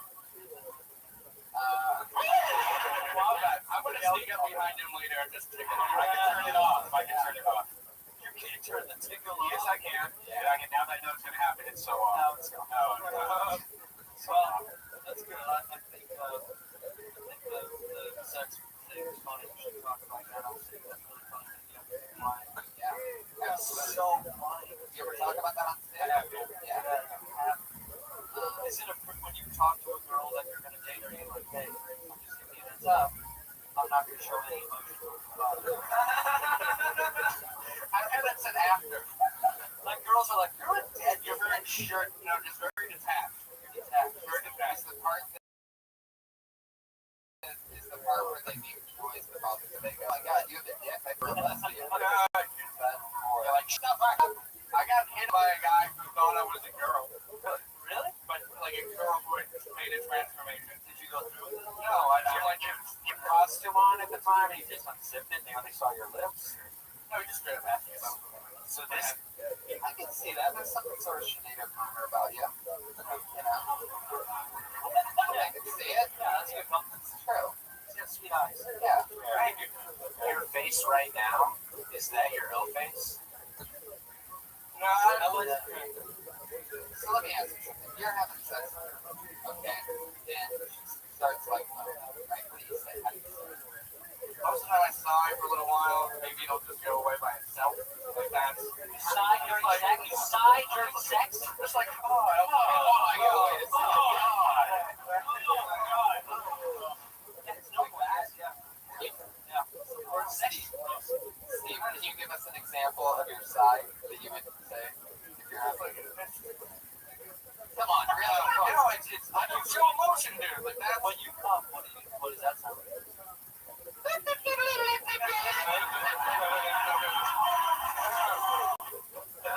I have a joke about it. It's just whenever I come, I say, "Oops, it's a baby." That's yeah. So, I'm not very good at pillow talking. Yeah. Interesting. I liked your energy of that, but I will say that you were up here and you confidently came up and you were like, boom, and you went for it. Even though someone did land like you wanted to, I do think you did good on this, and that's a Yeah, it's so fun meeting you. You totally seem, it's quite that you've been working hard in Milwaukee, and I'm excited that you're part of the team. Yeah, it's going to be great for you. You seem really committed, built for it, and become one of us. Yeah, perhaps you could see a future first, like, school, like, set of shootings. If you're going to shoot a school, shoot Pat Reagan first. Is what he's saying. Grenade. School grenade. You're going to be a grenadier. Grenadier, everybody. That was the payoff. There you go, Steve Reese. Thank you, Steve. Everybody, Steve Reese live. This is Twitter. We're going to get to the part where now we do our two regulars. Every single week we have two female comedians who are awesome. And it's like week 7 or 8 of them being part of the show. Maybe we'll do one more after this. Put your hands together for your first regular. She is so awesome. She's 19 years old. She just got back from London, Paris. Put your hands together for her. She's great. Allie McCoskey, everybody.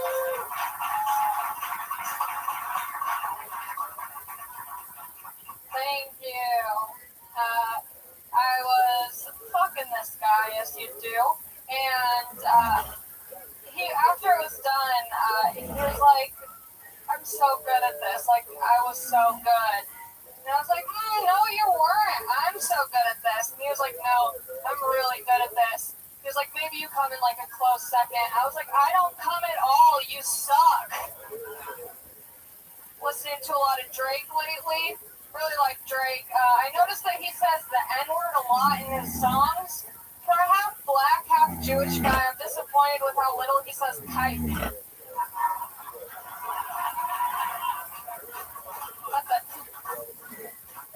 That's amazing. The new Minute by Ali Picasso. Thanks. Good job. So fun. Did it again. Yeah, Drake's fun, right? Love it. Can you believe Drake lives in Calabasas? Well, that's one of his covers for a house. Yeah, but like, that's like his main. That's right. Why is that crazy? Why do you guys know so much about where Drake? I used to date a Mexican. Drake. Got it. Drake's an inspiration. Everybody wants to hate when you're on top. He's an inspiration. Absolutely. What for? Drake fucking sucks. Yeah, Drake sucks. You're wrong. You're wrong. Wait, look. You gotta go. Why does he suck so much? Drake is jogging. I listen to his. You know how good. That's right. I said nobody else will tell you. It's your ears. That's what You listen to when you're on jogging. Cypress Hill. You don't jog. It's from a bomb. It's like it's from a bomb. Like it's like candy. Drake, I'm just like, this is Yeah. Boring. what kind of hip hop do you listen to? Cypress Hill. Really? You're committed to that as your number one answer? Yeah. Yikes. Okay. All right, well, I can see why we might give it. We'll never come close to agreeing on I'm really enjoying myself up here. But yeah, Ali's jumping in. You listen to Drake a lot? No. I just was listening to him with a friend and he was saying the N-word so much and I was like, isn't he half Jewish? I feel like it's a little bit wrong that he's saying this so often. I'm Jewish, half. Yeah. Yeah, no, I can't finish it. But like, it just feels so good, you know? It's like empowering. You're taking it back. I know. I'm not interested all the time. Good. Let's get it started. Did you tell anybody to go flag hang? Yeah. No.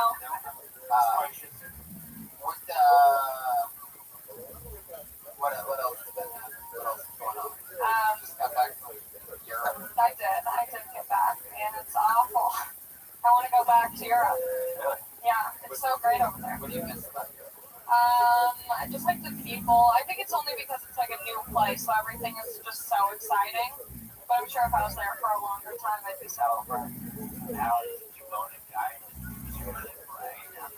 No, I just thought of that when I was over here, because I was telling my friend I went to the gynecologist today, and then it just kind of like spiraled into just fucking dudes.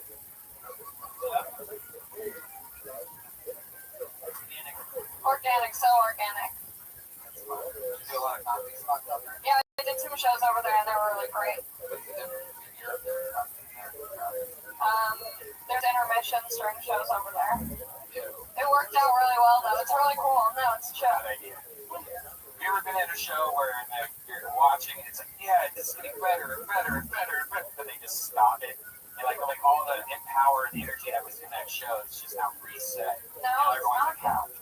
Yeah, I've been at this to get more drinks. And Well, over there, everyone's smoking cigarettes, so they're just like, I need this. And they do. Yeah, they do. So I guess maybe more so. They come back in with their smoke and then their drink and their history, and then I can stand up in the middle of the set and just sit the whole fucking time. Yeah. So I guess it works. you said you have Jewish. The other half. Catholic.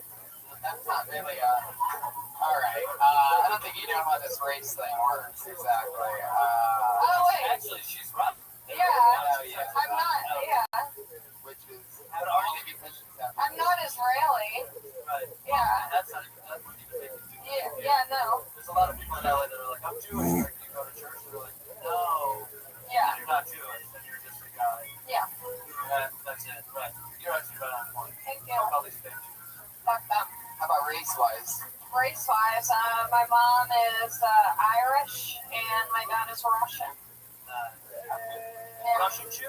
Russian Jew, yeah. They're cold as ice. They're fun. Yeah. They're nuts. Your dad's a bad motherfucker. No, he's such an idiot. He's a degenerate. Yeah. He told me the other day. He goes, I was like, oh yeah, we're Russian, blah blah blah. He's like, no, we're Polish. And I was like, who are you? Like, are you my dad? Get out of here. I'm from Long Beach. Yeah. Me too. All right, like it's so bad. It's so much over there just because you've been in California your whole life. Like, if you just moved anywhere, you'd probably be like, well, New York's the most basic place in the world. Yeah, that's true. I've never been there though. Long Beach, like this, like what's the area called? Belmont Shores. Yeah, Belmont Shores. My mom used to live there. It's really nice, right? Yeah. And then not too far away, it's really not. Yeah. It like you just go make a left turn down the street and you're like, oh, where am I? Still in Long Beach. Yeah, because it's like right by the beach. So I couch surf right now, but technically that is my home base. It's a couch. It's a couch.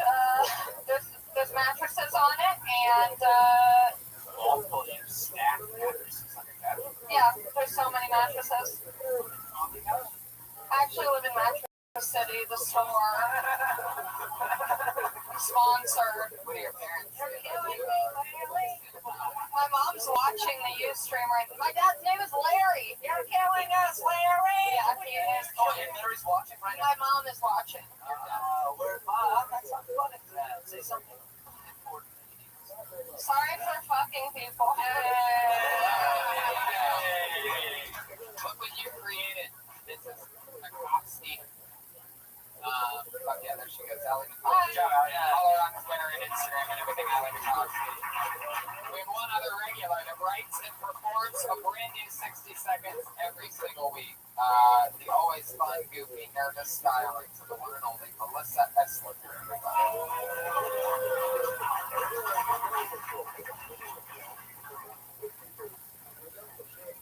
My mom's Jewish, so I'm a fake Jew. No. What's funny about tonight is I used to live in Wilmore.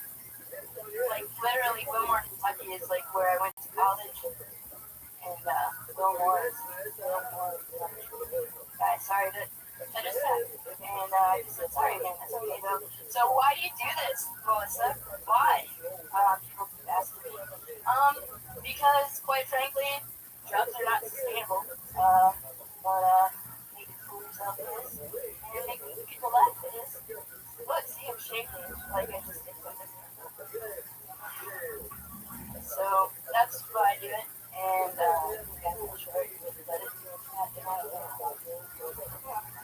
I did, but then I was taking over me.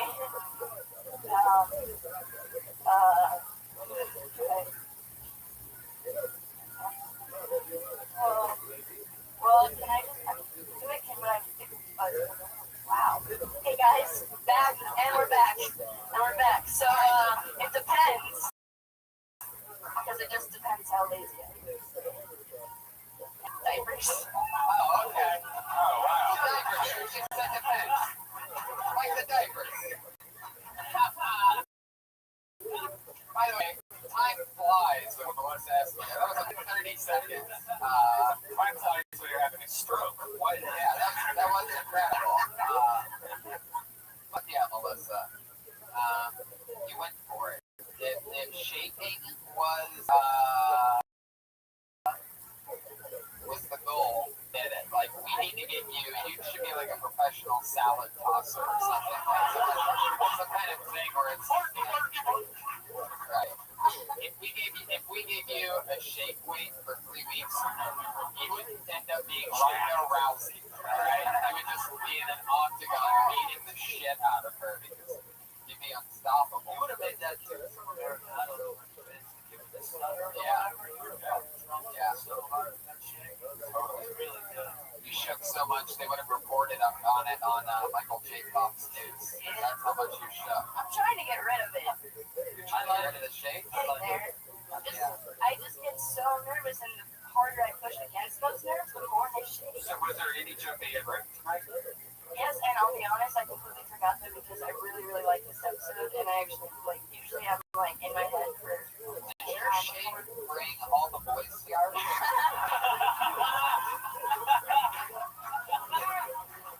Shake it off.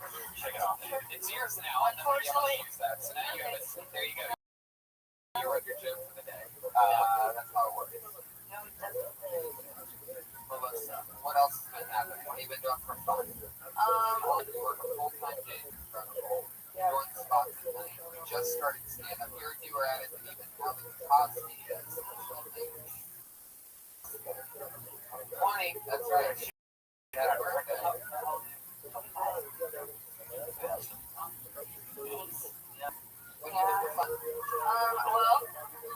usually I really like to drive. Can't do that here. So usually you do that here because you killed 74 people and I was walking on the sidewalk. Well, drive over people. yeah, it's just I drive a stick shift, so it's a lot of work if I'm going to be driving during any time that anybody else is out, which is always. So I just, I mean, I don't mind it. Anyway, usually I like the music, but yep. I think I've only used it here like once. You should go up to a bar sometime. All the panic attack.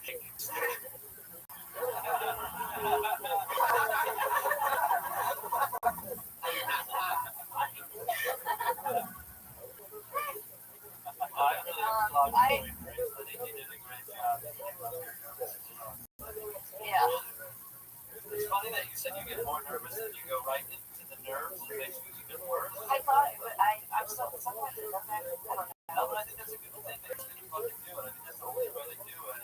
What's fun is it's an interesting position because this is the only spot I think in all of comedy or anything like it where the audience that watches all these episodes of these shows that I talk to on the road before we sold out venues. They often come up to me and they go, the part with the regulars is so cool because we get to watch them grow. There's no other show you really get better at stand-up comedy other than this one week after week. And either you're going to be like this amazing turnaround storyline. Either way, that's what's fun. It's like taking the chance and committing, and the only way that it's going to keep going is there's nothing that can take away your spot. You're locked in for a minute here. So you can't shake your way out of this. If you really had Because the hater's going to hate. if you had jokes written out and you were too nervous to remember them, you need to write them down. Because you fucking scribbled. Because that was really literally a minute 30. We gave you extra time that we were like, whoa, wait, what's she going to start? Somebody even yelled out, when are you going to start? What's your not a good thing to yell. I mean, it's very important that we actually see material though, because I mean, this is the whole point is that we can watch you grow, so every week that we can see like an improvement in writing and stuff like that. I don't know, but this is like the 5th or 6th or 7th week we've seen. And you actually did better on your first time on the show. One of my, I was gonna talk about being awkward. When I came here tonight, before I walked in here, and how I make awkward people feel comfortable, I was gonna talk about how someone once, like, I was meeting new friends, and they were like, we accept you. We had an autistic friend. That's right. Yeah, so maybe that's what I would. Maybe next time write it down. I mean, just have it as backup. Normally you look at your hands. Yeah, I haven't been doing that. I guess that is also, by the way, the best way to learn how to not. I was never one to really write down the set list like you guys were. But now, when you learn without needing a set list, like sometimes you're just gonna sing or swim and help remember. And the more times you end up going on stage and you don't remember your shit, you're just gonna end up remembering more the next time because you're like, I don't want that fucking feeling. So I don't know whether I'm gonna commit to writing it down or not writing it down, or just fucking push it and try to remember it.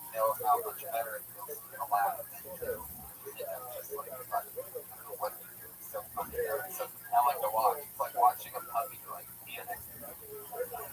Melissa at a shelter. It's adorable. But I think it's a pretty good example for people that are watching. I think it's good that people see you shaking so fucking violently, so they know what kind of emotion it can evoke out of people to get on stage. Because there's some dickhead as I can get up there, but it's really, really tough, right? Isn't it really tough? It's the hardest thing you've ever done. Every time I go up, I want to just puke and not go up. Well, Melissa, Like almost every time, I get excited once. Mitch Hedberg wore sunglasses like a bad curve, so maybe you could try performing a sensory deprivation tag.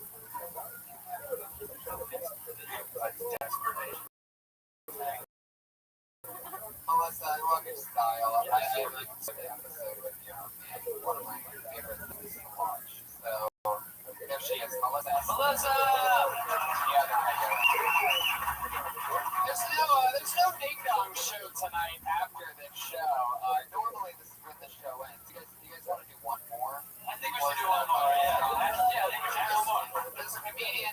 for sure signed up for. I stay in the back of the room, who I know is just visiting. And the last few times he's been on the show, we've had so fucking much fun with him. He's another one of these young guys that I think is a real like upcoming monster on the scene. Maybe I'm crazy, maybe I'm wrong. But put your hands together for him. Let's get him up here. Michael Perkins.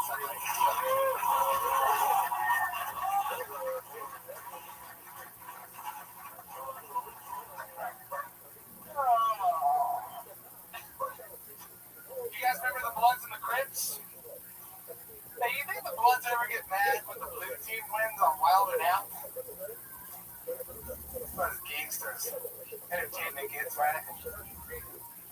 I got a pocket pussy, but it's pretty hard to fuck while it's in my pocket. Or at least that's what I told TSA while they were searching my bags. How y'all doing, right? Pat Reagan just laughing your ass off at me, just bombing here. Oh, God, I wish this crowd was full of crickets. That way I could say I was playing to my target audience. You sons of bitches. You sons of fucking bitches. What's with people naming their junk after animals? You know, you got, like, hey, suck my cock. You realize a cock is also pre-verbed as a chicken, right? So technically everybody here is eating some cock, right? You know, you got the beaver, you got the moose knuckle, the camel toe. You think a camel's walking around with pussy feet? Just pussy foot around, you know?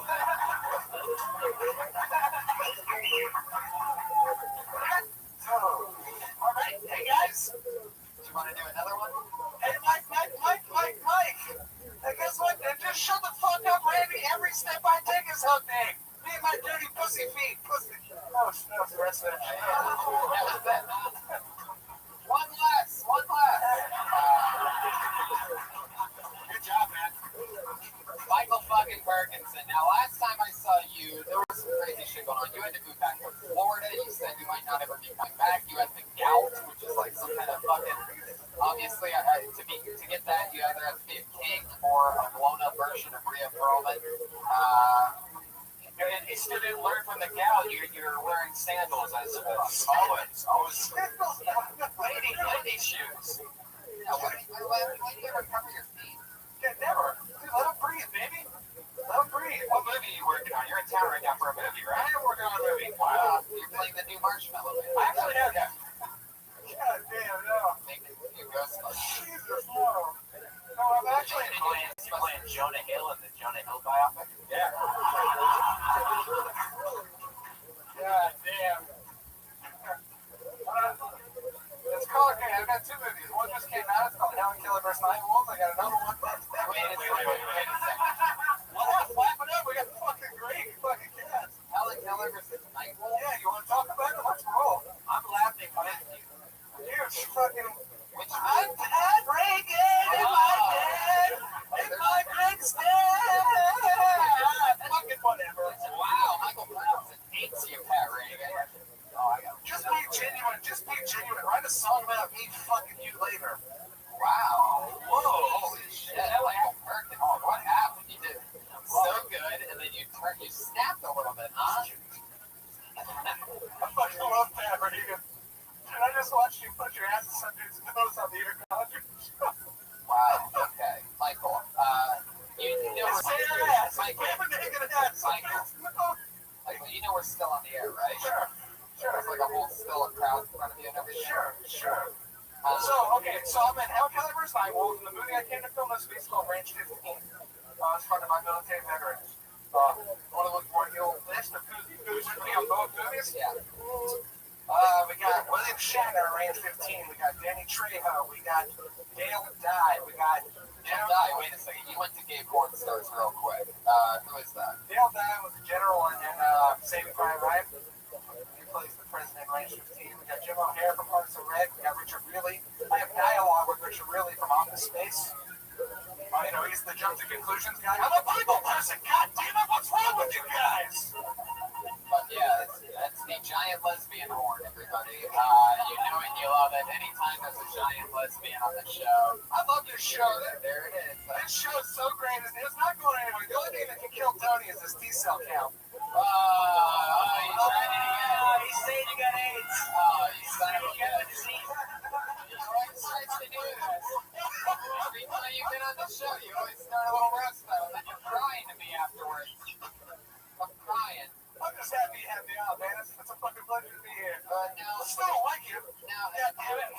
Now I see that you have I see that you have a lot of writing on your hand. Those jokes are just recipes. Oh no, no, no.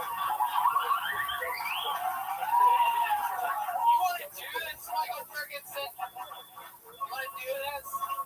Yeah, throw off your glasses. Piece of fucking shit. You're not. You look like Steve Buscemi's lesbian sister. That doesn't even make sense. And how dare you owe that? I already lesbian him. You can't double lesbian. That's scissoring, okay? You can't lesbian Michael fucking Ferguson. God damn it! How dare you? Laughter, tears, anger. You're really fucking something else. You're always talking shit. You know that, Michael? God damn it, you are too, man. What do you do for fun? What's your crazy fucking? Fucking right now, I'm just blacking out, drinking. What's your fetish other than pudding? What's your second biggest fetish in pudding? Pudding? Yeah. I like it. I like watching. I like watching porn where chicks like each other's assholes. Really? Yeah. Shit. There's some kind of commitment to that, right? All of his toes look like thumbs. That is true. It is. I think Did you think they're all everyone was gonna? opposable. They're opposing. You think everyone was gonna start applauding? You look like me if my mom was a midget. That's an accurate statement, guys. Give it to him.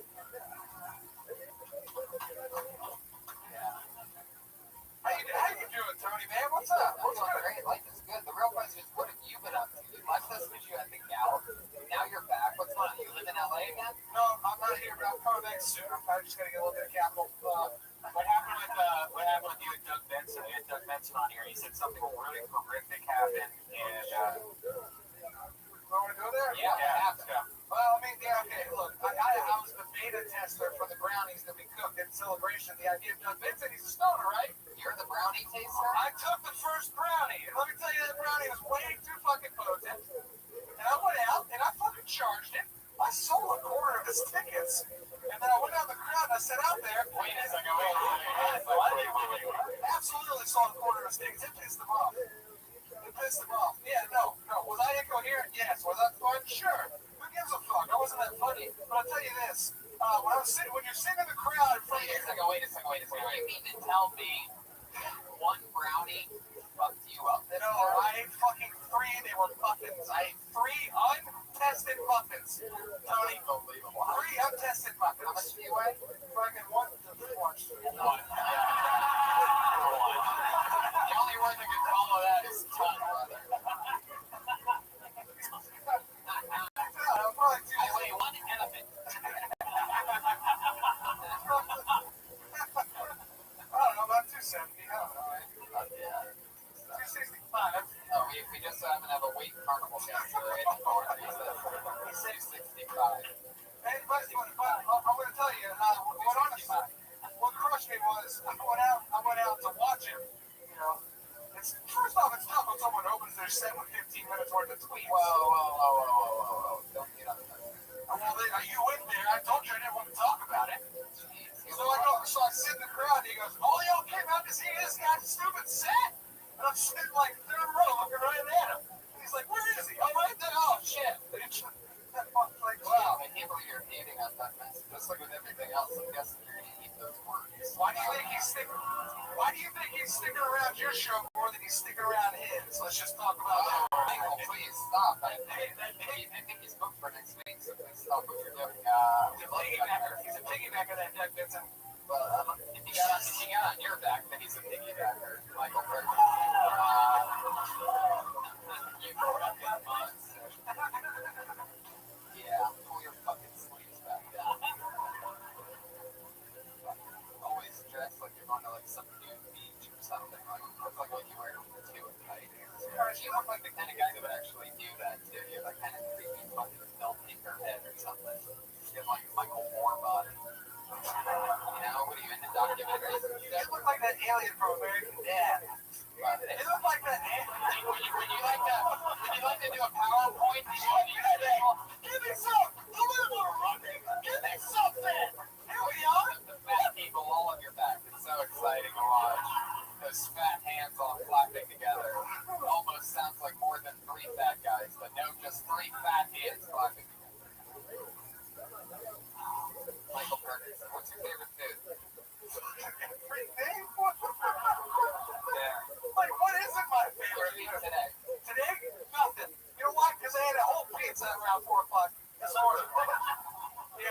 was at Papa's Pizza. It was a meatball and garlic, 2 for $26.99. Fucking delicious. Plug it, count it. I like the whole pizza. I had a whole pizza last night. Saturday, had some beers, hanging out, you know. Trying to find somewhere cool to jerk off, but just can't find any privacy. How did you? Where do you live? I live on the couches. I don't live anywhere here. I live on this guy's couches. Fucking 5 of us here. It's fucking another dude on the couch, another dude in the living room. So you guys like just spin on the couch or lay on top of each other?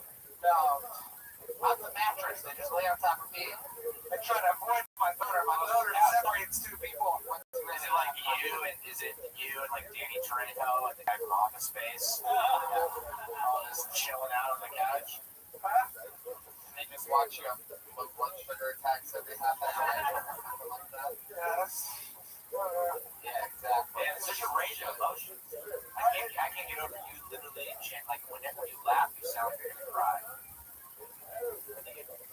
When you laugh, you sound like a trust fund, so I don't know if that. I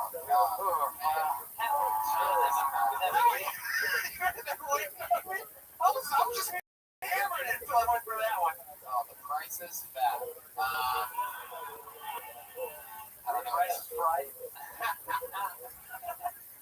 Hey, I want to dance, by the way. Where's that? He's gone. He should have danced.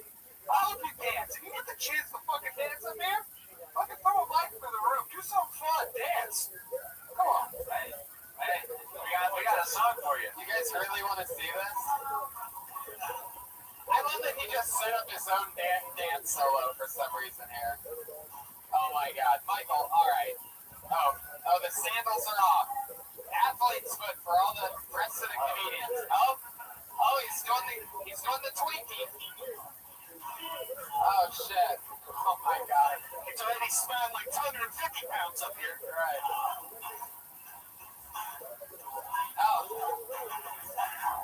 Oh, he's jumping the licorice rope, everybody. Everything he does is food-oriented dance.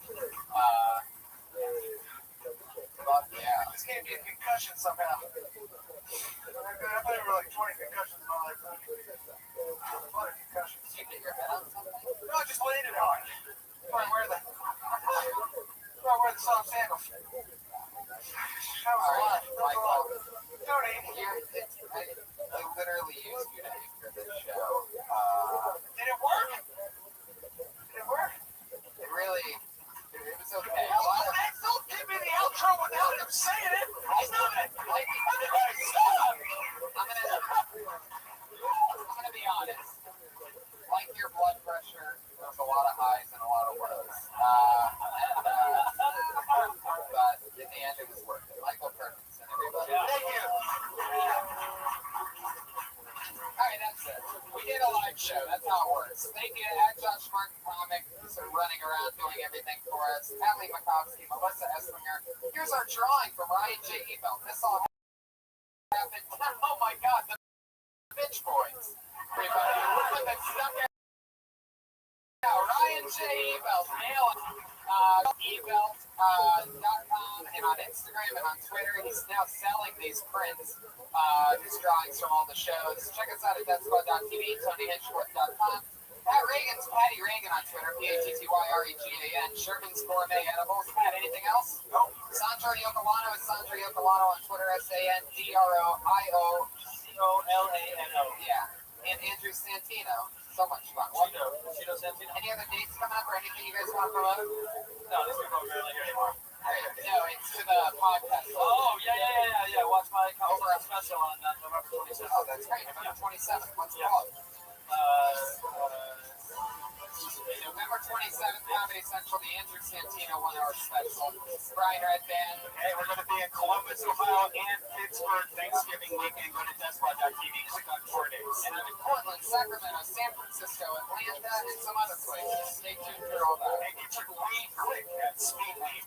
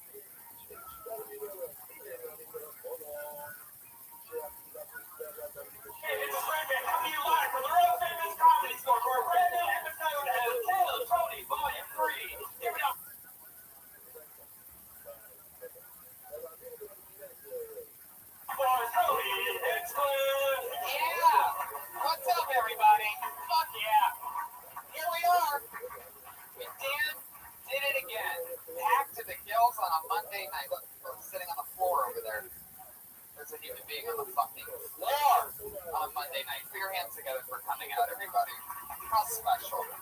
What a crazy thing we do. Oh, so much fun. Keep it going for Pat Reagan, everybody. You just heard his musical stylings. Throw an extra song in there for you, just in case you didn't get enough. And the great Brian Redman is here, ladies and gentlemen. Hi, guys. So the ones and twos. Normally, there's been a long-standing tradition of, sound effects on this show that come out of nowhere. And one of our favorite sound effects, the gunshot, was actually heard here on Tuesday night. A man died here at the Comedy Store, and this is true. No joke there, really. There's a couple people that laughed at that, which is an interesting reaction. I like that. But for like 40 years, nobody's ever been killed here. But Tuesday night, it fucking ripped. So this is a special episode dedicated to that guy that got killed here the other day. You're just going to have to wait for it.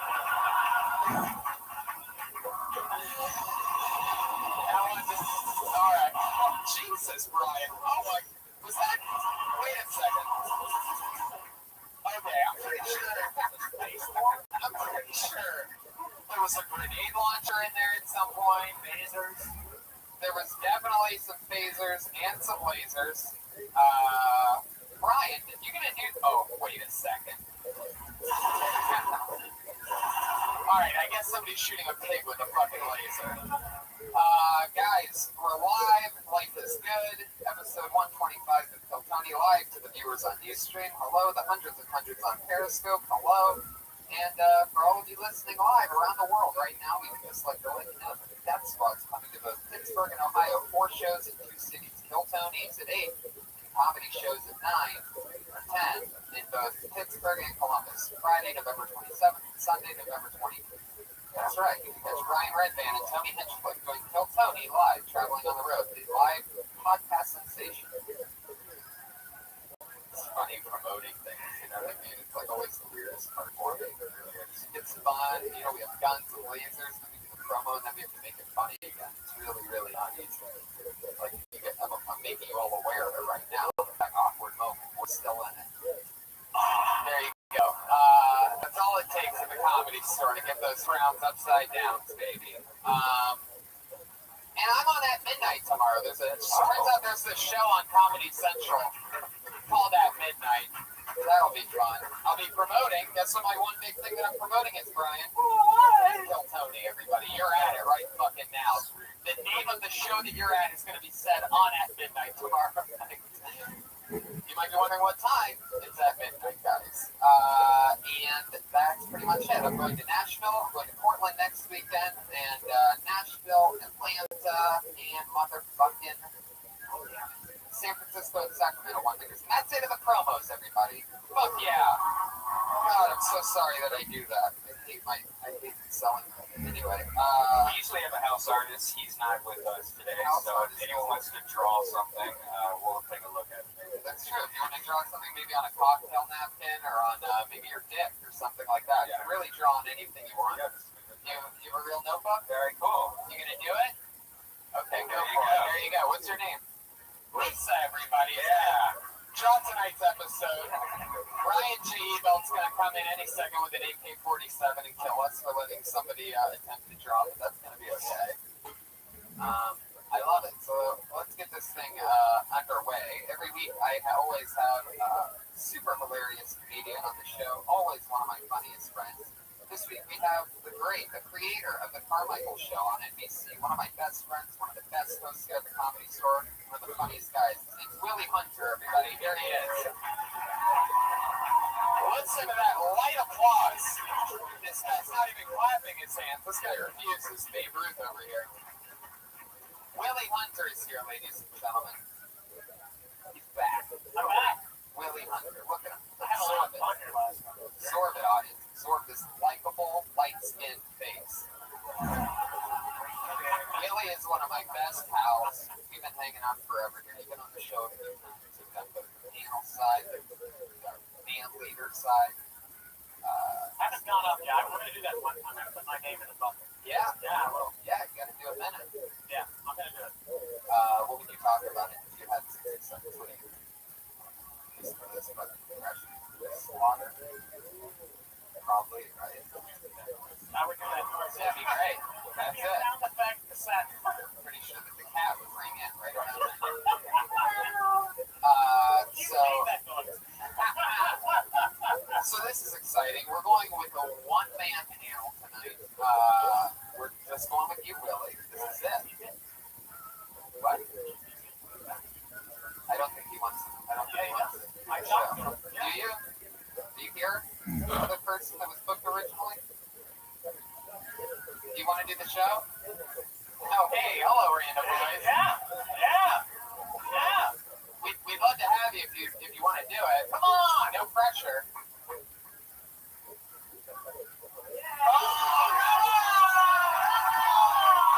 Ladies and gentlemen, Chelsea Lately, HBO, Comedy Central, the creator of At Midnight, the creator of Chelsea Lately, the creator of Zach Galifianakis. You know him from The Hangover 1, Hangover 2, and Movie.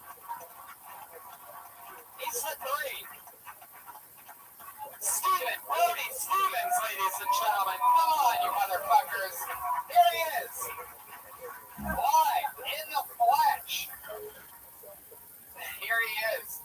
Stephen Brody Stevens. If there's anybody that knows how to light up a fucking crowd and get them pumped. Literally love it. That's right.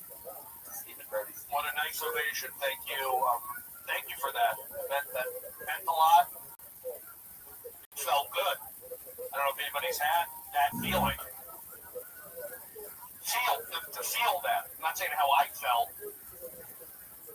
but to feel that.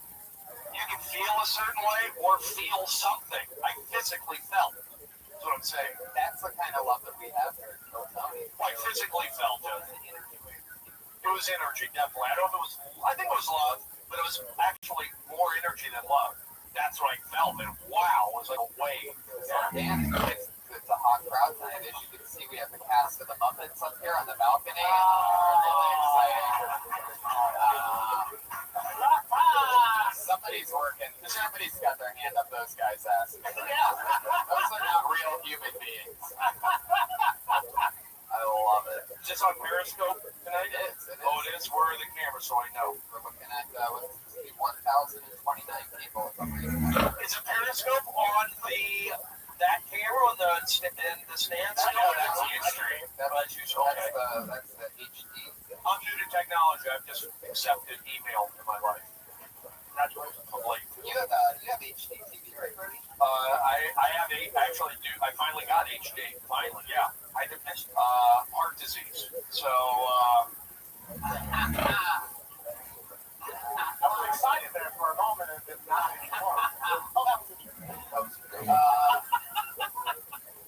Guys, you've both done this show before. You know what goes on here. Pat, do you have any questions for these guys? No? Okay, let's move on.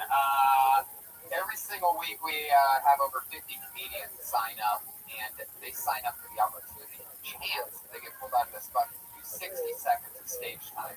At the end of those 60 seconds, comedians, you'll hear the sound of a kitty. Oh my God. What the hell? Oh my God. Kill the cat? You son of a bitch. You've been waiting on that one since Tuesday. I can tell you've been sitting on it. And that was a shotgun going. Somebody asked for the cat. I'm going to definitely do the fucking gunshot. I love it.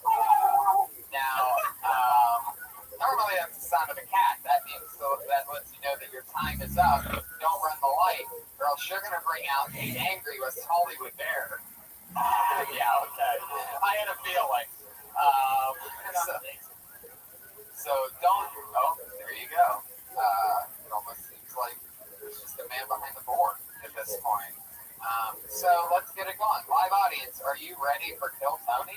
With Willie Hunter and Stephen Brody Stevens. It's Major League Baseball playoff season, and for that, what do you say, Brody? Oh, okay. First name? I'm honored. Thank you. First name. Brody is the only pitcher that can throw 90 miles an hour. Well, I got back in the day. I didn't have an occasional. Actually, true story. Was it bowling? I played baseball. Okay, here we go. Okay. One left. All right, the name is. I think this is the part where we awkwardly find out that Brody can't read everybody. Oh, Really? performer, not quite the. I can read. I never thought I. He's building drama. You know what? I'm holding it with my lip. This is a right-handed slip. I'm holding it here, and then I go. I hold things left-handed. I play the drums left-handed. I hold slips. Here we go. Nico Williams. Nico Williams. African American. Oh shit. Guessing why? No. Sounds like such a cute name. Why would he or she not? Wait, what's going on here? Is she here? Wait, are you touching the head? Are you here? What was that? Alright, something. Whoa.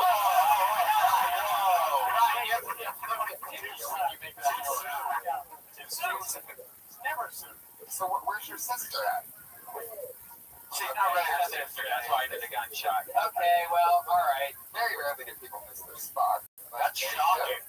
Alright. But it's okay. She deserves a comment on it. Let's get it on. Awesome. For your hands singer for your first comedian of the night, going 60 seconds uninterrupted. Oh, look at that.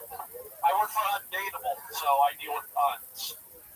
And puns. You got it. Wow. Midnight Tony tomorrow. That's right. I got a little more on this story. Put your hands together for your first comedian of the night, Kevin Monroe. Where is he? Are you kidding me? I love it. Let's ruin careers tonight. No, I love it. This room, I'm looking at the back. It is packed to the fucking gills with comedians, and 2 people that signed up are not here.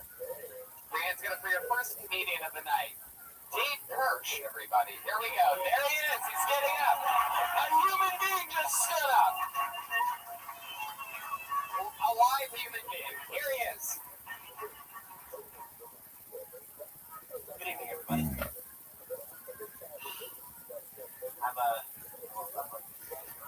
I'm a very ambitious person, trapped in a rich body.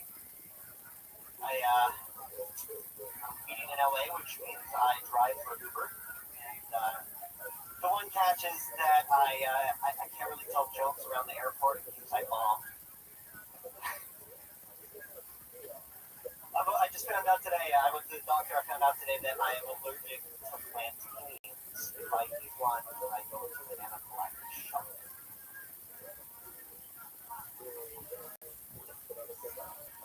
No, seriously though, I drive Uber and I spend a lot of time in the car sitting on my ass thinking. I thought about something very interesting the other day. I discovered the root of the word antigen. I figured out I can.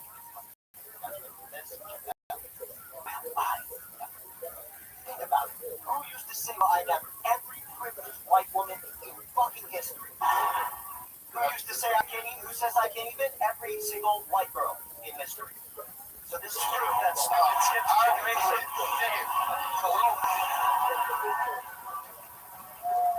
or maybe Ugg boots just cause irreparable brain damage. I can't even believe you thought that shit would work up here tonight. No. I mean, seriously, Dave, you're wearing like fucking pajama pants. What do you look like that? Well, change. What does that mean? No, it doesn't work. It's like, see, that's the thing with those pants. You can clearly see where your dick is, Dave. Right? You all agree in the front row? Put your hands together. You can clearly see. Can you see his dick?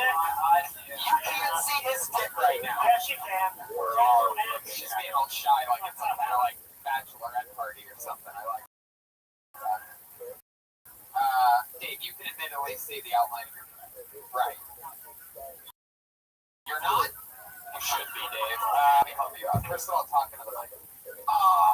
Are you the old sound guy here? Yes. Okay. I was a sound guy for about a year and a half. Dave was a sound guy at the Comedy Store for a year and a half. How long have you been on stand-up? This is my first time ever. Wow! Holy shit. Dave Hirsch. That's what I want to hear. Holy moly. Now you turned up on in that case, in my Converse. In that case, that set was just not that bad. First time, I'll allow it. But you don't want to do any joke where you mention bombing. Like it's like bombing about bombing in an airport. That was like an inside Uber joke that only like really Uber drivers know. Like, oh, you can't go to the airport during Uber. It's a law. Were you even allowed allowed to dress like that when you're Ubering? Really? Every job I have. You know, I never looked for pants in Uber drivers.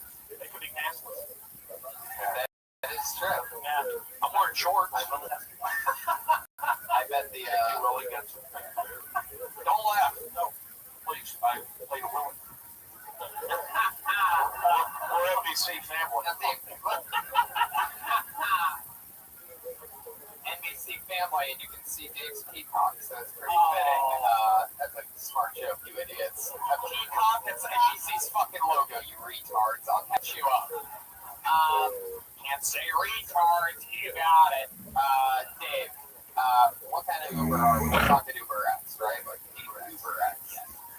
What year is your Prius? I don't have a Prius. Oh shit, you're one of those guys. Huh? Renegade. I got a Nissan Versa. Yes. The wallflower of the automotive world. Yeah, the fucking sweatpants and Nissans.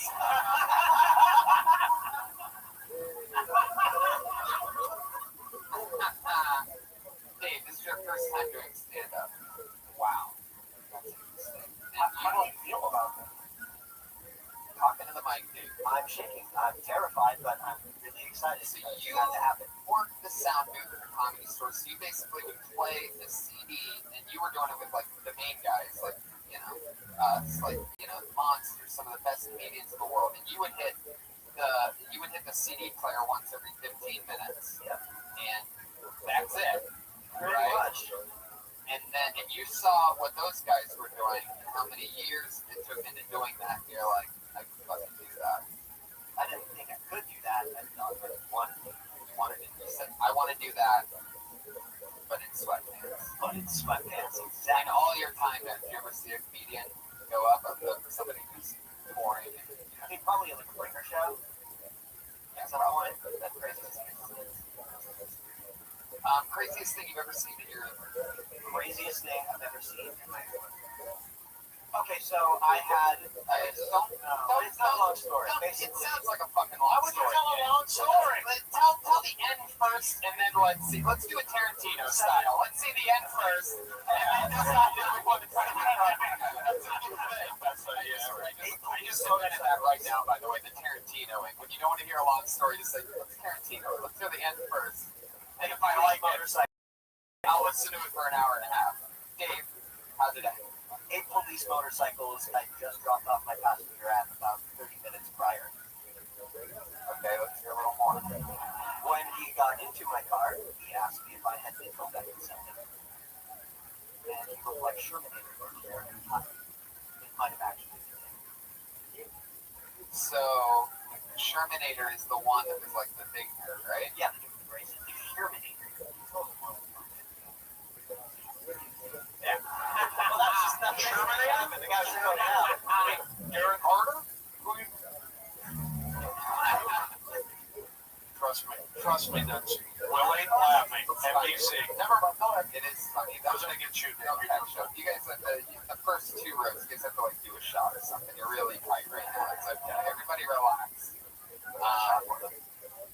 Thank you, Willie. So Dave, this guy wanted to buy cocaine off of you. Correct. And you're driving him. Yes. What was his final? Did you drop him off and you're like, you got to get out of my fucking car? I dropped This him isn't off. that kind of Versa. Exactly. No, I dropped him off, and the guy slipped me a 20, and I didn't even get the cup. And then what happened? And then I left.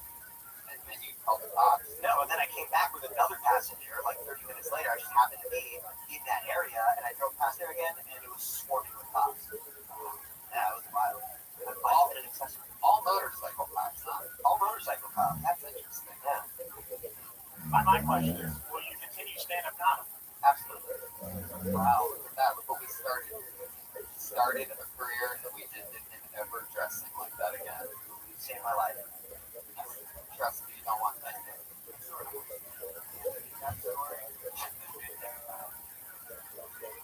It's a good one. I went for it. I don't think that.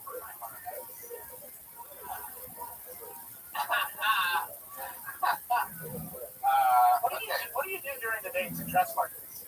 Drive it over. I mean, Like, what do you do for fun? yeah. You have friends? I practice flamenco guitar, and I study flamenco. Wait, what's flamenco? It's the really fancy Yes. Yeah. So what do? You play that for ladies? Go crazy. They love it. Have you played it for a lady? Just my wife. You have a wife? Yeah.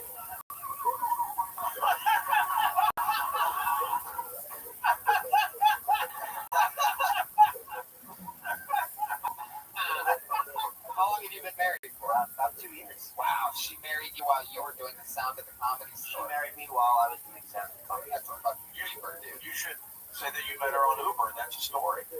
You know, you met.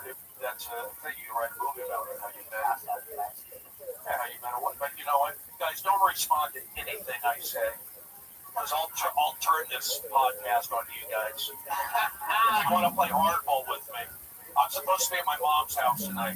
If I don't start getting the response I deserve, I'm going to sabotage the show. Sabotage it. I'm going to sabotage it .0. So pick it up a notch. You understand me? You understand me, Caucasian Aryans? Oh, wow. Made it. Wow, okay, yeah. For some reason, that horn is a little fitting right there. Some of the words he said haven't been said since those types of horns were being played. I was going to have Dave lighten up the mood with a little flamenco guitar, but instead, after hearing that, I think that it would only be fitting if Brody Pulled the next name? Yeah, I think that would help, yeah. You did great, though.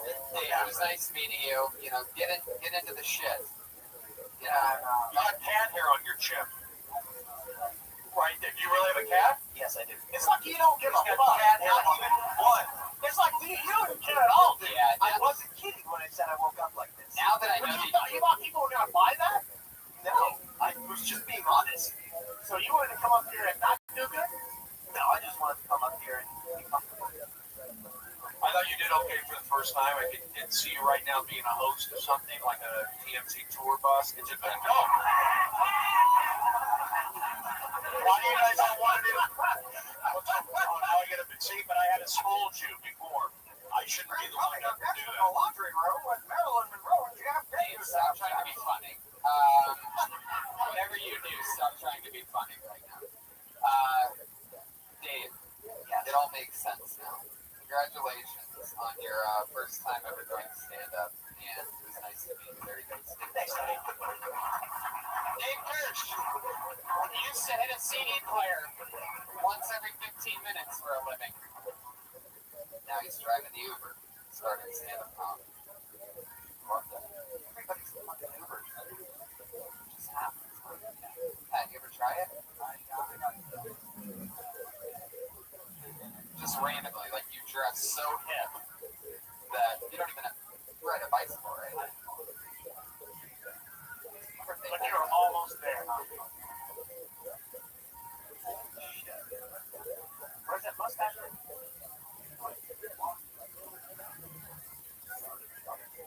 Like skeletons. Yeah, Bernie? I have one of those Uber placards. I'm not an Uber guy, but I have it. I put on my car just like Uber people. Just pick up strangers, lock the child's lock in the back so they can't get out. It's like one of those new prank shows I do it for college humor. So I pick them up and I'll like drive them out. It's like a prank show.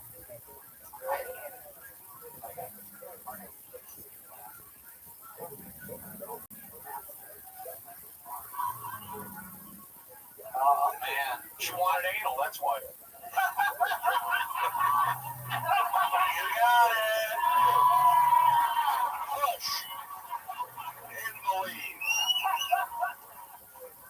Let's talk more about this for just a second. How do you know a girl did it? Do you know who did it?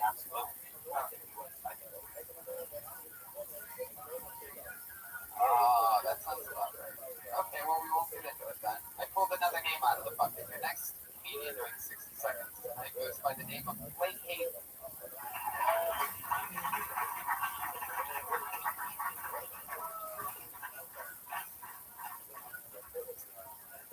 I just moved to LA just a couple weeks ago. But I had to do a lot of job interviews. I did a job interview over at Denny's, and the lady that was interviewing me, she said, "You know, if you can work at Denny's, you can work anywhere." That's bullshit. That's not true. Just doesn't mean you can like fight fires. You know what I mean? I think the only way that she could finish that and still have it be true is, if you can work at Denny's, you can work at IHOP. I think that is the only way that she can finish that. I really hate board games. I just feel like they're not realistic enough. Like the game Clue. Like if you were at a party and the host of that party died, can we agree as a group of people that nobody would stand up and go, "Hey guys, don't call the cops. We're gonna solve this one all on our own. We've got a professor, a colonel, and a slut. What else could we need?" It's like, we don't have the right people for this investigation. Now, if you had somebody that worked at Denny's, you'd have the right man right there. Because you can do anything. Well, exactly a minute, Blake, babe. Fuck yeah. Where you from, Blake? From Fresno. Fresno, California. How long have you been in stand-up? 5 years. Nice. Yeah, good shows. Yeah. So you live in Fresno now, or you moved down here? I just moved here like 2 weeks ago. Fuck yeah. Yeah. Fresh blood. I love it. Even that fucking sound guy's been here for a few years. You know what I mean? Boring. Anyway, no, I'm kidding. He's right there laughing. Everybody fucking relax. Weird tight crowds. There's pussies in here. Anyway, fuck. So where you living? I'm actually staying on my friend's couch. He's actually in Burbank? Sunlit. Whoa. Jesus Christ. What is that? What is that? I know what Yeah, I don't know. That's where you put the bodies. Yeah. You must be talking about the old top left corner of the GTA. Yeah. Absolutely. Wow. Wow. Sunland, that's like Fresno South. Yeah, pretty much. Why do we not laugh at that? Tell me why. I think that's funny, but again, what do I know? Tell me, what do I know? Hangover 1, Hangover 2, Duty, Rabbbi Stevens. How many people parked in this lot tonight? Anybody in this audience? I did, so listen to me. Sunland, that's like Fresno South. Too much energy. Yes, yeah, right there. Some people gave the wrong reaction. Remember, I did an hour and 10 minutes in the main room against management's will. That's what I'm talking about, bro. They had a call on Pauly Shore. It was in South Florida. Like, what else are you into? I mean, like, cause, like, I'm impressed. Like, you have a look. You already look like you could be 3 of the characters on Undateable. I got the same thing. I saw him up there, and I'm like, is that Funches? He has a promo vibe. So look, you got a good set. You know what you're doing. The sweater's a little baggy. I don't know. I'm just pointing. The only thing negative. Everything else is good except sweater. It's a little. Sweater's like you're passing. It's okay. It's just a little sloppy, but you did great. I'm just nitpicking, but you did great. What do you think? You think the sweater's okay or no? I like the sweater. I really like the flannel shirt, like this guy's shirt. I don't like the t-shirt. Why don't you put on his shirt and see what it looks like? The front row. See what it looks like. All right. Why not? Keep going. Don't lie yourself. Motherfucker. Put his shirt on. Let's see what it looks like. Switch it out. I was so hoping he was hesitant because he was wearing like a muscle shirt or something. He's like, okay. That might be a little. Switch it out. I like what Brody's thinking here. Oh shit! No, go all the way. He's doing it for good. Wow!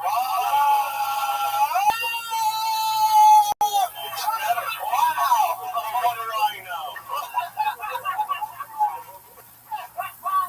That's good. You know, that's what I'm saying. Just tighten that up on my wardrobe. That's very classy.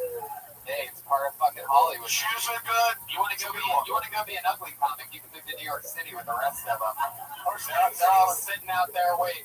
Fucking monsters. Anyway, West Coast for life, bitches.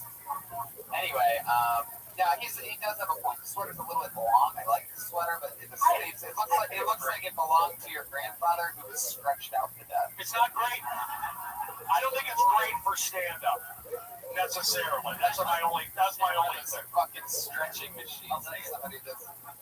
Anyway, Blake, what do you do for fun? What's your favorite hobby? I play guitar. Wait, did you almost say soccer? Yeah, I think you say soccer.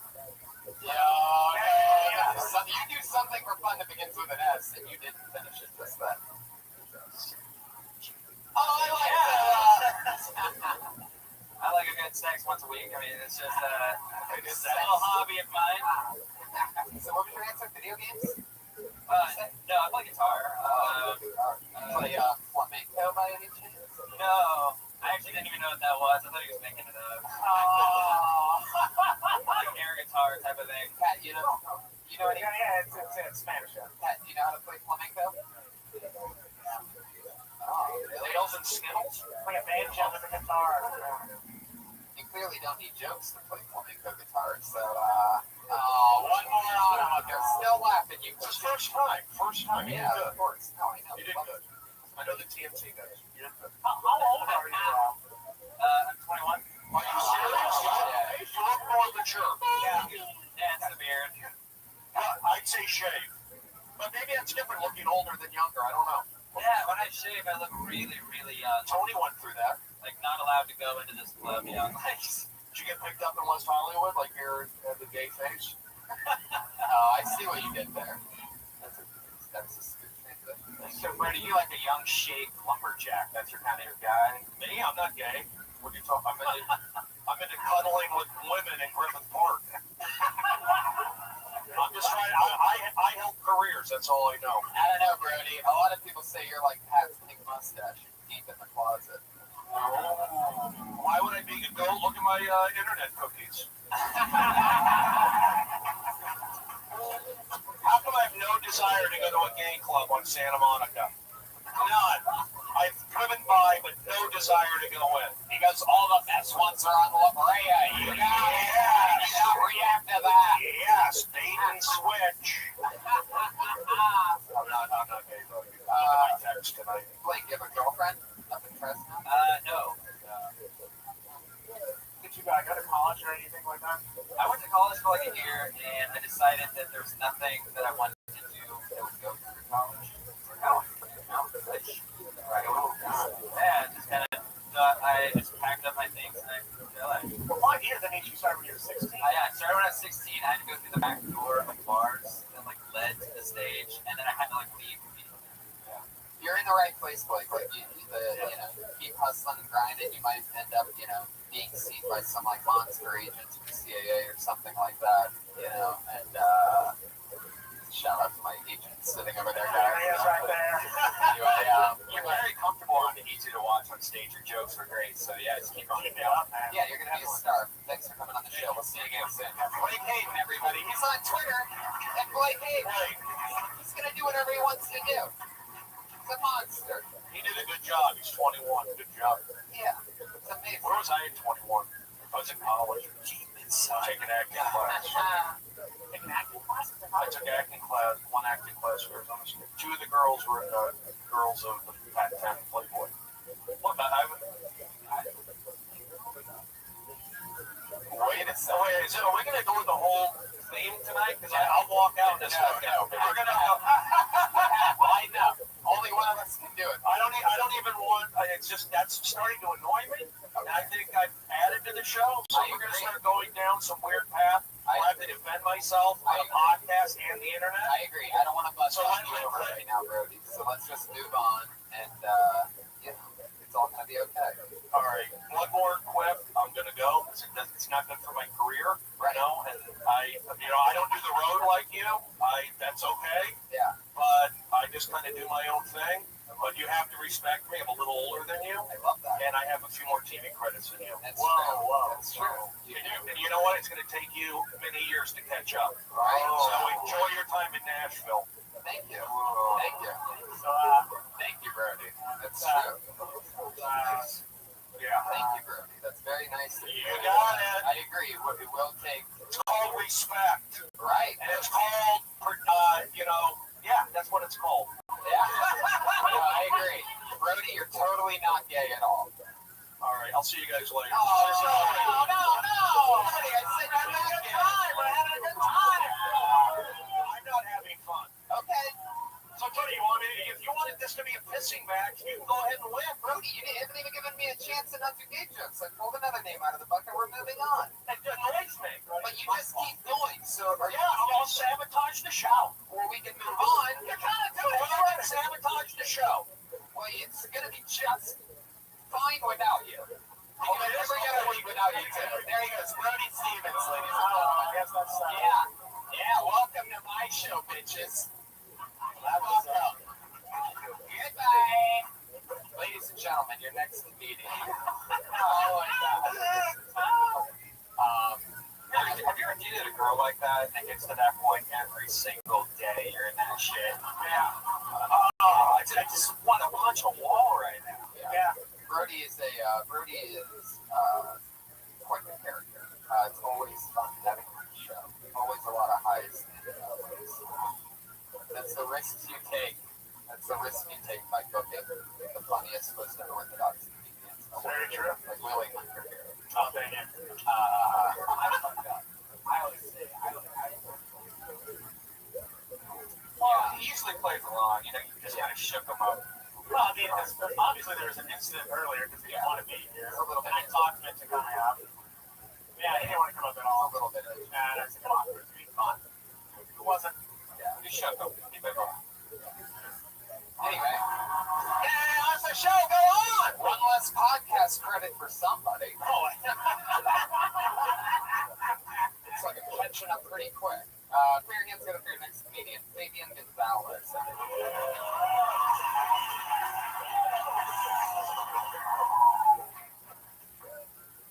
Fuck everybody. Negative energy. I used to own this ugly dog. He was so happy. Like you didn't know. It's been like, why would you tell a dog anyway? Why would you tell a spirit? It has to be like another dog that doesn't love himself. But a good dog knows better than to let another dog get caught. That's why a dog is a man's best friend. It's not another dog's best friend.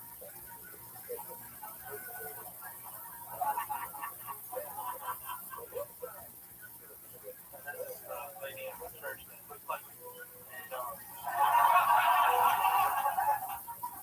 it's cool, man. Like I want it to be attractive for you. You're supposed to love yourself. And all I could think to tell her was that that's what get better. There it is, a minute by Fabian Gonzalez and some very racist music from Ryan Redband. I'll let you know this is set's over. Fabian, you've been on the show a couple times, right? Once. Yeah, he killed it last time. He was on the Ice House Chronicles. He did amazing on there. Interesting. How long have you been in stand-up? Wow, where are you from? Long Beach. I don't even remember from the last time you just fucking looked like Long Beach. Is that Washington's hat with a Long Beach logo beside it? Yeah, put it. You made it custom. Wow, Washington. National hat. Long. Yeah, well, where this hat is. Western Long Beach. So that's like DC and Long Beach. So does that cap come with a gun holster on the side or something like that? Like, oh, okay. What do you want, you motherfuckers? Really? You want me to go bring him back? He's awesome. Whenever I used to host podcasts, he's always been funny. It's very funny to say hi. How long have you been doing comedy again? A year and 7 months. Unbelievable. Like for a year and 7 months, you are fantastic. I can even tell. I can't say it was 5-6 years. What do you do for work? We're in hospital. Shit. What are you doing there? Really? You serious? Yes, man. I would guess your job is putting people into that hospital, not checking them in, not working the registry. So you're in charge of like what? Really? Yeah, I just talked to them. So cool. You ordered that hat working there? People just freaking out most of the time. Are you talking about like emergency? I have a really soft voice. Yeah, you do. I've been telling you. Yeah. That is true.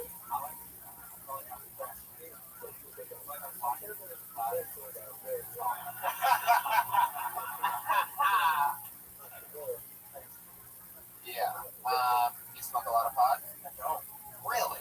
You talk like that naturally. It's incredible. My grandma takes it really seriously. It's true, man. Like I don't really need anything. See my bill. get a lot of things myself. Yeah, but I'm with you on that. It's, I haven't, you know, God hates his medicine. that's true.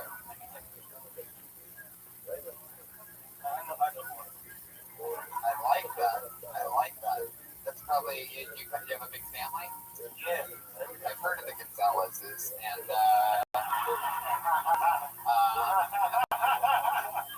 yeah, You always get outshined by Speedy.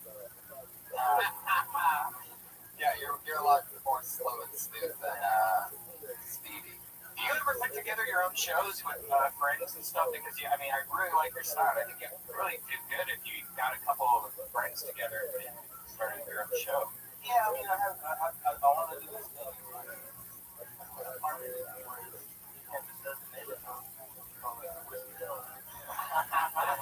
I think it'll like really just help people focus on writing. You know what I'm saying? Instead of The audience is a lot. well, we just have like really quiet Shut the signs. fuck up.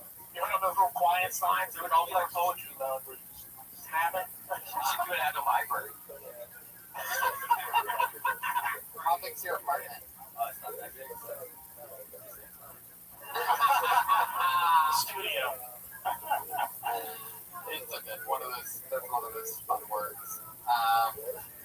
Turn the negative into a positive real But it quick. seems like you're having fun with stand-up comedy. I know a lot of people when they start they talk negative about it. It seems like you're enjoying it. Yeah, I think I spent most of my life like Charlie Weiss, and I want to go hard. Crazy, crazy sleeves seems that hospital. Oh, I don't want that. That's nothing. It's like customer service. Yeah, it's like, oh, so you do that from your apartment? It's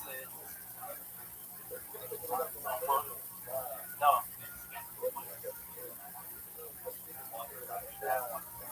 Maybe what do you do for fun? All right, motorcycle. Oh, really? The loudest fucking vehicle. Interesting. How long you been riding motorcycles? Wow, that's gotta be fun. That's what got me like my best friend passed away. August 1, 2010. I don't know, man. It's just like seeing death and death is real. There's no coming back. Yeah, that's how I feel about Rabbbi Stevens right now. So I know exactly what you're talking about. All right, we actually got real emotional there. That was nice. I like that. This is a very special episode of Film. A lot of different things. Just when you think you figured out the format, we flip everything on you real quick. Interesting. And he lost his life riding a motorcycle. Were you riding with him then, or did he like get you into it? I actually met him. His best friend at the time was my next door neighbor, and I never like really settled up or anything until I got my bike. And so I don't know. Like, people say, "Oh, you should stop riding now." But I feel like that would be like giving up. Like giving up on it. I just up there going, Did you learn from me? What the fuck? I was giving you the best running sign. I took it's almost like you go, you know, that's the whole. my friend Dean Del Rey just got in a really bad motorcycle accident. 80 miles an hour from behind, some woman stole a car and hit him. And he bought a car like a week later. Yeah, it definitely makes I love that. You have a lot of brothers and sisters. Get the fuck out of here. I got 3 half. There we go. Or like I don't know them, but I think that's the story. Wow. Well, fuck yeah. Fabian, it was nice to meet you. Very funny stuff. You're not on Twitter yet? Why is that? I just think I like James. Fuck yeah. He's being himself. Fabian Gonzalez. He's like a free spirit. He's a free spirit. Rides out into the darkness. I love that guy. He's a ghost. Yeah, Fabian's cool. Fabian's a good, like, magician name. Fabian the Great, Fabian the Fabulous. Pulled another name out of the bucket. This sounds like somebody that would kill somebody. Put your hands together for Jade Ruby.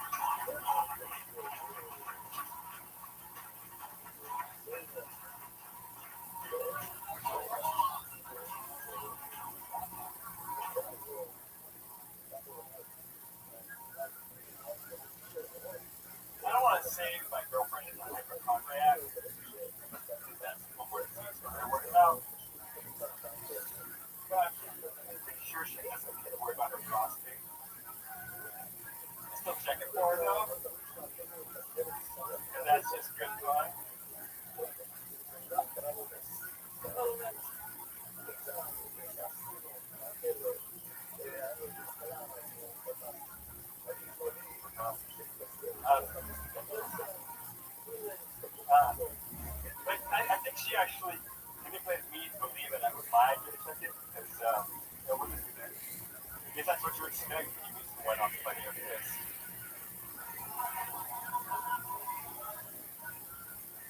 Plenty of this. He grabs the microphone stand confidently with 10 seconds to go.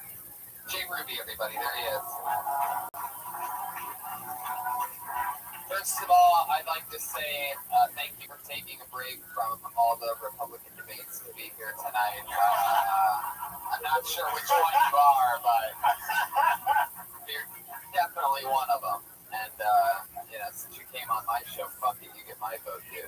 I like your style, Jay. How long have you been on stand-up? 3 months. You've been on the show before? Yeah, last week. Yeah, I was going to You a school teacher or something? Yeah. Okay, gotcha. Wait a minute. Yeah, what are you teaching? I'm subject. Oh, that's right. Now it all comes back. You're a substitute teacher. You just started on stand-up a couple months ago. And Used to work for Jesper, then got fired. So didn't work in her hair. you stopped ironing your shirts. You took a huge stance against it. Are you married? No. You divorced? Yeah. He was like a big man. I can just tell, like, you're a divorced dad. You have any kids? How old are they? 20 and 17. Cool. What? Wow. A little bit of a spread there. Now, if I remember correctly, I got into that. The first wife was what? Right. Yeah, but The second one was black. Brazilian. Oh, God, I had a First one was black, right? No, my girlfriend's black. Your girlfriend now is black. The second kid was the Brazilian. The first one, we all make that mistake. The boring white woman. Am I right, people?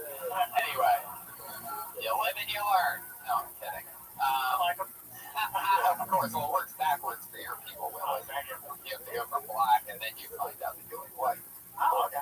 This smelling that finger thing, man. I don't know if you're gonna find an audience for that ever. I mean, it's just awkward to watch you do it, and that was just creepy. But I felt like it did better than last week. I don't know why, but I would just love to make that gif of you popping your finger out of your cheek and just sniffing it and send it to all your students that you teach for, and just see how many times they watch that loop over and over and over again.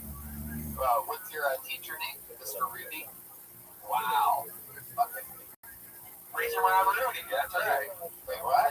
Preacher Rabbbi. Oh, yeah. Okay. For those of you that weren't here last week, I asked him what is the kid's nickname, like the bad kid's nickname for you, and they call you Richard. I call him Richard. The 20-year-old, is that a girl or boy? Both boys? And then seen you perform? Yeah, 20-year-old. What did he think? I didn't do it. What do you like the most? Okay. What is it, Dad? That reach around jump, whatever the mom does it. You know what that means when you make only boys, right? That means you have a fucking huge dick. That it gets way deep in. That's how you make boys. Yeah, that's not true. No, it's not. It's true to make. Is it true? No, listen, to make a girl, you just like shoot it on a kneecap or something. It just like climbs its way up there. You blow the dick right off and shoot it. It takes a real fucking monster dick to only make guys. So if you're wondering if your dad just made a bunch of girls, he's got a little dick. Wait. That was real.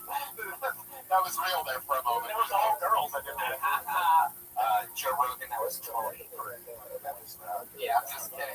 Ladies, I love you. I really do. There's been this whole equality fucking thing lately. There's huge equality fucking everywhere. What do you mean? Yeah. They're making up all-female Ghostbusters. All right? Yeah. Listen to me. I was raised by a single mom. I have 2 older sisters. I have an amazing girlfriend. Ladies, I love you. Stay the fuck away from my Ghostbusters, okay? Oh, wow. I don't need you as a fucking Ghostbuster. I just don't need it. Not equality for everybody. I don't need my ghost getting fucking sucked up into the vacuum, okay? Just fucking... Alright, anyway, this one's gonna be blogged about, guys. Tony Hinchcliffe says women can't be Ghostbusters. Fuck. I was a big fan of the show till you said I can't be. Anyway, gonna buy a regular like off-white like that unless it's like something given to you like an insane asylum or something like that. It's like not quite gray, not quite white, not quite green, and somewhere in between those. Like you washed it with a bunch of new towels or something. Yeah, I don't know where I got the 2-year-old laundry, Jay. No way, you have that fucking old Brazilian doing for you, am I right? All right, guys. Not really much more to say except you were just on last week, but Oh, you know what though? I do remember something about last week. We never got to. We kept saying that there was something like creepy, like sexual creepy or something that you weren't telling us. I wasn't here last week, but I agree. Yeah, you can see it, right? He looks like he's like missing a ball gag in his mouth or something like that, or like all latex suit that he slides into. Are you gonna tell us this week, Jay? What is your creepy thing that we'd love to know about you? Look at that smile on your face. I fucking know that you know. You're like Dexter right now. Like, oh, I got some shit. What is it, Jay? Come on. Let's not reach around Ruby off for the night. Let's tell the truth. Yeah. Fuck that noise. Just kidding. Jesus Christ, guys. It's my show. Oh. I was like, maybe like he's tied up or something. I think it does. I think you're reading wrong. I think this is some sexual tension that's still left over from Brody. Jay, craziest thing you've ever done in the bedroom with them? I had a woman. I had to go until she wanted me to vlog. Remind me of what that is. So, like a whip with a bunch of nails on it. Just wanted me to vlog her, and I was like, try everything at once. But then she wanted me to put this plywood on my wall and craft it, and all this stuff. I'm like, practice an hour a day. Yeah, that's weird as fuck. She wanted you to practice? Yeah, that's the weird part. I mean, I'm not really into any of that whipping shit, but I mean, you'd have to be like so hot to get me to beat the shit out of you, you know what I mean?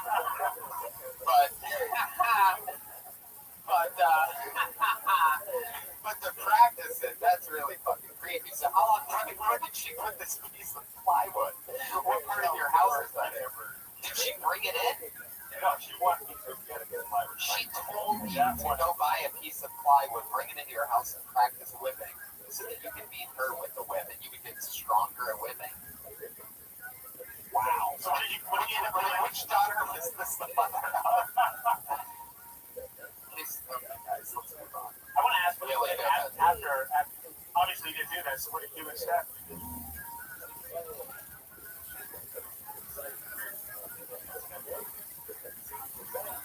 Come on, give us something. Yeah!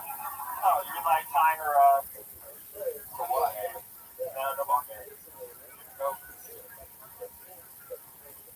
Alright, Jay, maybe next week you'll tell us the truth. There he goes, everybody. Jay Ruby. At Jay Ruby on Twitter. We're meeting some people tonight. Jay Ruby is a fucking substitute teacher. Maybe Gonzalez works for a hospital. Shit's out of control. So many important people trying to leave these important jobs to become stand-up comedians.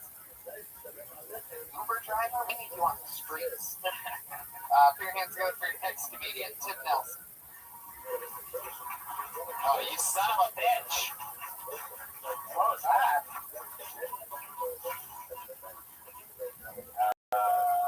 Maybe one of these very slow walkers now. It's like, normally when I see people that slow walk, they're coming to the other side of the wall in Game of Thrones, but I guess it's not them. We just lost half the fucking shit on that one, though. How did that happen? Half of my favorite audience members just left. We still got fucking the guy that was the center square in Hollywood Square is Bruce Solange, thank you, sir. That's a fucking team player back there. Bruce Solange.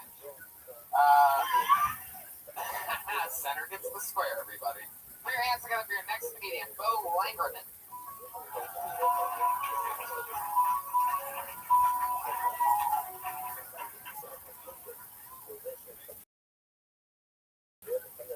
I'm working on a dating app for kids. It's called Kindergarten. Don't Google it. You will be put on a list. I'm a man's man, man's man. And like most men, I hate condoms, right? For most men, it's sexual. for me, it's the taste. I just, honestly, my girlfriend are really into cosplay. You know, familiar with cosplay? If you don't know what cosplay is you take watch Cosby reruns. A lot of fun. No one wins. A lot of people are afraid of heroin, but needles. But for me, it's spoons. It's like I gotta do dishes and heroin.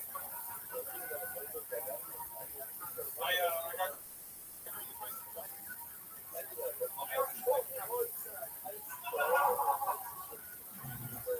59 seconds. Bo Langerman, everybody. You got it. Hit them all. It was time. Bo, how long you been on stand up? Yeah, shows. It's like the other guy. It's like a blatant difference between season. Oh, awesome. How long you been in LA? Nice. Yeah, that's great. Austin has an amazing scene. Yeah, it's so cool. So you've already been out here for 2 months. You live in LA as well. Everybody's attached to it. Nice. How you enjoying it? So fun. So you stay busy doing a lot of spots. Yeah, you have a great look. You could play one of these young werewolves, something like that. I'm gonna have Willie put in a good word for you. Yeah, whenever you're gonna do a DC show.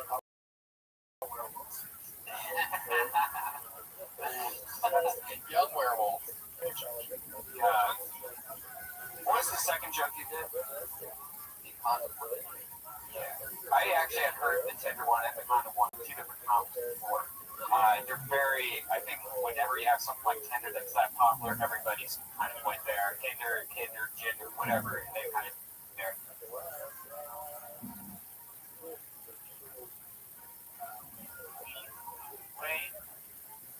Weed. Queen Latifah. Weed, yeah.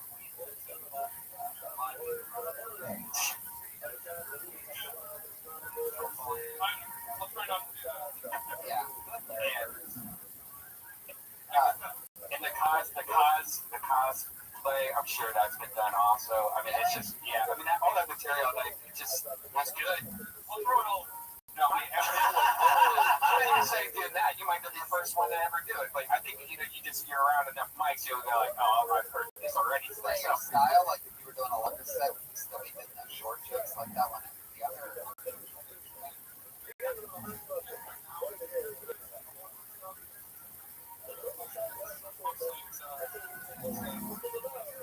Right. And like how much material do you need to compile? Like what's the longest that you've done?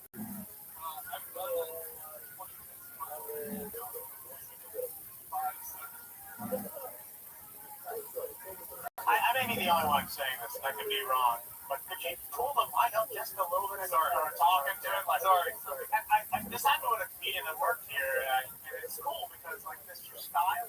But, like, adjust the mic to where you speak it, even get up, put it up to your mouth, just like, maybe turn it this way or something like that. Because it just sounds like you don't have a microphone. Yeah. But you do. You're so comfortable, and if you had a microphone, everything you say would hit even harder. You can also, not only, you're one of the few guys that can play both the young werewolf and the young doctor for some reason. I can see you pulling that off. Do you do any acting or anything like that? Dr. Werewolf? Yeah. Whoa, now that's a fucking NBC show if I've never heard it before. That's how quick. Look, I always do midnight appointments. You get me and Willie together, we just fucking agree. There's a hit, there's a hit, there's a hit. Dr. Werewolf, Thursdays, 8:30 p.m. on NBC. Just got picked up for season 2, by the way. Also, that's how quick shit moves. Bo, what's like a favorite thing to do other than stand up? It's like your favorite hobby. But yeah. You ever skateboard with a ball gag in your mouth? I'm still trying to figure out this ball gag thing from the last guy. That Jay Ruby, there's something. Anyway, that's fun. You've been skateboarding forever, right? You just find like empty swimming pools and shit. That skateboarding thing, it's a culture that I've never really gotten into. I've been friends with them. I'm like friends with like 100%. Not 100% of my friends are skateboarders, but my approval rating among skateboarders is like through the fucking roof. And I've been stuck in that.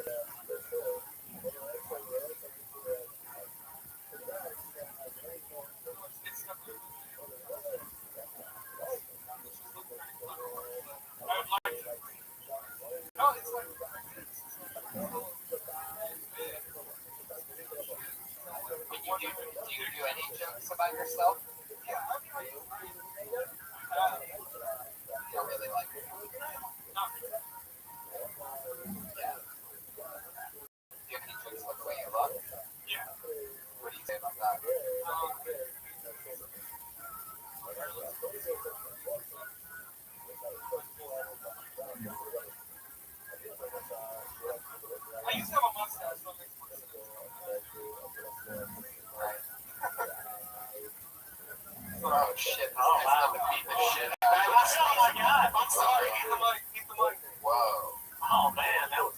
It is better to be louder, you know. It's one of those things that you'll notice is fundamentally out here, and you just can't even get by it. Our quietest guest that we ever have on the show is the great Don Rivera. He loves to hold the mic right up. He goes so hard that he makes that everybody leans forward to listen. So it's like a different thing that sets you up and slants you. So until you're just like all home runs all the time, you gotta. You're not going to get the last that you deserve if they don't hear it. I've heard that a lot. I don't know why I don't.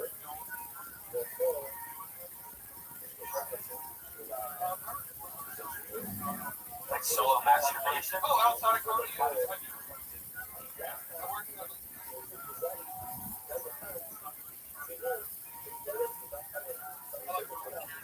Christmas things where You guys did a show before this show? Oh yeah, we get together and do a whole thing. Wow. Yeah. You guys are really hustling. I didn't know there was Monday 7 p.m. spots. This is all happening here. We're doing this on your display.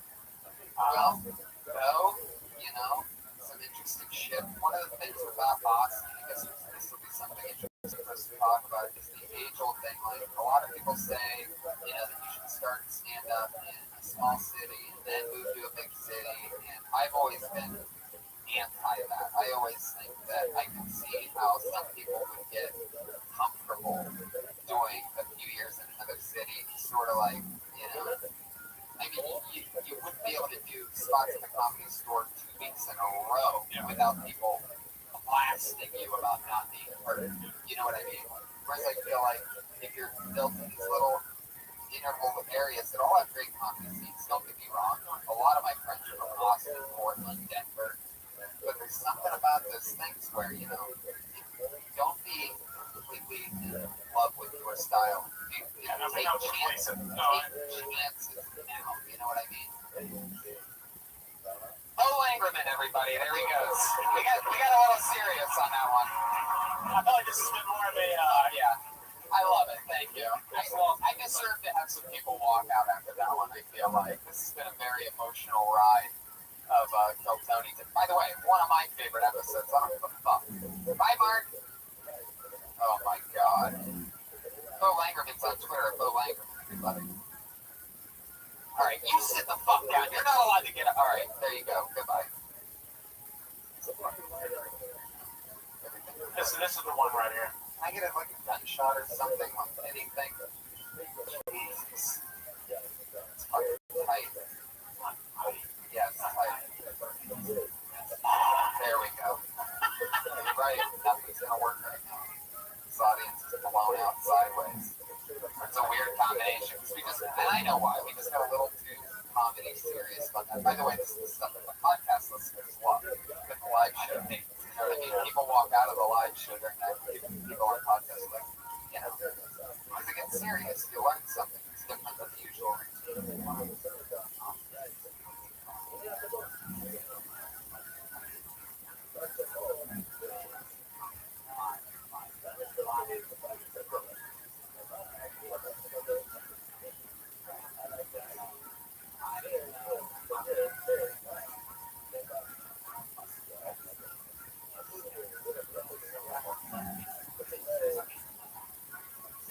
LA. 9 months?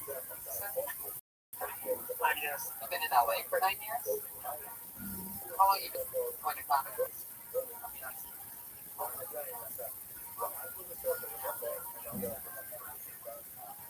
How long have you been coming here? Right.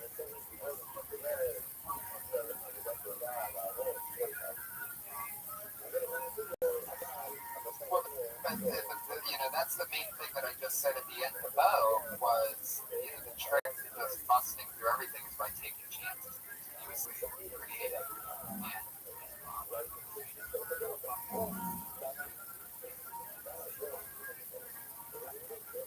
Definitely have to do that.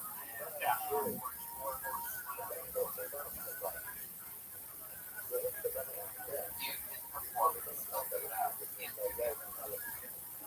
Anyway, guys, what are we learning here tonight is that if you're not here, thank you for that gross worst clap I've ever heard. Yeah, it was pretty bad. I mean, I don't want your clap. Who said I even wanted that? You went the wrong direction. I wanted fucking no clap. I'm trying to fix it now. The place was crazy when I missed their clap. Oh. Alright. Why don't we do one more? Why don't we do our regular, and then if we have time, let's knock somebody out real quick. Guys, I guess this is sort of fitting that this is like a sort of a deep episode tonight because we just are no longer allowed to have. We just found out, we were informed this week that one of our regulars, since she was under 21, is absolutely, they are not allowing anyone under 21 to perform in the Comedy Store anymore. Yeah. So we lost Allie McCoskey, who just got on board a couple months ago. One of our favorite people. She absolutely murdered set after set. She celebrated her birthday with 19 to 20. Anyway, she's no longer allowed to be a regular on the show. Which really fucking sucks. You know, she's like highly recruited by me. So now's the time to, start flirting with me and Tony if you're a young girl from the ages of 21 and up. Where was Brian? Where was Brian? I'll judge you off of how well you flirt with Brian. Tony likes to watch. That's some real performing if you can pull that off. Guys, we still have our other regular. She's over 21, even though she's like an innocent baby. She's notoriously nervous. Put your hands together for her. It's the one and only Melissa Esslinger, everybody. Here she is.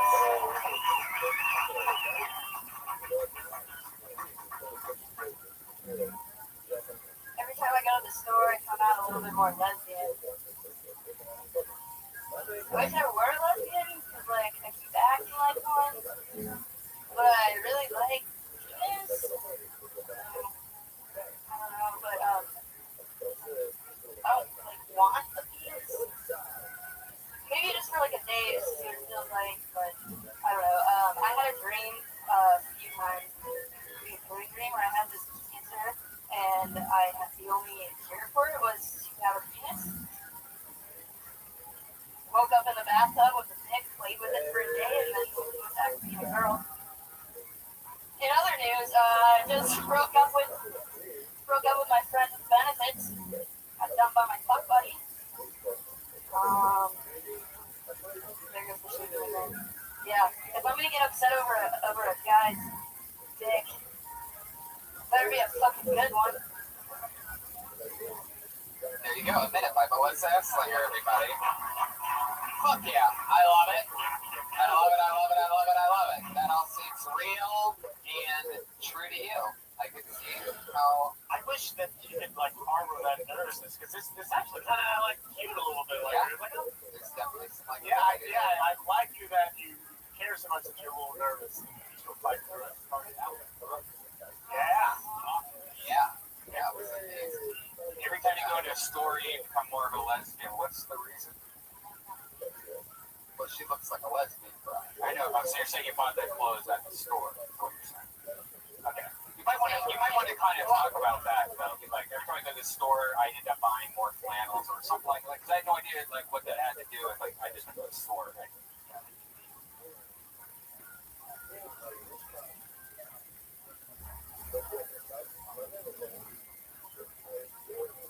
What? Sorry, I didn't know. I got vaginas, which is... it was just, I was trying to figure that part out, in the drink with the dick part of it. Cool. You did way better than this week. You were way more easier to watch because you actually had material and stuff.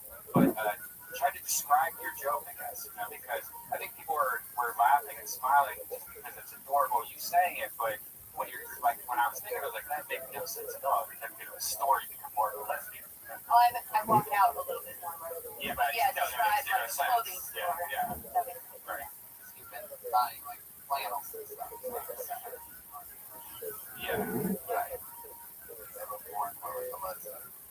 We just go to Circuit City and be like, oh, why is this place open? I like clothes. Circuit City, alright, yes.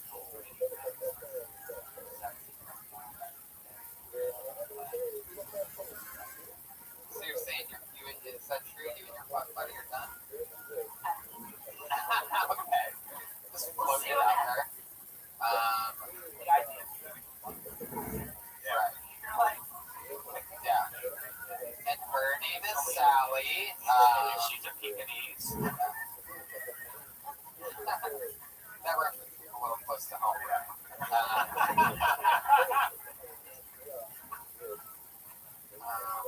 Fuck yeah. So you've been buying a lot of flannel. What was the thing about you woke up in a bathtub with your dick? Was that in a dream? Yeah. You got a huge laugh off of your transition because I think we were all thinking the same thing, which was, what the fuck? And then you just changed. In other news, so what? How does that end? And maybe I just missed the bathtub. I really have had a dream more than once where like I had this Right. and they were like, "You're gonna have to have surgery," and I woke up in the bathtub. In the dream. In a dream. Okay, that part's important. In a dream. What did you think in that dream? In my dream, I honestly, I played with my penis. Was it a wet dream? It was in a bathtub. It's a very wet dream. I was like, okay, now I. And you're up, like, once you jerk off, you're like, I don't want this anymore. That's how we all do. So wait, yeah. That's the joke. Was the bathtub that you're waking up in was filled with water? Wow. So you wake, all of a sudden you're in a dream and there's the dick floating right where your dick. Wait, she had a dick. Was it a black or white one? Good question. It is a very good question. Very good question. Because the black looks when you're sitting in a bathtub, it pops above the water like. And your reaction, oh my god, I got a dick! The picture, I got a dick? Exactly. Right. Like mine looks like, like a drowning baby. Oh my It's just trying to reach the top, but guys, this is the kind of episode maybe I'll share a little bit of what our philosophy is. This is what we would call an intimate episode of Hilltown. Now, it almost seems like you bought that flannel to do that joke. I didn't. I bought it so I made fun of me and the women. Right. You didn't. So when you bought it, you weren't even thinking lesbian. Wow. You know what? You might be a lesbian. Yeah, definitely. This is like some kind of Larry the Cable Guy show. You might be a lesbian, and do you like eating pussy? Damn it, Brian. The way you can when she answered no, she didn't say I don't know. Well, okay, I don't know, but I don't think I would. I invented it myself. Have you ever kissed a girl from behind? Because this beautiful.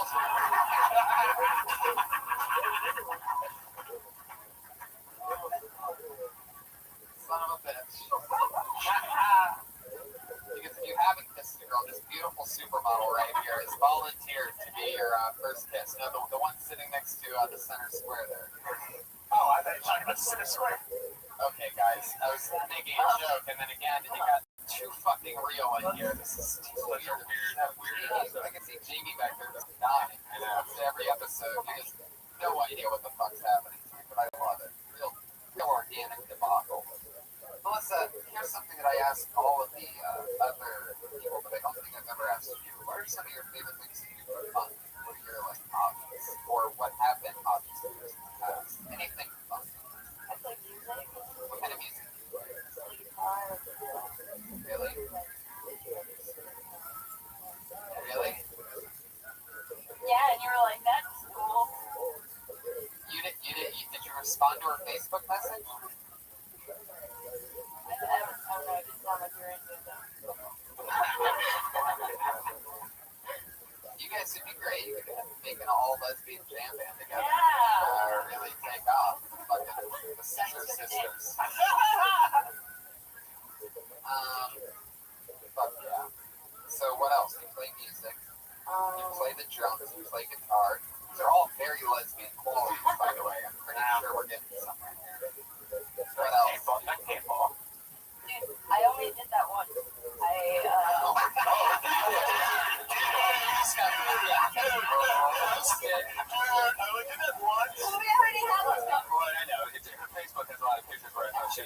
was in ROTC for a year as one of our Whoa. What is that? It's like being in the army in college. officer. Yeah, I did that. Yeah, I did that. I can't imagine how much you must have been shaking in that line. I mean, jeez, that drill sergeant comes around like, what the fuck were you? What was going on there? Oh my gosh, I did this thing, and they had like a college club version of like the Rangers, which it's anybody that's a Ranger would be affected by that. Shitty story short, I was like the only girl. No, I wasn't. Sorry. There is no. I cried a lot.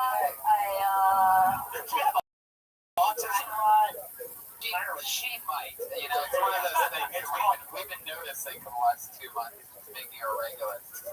A lot of spectrum. Is what it's called. She's on the spectrum. I think I'm on the spectrum. Yeah, it's not that. It's not like a very low end of. We're friends with autistic people. Some of us. Yeah, and even if. But you live some of us. No. That was me. Okay. Basis. We had to carry a rock and run with it. Wow. So you had to do that. We had to bring around campus, like dying, and they would make us prowl with bears. Yeah. Would you bunk with the guys? I mean, did it have like? No, I mean I was in college. I lived in my dorm. Like it was like a part-time play. Did you like it? Play Army? I think I just like to abuse myself.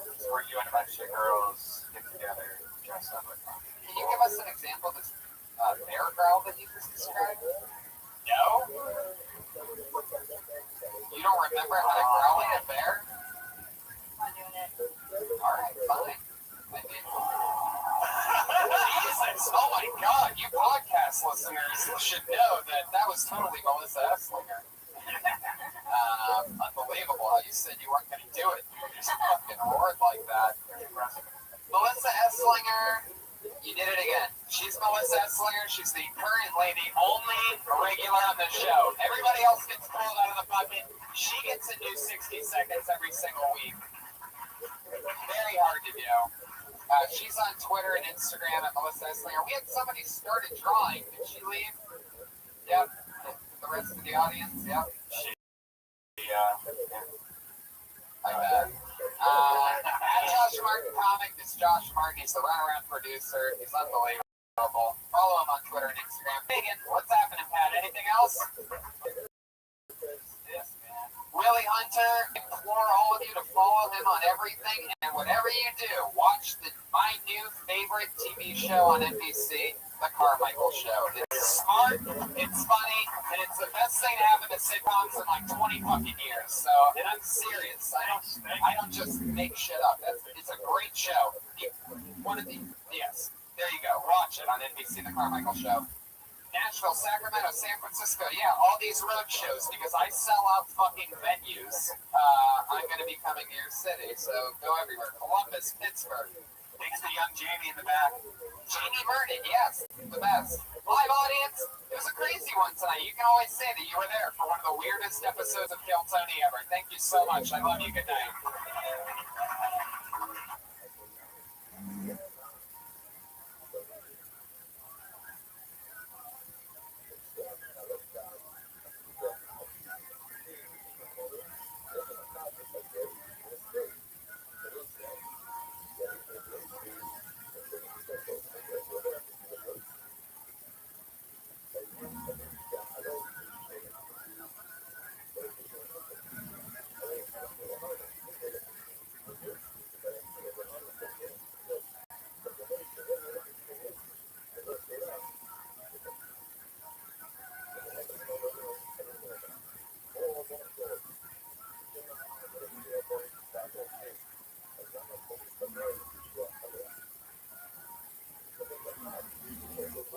Hey, this is Rabbbi coming to you live from the World Famous Comedy Store for a brand new episode of Kill Tony. Audience, ready to get up for Tony Hinchcliffe! Fuck yeah. Here we are again, everybody. Welcome live audience. Come on, you can make more noise than that Monday night.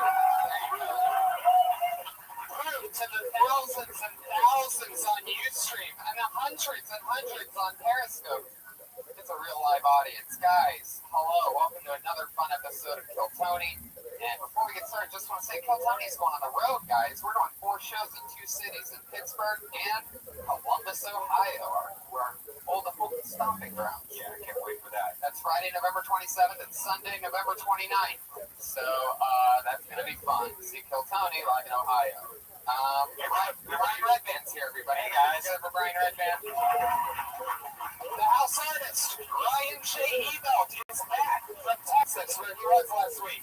He draws every single episode. Right now, he has a blank sheet of paper. By the end of the episode, we're going to show it to you. He's going to draw tonight's episode live as it happens, right now. And keep it going with a one-man band, the one and only Pat Reagan, everybody. Here he is. Live, in the flesh.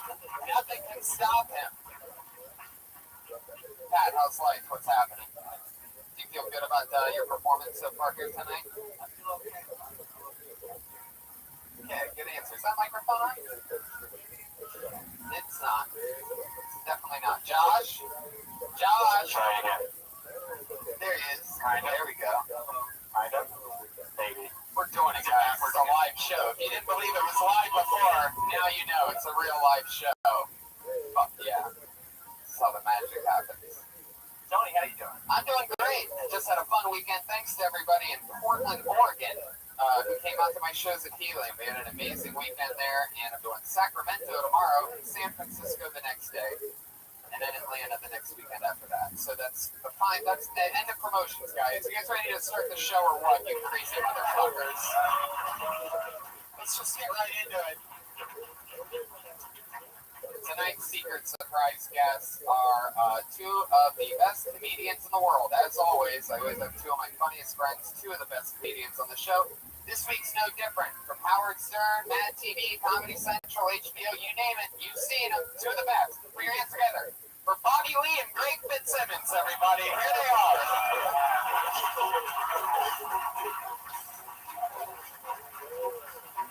Yeah, baby. Yeah, baby. Hey now. Here they are, guys. So excited to be here. Yes, you are. Bobby is the only guest who's ever walked out of the show before. Yeah, so 100 episodes ago, he walked out of the show. Last week, Brody did it too. Brody did do it last week, but Brody didn't really decide that. Brody, that was one of the voices in his head. Bobby actually made the sound decision to leave. Like, he planned it and then he followed through with it. I'm gonna stay for this whole thing, guys. Okay? Thank you. Greg Fitzsimmons is back again. Bobby, you have a new podcast. What's that It's called Tiger Belly, and it's with me and my woman. Yeah. There you go. Greg Fitzsimmons, the man with the plan, is back again. I can't get enough of this show because it makes me feel better than other comedians. Yeah. It does. That's why I do it. Every single week it's a big confidence boost. It's like sucking the marrow of their dream. Yeah.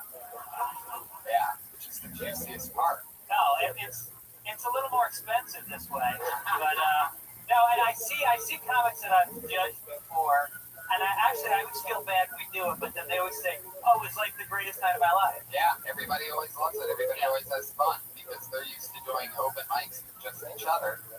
And on this show, you get sound advice, you get to have some fun, talk to great comedians, and be part of a live following. Maybe they get a few Twitter followers for the thousands and thousands watching the news stream right now. And also, Tony, I want to be very positive tonight. I'm not going to do anything negative. I'm going to support. Okay. Because I've been so depressed lately. I don't know why, but I feel like I have to give back. Alright, so let's clap for that, guys. I'm going to be positive tonight.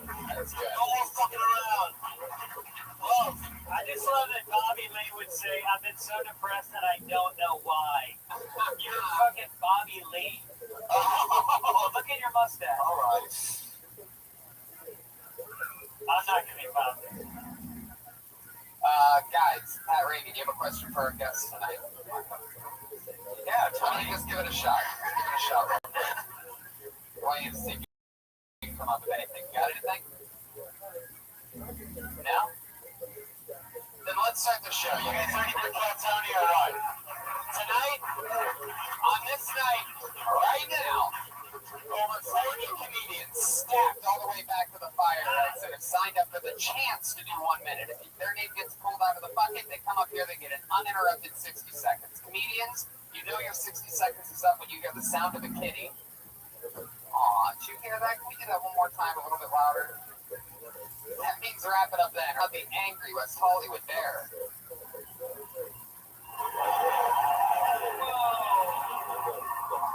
There you go. Okay, all right. How dare you, Brian? There was a shooting here 2 weeks ago. It's too soon for that. Too soon is also Bobby's aunt's name, right? That's an Asian. Yeah, it's too soon. Too soon. Guys, let's get this show started. You ready for Kill Tony or what? You motherfuckers. Another crazy Monday night here at the Comedy Store. Okay, I pulled the name out of the bucket. This looks like a new name. I'm always excited when they're easy, short names. It usually says a lot about what we're about to see. So here we go. Let's see if this is a real person. P. Ness.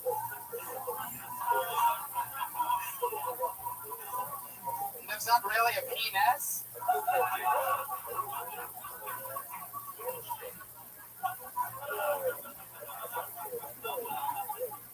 Let's try Dylan Gray. How about Dylan Gray? Not quite as...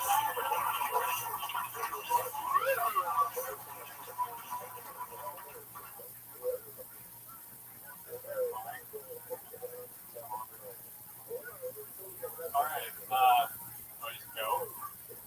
Alright. My name is Dylan. I'm actually not from here. I wrote my friend here. I'm going to be coming down here to watch these seconds. But I'm a bisexual Republican political consultant. I work on campaigns. And bisexuality is not a thing. Sometimes I wake up in the morning and it's like, fuck is that? And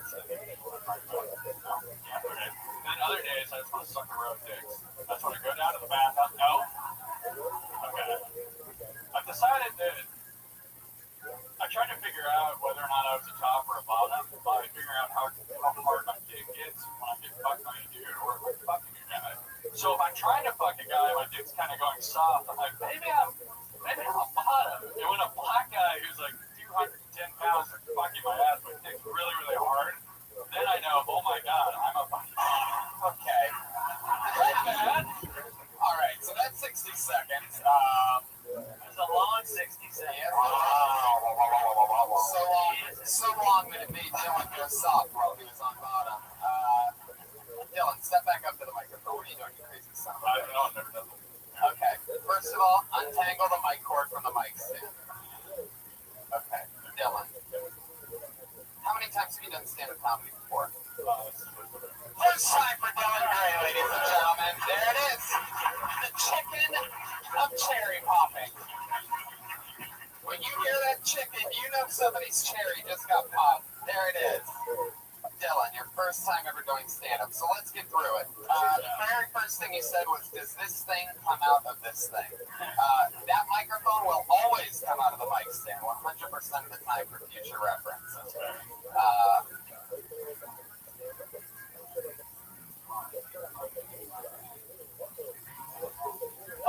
No, it didn't. I was worried about that, but it didn't happen. There you go, Pat Reagan throwing in some thunder quick. We're gonna call Pat 0 for 1 so far tonight. Yeah, Bobby Lee. Have you ever heard of something called food? Well, You have Kate Moss's body. it's not the black guy. Is that positive? I'm trying to be positive. And she's hot, kind of, right? Yeah. I like your opening line. This is so terrifying. That's what I say when I wake up in the morning. Yeah, Dylan, let's answer the question for you right now. I'm pretty sure you're a bottom, bro. I mean, I consider myself a either that or you'd be a very aggressive top. Like, you'd be like Hannibal from NBC's show. You'd be like the kind of top that has like a weapon to their throat or something like that.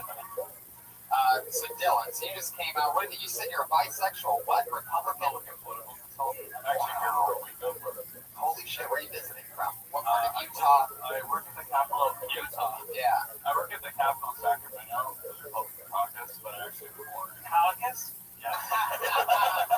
He loves that caucus, baby. And his... So I'm just down here for my friend here. He has no idea what the microphone is. That's the first one called, so I'm actually kind of terrified.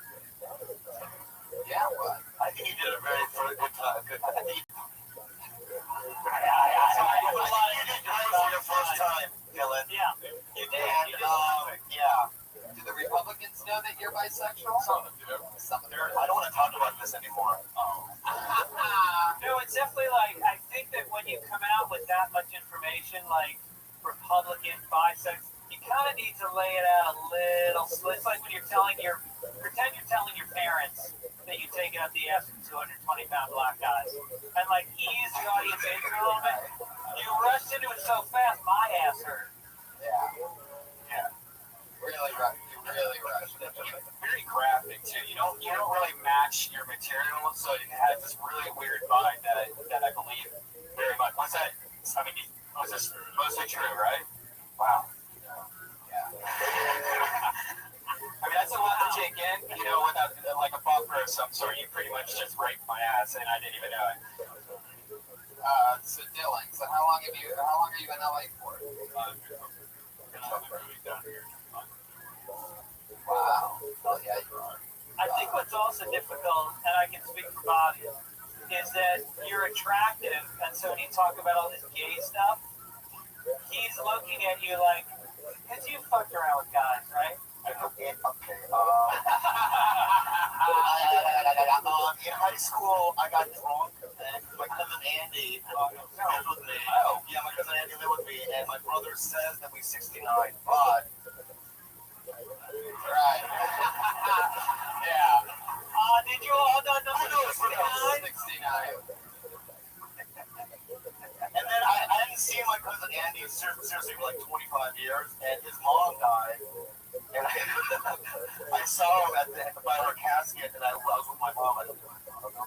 You don't have to go up the right. And I did. It was really fucking weird. Like, I want to say sorry for 69 in here, but You should have just hugged him upside down. You know what I mean? Just grabbed him. Do a handstand and then hug him. Yeah, exactly. Just walk up on your hands. Just relive it again. You know what I mean? okay, well, there you go. So, Dylan, is stand-up something you've always wanted to do? Have you listened to this show before? And you're like, I'm going to start right there. Yeah.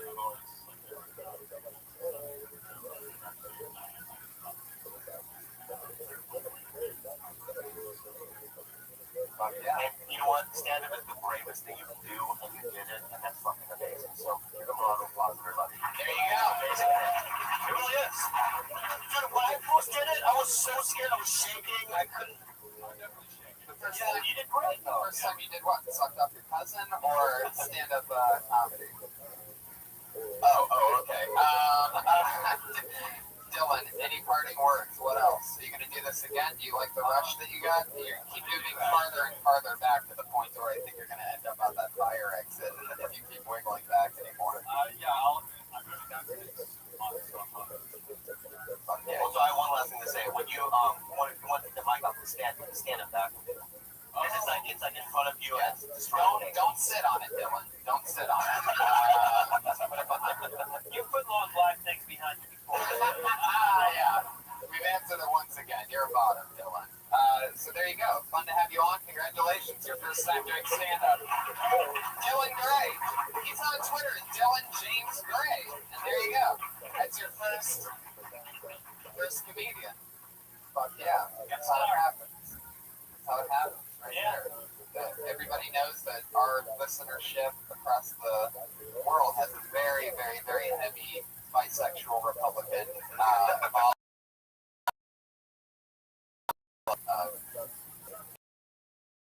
Doesn't seem like he's bisexual. He'd be bisexual parties as well.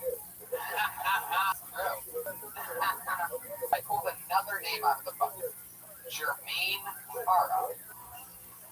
Yes. Here he comes from way up top.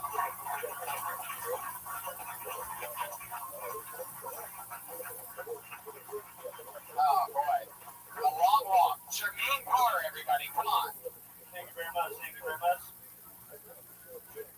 I am a contractor. And I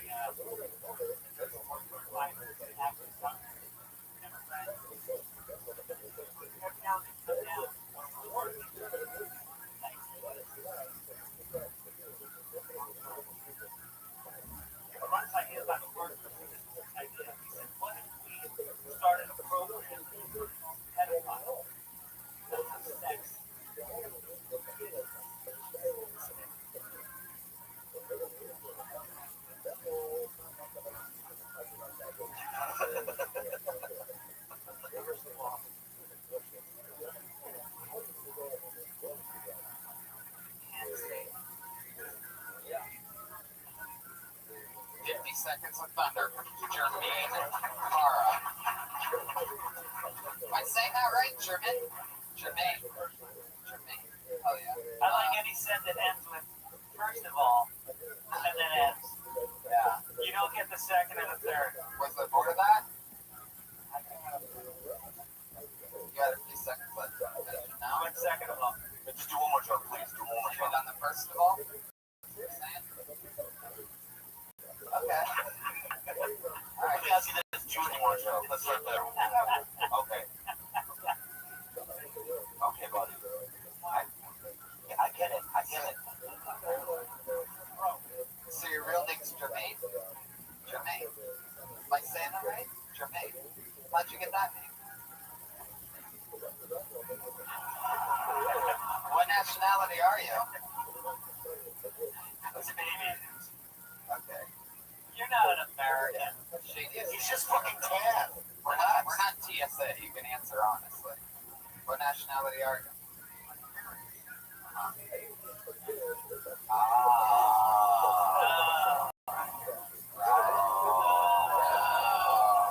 You're fucking Mexican.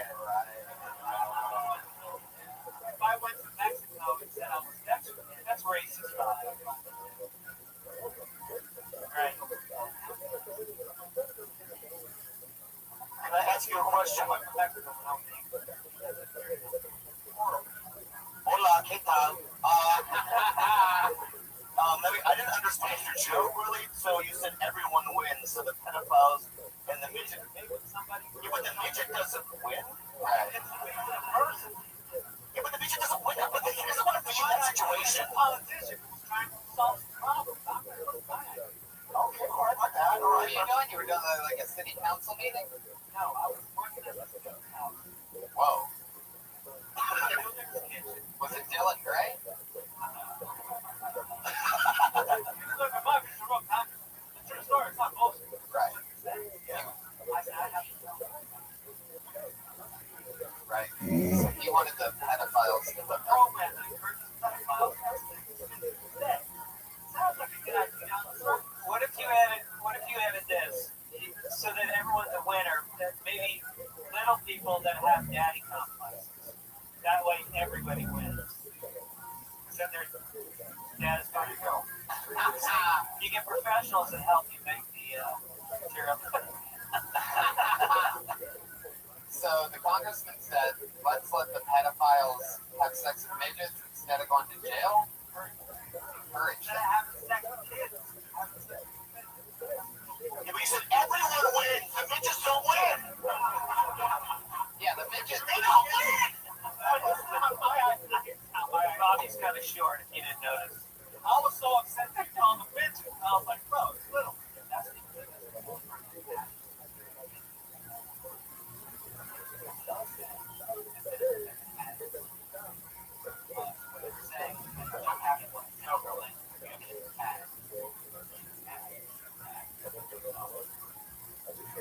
I don't call them midgets or good edit right there. Good live editing.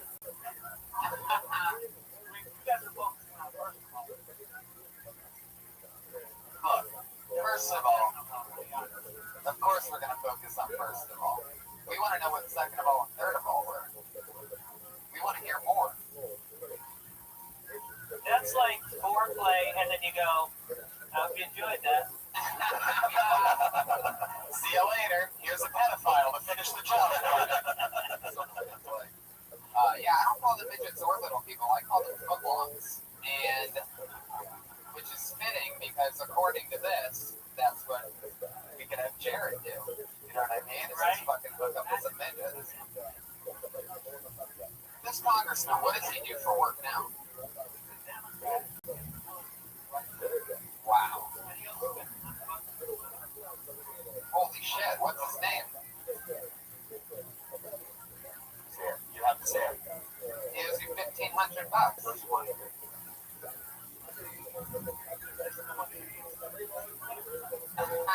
Is he more successful than the guy that the last comic works for? Yeah, you're getting got fucked harder than the last guy. That's what sucks. At least he's not 1,500 deep from his boss. Why are you letting these guys push you around, Jermaine? Don't you ever just use that first name to your fucking advantage? You know what I mean? You know who the fuck I am? I'm a fucking Jermaine, motherfucker. Just go all like, show them that, you know. What's your rhyme with? Somar. Look his ass up, man. The horn of truth comes out of nowhere. I love that. I don't think anyone can spell that, what you just said, so I think he's safe. Oh, I see. Jermaine, now, so what do you do exactly for work? Oh. Yeah, you really are Mexican. That's your Mexican side. Now I see. It's not your first name, it's not your last name, it's in your occupation. I appreciate that. Having it, build it. If he doesn't finish the job. Yeah. Granted, it's not my job. That's Italian, right? And you talk shit about midgets on stage because you know midgets don't buy cabinets because they're too high up, so fuck them anyway, right? You were defending the midgets. Okay. Jermaine, what do you like to do for fun? What's your favorite hobby? You seem like an undercover cop, so I want to know, like, what do you do for fun? Like, what's the crazy shit you jerk off to or something like that? All right, other than stand-up, come on, give us something good. What's your favorite hobby? Really? What kind of music you like? Guitar? Bass player. Hell yeah. You know how to get all that pussy. Bass players rolling in deep, right? You get all the balls off from every other. Jermaine, the bass player. Yeah. Not black. That's right. Still not black. Old bait and switch. How long you been on stand-up, Jermaine? November. Yeah. Well, congratulations. It's nice to meet you, and thanks for coming on the show. There goes Jermaine Cara. He's on Twitter at James_Schrader. A totally different name. Who the fuck's James Schrader? Oh, that must be somebody else signed up. Yeah. Oh, okay. Oh, all right.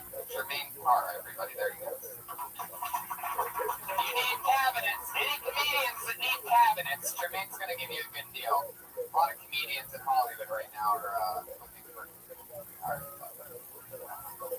Pulled another name out of the bucket. This next one goes by the name of Bo Laughman. There's no way these are real. Somebody. Oh, it's a real person. Here he comes.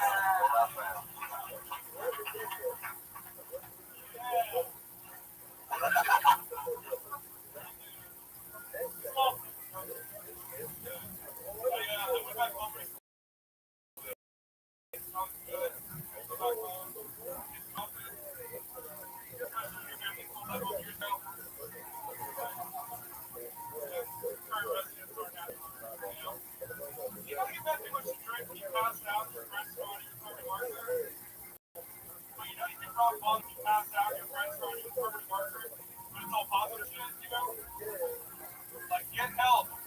We love you. Have you ever had a parked car and had to leave a note? And then you come back later, wait drunk, and you're like, fuck that, you take the note back? Yeah. If you ever hear somebody say, we're all men here, you're going to see their dick. That's how it works. That's how it works. Did y'all hear about the shooting that happened here? It's pretty crazy out there. Steve Ramsey.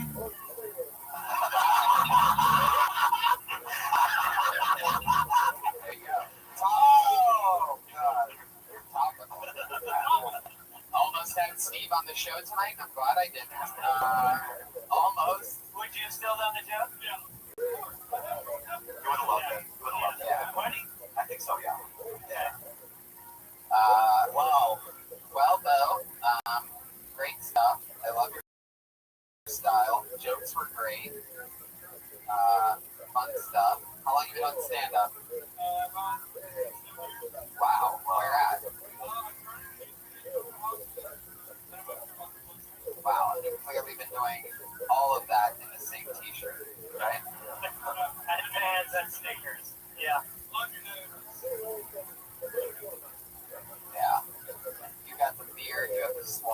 where he must control you in anything you want, right? Like, I don't know whether you're into girls or Dylan, but you can basically get whatever you want, right? What does she do? LMU, what's that? Oh, okay, that's an all-female school, right?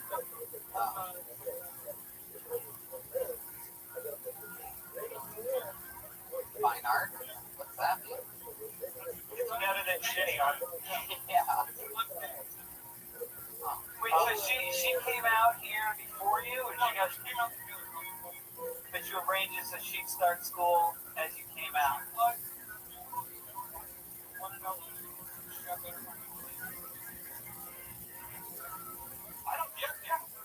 Yeah. There you go. Were all those jokes new, or you're just too lazy to memorize them?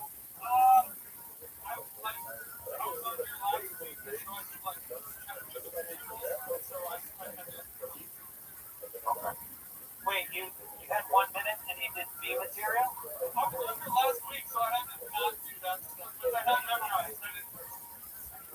Yeah, sometimes minute 2 gets a little rough. Minute 2, You gotta really go deep. I know. 7 years. And 7 years in the game. And you get on minute 2, you gotta...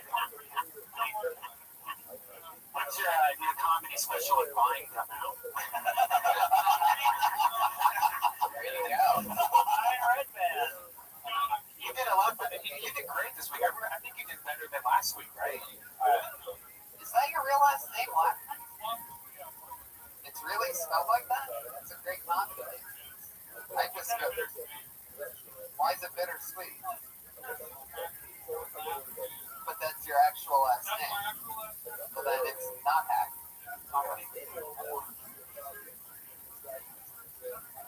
Yeah. I really like you, man. You did a good job. I really like that. Yeah, it was fantastic. I really thought it was great. And yeah, that would be my only thing is don't bring up a notebook for your second minute of comedy in 2 weeks. But you could be here taking your break and fucking your sister on Game of Thrones to be here. It's a real honor. The new hand looks great, looks amazing. It's just like a normal hand. But what do you do for fun? What's your favorite hobby other than stand up?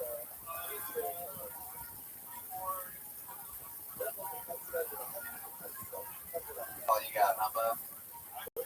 You want to look at your hand, maybe see if you have any other answers for what you do for fun? How much pot do you smoke? Yeah.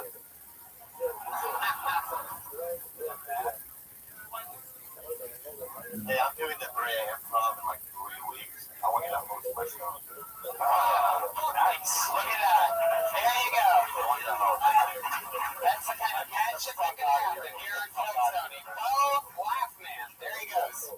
Getting a gig out of it. What other show does that happen on? Kill Tony, making dreams come true. I love that. He's on Twitter at Laugh man. I'm gonna call him Laugh man. I'm not gonna fall for that Lothman shit. You want Lothman? Go be a fucking lawyer. And now enunciate the laugh part. That's what I say. Good comedy on it. See, this guy goes with his real name. Put your hands together for Matthew Loney.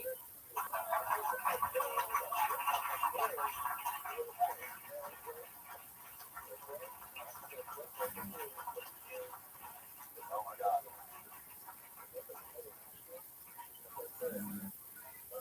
We will witness the extinction of taxis in our lifetime. Much like the horse and carriage, there might be one or two that'll drive you to Central Park and purpose of back in 2000. That's about it.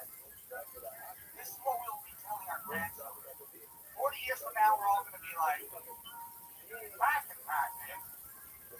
Back at the grocery store, it used to be free. And there were these yellow cars that would charge us $50 just to take us across town. And I know $50 is what you kids these days pay. But this is back in 2015, before President Trump fucked it up for everyone. And they're not even going to care. They're going to have their Oculus Yeah,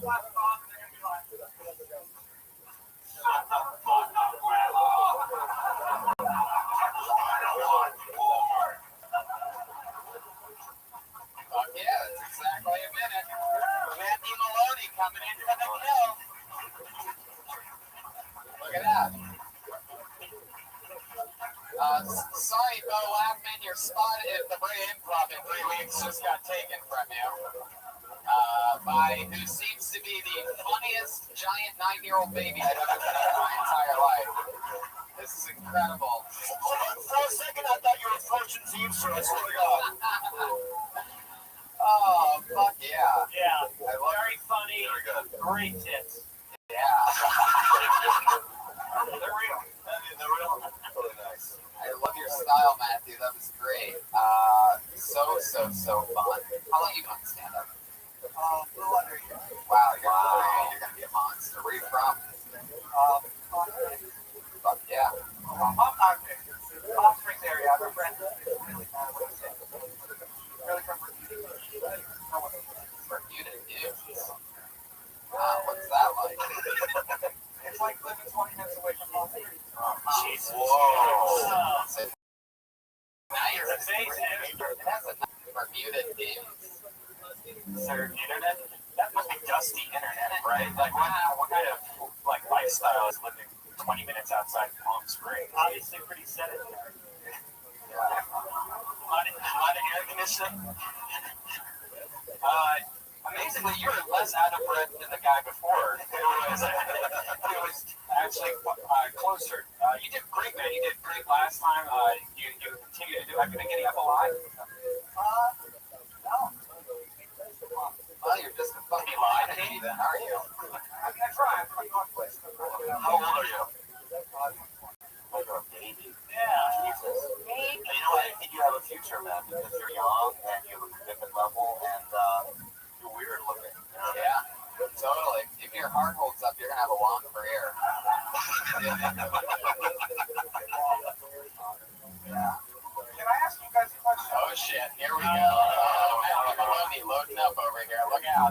This is the first time I've been insulted by a fucking candy apple before. I guess the fish are more green than a candy apple. But fuck it. Go ahead, Matthew. Sure. What is it? Well, I just want a little bit of advice because I'm not trying to brag about this to anybody, but I did a set here on the stage, and I was the first one to tell it. My first, Who was the Bobby Brawl? Was it? last one. Elevate. Is that what it said on his license plate? Anyway, I got a meeting with my first house. So what do you want for advice? I don't know what to go in and ask or Just tell them the truth. They're not going to be able to do anything you can't do. I mean, just tell them that if they can get you fucking commercial auditions, they don't get that shit. Just look at you. I also, You can sell anything. I also Except for alcohol. Why? Yeah. Why? Because I've never. I mean, they're probably great, but it's like, you know, I mean, right now it's like just go up on stage 4 to 5 months a week, develop, and then one day they'll come to you. Everyone, you know. I mean, I guess they already are. My advice would be if you want to do commercial work so you can make some money and survive and get to do a lot more stand up, then that's what I can shoot for. That's what I did. I got a commercial agent right out the gate, made just enough side cash. I'm working. Yeah. In fact, I think you got us the show. Yeah. I got you an agent on board. No, seriously, the guy's my friend, and you'd be perfect. Yeah. I'm a dream weaver. I'm a fucking dream weaver. Yeah. Well, because one guy's a talent agent that does. What does he do? Specifically commercials or just in general? Yeah. he told me commercial guy has Well, then fucking do whatever. I don't give a fuck. I'm just asking. I would take You're giving a lot tonight. next time a comedian offers you their agent, just take the agent. Bobby, I'll take the There you go. Bobby gives away gigs. He gives away agents. This is a real Hollywood episode. Dreams are coming true. You're gonna be great, man. Matthew, I mean, fucking look at your head. Right. If they do, you know how they did Tiny Toons, where they did the younger versions. If they do Lost, The Tiny Toons? Yeah. Right. What's your favorite snack, Matthew?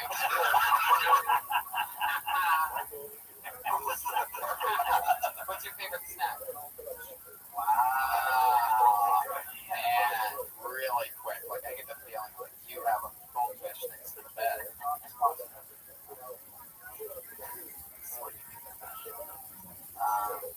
Yeah.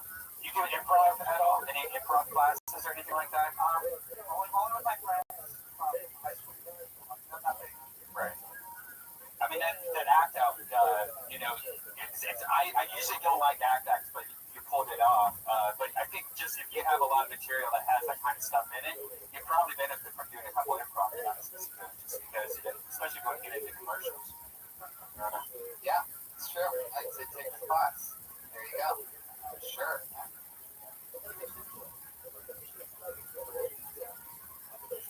What the fuck is that supposed to mean? It's really mean. It's really mean. Why don't you explain yourself? What do you mean by that? How would taxis go extinct? Larger size. Taxis would need to be. You're saying you don't think he can fit in a normal taxi? You're saying he's fat. Are you fat shaming on Kill Tony, bro? Yeah. What kind of show do you think this is, Pat? Jesus Christ, we're going to be constructive.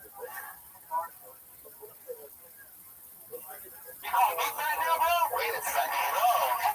Brian clearly doesn't want to be called fat. He's clearly wearing camouflage to hide that part of my body. Yeah, bro. Trying to hide my nips. Okay, Matthew, you have the most likable head I've ever seen in my entire life. It was so nice to meet you. Congrats on your new commercial. Right. Matthew Maloney. There you go.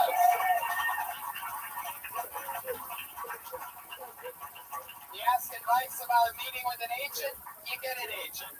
You want to do gigs, you get gigs here on Kill Tony. If I was the next comedian polled, I would ask us, how do you get to perform at Madison Square Garden? And just hope that we just give it away. You got it. Next week, sold out. We're making dreams come true here. It's exciting. Oh, wow. This is an interesting name to pull out of the bucket. This is the producer of this show. Every once in a great while, he signs up, and this is one of those nights. Put your hands together for Josh Martin, everybody. There he is.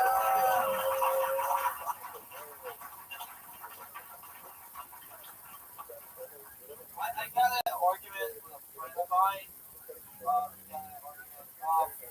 We have a video of me fucking Beyonce, and on a separate video, Jay-Z sucking my dick. Which of the videos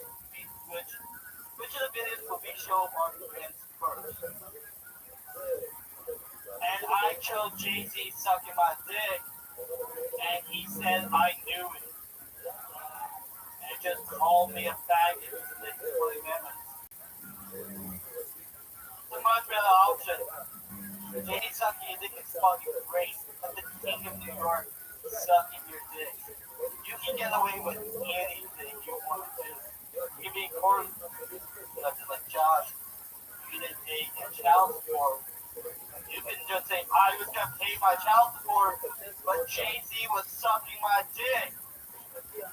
The judge would be, okay, that makes sense. You can do whatever the fuck. Wow. There you go. Josh Martin with a minute. Throwing it out there. It's his first appearance on the show in a long time. There's been a buzz throughout this entire episode, but why fix the buzz when you can just come up and perform, I guess? You're not doing one job, might as well do the other. So I love it. The buzz has stopped. A lot of the buzz in the room has ended after Josh's set. Josh, I've seen your material a few times, and I noticed a lot of your jokes have dicks in it. Is there a reason for the word faggot? Yeah, a lot of dicks and fags. Real grumbler. People make fun of me a lot, and people call me a faggot all the time, so I just stay with it. Stay with what I know. You know dick well. I feel like I'm like really dirty comic, and it's what I like to hear stuff. Because I'm pro slavery,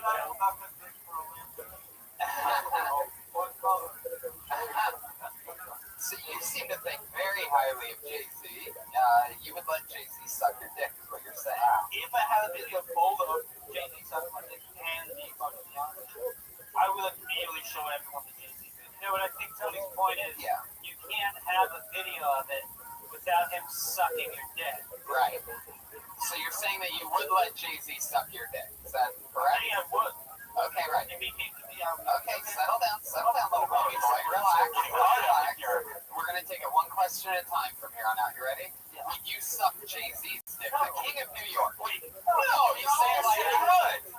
You wouldn't suck who you just called the king of New York's dick. No, I feel like I'm better than all these fellas. Oh, wow. Everyone, fuck everyone. Would you let Jay-Z suck your dick if there were no video equipment in the room? Great fucking question, Greg. Great question. Because it seems to be the video is about the bragging rights, but would you, I mean, Jay-Z does have an unbelievable settlement song, am I right? Like, I don't know if you've seen those goddamn things, but it looks like it'd be one hell of a blowjob. And he moves fast. Oh yeah, super fast. Yeah. Fuck yeah. I'd love to. I'd love like to try some kind of simulation machine to see exactly what that dick sucking would be like exactly. You have my wheels turning here, Josh. It's just a new brand. Normally, it's like Jay-Z for his music, but now I'm starting to picture this amazing blowjob. Wait, you would watch Jay-Z suck his dick? I don't want to be around. I didn't say I would watch it. I am starting to think that maybe I'd let Jay-Z suck my dick. What? Video equipment or no video equipment. I know the crazy dude without video equipment that no one would believe. What if Tony was in there watching and he could vouch for you? Yeah.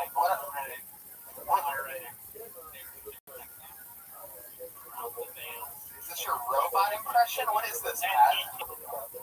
Oh, good job, Josh. Hey, Josh, you're a friend of mine. I'm giving stuff away. Here's a 50. Wow, that's a lot. There you go. He's giving. I didn't understand a word you said in your act. Here's a 50. There you go. That's the first time anybody's ever been paid on Kill Tony to quit stand-up comedy.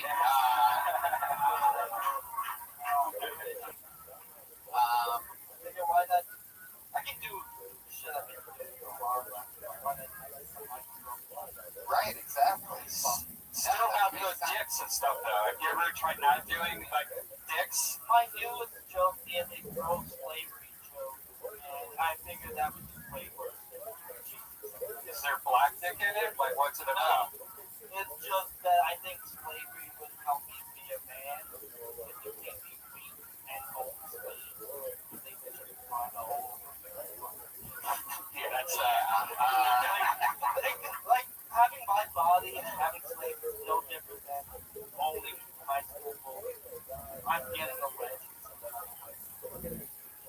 Thank goodness you did the Jay-Z dick sucking material. Give me the 50 back. Wow, refund. Never should have done it. That's right, because we all know slaves do not get paid. So, Yeah, that's why you can't call it pro-slavery because they're not getting paid. No, but it's amateur slavery. Hey, take the fucking money, Josh. Bend over and take it. Just like Dylan. Yeah, that was great. You did another minute. You talked about getting your dick sucked by Jay-Z. That's an interesting one. But also, Josh, you're a character, you know what I mean? And it's like, you're like a snowflake.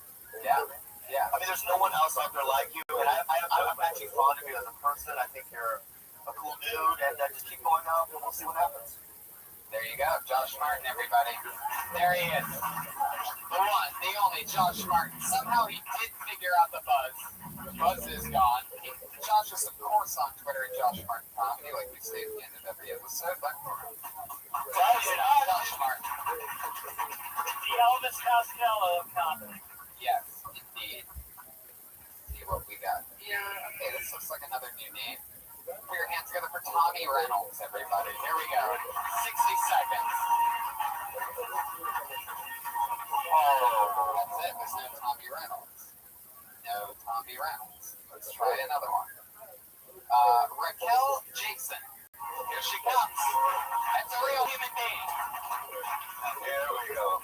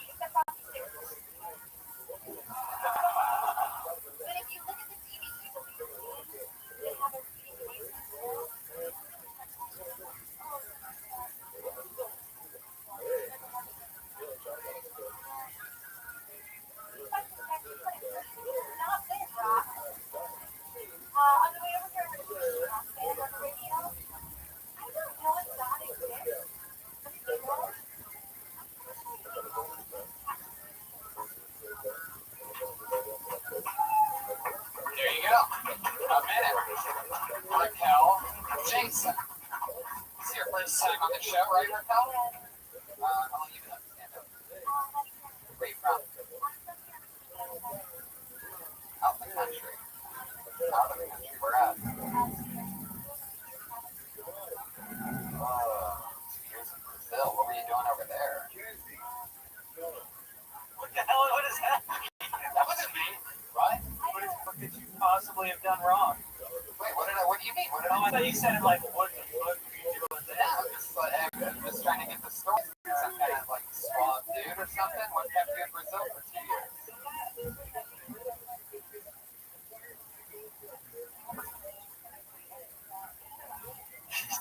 Where'd you meet him?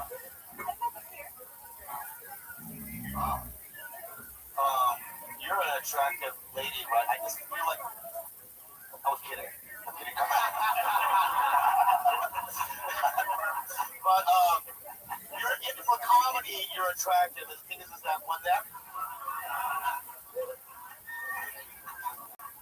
in comedy season 9 in the streets, 7. What? Good. 7's good. Listen, He's absolutely right. no, you're not gonna get shit. That's my point. Yeah. But what I want to say is that like whenever I see somebody that's like attractive and a girl that's doing comedy, I feel like they should not wear a dress, and I think they should like kind of dress. I don't know, tone down. You know what I mean? It takes away from. I feel like as a man watching you, it kind of takes away from me actually 100% listening to you. I'm just trying to be honest with you because shut the fuck up, dude. I've dated many girls in comedy and some attractive ones, and I just feel like it. And I've had some open for me, and it's better when they're just like witty, kind of like baggy jeans and a t-shirt, you know what I mean? Well, that's it. That's fine. That's fine. Raquel, do you always dress up when you do stand up?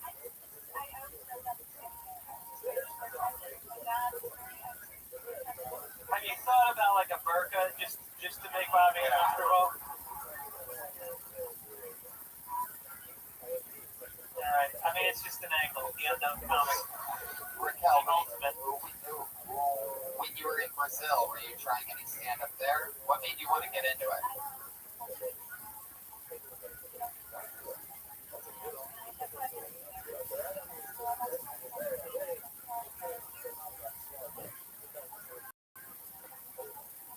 You seem like such a nice person. Really? When are you not nice? Like what's the meanest thing you've done recently? You blown up on anyone? Anything like that? So, are you nice or are you not nice? Just in goodness. About what? So you are nice. You are nice. Wow. Would you do reality TV? Wow, I like that. Good answer. Yeah, what was it like? Good question.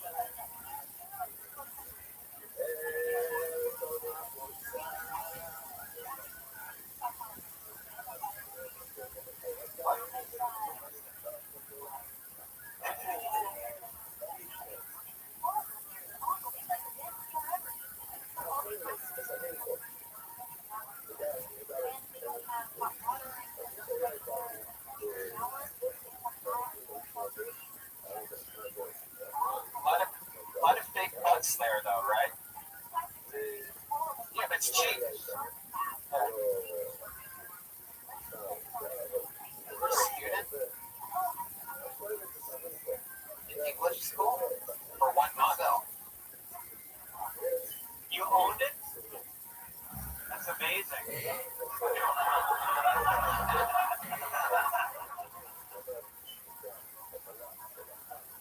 What other than stand-up comedy, what do you like to do for fun? Like, what's a fun hobby?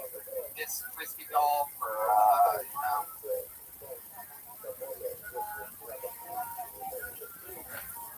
Fuck yeah. What game do you play?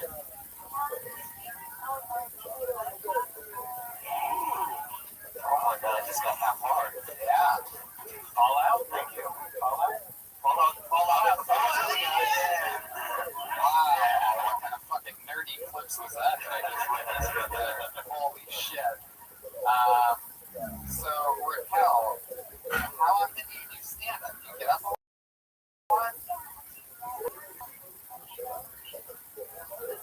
you ever dated a comedian before? Oh, what's his name? Jose what? I'm a big fan of his work.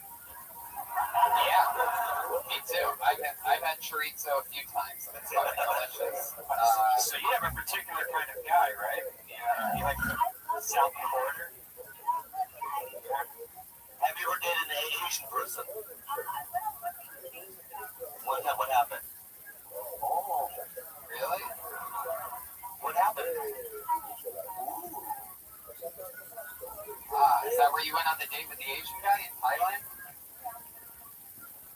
Oh, okay. So what did you do on this date with the Asian guy? Make sure you just didn't eat by yourself at a hibachi grill or something like that. Are we calling that a date? Oh, thanks, Raquel.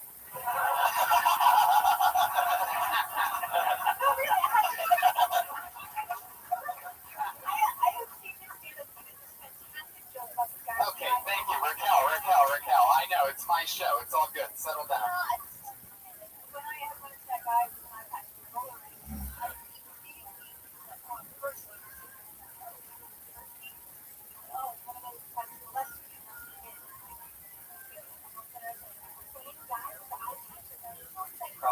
Probably not. Did you tell me about this?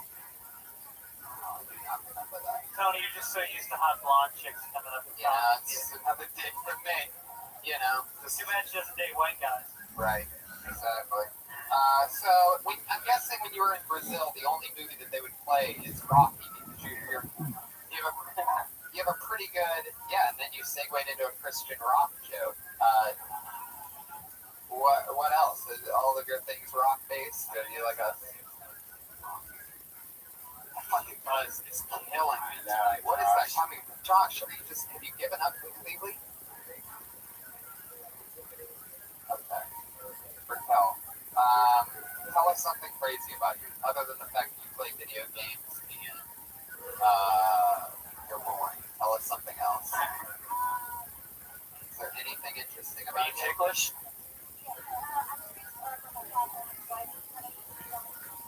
What nationality was your father?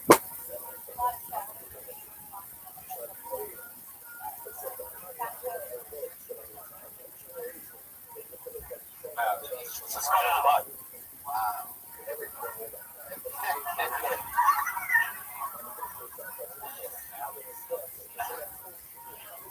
Yeah, all right, well. Of course. Yeah, no, glad to help you out. I'm gonna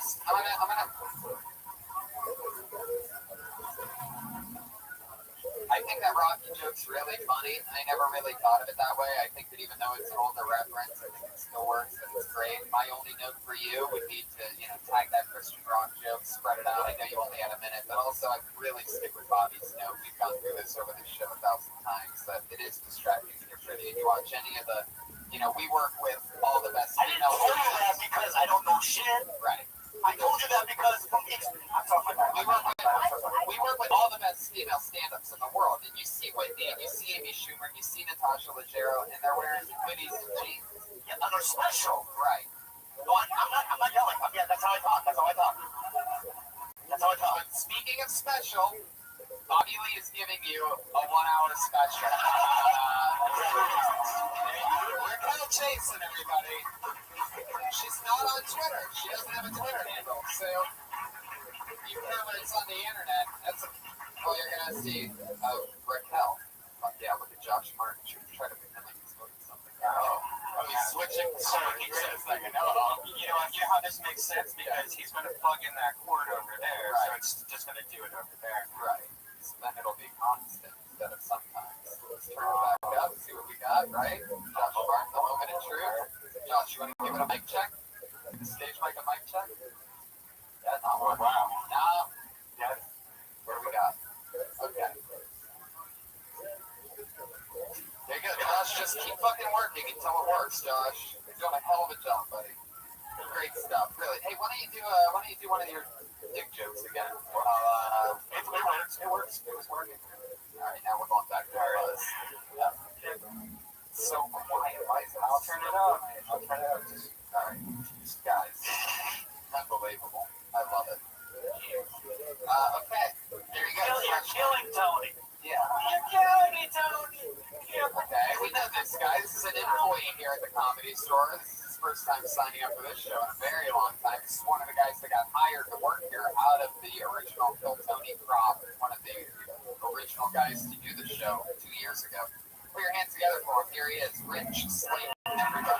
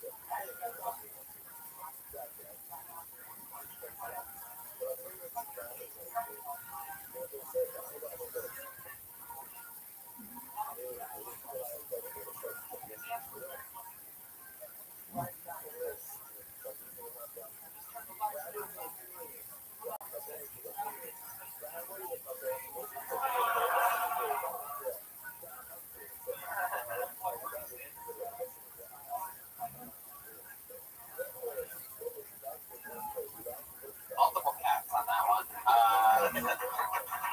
Rich, spitting out some of that new political humor, huh? I like that. So, how are things going?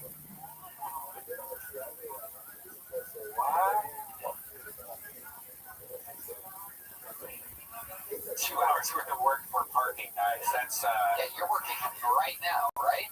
You're on the clock here at the Comedy Store. What exactly are you doing? Your job is to watch this room or something? Really? Okay, well, maybe that's been the problem with tonight's show. People making sure shit doesn't get too crazy. I thought I heard somebody back there shushing the audience. So you just got back from Texas, right? Did you do a lot of comedy in Texas, or where were you? Where were you? What are you talking to? You were out of town somewhere for a while, right? How was that like? Casino life?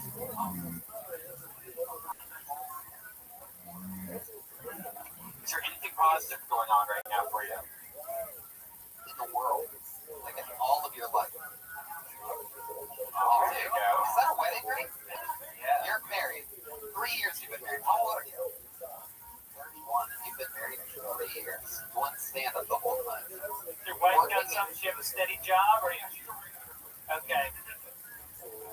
That helps. Why did she like you? She's Jewish. Rich is a mensch. Rich helped me with relationship advice. He helped me to break up with my girlfriend when I get married. Right. Oh, you say she's regular, and that she likes you. Your reason, I said, why does she like you? And you said because she's Jewish or you're Jewish. So that's it. That's just how that works. Wow. Oh, so you're like a rare Jew or something. I think they call them survivors. Rich. So, how's that going? 3 years then. You guys still having sex? Occasionally, she's Jewish. Were you guys ever having sex? Like, what's That's a great question. Jewish girls love sex. Really? Oh, I married one. They're fucking great. Yeah, they don't have the shame, I find, with the Irish Catholics, where they have to turn the lights out. Jews will turn the lights on, suck it, but you're in the eyes. wow? That's Really? Really? Wow. Do you spread that out, or do you go back to back? Yeah. Right. Back to 7 o'clock. So what did she do for a living? Nice, so do you. You work here. What's the nonprofit that she works for?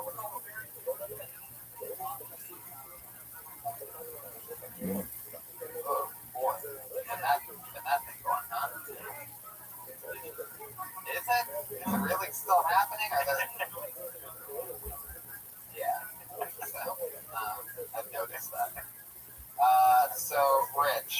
3 years into stand-up, right?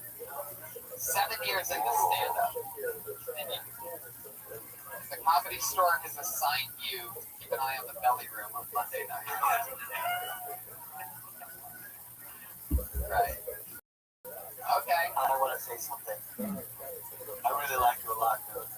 But I don't want to lie to you because you're such a nice guy. And you're a white dude, you know what I mean? You're just, you know what I mean? You have this average kind of vibe about you. It's just, I just feel like the material needs to be a little bit more edgy, and it's gotta be, you know what I mean? I agree, right? Okay, because I've only seen you, but the thing is that it's like I want you to succeed. What I saw, it's, you know what I mean? Like, sure, you had all the flavor of a glass of water. And just, I think you're great. I think you're amazing. You're going to get your sarcasm. oh, I don't know that, so okay, all right. You're confident. I mean, you can tell you've been doing it for a while. It's just, that's all. Do you and your wife ever argue about things? You guys ever fight?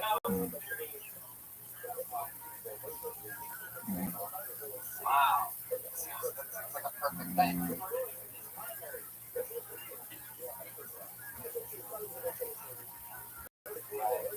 Right. Rich, thank you so much.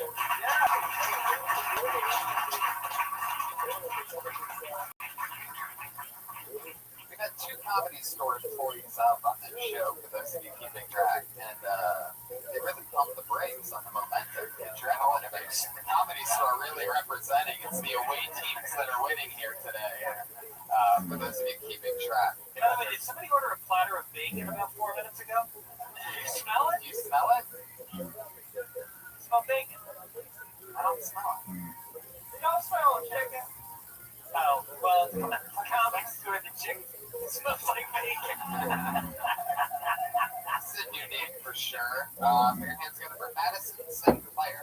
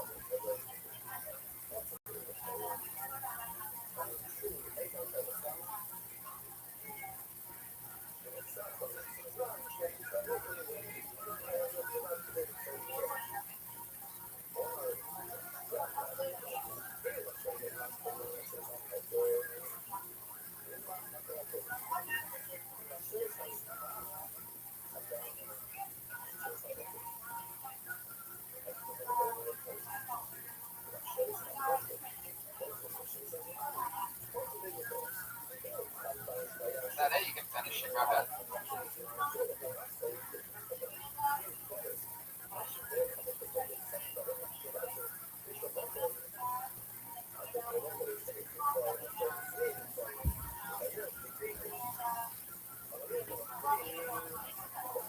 All right, the bear's coming out. Let's Madison Sinclair.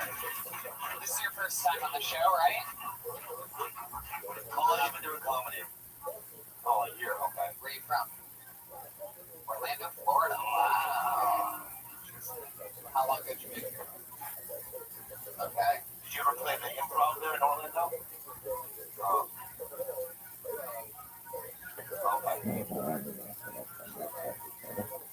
Did you ever work at a theme park? Yeah, you don't look like that. You look, you look kind of almost gothy a little bit. Well, not that you hate them, but that they might hate you.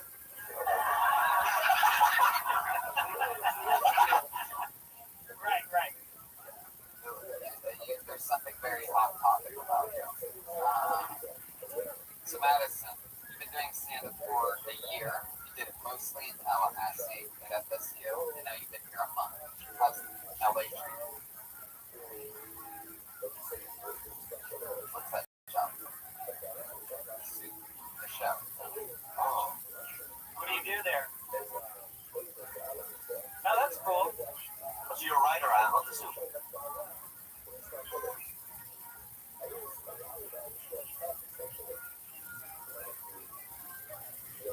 So they've used your material on the show. Oh, cool. You have to be careful because that's a direct violation of the Writers Guild. Thanks for coming, everybody. Will they come back to you on that? That is true. No, you can't. Yeah, you're not allowed to accept written material from somebody who's not in the guild. If it's a guild show, I believe it's a guild show, right? Yeah, but it's still wrong. Yeah. What's your official job title there? So they're paying you money, and you're getting college credit, and you're getting jokes on the air. Soup, who's hosting that now? Really? That's stunning. Did you guys get the Buffett reference? I got the Buffett reference. I got Buffett. I liked how you explained it too, because at first I was like, oh shit, no one knows what the Buffett is. No one's you did a pretty good idea. Flick it. Did Yeah. you say flick it? Yeah. You have a wide stance. Like an umpire. Childhood against. Balls and stripes. No, I like that. It's kind of different. And I think it's always good to do something different on stage physically. She came up, and for people that are listening, she spread her legs. And no, really, it's just something that you go, all right, that's kind of confident and different. I like that. You think I'm being sarcastic, but I'm being very serious. No, even that thing I just said, serious. Also, you did something that you were moving forward instead of back. Like sometimes when people are new, they kind of drift backwards, but you held your ground and you were forward. The only thing I want to say is that you're an attractive young lady. Oh boy. This is how they're fucking supposed to. You're supposed to dress like that, okay? Shut the fuck up. Anyway, I love you. I mean, but like the sexual stuff, maybe you know what I mean. You're in, but it's like you know what I mean. You start writing stuff that has nothing to do with that. What was your second joke? No, it's just funny because it's like, Wait, Greg, what are you laughing I at? just like, I don't know if he's saying this for the benefit of her career or so that he can focus. All these comments seem to be like, I'm getting distracted. No, that's not. Could you get Ace Man to just back them down before you perform? So the second joke, you did Bob it, and then you went into what? Right. You very interesting. What nationality are you? That's what I was asking. Did you say your whole house Jewish? I was kind of confused with the end of that joke. I was didn't understand what you're saying.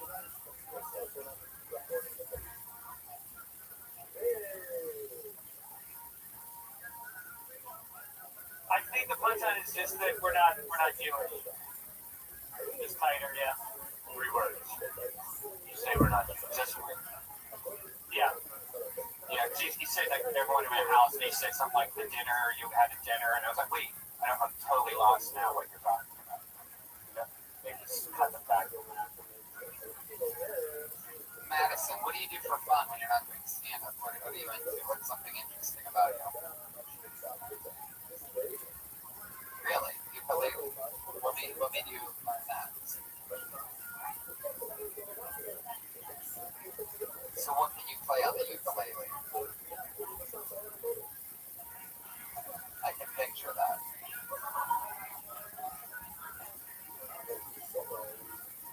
You ever seen the movie The Jerk? A lot of sad ukulele in that. Check it out. Fuck yeah. So you play the ukulele. That's pretty much the most interesting thing other than if you do stand-up about you. It's not that big of a spot to be put on to be asked what you like to do in life.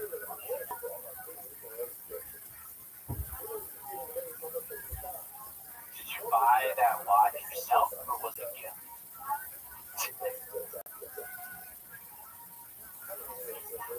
They were calling it the Hot Topic. When everyone was saying the Hot Topic thing, I was just seeing the watch. I was like, that's not a Hot Topic. We're Gothic. It's not. How many times a week you go up? Yeah. How they go up on stage? Amazing, good.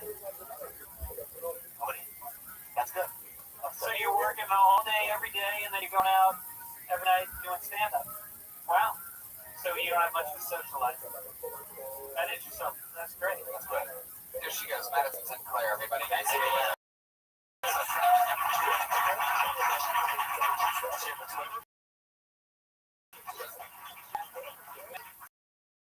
Sinclair.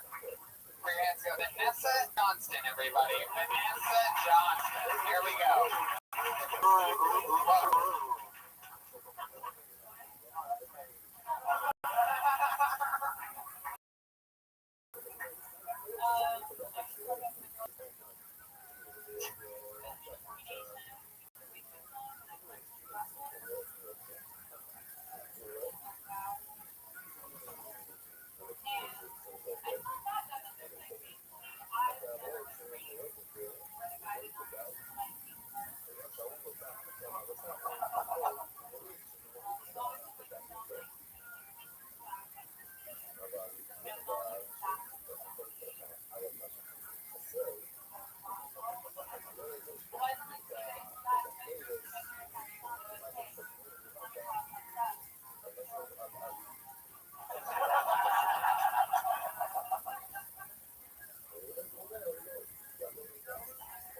It's 47 seconds, but you want to end it now? We can.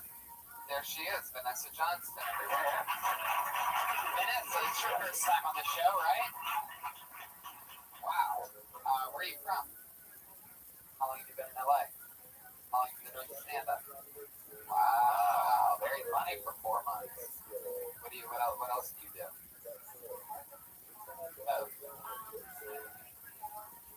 What do you do there?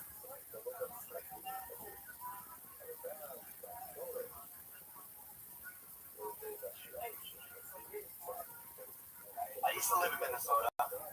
Yeah. I did Edina when I was a baby. Yeah. Holy shit, you guys have something in common. For those of you listening, Bobby's just happy because she's wearing a Mickey Mouse t-shirt. No, I really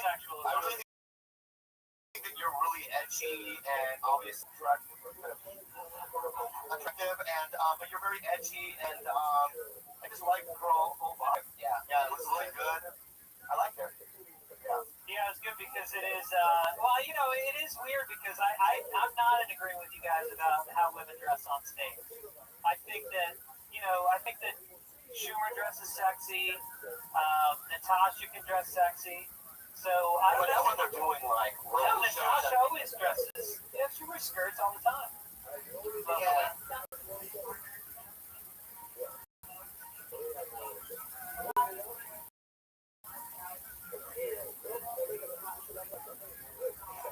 But what if a guy dresses up? I mean, yeah, absolutely. You were really Greg, and I love watching you absorb that for a second. You're like, I think I know what I know. I don't know what a sexy guy looks like because I'm so fucking straight, but like, it just seems like you should dress how you dress, however you feel comfortable. Love that. You got the women howling at that one. Well, they're bored. Be yourself. Equality for everybody. That's the era that we live in now. They're making an all-female Ghostbusters. Did you know this? Right. Yeah. When a woman's dressed sexy, right, though, that people like girls and elder boys feel, like call girls boys, they feel defensive almost, though, right? Like, why would you need that extra thing when stand-up is more enough? Well, because you're limited to how he perceives it, rather than somebody going on stage and being as much as they can be. Part of themselves wanting to feel sexy by looking sexy, then I think you're creatively stopping them by saying they shouldn't dress that much. So you've been doing this for 4 months. You have an incredible stage presence. You already have jokes. How much material did you say you compiled in 4 months? How much material did you like? Like, how long of a set do you think you can do? Wow. What part of LA do you live in? Oh yeah, like what are your cross streets? Right. Yeah. What do you do? What's wrong?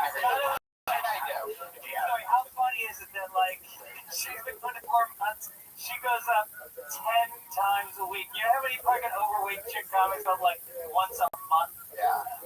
No offense, but people like to have you on their stage. Yeah. Right. But 10 times a week is a lot. But no, my point is it's hard to get on the stage. It's hard to get asked. You had a great set tonight. Bobby, are you going to give her anything or what? Yeah, I got something. Uh-oh. I got something. Fortune cookie. Just fun. That's all I want. Go on cash. Take the fucking 20. Take the money. Wow. Crazy. There she goes. Great job, Vanessa. Nice to meet you. Vanessa B. Johnson. Vanessa B. Johnson. Bobby Lee has run out of money in his pocket. So we're going to move to our final part of the show where every week we have one regular right now. One regular. We had two regulars and then we were told people under 21 aren't allowed to go up anymore, so we had to lose a regular. That's the great Ally McCoskey. Rest in peace. We killed her after we found out. She's literally dead. Before the show, we just said, fuck it, if you're not going to be on the show, let's just end your life completely. We do have our one regular who's been writing and performing a new minute every single week, has a lot of buzz right now. It's always fun to watch her grow. She was definitely nervous her first few times on the show. We're getting to watch somebody defeat stage fright, and it's very exciting. And here she is, performs every single week. Put your hands together for Melissa.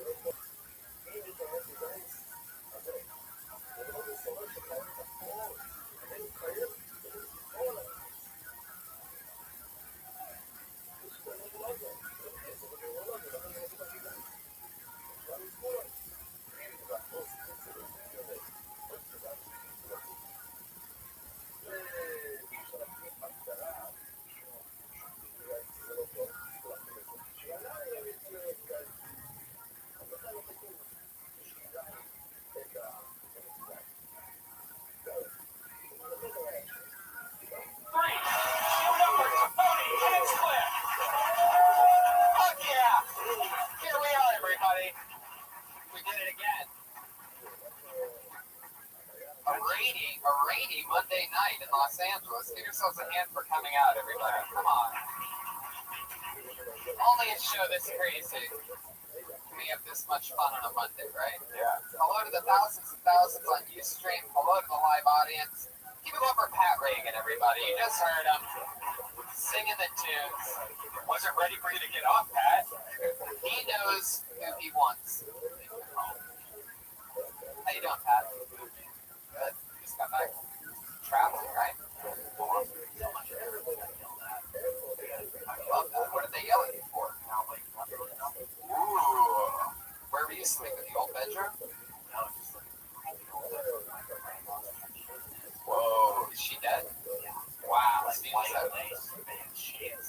fuck. That had to get creepy, huh? Are you like me? Do you sometimes just lie in bed and stare at shit until you scared and fall asleep?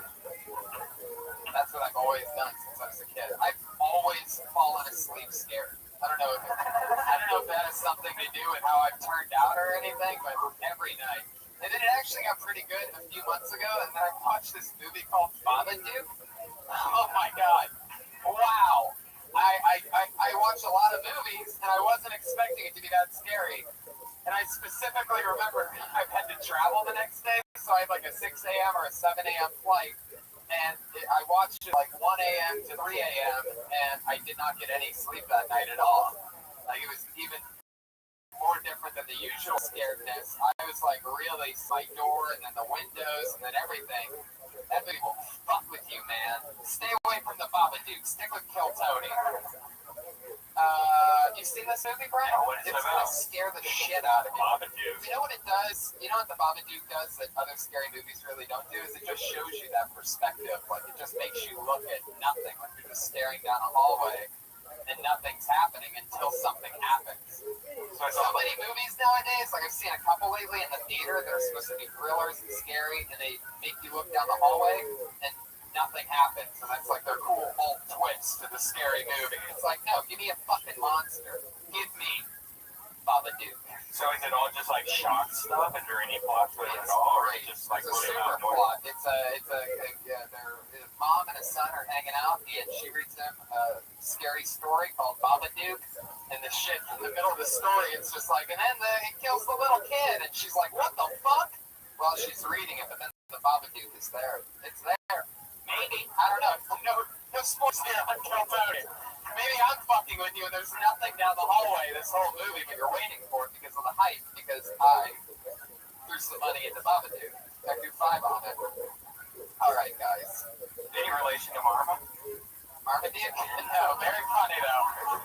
What is overlook this one? It is fucking overlook this one button that I just in case I wasn't gonna get a laugh. Motherfucker, you gotta people like a good Marmaduke joke once in a while. I've never heard too many Marmaduke jokes. When you don't know the movie, you're saying Babadook or whatever it is. Babadook. It's so confusing. Yeah, no idea what it is. It's so confusing.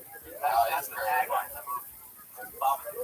Welcome to our new movie review podcast, guys. We get a live audience in here to review new scary movies. Babadook is like the only one worth watching, so there you go. That's my gift to you guys for coming out on a Monday night. A movie that will fucking scare you to the soul. Anyway, guys, welcome to Kill Tony, episode 127. Brian J. Ebelt is here, the house artist. Look at him. Look at him. He's got a blank sheet of paper. It's already chipping away. And tonight's episode, you'll see at the end of the episode, he's going to draw the whole thing. We got Pat Reagan, we got Brian Redband, and everything is good. You guys ready to start the show or what?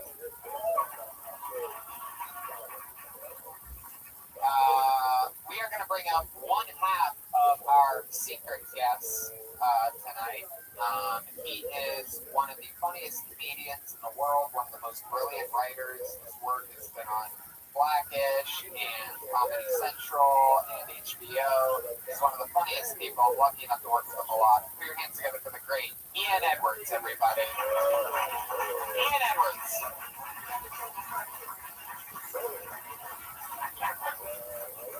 The great, the fabulous, the man, the myth, Ian Edwards is back on the show. Your other secret guest is on his way. He's just going to walk in at any point. That's going to be great. Thanks, Pat. Pat Brady. Hello. Hello, Pat. No, that's right. Now I remember. You guys had a little rivalry last time. It wasn't much of a rivalry.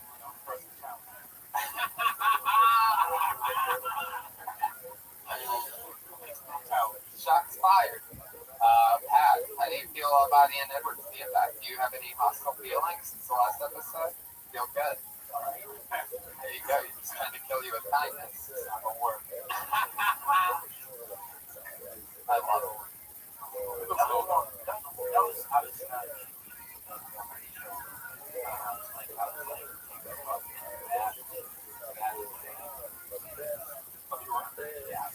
Every week. So I was doing something off. Yeah. It's so amazing how people that don't even watch the show come on and just instantly hate Pat. He was trying to be weird. That weird dude that makes you feel uncomfortable. He is. Yeah. And your music.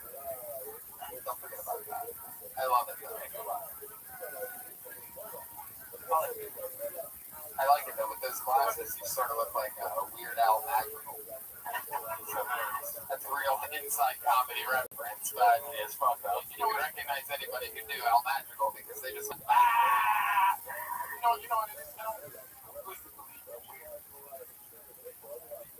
I don't want authenticity over weirdness. People seldom have told us they're almost their entire life. Well, sounds like they might be weird. Why would real weird person? Actually, stay away from a weird person. Who walks up to a weird person and say you're weird? You know you're weird, but people avoid you. People are telling you you're weird. You're normal. So, speaking of weird, before you got on here, I was talking about a scary movie I saw on the bottom. Have you seen this movie? Do you watch any scary movies? Ah, I see.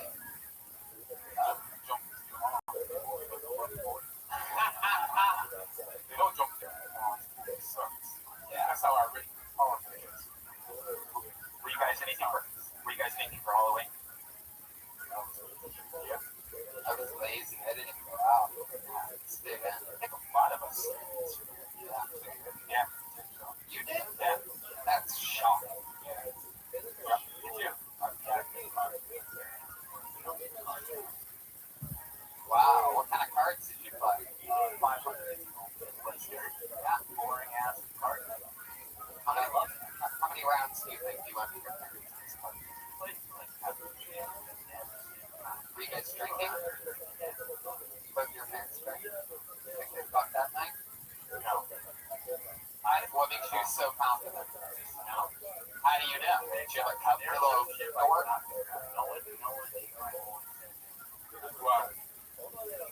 What can't you figure out about it? My mom did. Yeah, my dad.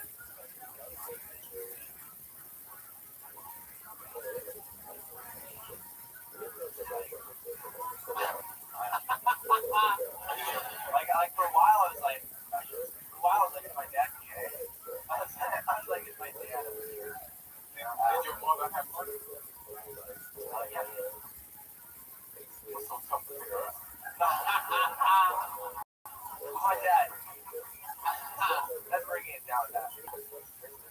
Normally, when somebody thinks their dad's too businessman-y and like probably doesn't do anything that crazy, normally that's the guy that like makes them wear the whole gimp outfit, puts the ball gag in her mouth. Do you think your mom's like going crazy shit like that? And that's why you don't. She's like still like a little girl.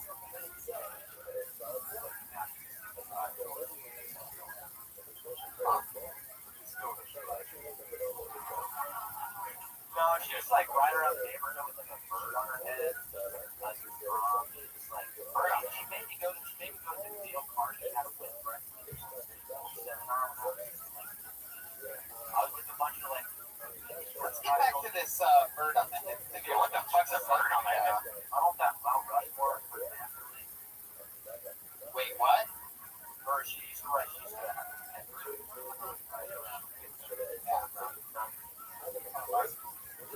She was that lady that rode around on a bicycle. Oh, shit. Bird on her. And you described her as Big Bird, like. She's what, tall? Oh, big. Loud. Oh, but not that kind of commando, right? That's not fucking. Josh, any updates? Okay. And she's also a terrible health problem. She moans.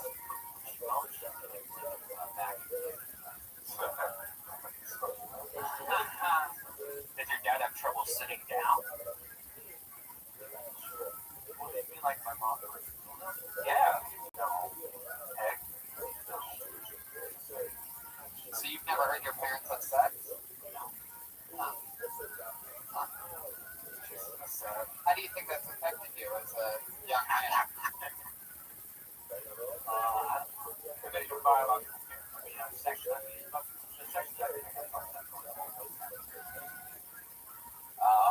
All of those things are very complex. Hardcore. Great idea.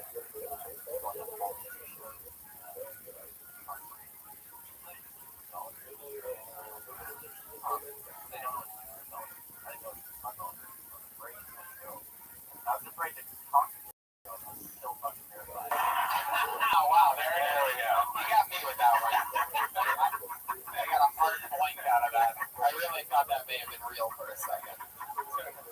That one I thought was real. Out of all the ones that have ever happened on this show, out of nowhere, that one I thought was a real one for some reason. Because I was thinking about this monologue that was going on, and I'm like, I'm disappointed in what it was.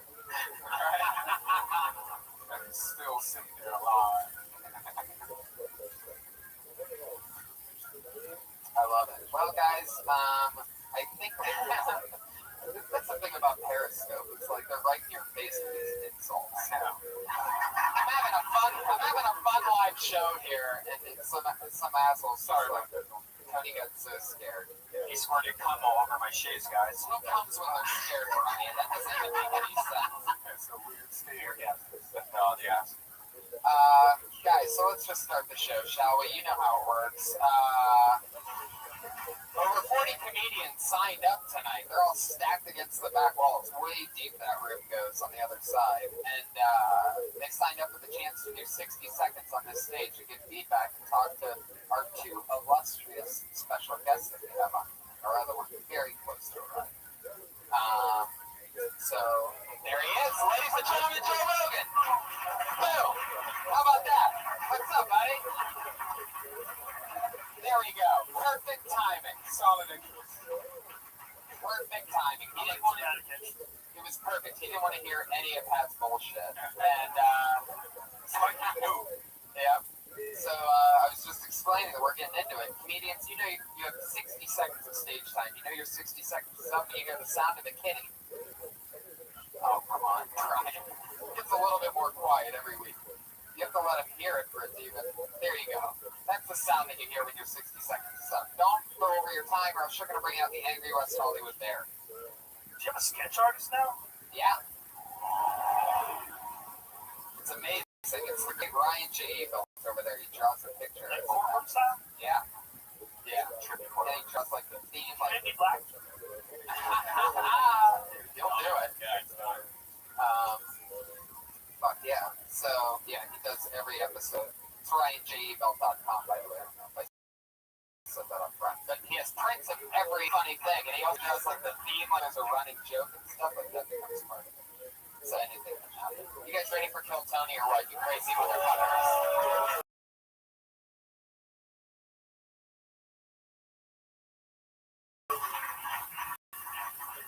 Fun and Shelly. For your first.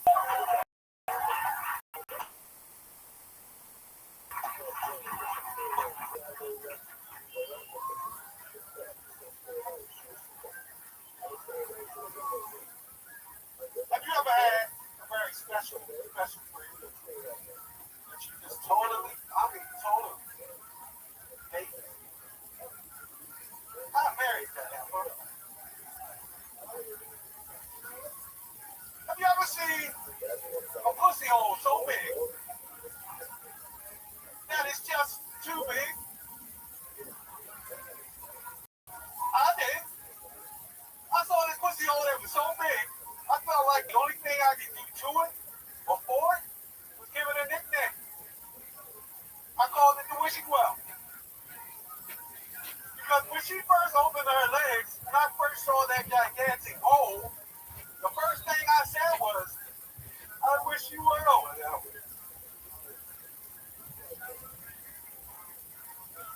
Tony James, thank you very much. Fuck yeah, 48 seconds to Tony James. Run, Tony, just run. Get out of here, dude. Fucking run. Don't stay here for this. Don't stay here for this. You don't want to song.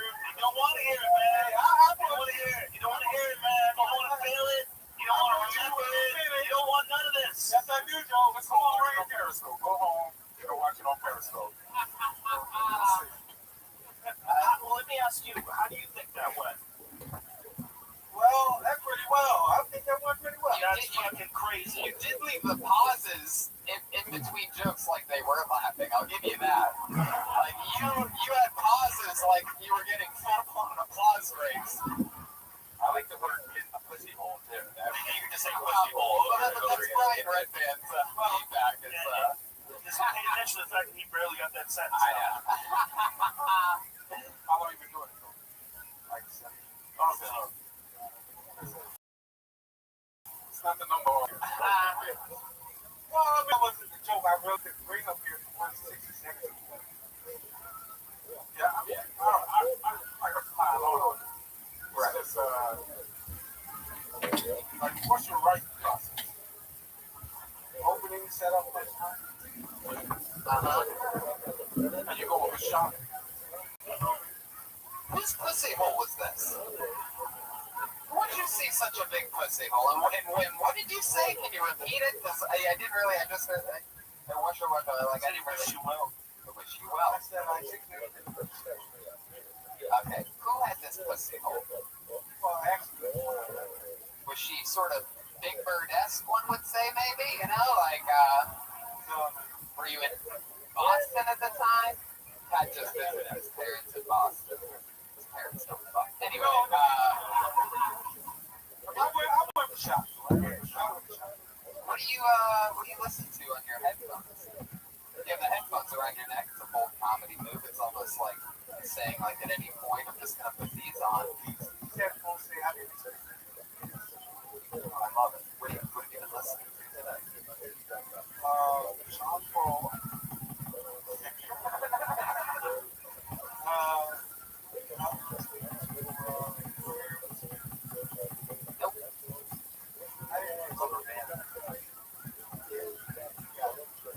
Alright, I'd say this about your wishing well joke. I would just say I threw a bunch of coins in it, or something like that. Like anything other than.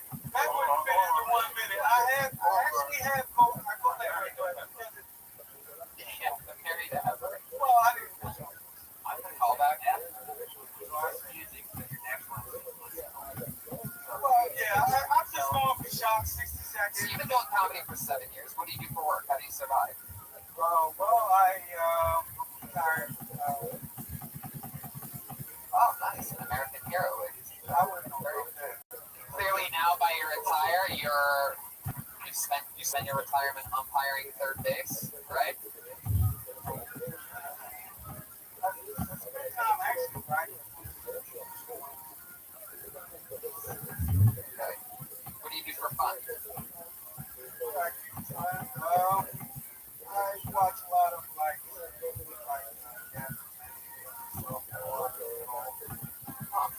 You're in a softball league. Where the fuck you going with these questions? I'm trying to figure this out. Maybe my softball team needs a new cleanup hitter. And just have to write hard. But, you know, this is not enough time. oh, it is. You're gonna see people killed. But you know you're not going to. It's gonna hurt you when they come up here. They're gonna murder during this show. People will get really Well, hurt. I haven't seen it yet. I'm Well, you can't well, this can't on certain show, man. Here's one thing you can never do. You can never make excuses why it didn't go well. Don't ever say I didn't have enough time. It definitely didn't go out. 100%. No, and you can't look at it. No, definitely not. You can't look at it in a delusional sense. It kills except for everybody. It definitely doesn't. There's no way it does. You can't be delusional. If you don't look at it objectively, you'll never get good at this shit. This shit is brutal. It's a hard. Listen, there's 100 people in this room, and all of them know how to talk. Okay. So for you to be the one person that gets to talk, say. You can't look at it. Well, this is good. It's always. I don't know. Okay, you make it excuses. You make it excuses. None. Somebody laughed at my first show. Tony, did you hear that sound? The sound of silence. This is so you're not a bad person. We're not judging you as a human being. What you did, like your art. Like the only way you're going to be good at this is if you own up to it and look at it objectively. And you can't think it's going well when it's not. That's the curse of the open micer. There's open micers to this day that are still here at Phantom Jokes who are sure that they bombed that. And it's this defense mechanism that your brain creates. It allows you to get through this. Bombing on stage is like sucking 1,000 dicks in front of your mother, all right? We all know it. Everyone knows it. And when you bomb, you want to come up with all these reasons why you didn't. And it's just defense mechanism. And that defense mechanism is going to keep you from ever getting good at this. Truth bomb, straight from the top of the show from Joe Rogan, ladies and gentlemen. Okay, now I say something real fast? Rebuttal from That not be an excuse. No, it's not an excuse. Now, from what I heard, I go to joke well. Now, I usually record myself, and so that joke works. Whether or not it works, I That sounds like an excuse, right? Record it from the back of the room. It will change your whole like you'll listen to it. You'll hear the audio. Even if you work before, you would get on special. You would. You know it has to be strong. Deep down, or even on the surface, you know that shit has to be strong. So that's the whole point. Yeah. And then it's not gonna hurt you if you listen to it for long run. And next time you're around the pussy, About what you guys have to say, man. Yeah, I'm not upset. It doesn't bother me at all. I can visual shit, and I'm very worse. okay. We love you. You gave it your all. Tony James, everybody. It's serious from the top. Next time, Hard fucking art form. It is, without a doubt. Learn from this show, for real. If you're thinking about doing this, you can learn from this show. Shit like that. There's do's and don't do's. There's little fucking ninjas. There's little ninjas hidden all around the country, the cities. They're the local comedians, and they listen to the show. And whether it applies to them or not, they find out a couple notes that are so truthful from each episode. They tell me about it. When I go out there, they introduce themselves. It's like one of the cool perks of this. You go on stage, do an open night, and a bunch of people fucking around and talk about how it's stuff like that. You know, I mean, it seems brutal what I just said, but it's true. It's not brutal as a human being, but that's what is coming out of your mouth. You gotta stop. It's not that serious. Wow, this is. But it's what it is. Yeah. But we don't know it, but it's like, you know, shit. It happens.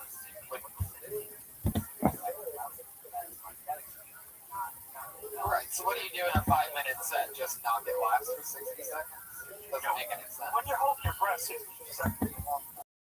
Oh, jeez. Okay, I don't think we've ever had it before. It seems like an interesting name. Put your hands together for Stevie Blue Eyes.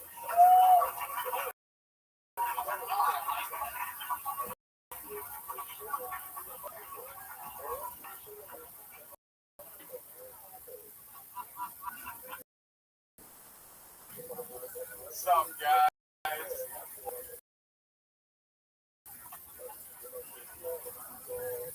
Guys, that was a while.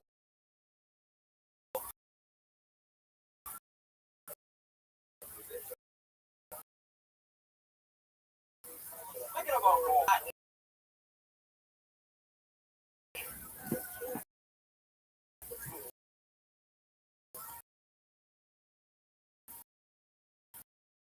This is a word.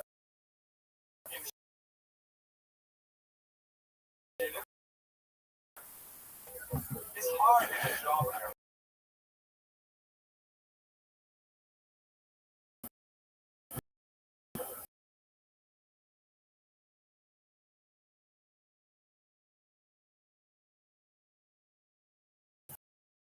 Can't get any job yet.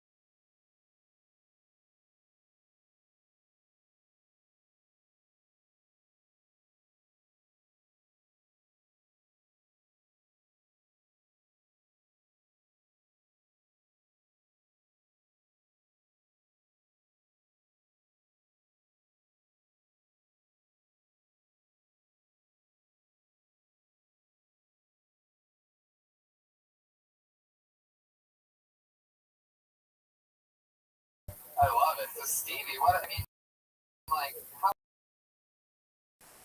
So I first did my first open mics in South kind of rock, something my mind. So I went into prison, like shit, going with said with these kids and stuff like that. It's like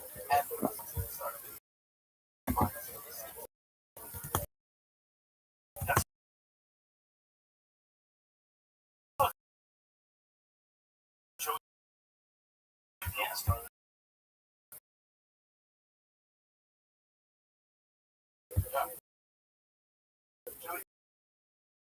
Yeah. Started.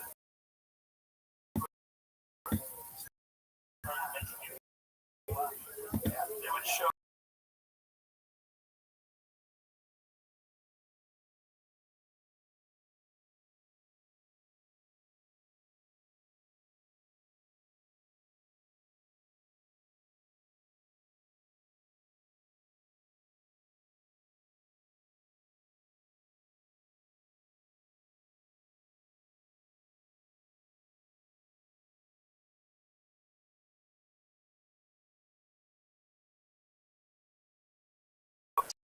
Song you had a file to remember right?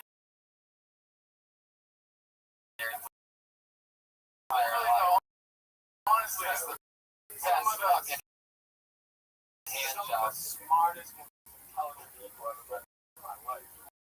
Thinking like amazing. Yeah, with the crack law.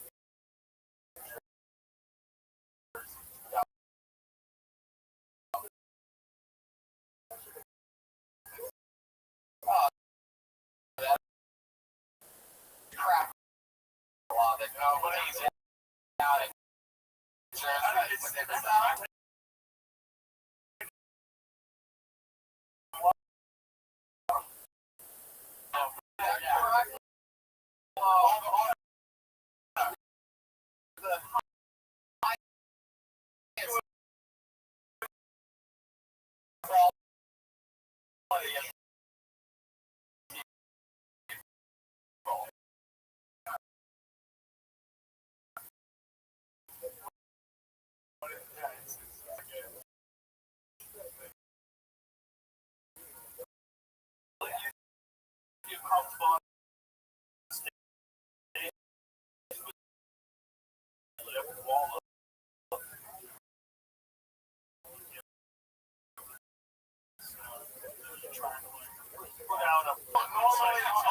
Starting an awkward thing about stand-up is like to the stage stand-up. The first like trying to do anything, and then pitch all that shit, and that has to do. That's like has to be like straight or.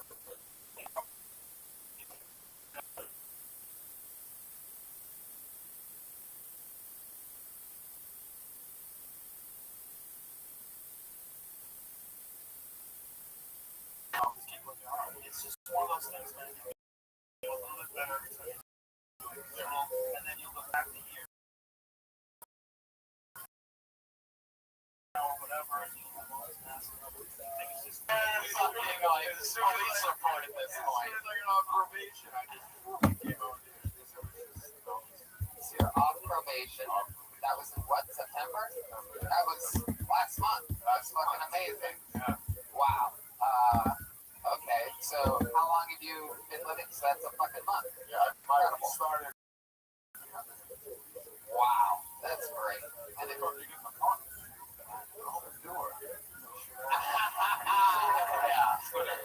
yeah. Any other answer, I'm pretty sure this podcast would be witness in a federal case in a few months.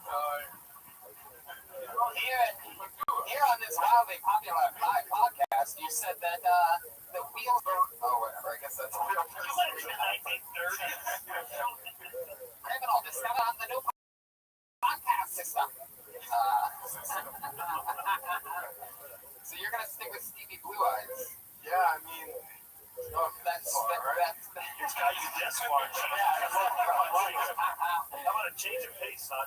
Yeah, maybe. Somebody do 1950s. Yeah, well, what happened was 2000. Because I walked into the room because at the time I was like 30 years like so long. And I was the son. So Nara was 90, and I walked in the room to get the food size.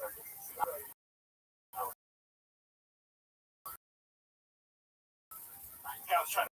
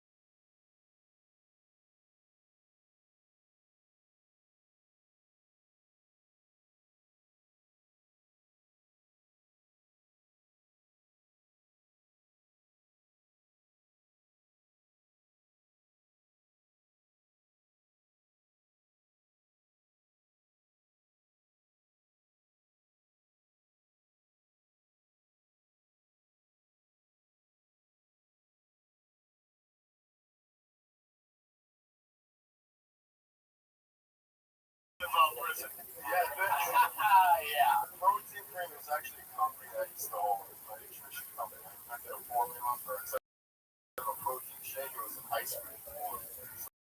It's the same nutritional facts. For people that want to get in shape. Yeah. And, hey, Chuck, how you doing? It's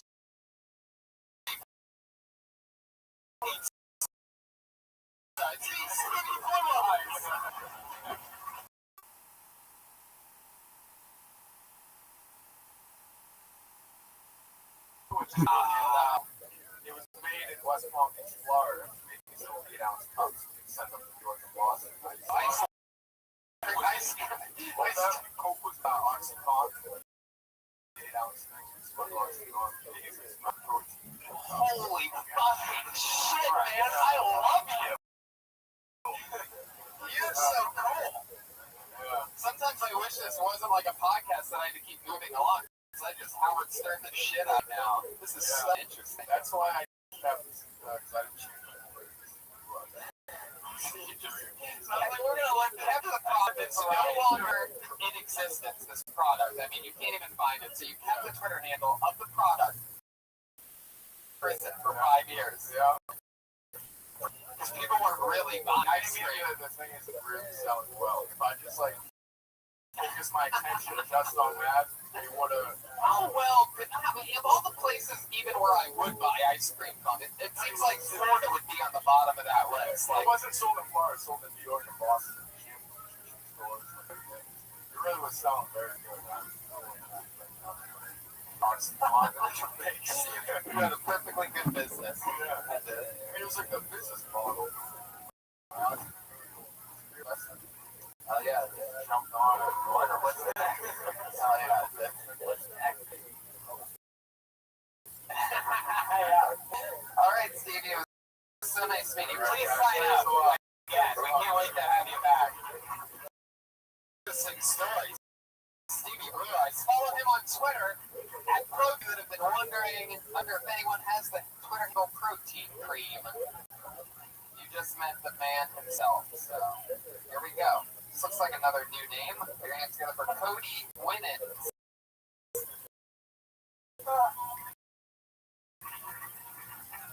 Cody Winans. No Cody Winans. Wow, this is fun. That means he gets blacklisted. All right, I pulled another. Put your hands together for Terrence Rutledge.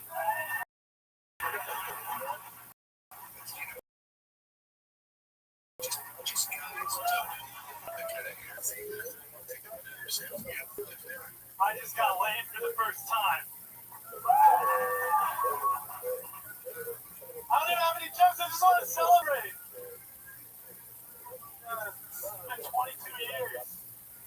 Man, I can't believe this happened.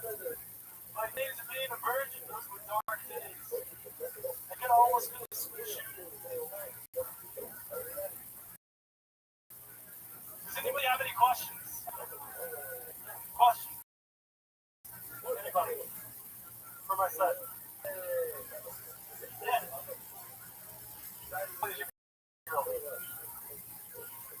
Oh, Jesus Christ, what kind of a crowd is this? Are you done? Yeah, pretty much. Fuck yeah. So I'm guessing that you didn't write anything. Did this really happen? Oh yeah, it really happened. And you're super excited about it. Yeah. When did this happen? It actually happened 2 weeks ago. Wow. And you're still this excited. I mean, look at the fucking look on your face. Just absolutely shocked. So shocked that it happened. Yeah. How did that lady know that it was a little Asian lady? I've told this to everyone. You've told us to everybody at every open mic for 2 weeks. You just even added a funny part to the entire thing. You just keep picking out the friends waiting for something to just magically come to you.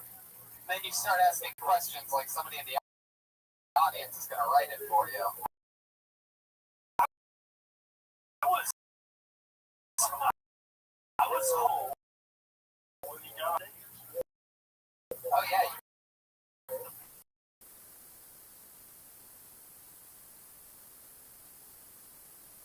I mean, if you're just laughing at how weird I am, that's just the funny way you said it. Maybe we can just figure that out. No, maybe you accidentally some shit into your kids or something. You know what I mean? Like sometimes they do that. Trying to find something that's good for asthma, like sucks at asthma. Like maybe, you know, so you gotta have to figure out how to do that accidental shit on it. Do you have any material at all? What were you talking about right before you got late to? Like, what was that last year? I was talking about the university. Wow. See, I think that's amazing. Some girl just threw you. I met a girl on a bus. On the bus. And you didn't mention that, the 67. Well, it came out. Came out when? How long did you last? I lasted the whole hour. Whoa. Wow. Oh boy. I don't even know if that's good. Last me too. Yeah. I mean, I did having sex. I can hold that up. No, I have.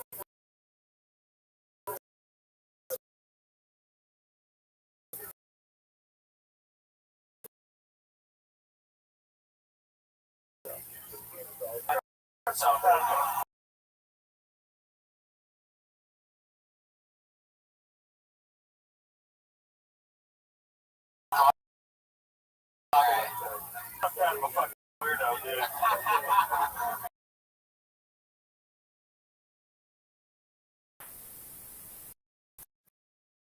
Oh, Jesus. Oh, that's disgusting. How do you even think of these things? Years. Like, it's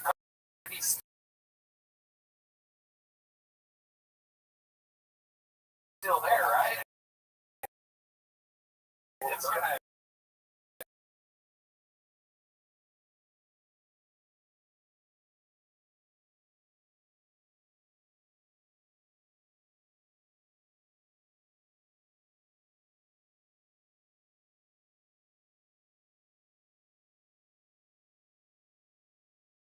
Oh, God. I mean, did they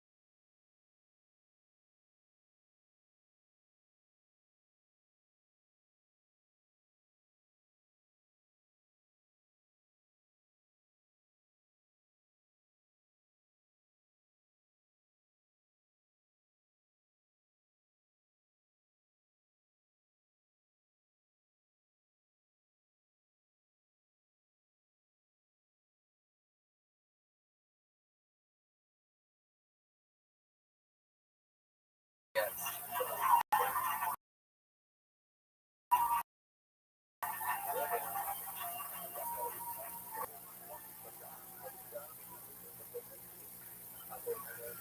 So I'm against the use of safe words in the bedroom, and I'm against them now. But I used to think the safe words were just stupid, useless. Like, what sort of sexual scenario can you not just say like, "Please stop doing that"? You know, like saying "stop" should be enough. But I thought about it, and the only time you need a safe word is for a rape fantasy, because you want to be able to say those things like "no, don't" and "please stop" with the comfortability of knowing that you can't make it all stop by just saying like "pumpernickel" or something. And it's ridiculous. Like, I'm against rape, and that's why I'm against use of safe words in the bedroom. Now, this is going to sound hypocritical, but I have a safe word that I recognize in the bedroom, and it's rape. Because if I'm having sex with you, and you say rape, I'm going to stop. Like, immediately. Alright, that's my joke. Thanks, guys. Fuck yeah. That's a good premise. Yeah. That's a very good premise. That's a tough one, though, to bang out in 60 seconds. Yeah. But it's very smart. It's very smart. That's the problem, too, right? If you have 60 seconds. Yeah, well, it's like 57 seconds. So I don't want to get that kitty cat noise. And if somebody, like, laughs and stretches it out a little. Yeah, I was trying to. I'm just going to talk over their laugh. I don't understand why it takes so long to get to the. Yeah. I don't know. I think it's about a setup kind of lost. Yeah. My jokes tend to have a lot more setup. Well, that's just how long you been on stand-up? Right. Yeah. Setup's so long. Yeah, but that's not like a joke. Like, that's not something you can bang out. Like, my uncle's like, say, like, what you're doing is like, this is like kind of a high concept. It is really true. Like, the only time to do that is if you have a rape fantasy. That's the only time you have. Be able to say no without saying yes. Yeah, once you get that rape thing out, then you tag it with safe words. Once you say other ones too, like stop or grandma or whatever. Yeah, because the rape doesn't really work, because if you have a rape fantasy, then, you know, they say, don't rape me, but you really want to rape her? You know, you've got a weird situation going on. And that's why you have to come with like a pumpernickel or something. It's a good premise, because it's totally true. Like, people that do crazy like that, and they have little fantasies.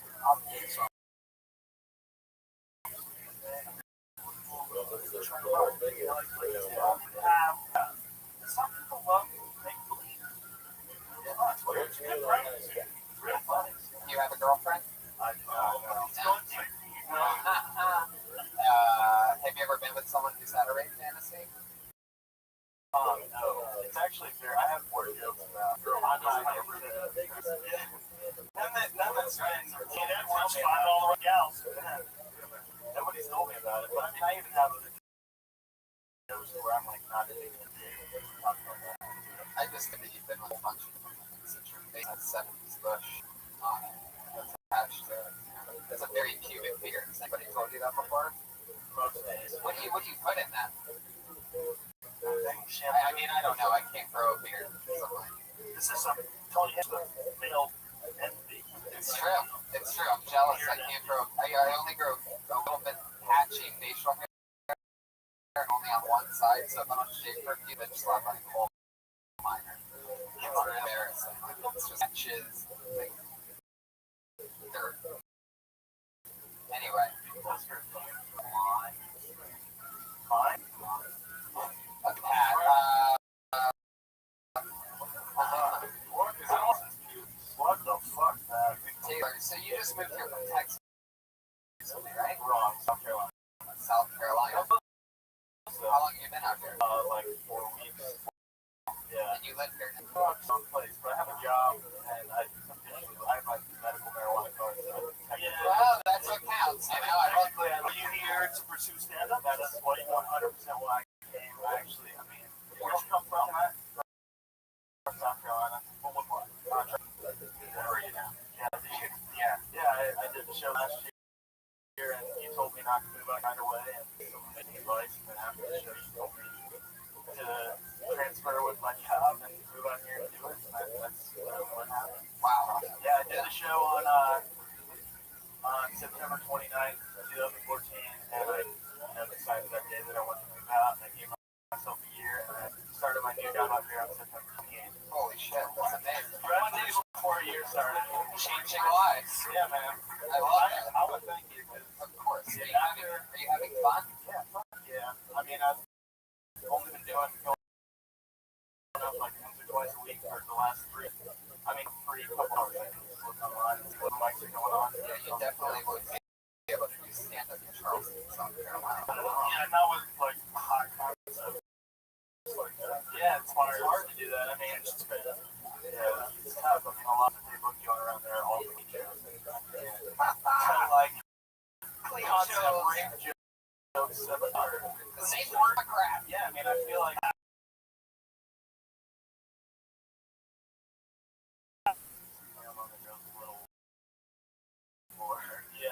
that's gonna happen. You start telling that joke. I know there's certain big things on stage that are like cool fronts, and they might develop and say like there's a buzz. This is something. Like concepts of like, well, ring a bell. That is, that's a very hard to do. It's a really difficult sort of concept like that. Some of the hardest shit. Trying to like really good bits. But when you nail it for the most out of it, that's what I've really been trying to do. How much time do you think you have all together right now? Ballpark. I actually 5 minutes, 7 minutes. of like want to perform. Yeah. I've recorded pretty much every set I've ever done. I compiled all my jokes in the last 3 years. It's like 45 minutes. Most of it's shit, but I mean, that's very honest. Cool to see the progression, of like the first few jokes that I did about. Can I tell you another secret to being successful from some advice that I would do if I were you? I've become best friends with Stevie Woods. I'd use him as security so that other people don't bully me. This way you can do any joke you want. If somebody's like, hey, fuck you, weird pubic beard guy, you could be like, Stevie, get this motherfucker. Fuck yeah. We can work something out. Stevie would just go up to the heckler and just drop his credits. And then It's really cool, man, that you made it and just keep right out and stuff.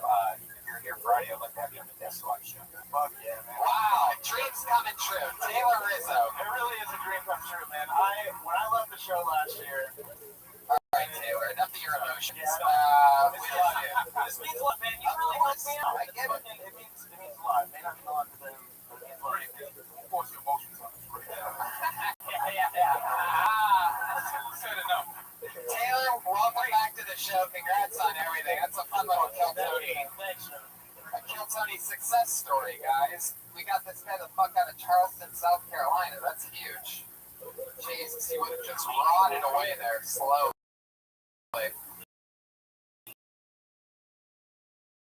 Comedy shows, those are hilarious. Run uphill, but with weights on.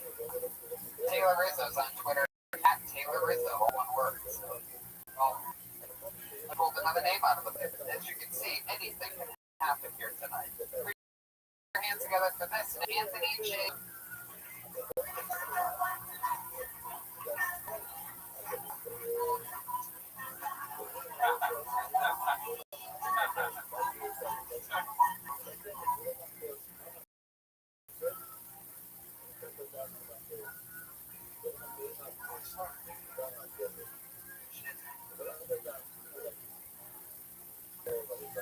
Holy fuck.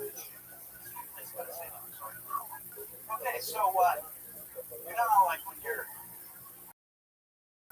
really emphasizing that you're watching the porn, but I know you're talking about like when you're fucking someone from behind and it makes that smacking, slapping sound with your balls in your fucking back, you know what I'm talking about? Like that. Well, let me just fucking think, like, I hear they have these dog shows down in like Tijuana and shit. I always wonder, that's so weird. And I thought, just my imagination, I thought, well, it probably something true, like, just I've never seen that shit, weird shit. So, I'm a pretty weird, fucking strange guy. No way.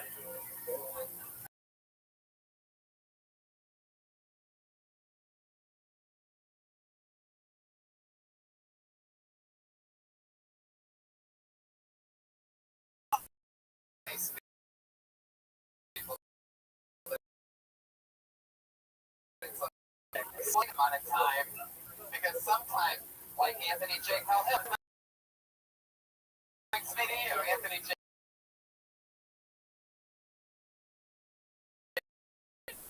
You put your name into the thing. I mean, it's not like winning the lottery or anything. There's only about 40 names in the bucket. We get through about like 10, something like that. So it's about 25% chances you win it, right? No reason it's with shop.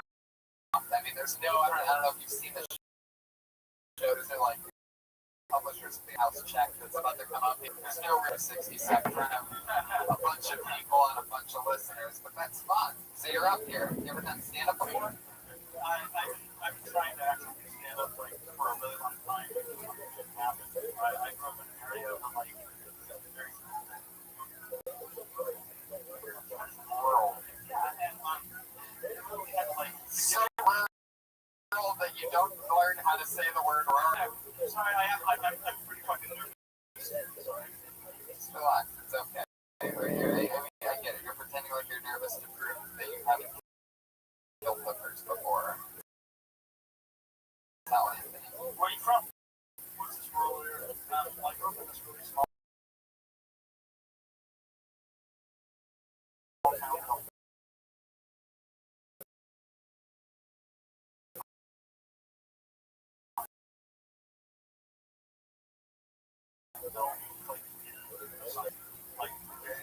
Now watch Bob and Duke. Okay? Can you explain the joke with like the sound? No, why?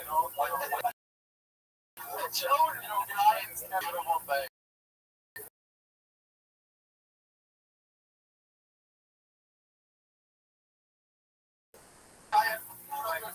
Great. I know because of dark. Oh, are they? This is all the same. It's not great. It's the only way I have a chance to work actually has that's the whole change. It's like from what I've seen, make that big work. Did you know what you were going to say when you got up here? Just wait, you got up here and then you panicked or you should keep that tricks. Kind of that. What honestly happened was before I got up here, I have a shit ton of material. And I have a really good thing called Stadium Porn that actually went over well when I was in Omaha. When you were where? Where did it go over? Omaha, Nebraska. Okay. What were you doing there? I was there. How long have you been doing that? How many times have you performed stand-up comedy? How many times? 10 times? 30 times? 100 times? When did you start? What year? Tell the truth. This is 2006. Yeah, I actually came out. I want to say I was 22, and I moved out here to LA. I think you have everything. No, I think you're off. Mathematically. So that's you were 29. No fucking way. What the fuck happened? Jesus Christ! But I went to the what's the hardest?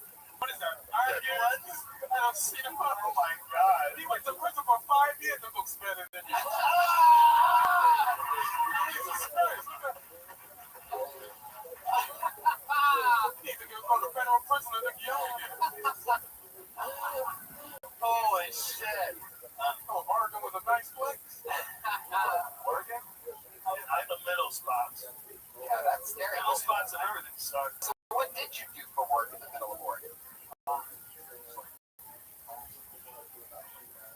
You at the call center, huh? I am shocked receiving this call right now. I had no idea. Material on people that owed money? Survive. Shut up. You're sporting the Mariners jersey. That's your team. That's what you're going with. What do you do for fun? What? Well, I like to go to the beach. I like to smoke fucking weed. I like to talk. I like to play video games. I like to make people laugh. Daddy does. Every once in a while. I get the feeling that lying on the beach happens. If you can get there, they'll let you lie. Yeah. Can you answer your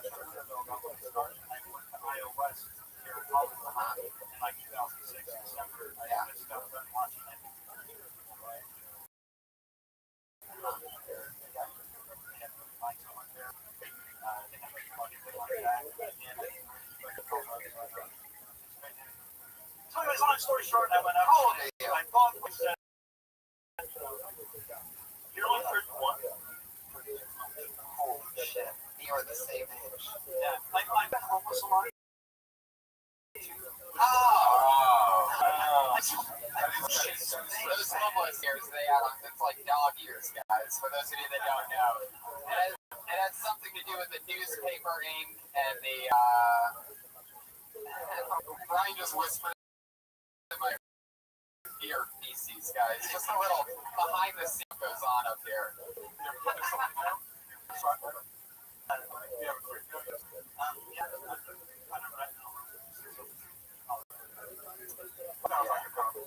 Oh yeah, that's about typical. What do they do? They on a bus.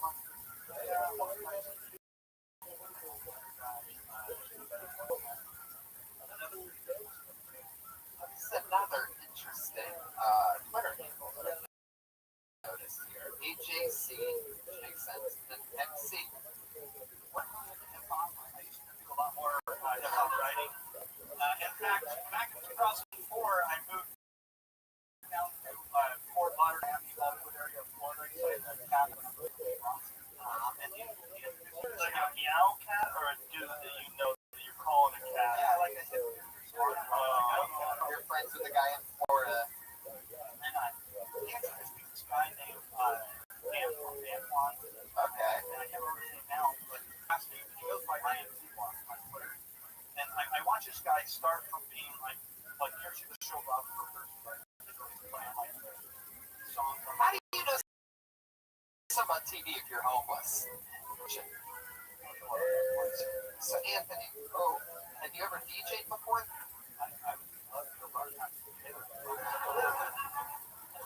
Well, tonight's your lucky night because we just so happen to have one gift certificate for a DJ lesson from. Just kidding, I don't know. Anthony, it was nice to meet you. Thank you. Thanks for doing the show. There he goes, Anthony J. Calhoun, going in for a homeless fist bump. There he goes. Anthony J. Calhoun. I forgot how fucked up the show was. Well, sometimes I do it every like 4 or 5 months. Yeah. Somehow or another, it's just like 5 months goes by, and I'm like, yeah, this would be cool. Balance, like some of these comedians come from money and haven't been to prison. It's incredible. I think I'm up here as chaos. That's gonna change it. But let's try it. Let's be normal human up here. This person has good handwriting. That's a good sign. I'm from Texas. Oh yeah. Put your hands together for your next comedian. Colette. Yeah, she corrected me. She's got her shit together. Colette reads.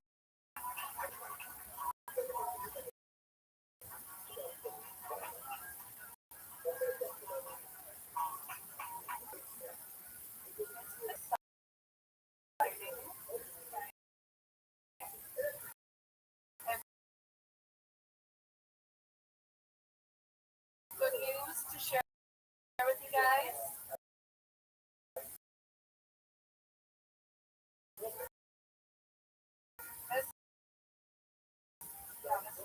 My good news, Netflix has my 30-day trial ended.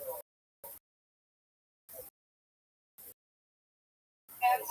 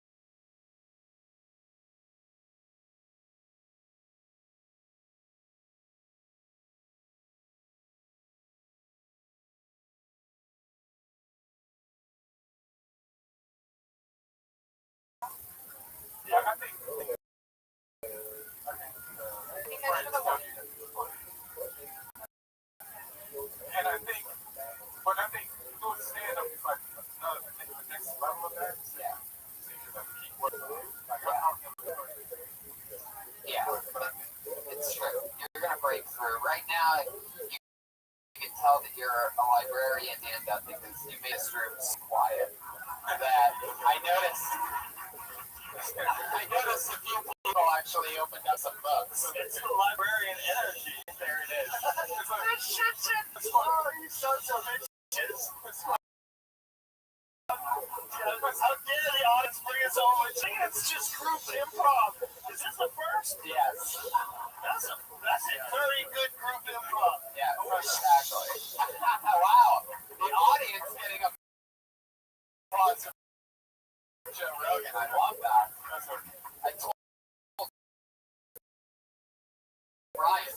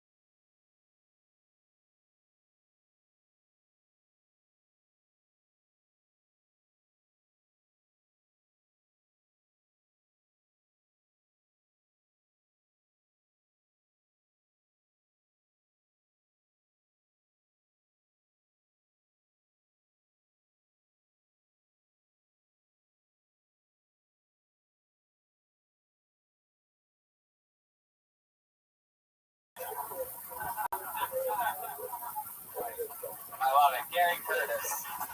I'm going to get Jimmy to witness a few years, right? 2 years. 2 years? Where are you from? I'm originally from I was born in North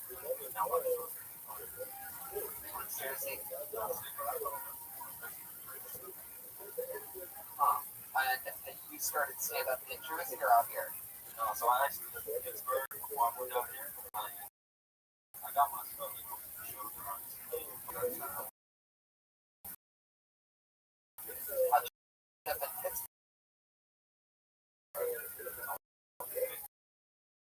Oh.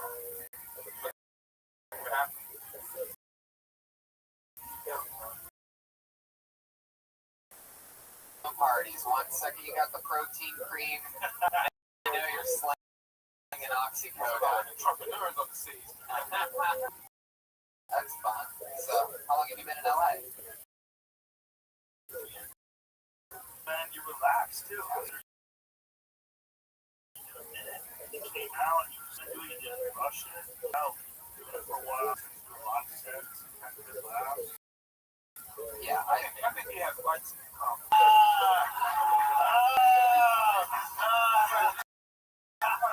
Wow. Where the heck people never listen to him? You know what I'm saying?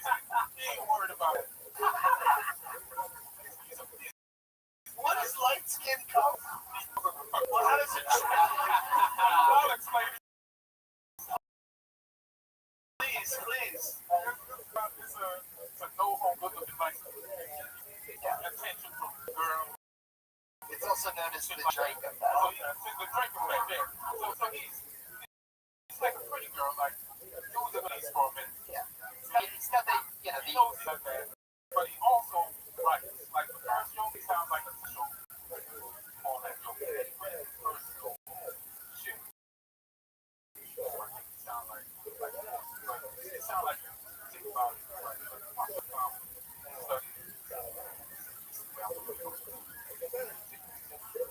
yeah, I have a great connection. I feel like everybody's been paying attention to the audience. I'm just saying, I see a lot of comedians come up here, and I had you take for a few years from like a tough for comedy city, like in Atlanta or Denver, or Seattle, or something like that. What do you do for fun out here, other than stand up? See, he's not that light skinned, Ian. So, and the old boy. Light skin still play basketball. Yeah, but everybody knows they're not as. Well, that's fine. You basketball, you're doing stand. What else? Tell us something interesting about you. What do you on the run from Pittsburgh? Yeah. Hardy, my ex-girlfriend.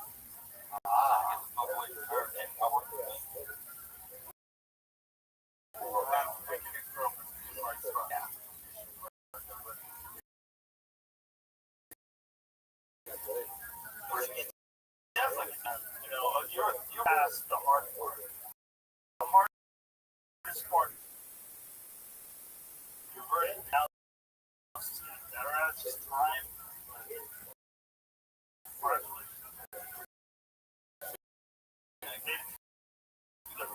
There he goes. Out in the big ocean, baby.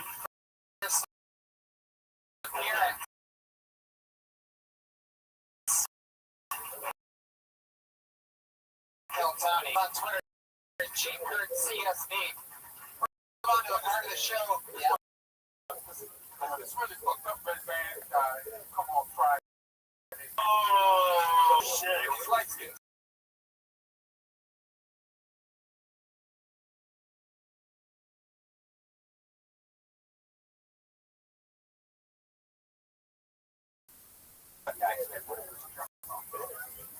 This is the final part of our show where we have only it's under 21 is no longer for the club or beyond show. So yeah, they weren't there to do anything anymore. Yeah. Somebody everything changed. Yeah. Oh, it's true. That's why and when it happened. Yeah. They cracked down on everything. But I think there's different rules for performers. There is.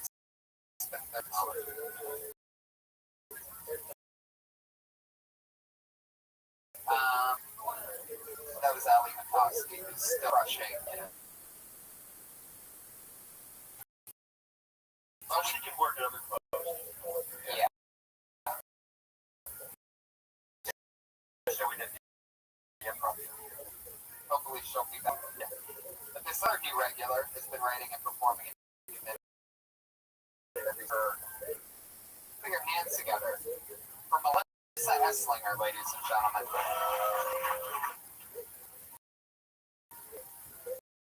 I didn't know I had a middle finger. LA. I was driving and it just like shut up one day. And it wasn't like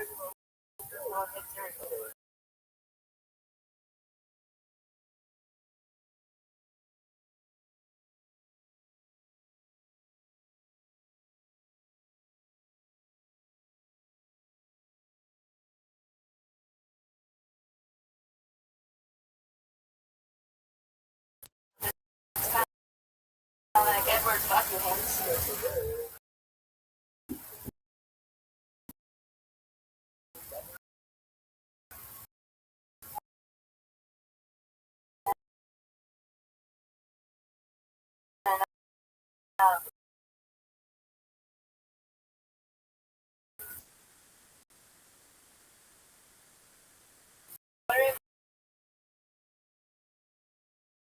Like the Native Americans, like had it as like a greeting, but then Christopher Columbus was just like, yeah, that's mine. Took it.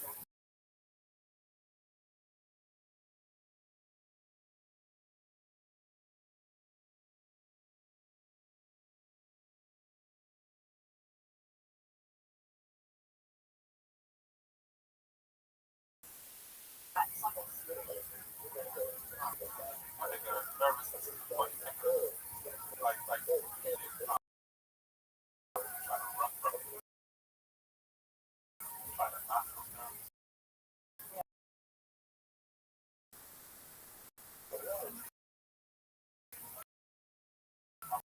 Like a possibility. That's a good joke. Are you nervous? Oh, all right.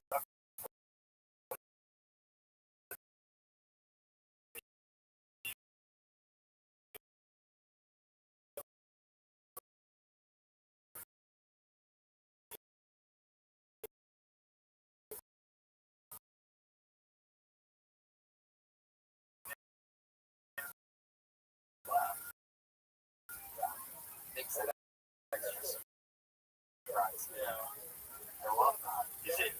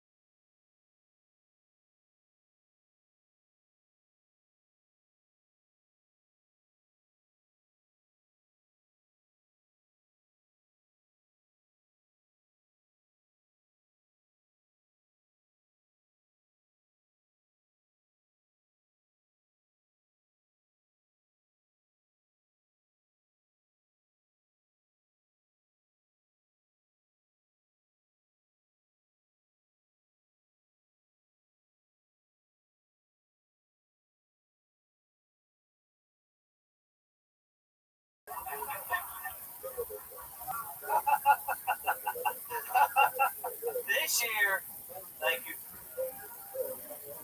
This year's been 10 years since I've been to England. And when I learned about the women in the UK, they either look like Kate Middleton or Nanny McPhee.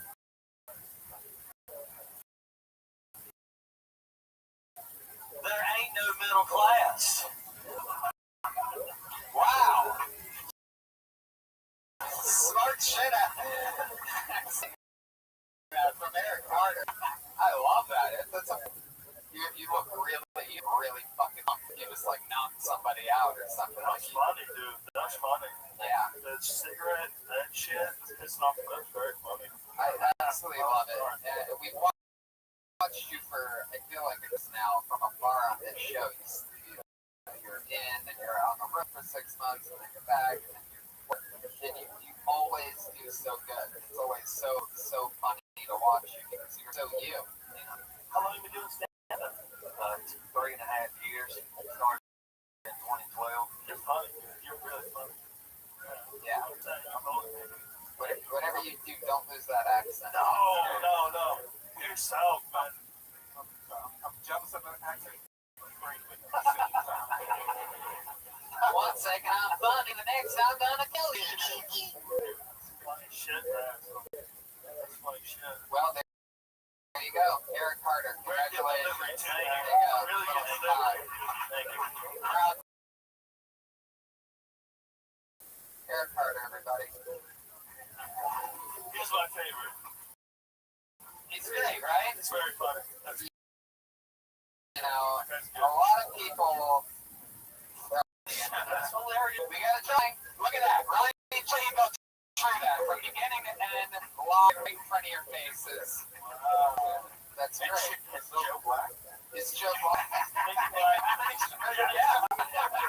Muhammad Ali. Not only did he make black, he gave you a pro as well, Joe. Pro Rogan, if you will. Well, it's all digital recordings of believing in the great apocalypse. Show being a black guy on stage. That's true. We're going to try to figure out who that was. We did it. Thank you so much, Ian Edwards, Joe Rogan. Guys, anything you guys want to promote? Joe Rogan Experience, of course. I mean, everybody knows about that. Ian? I love it. Ian Edwards going to be with me in Denver. In Wisconsin. Oh, yeah. That's in Wisconsin. And Red Band and I are going to bring Kill Tony to Pittsburgh and Columbus, Ohio. November 27th will be in Pittsburgh, and November 29th will be in Ohio. That's Thanksgiving week. Check out all Ryan J.E. Belts, Ryan J.E. Belt, Patty Reagan's music. Patty Reagan.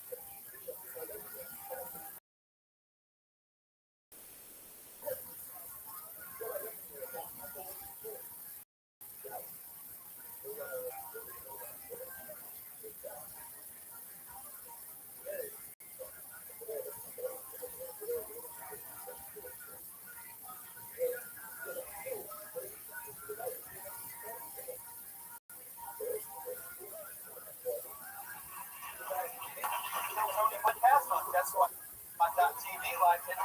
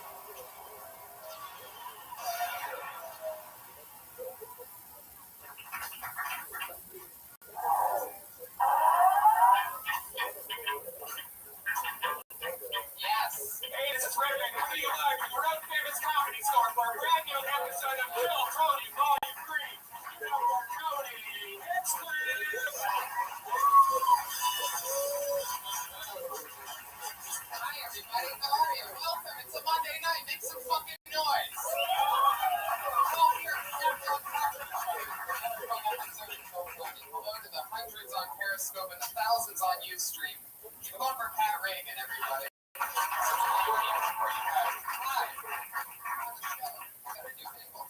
Yeah, we're doing a little different today. We have rehearsals for our show in Ohio and Pittsburgh at the beginning now. Wow, so it's Ohio and Pittsburgh, the 27th and 29th of November. That's where we're going to be. We're bringing Kill Tony there. Kill Tony live, and then a stand-up show afterwards. You can get combo tickets to both shows if you're crazy as fuck and want to watch comedy for 4 hours straight. Hey, we're selling those combo tickets, by the way, motherfuckers.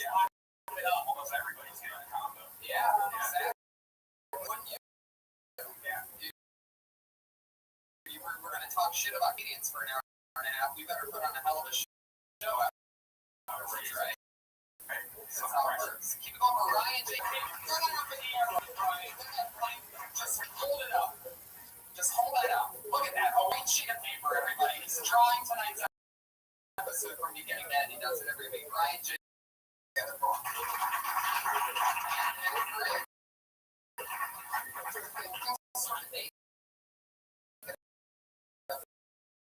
that laptop. I sort of liked it right there. Yeah, it's kind of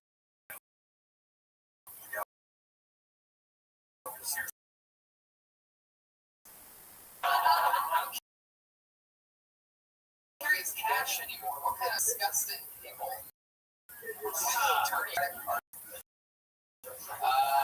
So let's do it, shall we? Kill Tony, we're going to sign up for a minute. We always have two of the funniest comedians, my best friends on every single, always special guests, and they're here tonight as well. Put your hands together for tonight's guests, Sam Tripoli and Byron.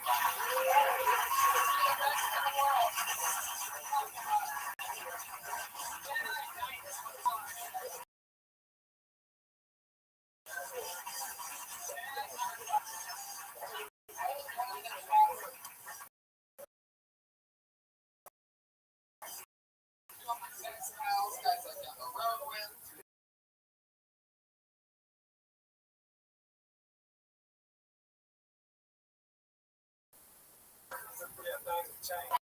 Come so far. You were very welcome, Byron. A lot of times I see a guy at the door only pretty. Something will that shit off. It's a forest ranger. No, it's not quite forest. It's right in between. It's like John Mayer Rothschild. Hey, y'all see how many niggas doing like cowboy movies doing Christmas now? Yeah. Movie this year? Yeah. Oh, yeah. Black Cowboys.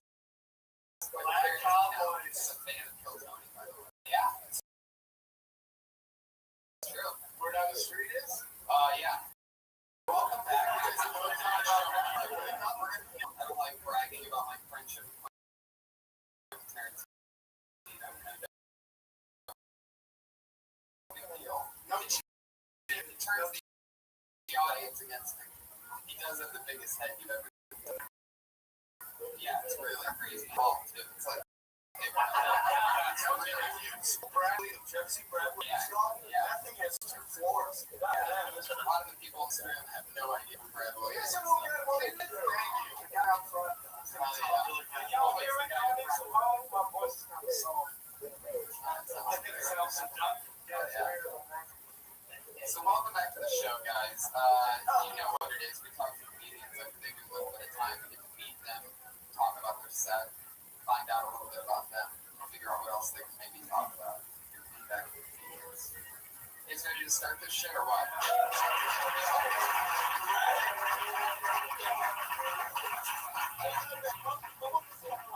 Right now. 2016. Is that right now? Right now? Yeah. It's live right now. I have to still look at all these. That's how I know you're getting paid. Last time it was these people right here look like they got a feature. Yeah. Exactly. Every episode. Put somebody mama one day. How do you know it's already not? I got a feeling she got hope in her eyes still. Baby came out there, put some shit real serious and she